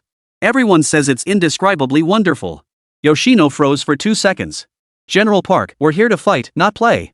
Major General Matsue, don't be so rigid. Rabbit Kingdom's combat strength is what it is. Honestly, you could handle this without my men stepping in. If my dad hadn't insisted I come, I wouldn't have wanted to be here. But then again, this is a sure win. Coming over to score some battle merits isn't so bad. If I could snag some battle honors while having cherry blossom girls keep me company, now that's what I call a good deal. Yoshino cursed silently under his breath. What the hell? What the hell kind of person did they send? How did someone like this even get this position? Unbelievable. Park Pyal seemed to sense Matsue's thoughts. He chuckled softly, don't misunderstand, Major General Matsue. That's just how we Poks are. As long as we're happy. When it comes to fighting, we're absolutely first-rate, brave and invincible. Let me put it this way, 1 South Korean soldier is worth an entire platoon of rabbits. Don't let those rabbits talk trash about us. Just let them wait. In half a month, they'll see what happens when I take them down. Damn it all. Alright. General Park is truly formidable. I've long heard the general is known as the real man of South Korea. I'll send our comfort girls over immediately. 3. Is that enough? More than enough. General Matsuo is truly generous. In half a month, we'll march into Rabbit Kingdom. Then we'll taste what Rabbit Kingdom has to offer. Don't worry, I'll cover the costs. General Matsue, you just focus on the fighting. Alright. General Park, what did you bring this time? Before he could finish, Park Pyal stood up on his own. Enough, no more talking. I'd better hurry back to my room and freshen up. I can't keep little Sakura waiting too long. If you have anything to discuss, Major General, please wait until I'm done. I'll be quick. With that, he strode off. Watching the figure of Park Pyal, already slightly stooped at just 23 years old. A surge of kidney deficiency energy erupted from him like a gushing spring. Yoshino thought to himself. I'm genuinely afraid he'll die aboard my warship. Just then, Koyama entered. Major General, was that man earlier Park Pyal Rock from the Republic of South Korea? What's the matter? Nothing, just felt a bit off about him. No, he's the 3-second real man of South Bang. He's incredibly strong. He could single-handedly split his forces into 18 divisions and take over the northern part of Rabbit Country. Ha? Really? No way. A bunch of trash has arrived from South Korea. Don't expect them to help us out if they don't cause trouble, that'll be good enough. Damn. Chapter 66, is that all the rabbit has? Matsuo laughed. It's been half a month. Any movement from the rabbits? Reporting to the Major General. The rabbits are currently frantically digging trenches within the designated area. And I've also discovered they've set up quite a few hidden defensive positions around the perimeter. I've mapped out some of them. Still searching for the rest. Oomph. Do those little bunnies really think digging a few trenches and setting up some hidden spots will do the trick? For setting up anti-aircraft guns. Do you really think I don't know? Once the fighting starts, I'll wipe these positions off the map first. Damn. Form 100 tanks into an iron wall at the front. Infantry and tanks will coordinate, with the rest following behind. The tank units will first pound those rabbit armies in the trenches to death. Follow-up units will conduct battlefield clearance. Advance steadily. This time I don't care about speed, just kill as many rabbits as possible. I don't want to repeat Koichi's mistake of rushing in and suffering heavy losses. Understood, Major General Koyama. But there's one more thing, Major General Matsue. The Russians have supplied 215 tanks, 20 units. 20 Type 215 tanks? Are you sure? Absolutely. Just got the intel from the field. He snorted. Yoshino burst out laughing. 20 tanks? Those Russians sure know how to make a grand gesture. 20 tanks? What's that? Not even a fifth of what we have. Does Rabbit really think he can win with just 20 tanks? How amusing. Is this sheer ignorance? Moreover, just compare their Type 215 tanks to our Type 97 tanks. It's a complete defeat. Goodness, Xiaoshan, this Rabbit nation is truly something else. During negotiations, they brag. It made me feel pretty uneasy. I thought they had some trump card up their sleeve, but it turns out it's just 20 crappy Type 215 tanks. But if the Russians send reinforcements later? No way. This time the Russians only supplied 20 tanks. I intercepted their supply documents. There won't be any more in the near future. And even if the Russians increase their tank shipments, how could the Rabbits possibly have enough people to operate them? All they know how to do is charge forward mindlessly with their guns. You're absolutely right. A nation with such backward military technology, let alone the trained personnel to operate it. This is satisfying. When I saw that kid negotiating with such confidence, he really gave me a scare. Little did I know he was all bark and no bite. What's 20 tanks worth? A few shells and they're just scrap metal. By the way, how's the search on that kid going? Still searching. We've mobilized all intelligence personnel. But from what we've seen so far, the kid seems to be hiding pretty deep. None of Huaxia's major military factories have reported sightings of him. Then keep searching. Find him, no matter what. If he doesn't show up on the battlefield, send someone to take him out. Bastard. How dare he speak to me like that? Anyone who crosses me, Matsuo Izunasuke, has only one fate: death. Understood, I'll handle it immediately. Order everyone below to enter combat readiness immediately and intensify training. Once the battle begins, anyone who dares to retreat will be executed on the spot. Just as he finished speaking, the phone in front of him suddenly rang. He answered it. Major General Matsue, how are preparations coming along? General Mike. Everything is ready. I just finished discussing the battle details with General Park Pyle, son of Park Il-sung. Additionally, we've just received intelligence. The Russians have supplied 20 Type 215 tanks to the Russians. 20 tanks? Just 20? That's right, just 20. Just 20 tanks? My anti-tank weapons should handle them with ease. No problem at all, General Mike. Even if the anti-tank weapons prove difficult to handle, don't forget we have Japan's Type 97 tanks. 130 tanks charging into battle. Taking on those 20 measly Type 215s? It'll be like a father beating his son a piece of cake. Good. The international community has been very optimistic about your great Sakura empire lately. I don't want you pulling a quinoa on me. Don't go pulling any more stunts. Rest assured, General. I'll not only eliminate the little rabbits, I'll also restore the honor of the great Sakura's divine core. I'll restore our honor after that previous failure. Let's hope so. That's exactly what Kinoareku said too. But in the end? He never even got to meet them. The rabbit killed him outright. You lot should watch your backs too. That rabbit always comes up with something new in battle. You'd be wise not to underestimate him. General Mike, we've got the rabbit's intel figured out. Last time, if it weren't for the Russians' rocket artillery backing them up, there's no way the rabbits could have won. Besides, in such a short time, they can only rely on Russian aid at most.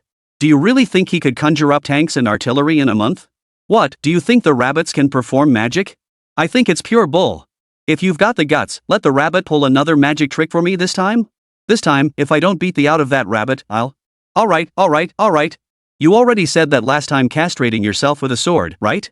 Major General Matsue, I admire your courage. I see your resolve, don't let me down. China Border Command Headquarters. Wang Shunkai sat at the command desk, his face clouded with worry. Oldly, it's been over half a month since Brother Qin went in. Why haven't we heard anything? Li Yulong shrugged helplessly. No news is good news. What do you mean? No news at least means Brother Qin is busy. What we need to do now is trust Brother Qin. Then hold the line against the Japanese attack. I heard we got 20 tanks from the Russians. Could this be the trump card Brother Qin mentioned? But 20 tanks still won't be enough. The Japanese have over 100 tanks. We're no match for them. I don't think so. Brother Qin couldn't possibly be unaware of that. Then tell me, if he doesn't, what's the point of getting these tanks? If we had more, we could at least fight alongside our brothers. But just 20 tanks. Sigh. This is useless. At that, Li Yulong fell silent. During this time, he hadn't failed to call Qin Fang. But every single call went straight to voicemail. What was he to do? As the start time drew nearer, both their hearts sank to the bottom. Just as the tension reached its peak, the phone on the table suddenly rang. Wang Shunkai froze for a moment before quickly answering the call.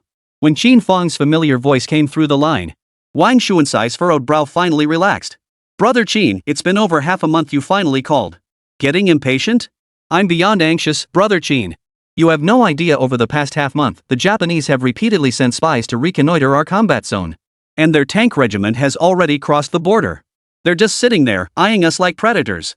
Damn it all to hell, this is clearly meant to intimidate our forces. I'd love to lead the suicide squad out there and blow the damn thing to smithereens. Trading one life to take out a Japanese tank? Worth it. Meanwhile, Wang Shunkai and Li. Chapter 67, Barbecue under Mount Fushur? Wang Shunkai finished speaking. Li Yulong chimed in immediately from beside him. If Commander Wang wants to form a suicide squad, I'll be the first to volunteer. Those damn little devils think they can scare us by just leaving their tanks there. These past few days, they've even driven their tanks right into our territory, strutting around like they own the place. They've been running all over our territory, pissing and ting everywhere. Damn it, if they weren't using tanks for cover, I'd have shot them dead on the spot. They're way too cocky. Liberation listened to their indignant words. He smiled faintly. Old Wang, Old Li, I called you both in to share some news. The device has been successfully tested. In less than 2 weeks, it will be deployed to the front lines. Let those little devils jump around for a couple more days. They think they're ting and pissing all over us? Have someone collect every bit of their filth. I'll make them eat their own.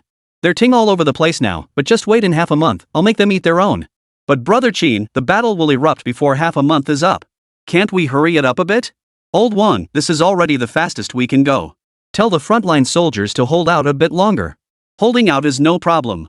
Not a single man has backed down against the Japanese devils. What I fear is that this thing you're giving us, Brother Qin, what if it can't turn the tide? If we lose all of northern China, then Brother Qin, I refuse to let millions of our people die by the Japanese devils' guns. As a soldier, I must defend our Chinese land and people. If we fail, I don't care if I lose my life. But those innocent civilians will surely be slaughtered by the Japanese devils. These heartless bastards treat the lives of our Chinese people like worthless weeds. Old Wang, Qin Fang, know all this too. I've said before that I won't gamble with the nation's survival. Rest assured.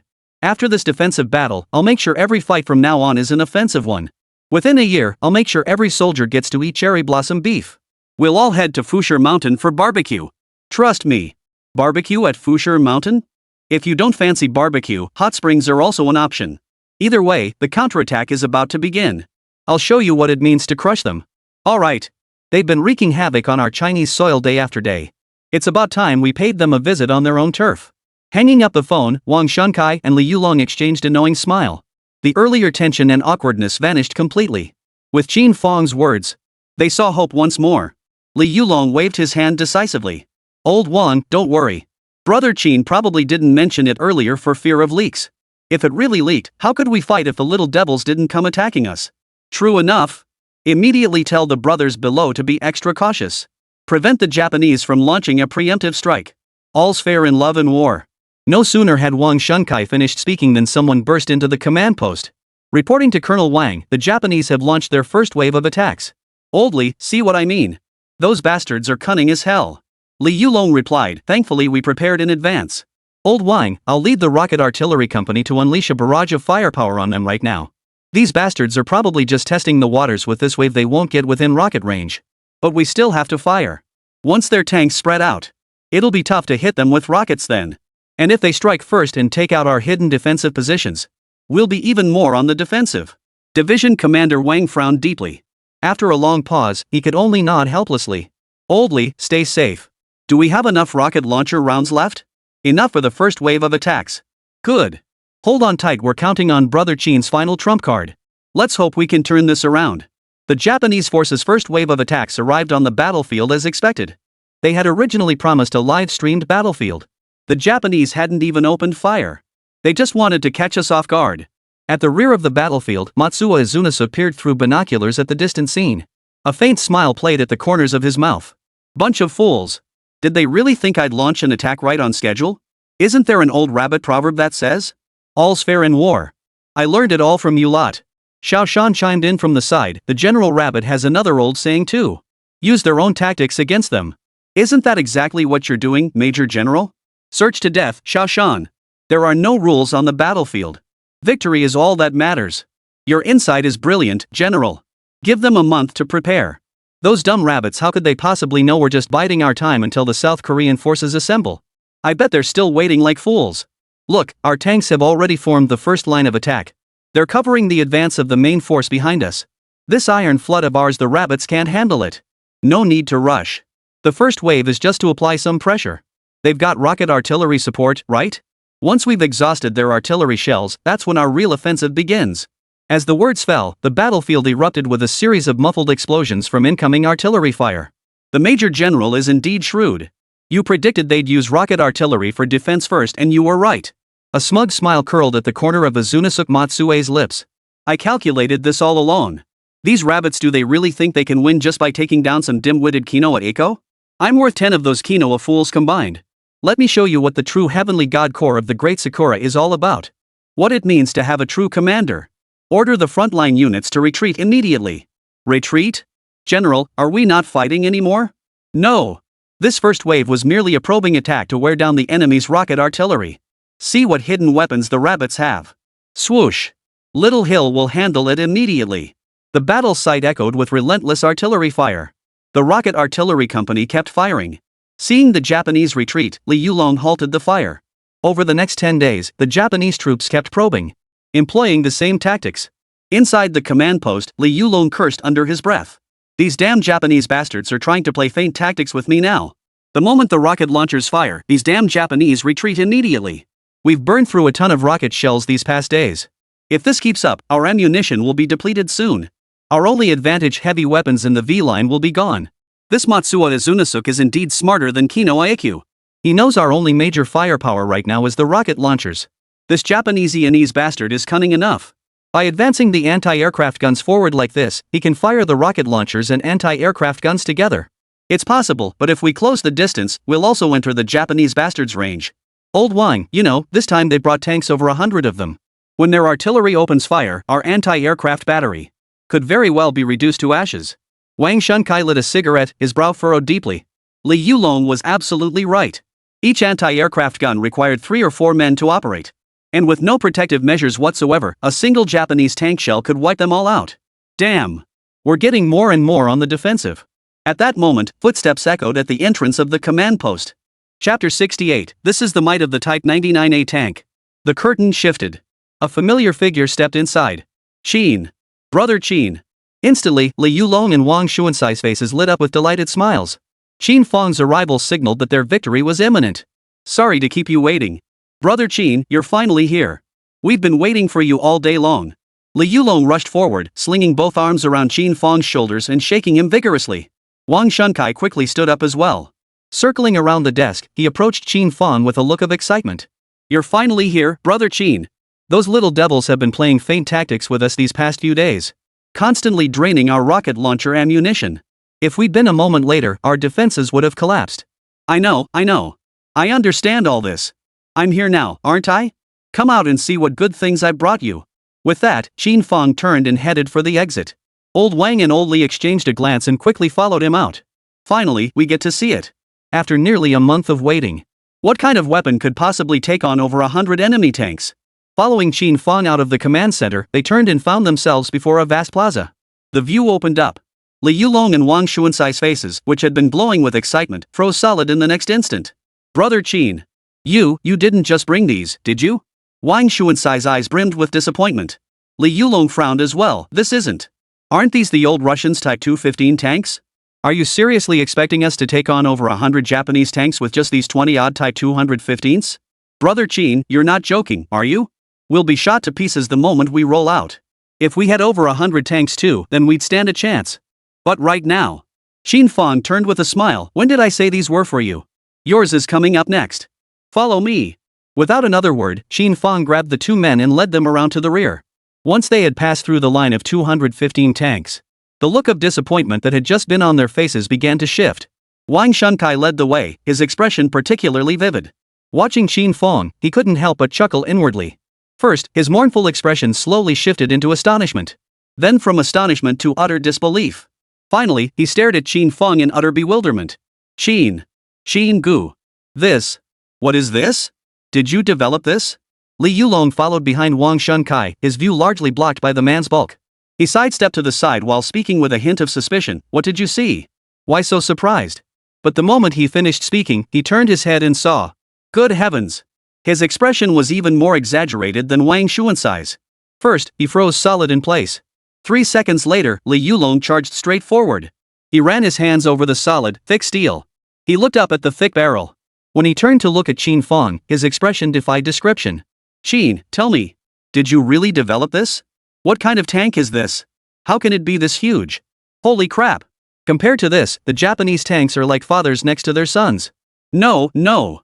It's like a son seeing his father. Seeing Li Yulong stumbling over his words, Qin Fang smiled faintly. This is the Type 99 main battle tank. Dubbed the King of Land Warfare. Old Li, let me set you straight. Those Japanese tanks? Honestly, they're not even worthy of being called sons, they're more like grandchildren. Wang Shunkai hurried over at a jog. Brother Qin, give us the rundown. How come this main battle tank is so huge? How effective is this thing against the little devil's tanks? Effective? Colonel Wang's words aren't exactly precise. You don't measure its effectiveness against the Japanese by how effective it is. You should ask if it was easy to handle. After a pause, Qin Fang stepped forward. Pointing to the extended barrel overhead, he declared, this mounts a ZPT-98 125mm smoothbore cannon. It can fire high explosive and armor-piercing shells. Additionally, it carries coaxial machine guns and anti-aircraft machine guns. Primarily designed to suppress and eliminate anti-tank weapons, destroy field and defensive fortifications, and annihilate enemy forces. Such formidable firepower? Such firepower would likely surpass any tank in the world today. Qin Fang nodded. The firepower is indeed formidable, but that's not its most outstanding feature. It's not the most outstanding feature? Exactly. Its other nickname is the Wall of Size. The Wall of Size. What does that mean? Because when enemies face it, they can only sigh in frustration, utterly helpless. Brother Qin, that sounds a bit exaggerated, doesn't it? Wang Shunkai said, sounding somewhat skeptical. Exaggerated? I'm actually holding back. The Type 99 main battle tank boasts exceptional protection. It employs modular external composite armor. This design allows for rapid removal and replacement of armor plates. Even if the turret is penetrated or damaged, repairs can be completed in a short time. Its frontal protection exceeds 700 mm, effectively withstanding fire from enemy tank killer missiles and armed helicopters. After the explanation, Wang and Li looked at each other. Both men blinked, seeming impressed by the impressive specifications. But the technical terms used seemed a bit unclear. Don't worry about it. All you need to know is that it can't be destroyed. Brother Qin, if what you're saying is true, this tank we have now boasts both formidable firepower and a robust defense system, then isn't it practically invincible? That's why they call it the King of Land Warfare. Wang Shunkai exclaimed excitedly, Brother Qin, now I finally understand why you were so confident from the start. If I'd known you could build this thing, I wouldn't have been so worried I couldn't sleep night after night. Colonel Wang, didn't I tell you before? I told you to relax. It's not that easy. If we really failed, the responsibility would be enormous. But now I can finally relax. With such a colossal force standing before me, how could I not be relieved? Li Yulong then asked, but Brother Qin only has this one tank. Isn't that a bit insufficient for the fight? Even if he's amazing, the Japanese have over 100 tanks. Since I'm building it, how could I possibly make just one? Look over there, the main force is already approaching. These were men personally selected by Marshal Nie. They formed the very first armored tank regiment of the Republic of China. As Qin Fang's words fell silent, a series of distant roars echoed in succession. Following the direction of his finger, a towering cloud of dust billowed skyward. Row upon row of colossal machines approached with an overwhelming sense of authority. It was enough to make one's knees go weak. This was the sheer presence of the Type 99 main battle tank. This was the aura of the King of Land Warfare. Chapter 69, a tank this massive Yoshino panics. Li Yulong's eyes widened. His breathing grew ragged. This many. There must be nearly 50 of them. 50 plus? You must be mistaken. Old Li. There are a full 100 vehicles. Look at those rows of army green disappearing into the dust back there. There are definitely 100. Qin Fang chuckled softly, you're right, exactly 100. These have passed all tests with flying colors, and their firing performance is nearly perfect. Holy crap, over 100 grandfathers of those damn Japanese tanks just rolled right in. Brother Qin. I'm a little scared. Old Wang, your fear is actually making me laugh. These things are all ours, all part of our China. You're the last one who should be scared. As the two men stared intently, a scout suddenly ran up behind them. Reporting to the brigade commander, the enemy forces have launched another attack on the border. Qin Fang burst out laughing upon hearing this. These little devils must have followed their noses right over here. Perfect timing. Wang Shunkai acknowledged the report. Then turned to Qin Fang. Brother Qin, you developed this tank. You call the shots on how we fight. No way, Director Zhang. You're the boss on this battlefield, you call the shots. I'm just a weapons researcher. Commanding battles isn't my forte, though I do have a suggestion. Go ahead, Brother Qin. I hear the Japanese have been attacking frequently lately. As soon as we fire a single shot, they retreat. That's right. Those little devils have gotten smarter this time. No worries, it's fine. This time, while they're attacking, we won't use the rocket artillery yet. See those Russian T-215 tanks over there? Let them go in first and draw out the main Japanese force. Lure them out? Brother Qin, will that work? This Yanosuk is smarter than that Kinoa guy. Don't worry. When Director Wang got these tanks from the Russians, I already leaked the intel. The Japanese definitely know about it. Leaking the info was meant to mislead the Japanese, making them think these tanks are our final trump card. Li Yulong chimed in from the side. Brother Qin, I get it now. Not deploying the rocket artillery and sending tanks instead was to make the Japanese think our rocket artillery was completely depleted. Their feint attacks are just to drain our ammunition, right? Then when the tanks roll out, they'll think we're cornered. That's when Matsuo Izunasuke will launch his major assault. Old Wang, in these recent attacks, the Japanese have only deployed a dozen or so tanks. Their main force hasn't even moved out yet. Proceed exactly as Brother Qin instructed. Let's go. You little devils are finally going to get what's coming to you. Pissing and ting on our border, humiliating us. Fine. We'll see if you can still piss in a minute. With Colonel Wang's command, the entire Huaxia nation's forces mobilized. Along the border, Matsuo Izunasuke remained stationed at the rear, constantly observing through his binoculars. Koyama, it's been 2 weeks since Huaxia's offensive began. Their ammunition must be running low. Almost, Major General. During the last offensive, we clearly noticed a significant reduction in both the number of rocket artillery and their strike range compared to before. And lately, the Russians haven't supplied them with any more rocket artillery support. Those little rabbits are running out of ammunition and supplies. Excellent. After waiting over 10 days, this moment has finally arrived. Prepare the main force immediately. No sooner had he finished speaking than Park Pyo-rak shuffled over with a weak, unsteady gait. His eyes were sunken, his lips pale. He looked utterly drained. Major General Matsue, isn't it time for us to make our move? The little rabbits are out of ammunition and supplies. If we keep fighting, it'll come down to manpower. Right. I've been holed up in this room for 2 days straight, moving my body all night long. My back is about to snap. I must say, Major General, your country's cherry blossom girls really are top-notch. Of course. We've turned this into a full-fledged business. The ladies we sent over to you are top-tier instructors from our cherry blossom nation. They've all shined brightly on the silver screen. Park Piaolo immediately gave a thumbs up. Holy. This is awesome. But after all these days of excitement, it's time for me to taste the thrill of hunting rabbits. I'll assemble a team immediately and launch the assault alongside the Major General. General Park truly has the guts. But hold on, let's see what the rabbits are up to first. No sooner had he finished speaking than a startled cry erupted from the nearby hill. Look, Major General. The rabbits have deployed tanks. Tanks? Could it be the 215 tanks the Russians gave them? That's right, exactly. They're already heading this way. Panasonic immediately raised the binoculars in his hand to look. 3 seconds later, he burst into maniacal laughter. The little rabbits finally cornered. Notify everyone to deploy immediately. The little rabbit's rocket artillery ammunition is completely depleted. Only these 20 tanks remain. Hit them hard. Damn. Soon, the entire Sakura nation's forces were mobilized. 130 Type 97 Sakura tanks led the charge at the front. Lined up in formation, they established a defensive line. Wave after wave of Japanese infantry followed closely behind the tanks.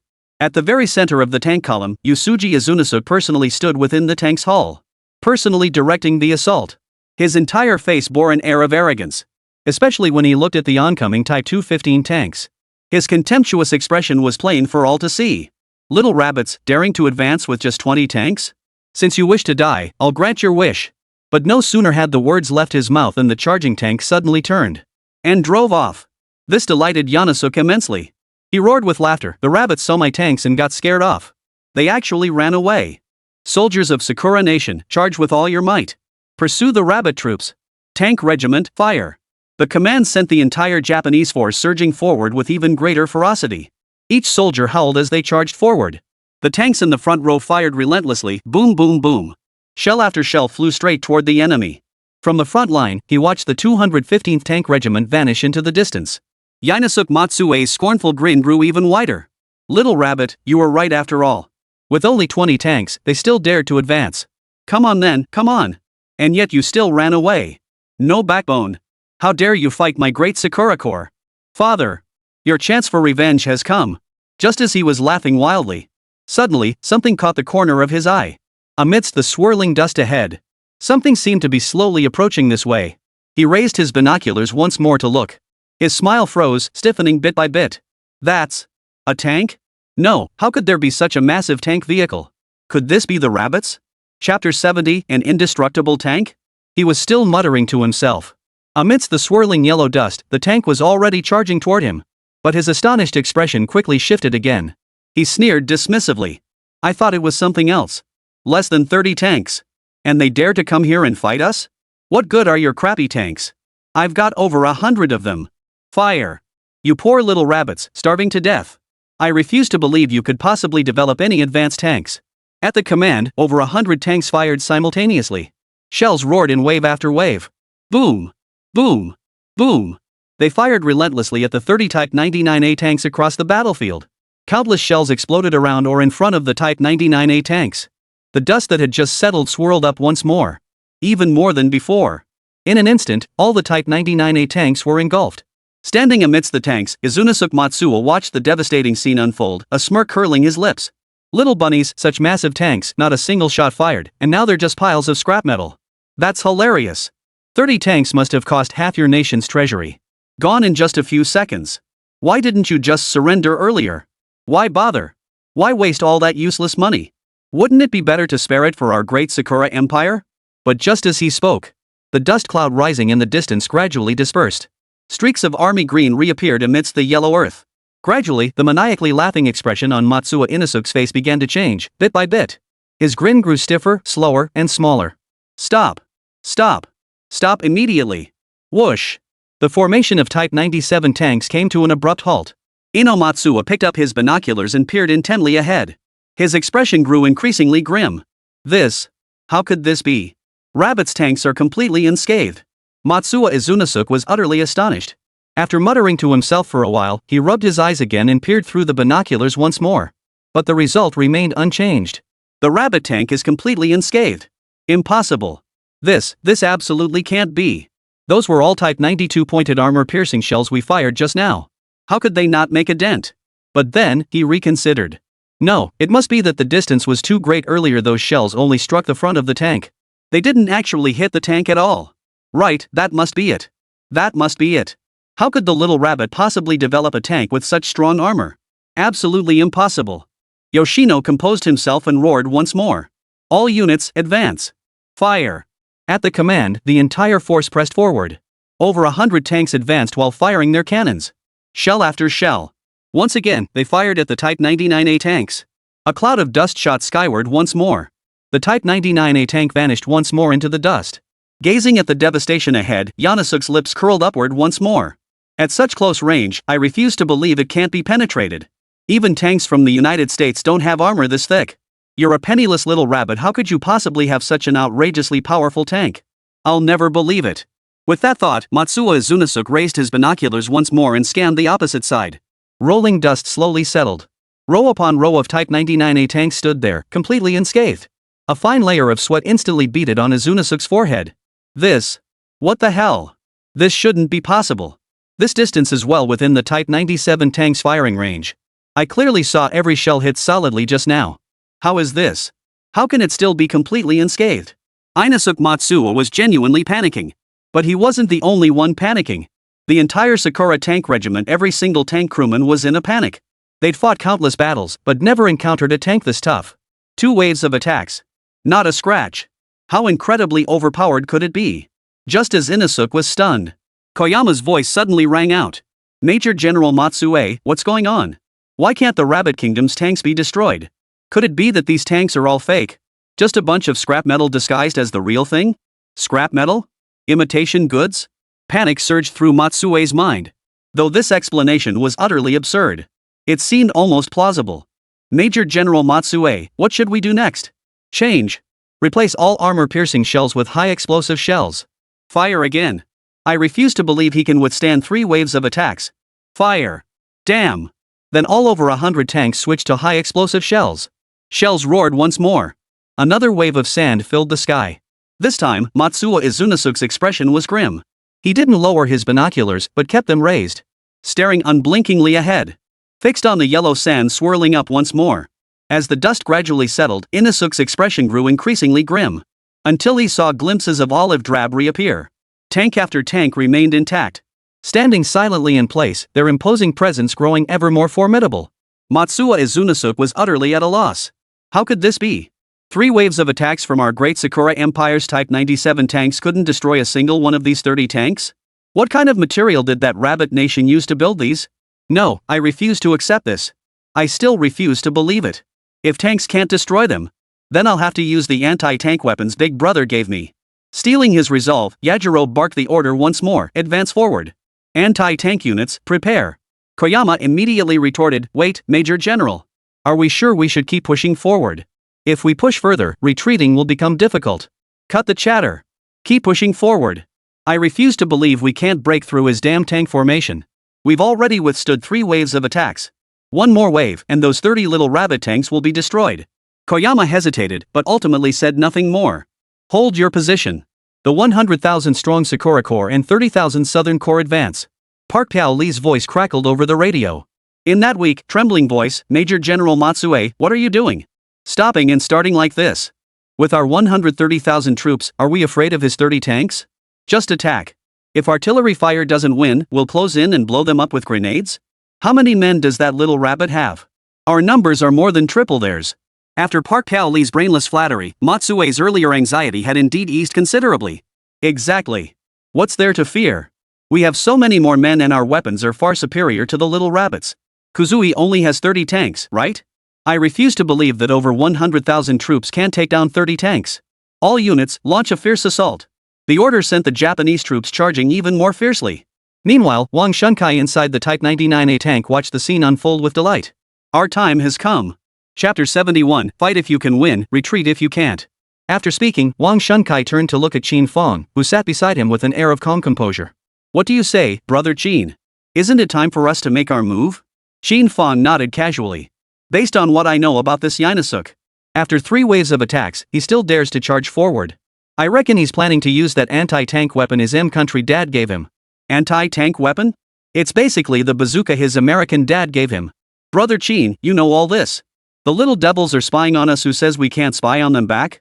Let's be honest, old Wang. This Matsuo Izunasuke is actually a high-ranking American intelligence chief. This bastard has committed multiple large-scale mass casualties in our country. He disrupted our nation's order. He's caused the deaths of countless innocent civilians. And he's exceptionally skilled at intelligence operations. The 20-plus Type 215 tanks? That was a deliberate smokescreen I let slip. Otherwise, how could that old bastard have fallen for it? That son of a... Brother Qin, why didn't you tell me sooner? Better late than never. Look ahead. The little devils are coming with their bazookas. Now you know why I didn't let you attack earlier. No idea. Qin Fang gave a wicked grin. Tank-on-tank combat is so boring. Sure, one shot could blow their tank to smithereens. But wouldn't you love to see what it looks like when a tank blows people to bits? That'd be so satisfying. Haven't those little devils been pushing you around these past few days? Old Wang's eyes lit up at the suggestion. The anger in his eyes grew even more intense. How could it not be unbearable? Brother Qin, you've got the right moves. Shelling those little devils? Just thinking about it makes me feel great. Qin Fang gave a faint smile. Didn't get enough thrills blasting those little devils with rocket launchers last time? This time we're pounding them with tank shells. And this time there are 100,000 of them. Not only that, but 30,000 tough guys from South Korea are mixed in with them. These little bastards claim they're the toughest troops in the world. Well, let's show them who's tougher, them or our shells. Li Yulong, standing nearby, had already been rubbing his hands together in anticipation. I can't wait any longer. These 122mm heavy caliber shells. Hitting a crowd of those little devils must feel so satisfying. Qin Fang raised his hand slightly and said, hold your horses. Wait for our remaining tank crews. If we're going to strike, let's give them a full-scale bombardment. No sooner had Qin Fang finished speaking than the remaining 3 sides of the plane's battlefield erupted. Dust billowed into the air. In the blink of an eye, the Type 99A main battle tanks appeared from the east, south, and west. Like ghostly apparitions. Nearly 30 main battle tanks appeared in each direction. Their 122mm heavy cannons were aimed directly at the Japanese forces in the center. Simultaneously, countless Dragon Nation soldiers poured out from behind the tanks. Anti-aircraft guns were rapidly deployed one after another. Rocket artillery vehicles appeared one after another. Countless Type 85 anti-aircraft machine guns crisscrossed the Dragon Nation army. All of them were uniformly aimed at the Japanese troops in the center. And it all happened too fast, too suddenly. The Japanese soldiers carrying bazookas froze in place instantly. Yoshinosuk leapt to his feet from his seat. Gripping his binoculars, he stared blankly at the Dragon Nation troops suddenly appearing all around. An extremely ominous premonition welled up in his heart. Damn it, I got too carried away. Too aggressive. But as his binoculars slowly scanned the surroundings, he realized his mistake wasn't just being too aggressive. All four directions were filled with those indestructible tanks. This is bad. An ominous foreboding spread through his entire body. Yoshino swallowed hard. How could this be possible? Where on earth did the rabbit get so many god-tier tanks in such a short time? Retreating was already nearly impossible. The rabbit had sealed off every escape route. It seemed there was only one option left, fight to the death. Just then, Park Pao-lee's voice crackled over the radio again. Don't panic, General Matsue. Just do it. I'll say it again, we have a total of 130,000 troops now. Don't be intimidated by their tanks and rocket launchers. Our equipment is every bit as good as theirs. We have tanks too. We've got heavy machine guns too. And we've got this many anti-tank bazookas. These are all rocket launchers. Absolutely no problem. The little rabbits just surrounded us, but breaking through is a piece of cake. Major General Matsue. I, Park Pao-rock, commanding the 30,000 troops of the South Korean Army, pledge eternal obedience to your command. These words instantly swept away all trace of fear from Matsue's heart.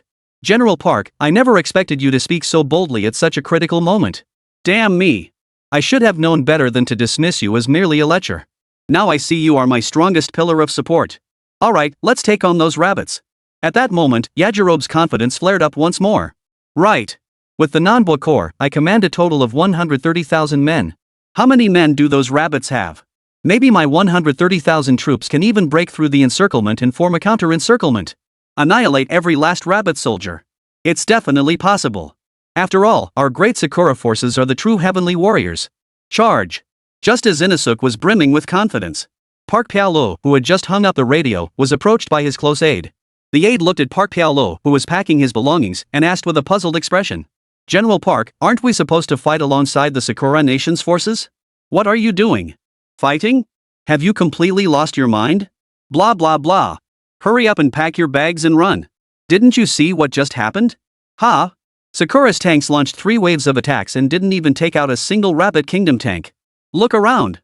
Count how many there are. Oh, over 100. Yeah, over 100. How many does Sakura have? Over 100 over there too. How can we fight them? Just look at those tank barrels from Rabbit Kingdom. They're huge and thick. One shell could take out 2 Sakura tanks no problem. Keep fighting? If I didn't talk tough, how else could I keep that Inosuke in line? Oh. General Park is truly wise. I'll pack my things right away. Hurry up. Notify all the tough guy units below to hurry up. One more delay and we'll end up like them. All die at the rabbit's guns. Right. General Park said it perfectly. I recall a rabbit proverb. It goes, he who eats food is a hero. Meaning, only those who can eat are heroes.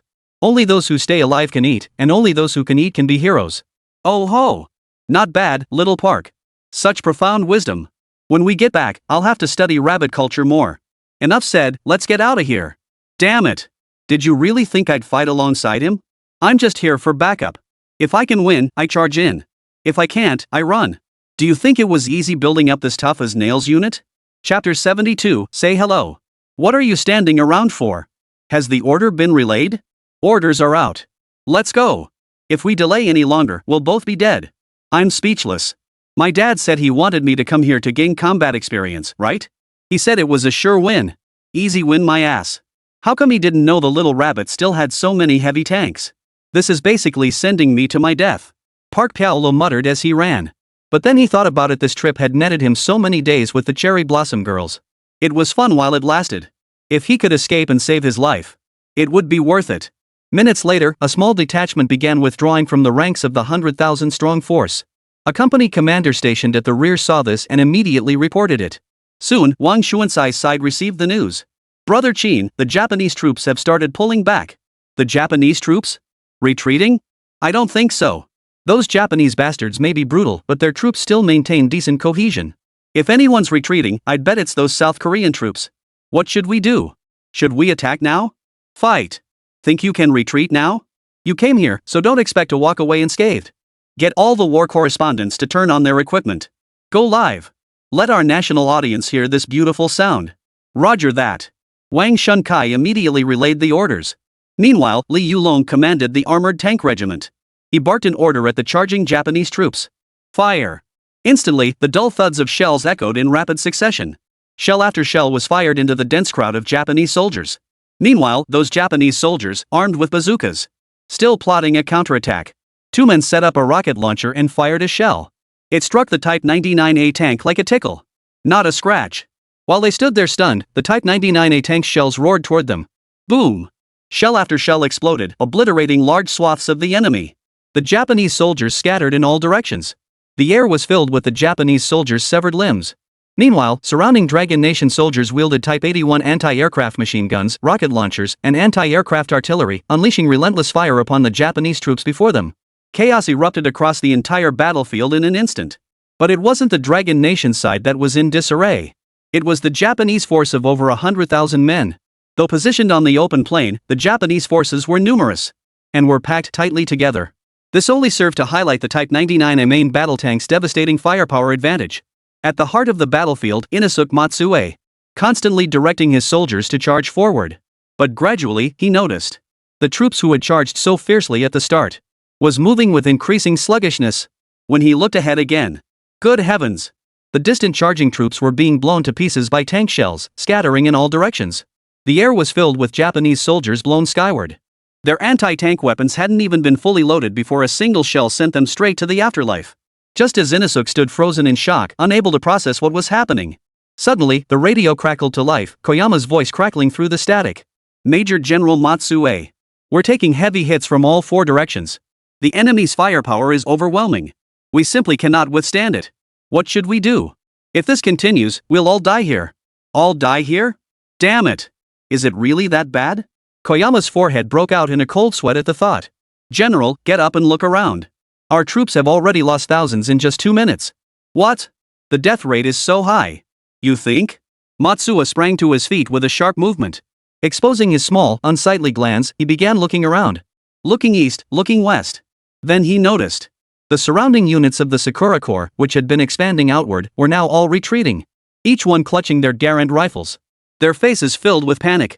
Meanwhile, the soldiers in the distance who hadn't managed to retreat in time were caught in the crossfire of shells fired by the surrounding rabbits, with nowhere to hide. Looking further afield, Matsuo saw the Rabbit Kingdom's shells, rockets, and bullets raining down on them as if they were free. Though only a force of tens of thousands, their momentum made them seem like hundreds of thousands. Even more ferocious. How could this be possible? Didn't the rabbits already use up all their rockets? How could they have more now? And those anti-aircraft guns, they're firing them like they're free. Koyama was absolutely right. Forget 1,000 casualties in 2 minutes at this rate, 1,000 deaths in a single minute is entirely possible. Damn it! At that moment, Matsuo Izunosuke was sweating profusely with anxiety. Koyama's voice crackled over the radio again. What should we do? General, should we call in our bomber squadron, the Skyhawk Force? The Sky Eagle Squadron? What the hell would we summon them for? Haven't you seen the anti-aircraft guns all around Rabbit Country? Have you forgotten how the only Divine Eagle Squadron under Mookie's command met its end? Do you know how much it costs to build a bomber? How long does it take to train a pilot? Then what do? We have to retreat, Major General. At that moment, Matsuo Izunosuke fell silent. Should we retreat or not? Even if we don't retreat, we can't push forward any further. But to retreat like this? He couldn't accept it. He had promised MacArthur. This time, he would capture the entire northern region of the Rabbit. And he was commanding 100,000 troops. If he retreated now, what would he say when he returned? He hadn't even avenged his father's death. Just as he stood there in a daze, a familiar figure suddenly caught the corner of his eye. He strained his eyes through the binoculars. Standing atop that massive tank in the distance was none other than. It was that kid. Qin Fang stood casually in the center of the tank. He spotted the tank where Matsuo was stationed at a glance. Qin Fang casually waved a greeting toward Matsue. At that very moment, Qin Fang's voice crackled over Matsuo Izunosuke's radio. Qin Fang had already hacked into their radio channel. Therefore, from the very beginning, he had heard every word of their conversations clearly. General Matsue. Long time no see. Didn't you say I'd definitely get it back then? Now I'm here. Kid, don't get too cocky. So what if I'm cocky? Matsue, look at your army now, it's falling apart under fire from my Type 99A tanks. Koyama ordered you to retreat, yet you refuse to leave? I won't leave. I'll fight you to the bitter end. I, Matsuo Inosuke, a major general of the land of cherry blossoms. I will never retreat. Fine, bring it on. Just wait and see how long you hold out. After speaking, Qin Fang returned to the tank's cabin and pointed at the enemy tank leading the charge. Qin Fang commanded, see that one? Take it out. Roger that. With that, the Jojoa tank's gun barrel slowly swiveled toward the direction of Izunosuke Matsue. Then came a thunderous boom. Chapter 73, Closing the Encirclement. The Type 99A main battle tank roared. The shell fired straight ahead. At that very moment, seeing the barrel aimed at the tank, Izunosuke Matsue hesitated not a second and scrambled out. Just as the shell was about to strike the Type 97 tank, Matsuo rolled away. The adjacent tank exploded with a thunderous bang. A single shell shattered it instantly. Shards of twisted metal flew in all directions. Having narrowly escaped death, Matsuo stared at the wrecked tank before him. He was nearly paralyzed with fear on the spot. No, run. That was his first thought. Suijie scrambled to his feet and sprinted backward. Meanwhile, Qin Fang, seated far away in the Type 99A tank. Watching the utterly disheveled Matsue, a faint smile touched his lips. He's running pretty fast. Old Li, fire at him. Got it. Li Yulong immediately maneuvered the tank to swing its turret. Another shot fired in the direction Matsuo was running. Bang! You gotta hand it to Matsuo, he sure can run. This shell flew past, dodged by the kid again. Ouch! Named like a pig, but runs like a rabbit. No sooner had Li Yulong uttered those words than he spotted several Wine Knight tanks in the distance simultaneously swiveling their turrets toward his position. 3 waves of attacks haven't beaten you yet? Still want more? Qin Fang declared bluntly, he's out for blood. A few broken down tanks trying to cover their brigadier general? Do they even have the qualifications? Who cares if he's worthy? Let's take him down first. Everyone says the Type 97 tank is formidable, let's see just how formidable it really is. Li Yulong fired without hesitation, unleashing a barrage of shells. True to its 122mm caliber. After firing, he immediately hit 2 Japanese tanks in quick succession. Both tanks exploded instantly where they stood. Faced with such devastating firepower, they had absolutely no chance of survival. At that moment, Matsuo Izunosuke was running like a madman. The sudden explosions of the 2 tanks behind him made his head buzz. No, if he didn't run now, it would be too late.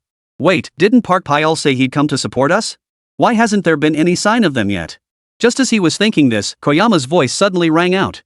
Major General Park Pyal and his troops have already fled. What did you say? They've fled? That's right. They're already 2 kilometers away from our troops. But they're currently engaged with the rear guard. That bastard talked a good game, but ran faster than anyone. What a bunch of tough guys. Bull. Major General Matsue, now's not the time to curse them. We need to figure out how to retreat fast. Half our 100,000 strong force has been killed or crippled. If we drag this out any longer, we'll all be left behind. I know.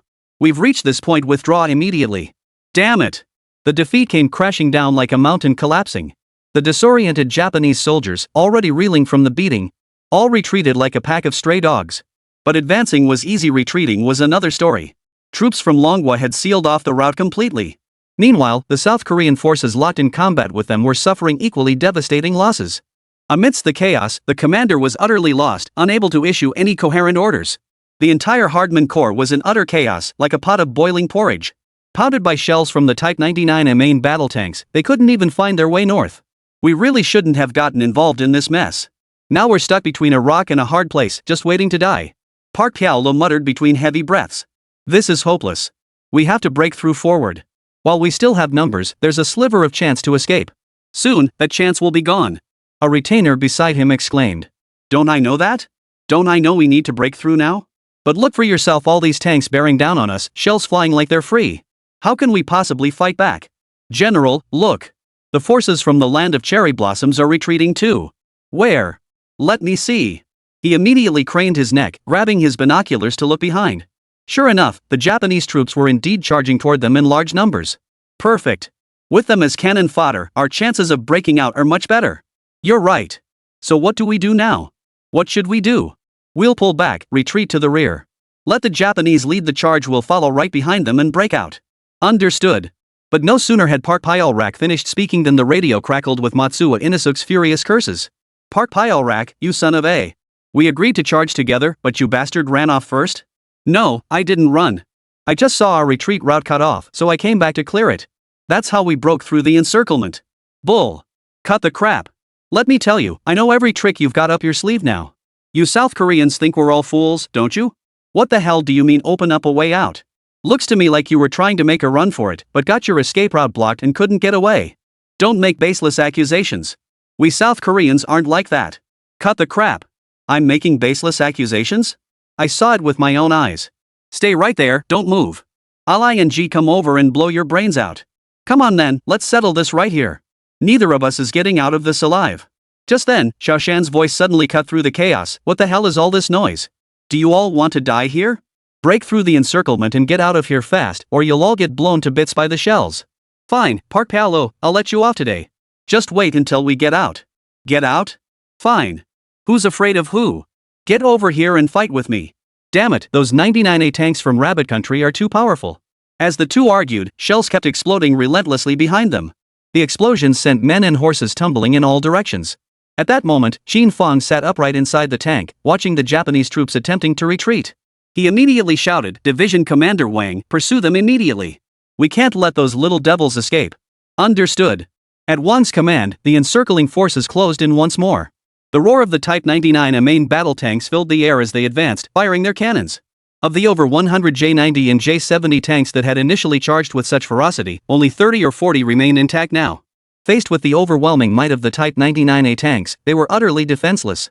They turned tail and fled. They didn't even attempt to fire while retreating. It seemed the Japanese knew that such tactics would neither break through the enemy lines nor allow them to escape. But now it's far too late to run. They'd been caught within range long ago. The Type 99A tank's shells continued to fire. The remaining Dragon Nation warriors charged downhill in lockstep with the Type 99A tanks. The Japanese soldiers screamed in agony. Chapter 74, Victory. As he ran, Matsuo Daisuke glanced back and saw the encirclement closing in. The panic on his face grew even more intense. He tore off his brigadier general's uniform while running. Then he casually picked up the uniform of a Japanese soldier and put it on. He was terrified of being recognized. But how could two legs possibly outrun a dozen-wheeled tank? Before long, the surrounding tanks and rocket launchers had whittled the Japanese forces down to just over 10,000. And those 10,000 men scattered like frightened birds. They were in complete disarray. Severe clashes even erupted between the two nations' troops. Everyone desperately tried to break through and survive. But beneath the fire of the Type 99A tanks, all were equal. Escape was no easy feat. Before long, Qin Fang and his men had steadily narrowed the encirclement. Every possible exit was sealed off. Countless Japanese soldiers lay dead or wounded, frozen in place, daring not to move. Most of them simply dropped their guns and raised their hands high. Matsuo Izunasuke followed suit, raising his sentry gun high. Crouching on the ground, his eyes darted around frantically, scanning for an opening to escape. He wasn't alone, Park Pyal was doing the same. And these two had actually huddled together. But they merely exchanged a glance. There was no way they'd start fighting at such a critical moment. Just as they scanned their surroundings, a gunshot suddenly rang out. Qin Fang, Li Yulong, Wang Shunkai, and others descended from the armored vehicle, leading the main force to encircle the area. Qin Fang stood elevated within the crowd, surveying the scene below. He quickly spotted Yinasuke, wearing an ill-fitting military uniform. "You've got some nerve, coming up with tricks like this. Who'd have thought you'd strip a major general's uniform off him? But ever since I first laid eyes on you, I'd recognize you even if you were turned to ashes." He turned to Wang Shunkai beside him and said, "See the one in the middle there?" Wang Shunkai followed the direction of his finger and quickly recognized him. It was Matsuo Yinasuke. That old bastard actually tried to escape by changing clothes. "Old Wang, take a few men and bring him in. Capturing a major general alive is no small feat. This will be a major achievement for you." "I'm coming along. The moment I see that old codger, I'm going to give him a good beating." Li Yulong chimed in from the side. "Fine, whatever. Just make sure you bring him back alive." "Ah, wait till you see the one next to him." "What about the one next to him? The one with sunken eyes who looks a bit weak?" "Yeah, that one.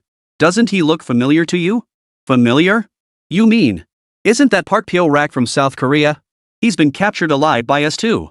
This is perfect, killing two birds with one stone. Come on, I'll take men to bring them both over right now." Li Yulong then led an entire platoon down the stairs. The surrounding Japanese soldiers remained frozen in place, not daring to move a muscle under the glare of so many gun barrels. The slightest misstep, if even one dared to move, would mean a volley of shells wiping out a large group. Li Yulong and his men strode swiftly to Izunasuke's side. He shoved the Type 81 rifle right up against his head. Matsue, still hiding? We've found you.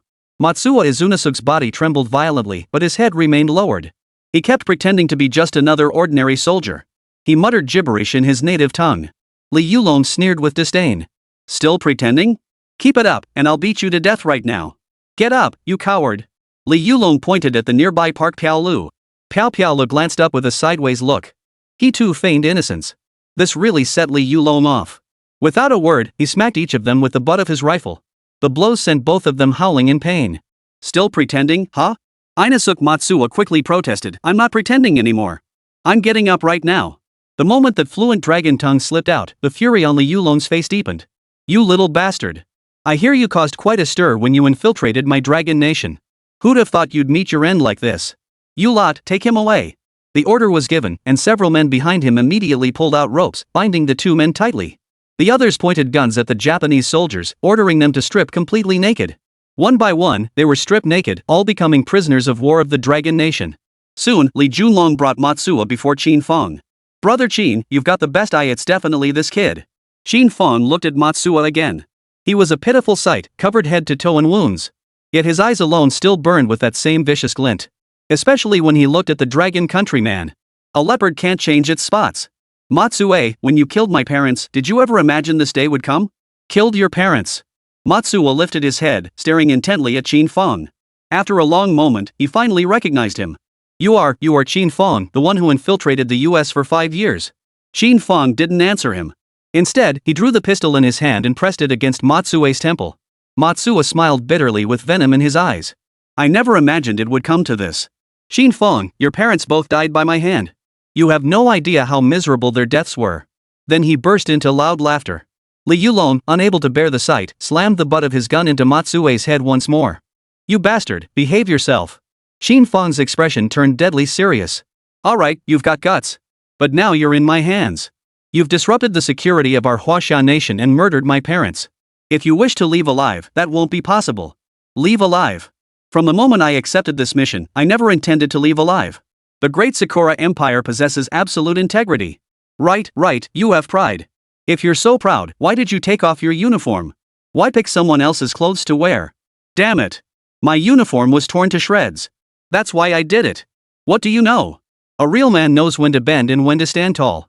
Bend and stretch? You're just a stubborn old duck. Enough, stop talking. Once you're in my hands, you won't survive. Goodbye. Qin Fang pulled the trigger without hesitation. Bang! Song Xia collapsed instantly, a gaping hole in his head. Seeing this, Pia Piaolu immediately knelt on the ground, begging for mercy. Spare me! Spare me! I only came to support you, I never intended to fight. Please spare me. Spare you? Spare you? How could I possibly spare you? Aren't you Southerners supposed to be the toughest soldiers in the world? How come you can't even withstand our tank shells? I suggest you stop begging for mercy on your knees. Since you two have both fallen into our hands, I'll send you both to meet your maker together. After Qin Fang finished speaking, he fired another shot directly into Park Paoli's head. Park Paoli collapsed to the ground with a thud, his face frozen in utter shock. With both commanders slain, the Dragon Nation achieved an unprecedented victory.